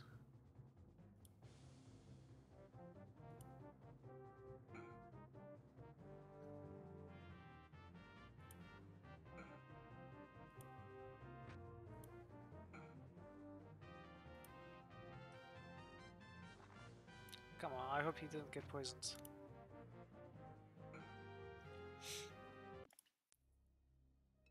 No, he didn't. It's good.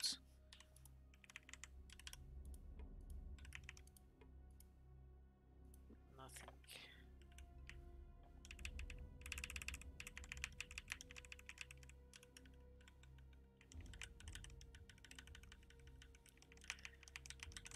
But the game means it in a good way. Gorat is on fire, like hitting left and right, killing spiders.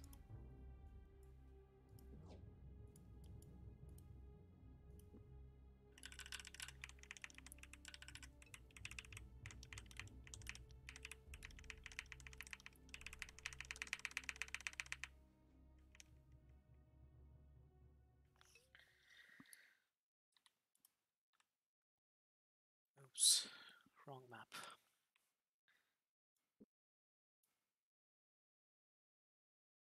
Okay.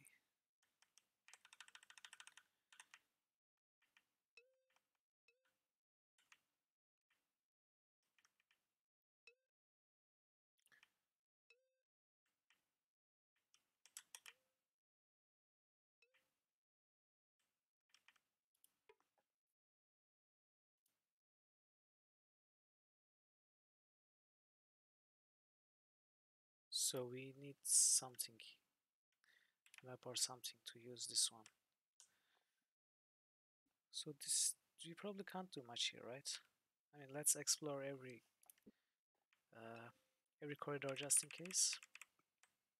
But the main thing was probably that stairs that we couldn't go now. Okay, different door. I hope we saved. I don't remember.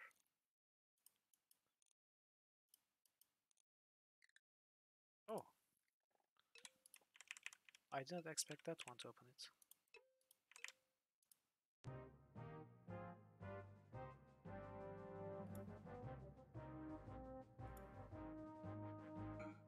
Yeah.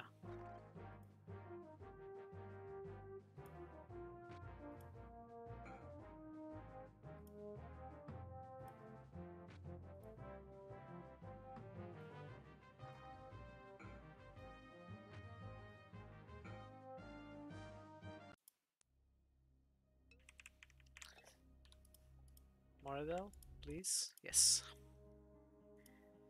Two brothers wanted to race a course to see which had the slowest horse. Since neither wanted to spur his mare, what must they do to make it fair?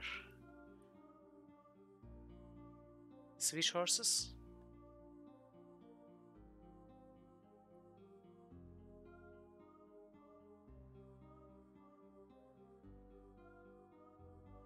But how do you...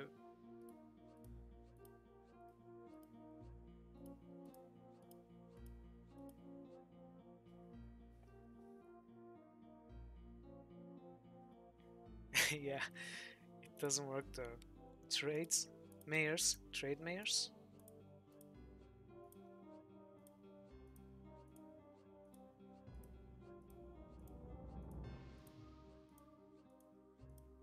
This is a really nice result, by the way. I think this is the best I have seen so far. Okay, these are nice, really nice. But I don't know how I'm going to.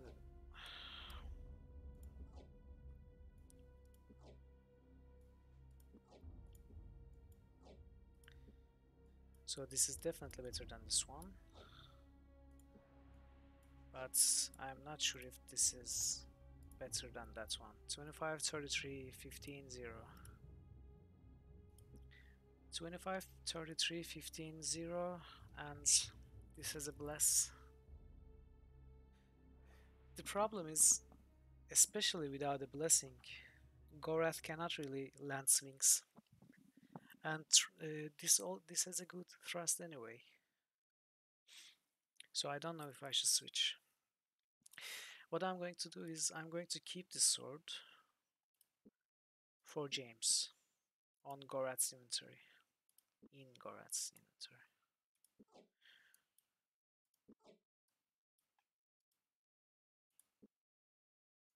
Or Owen's inventory. Yes.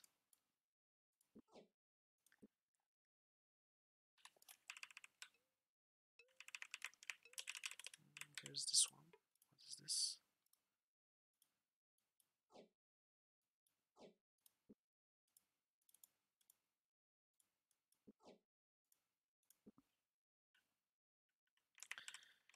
Okay, where didn't we go? Wrong button again.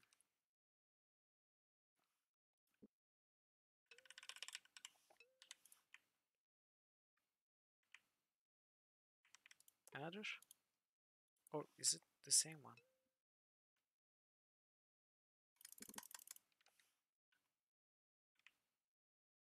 I think it's the same one. Yeah, there was a way there, so we have to go to. Okay, this squad review.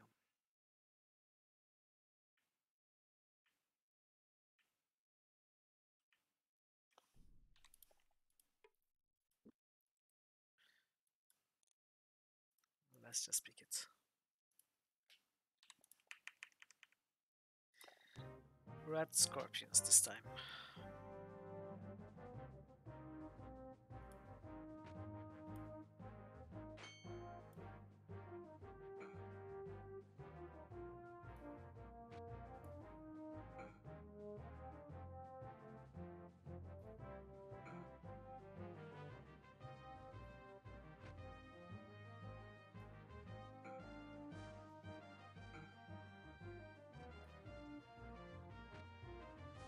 They are so easy now. At the start of today's stream, they were more challenging.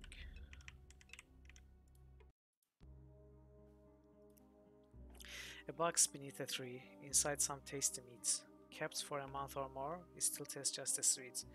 It's a chestnut? Is it chestnut? No.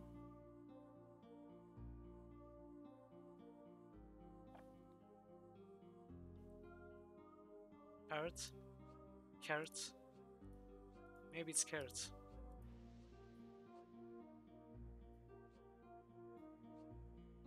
What are those things called? Like corns?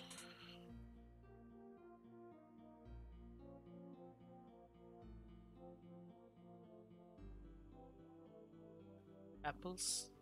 No.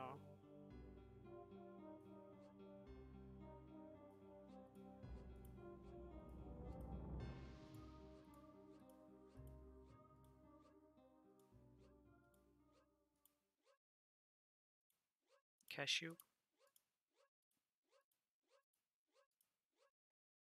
Oh, acorns. Yeah, that's what I'm thinking. But it's not this, I think. Uh,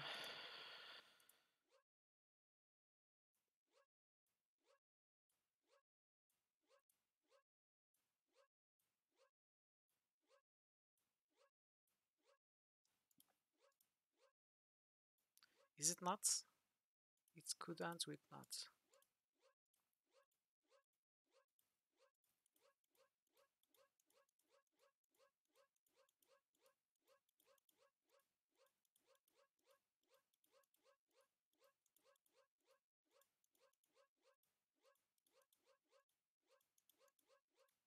Walnut. Okay, walnut, yeah. Yeah, yeah, got it.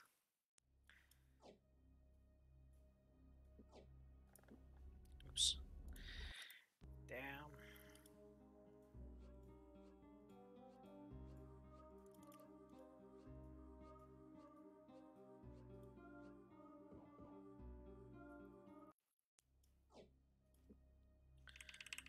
Anything else here? Oh, another chest. But wow, we are dead outright.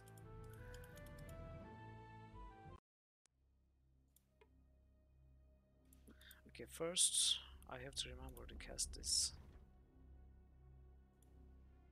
What? Not this.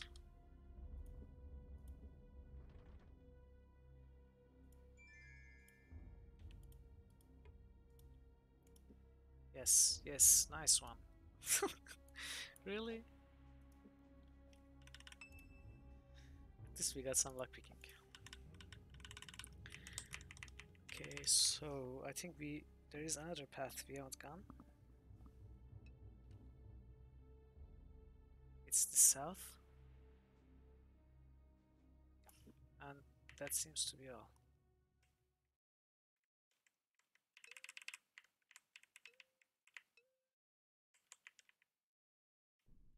It's okay. So this is done too. You gotta find some maps or something to go up those stairs.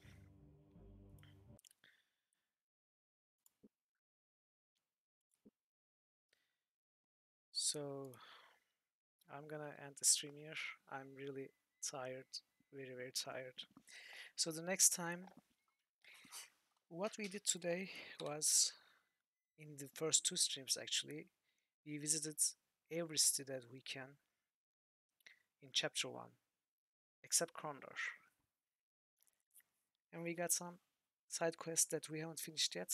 So what we are going to do next stream, next time we run the critical hits, we are going to visit a few villages again, starting with Lamat. There are a few side quests. We are going to take care of them. We are going to try and solve them. And if I'm feeling up to it, we might try to find that mortal word like chest we skipped in Southwest Dim Woods. We might try to find it and solve it again, but maybe not, I'm not sure. After that, finally, we'll visit Krondor and finish this chapter. So, thank you for coming and watching today. I hope you enjoyed it. It wasn't my greatest performance, really, I know. But I had fun. This game is amazing. Even though the writing can be very cheesy and boring sometimes, the game itself is amazing. So, we are going to continue at the latest next week, either Monday or Wednesday, but I might run an extra episode maybe on Sunday. I'm not sure. I'm going to mention what I decide when I'm going to take the stream the next episode on Discord. So if you enjoyed it, make sure you follow and also join the Discord. And let's give a proper save here first.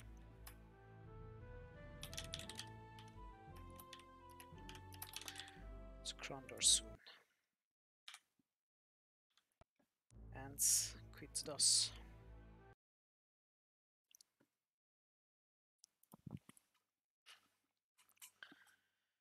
Thank you again, everybody. Have a good night or afternoon or morning, wherever you are. See you next time.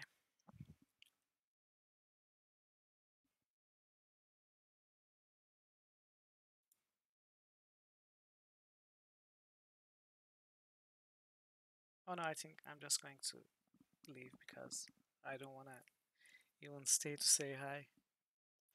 Maybe next time, hopefully. Bella is active a lot, so we'll find him next time. Okay, bye.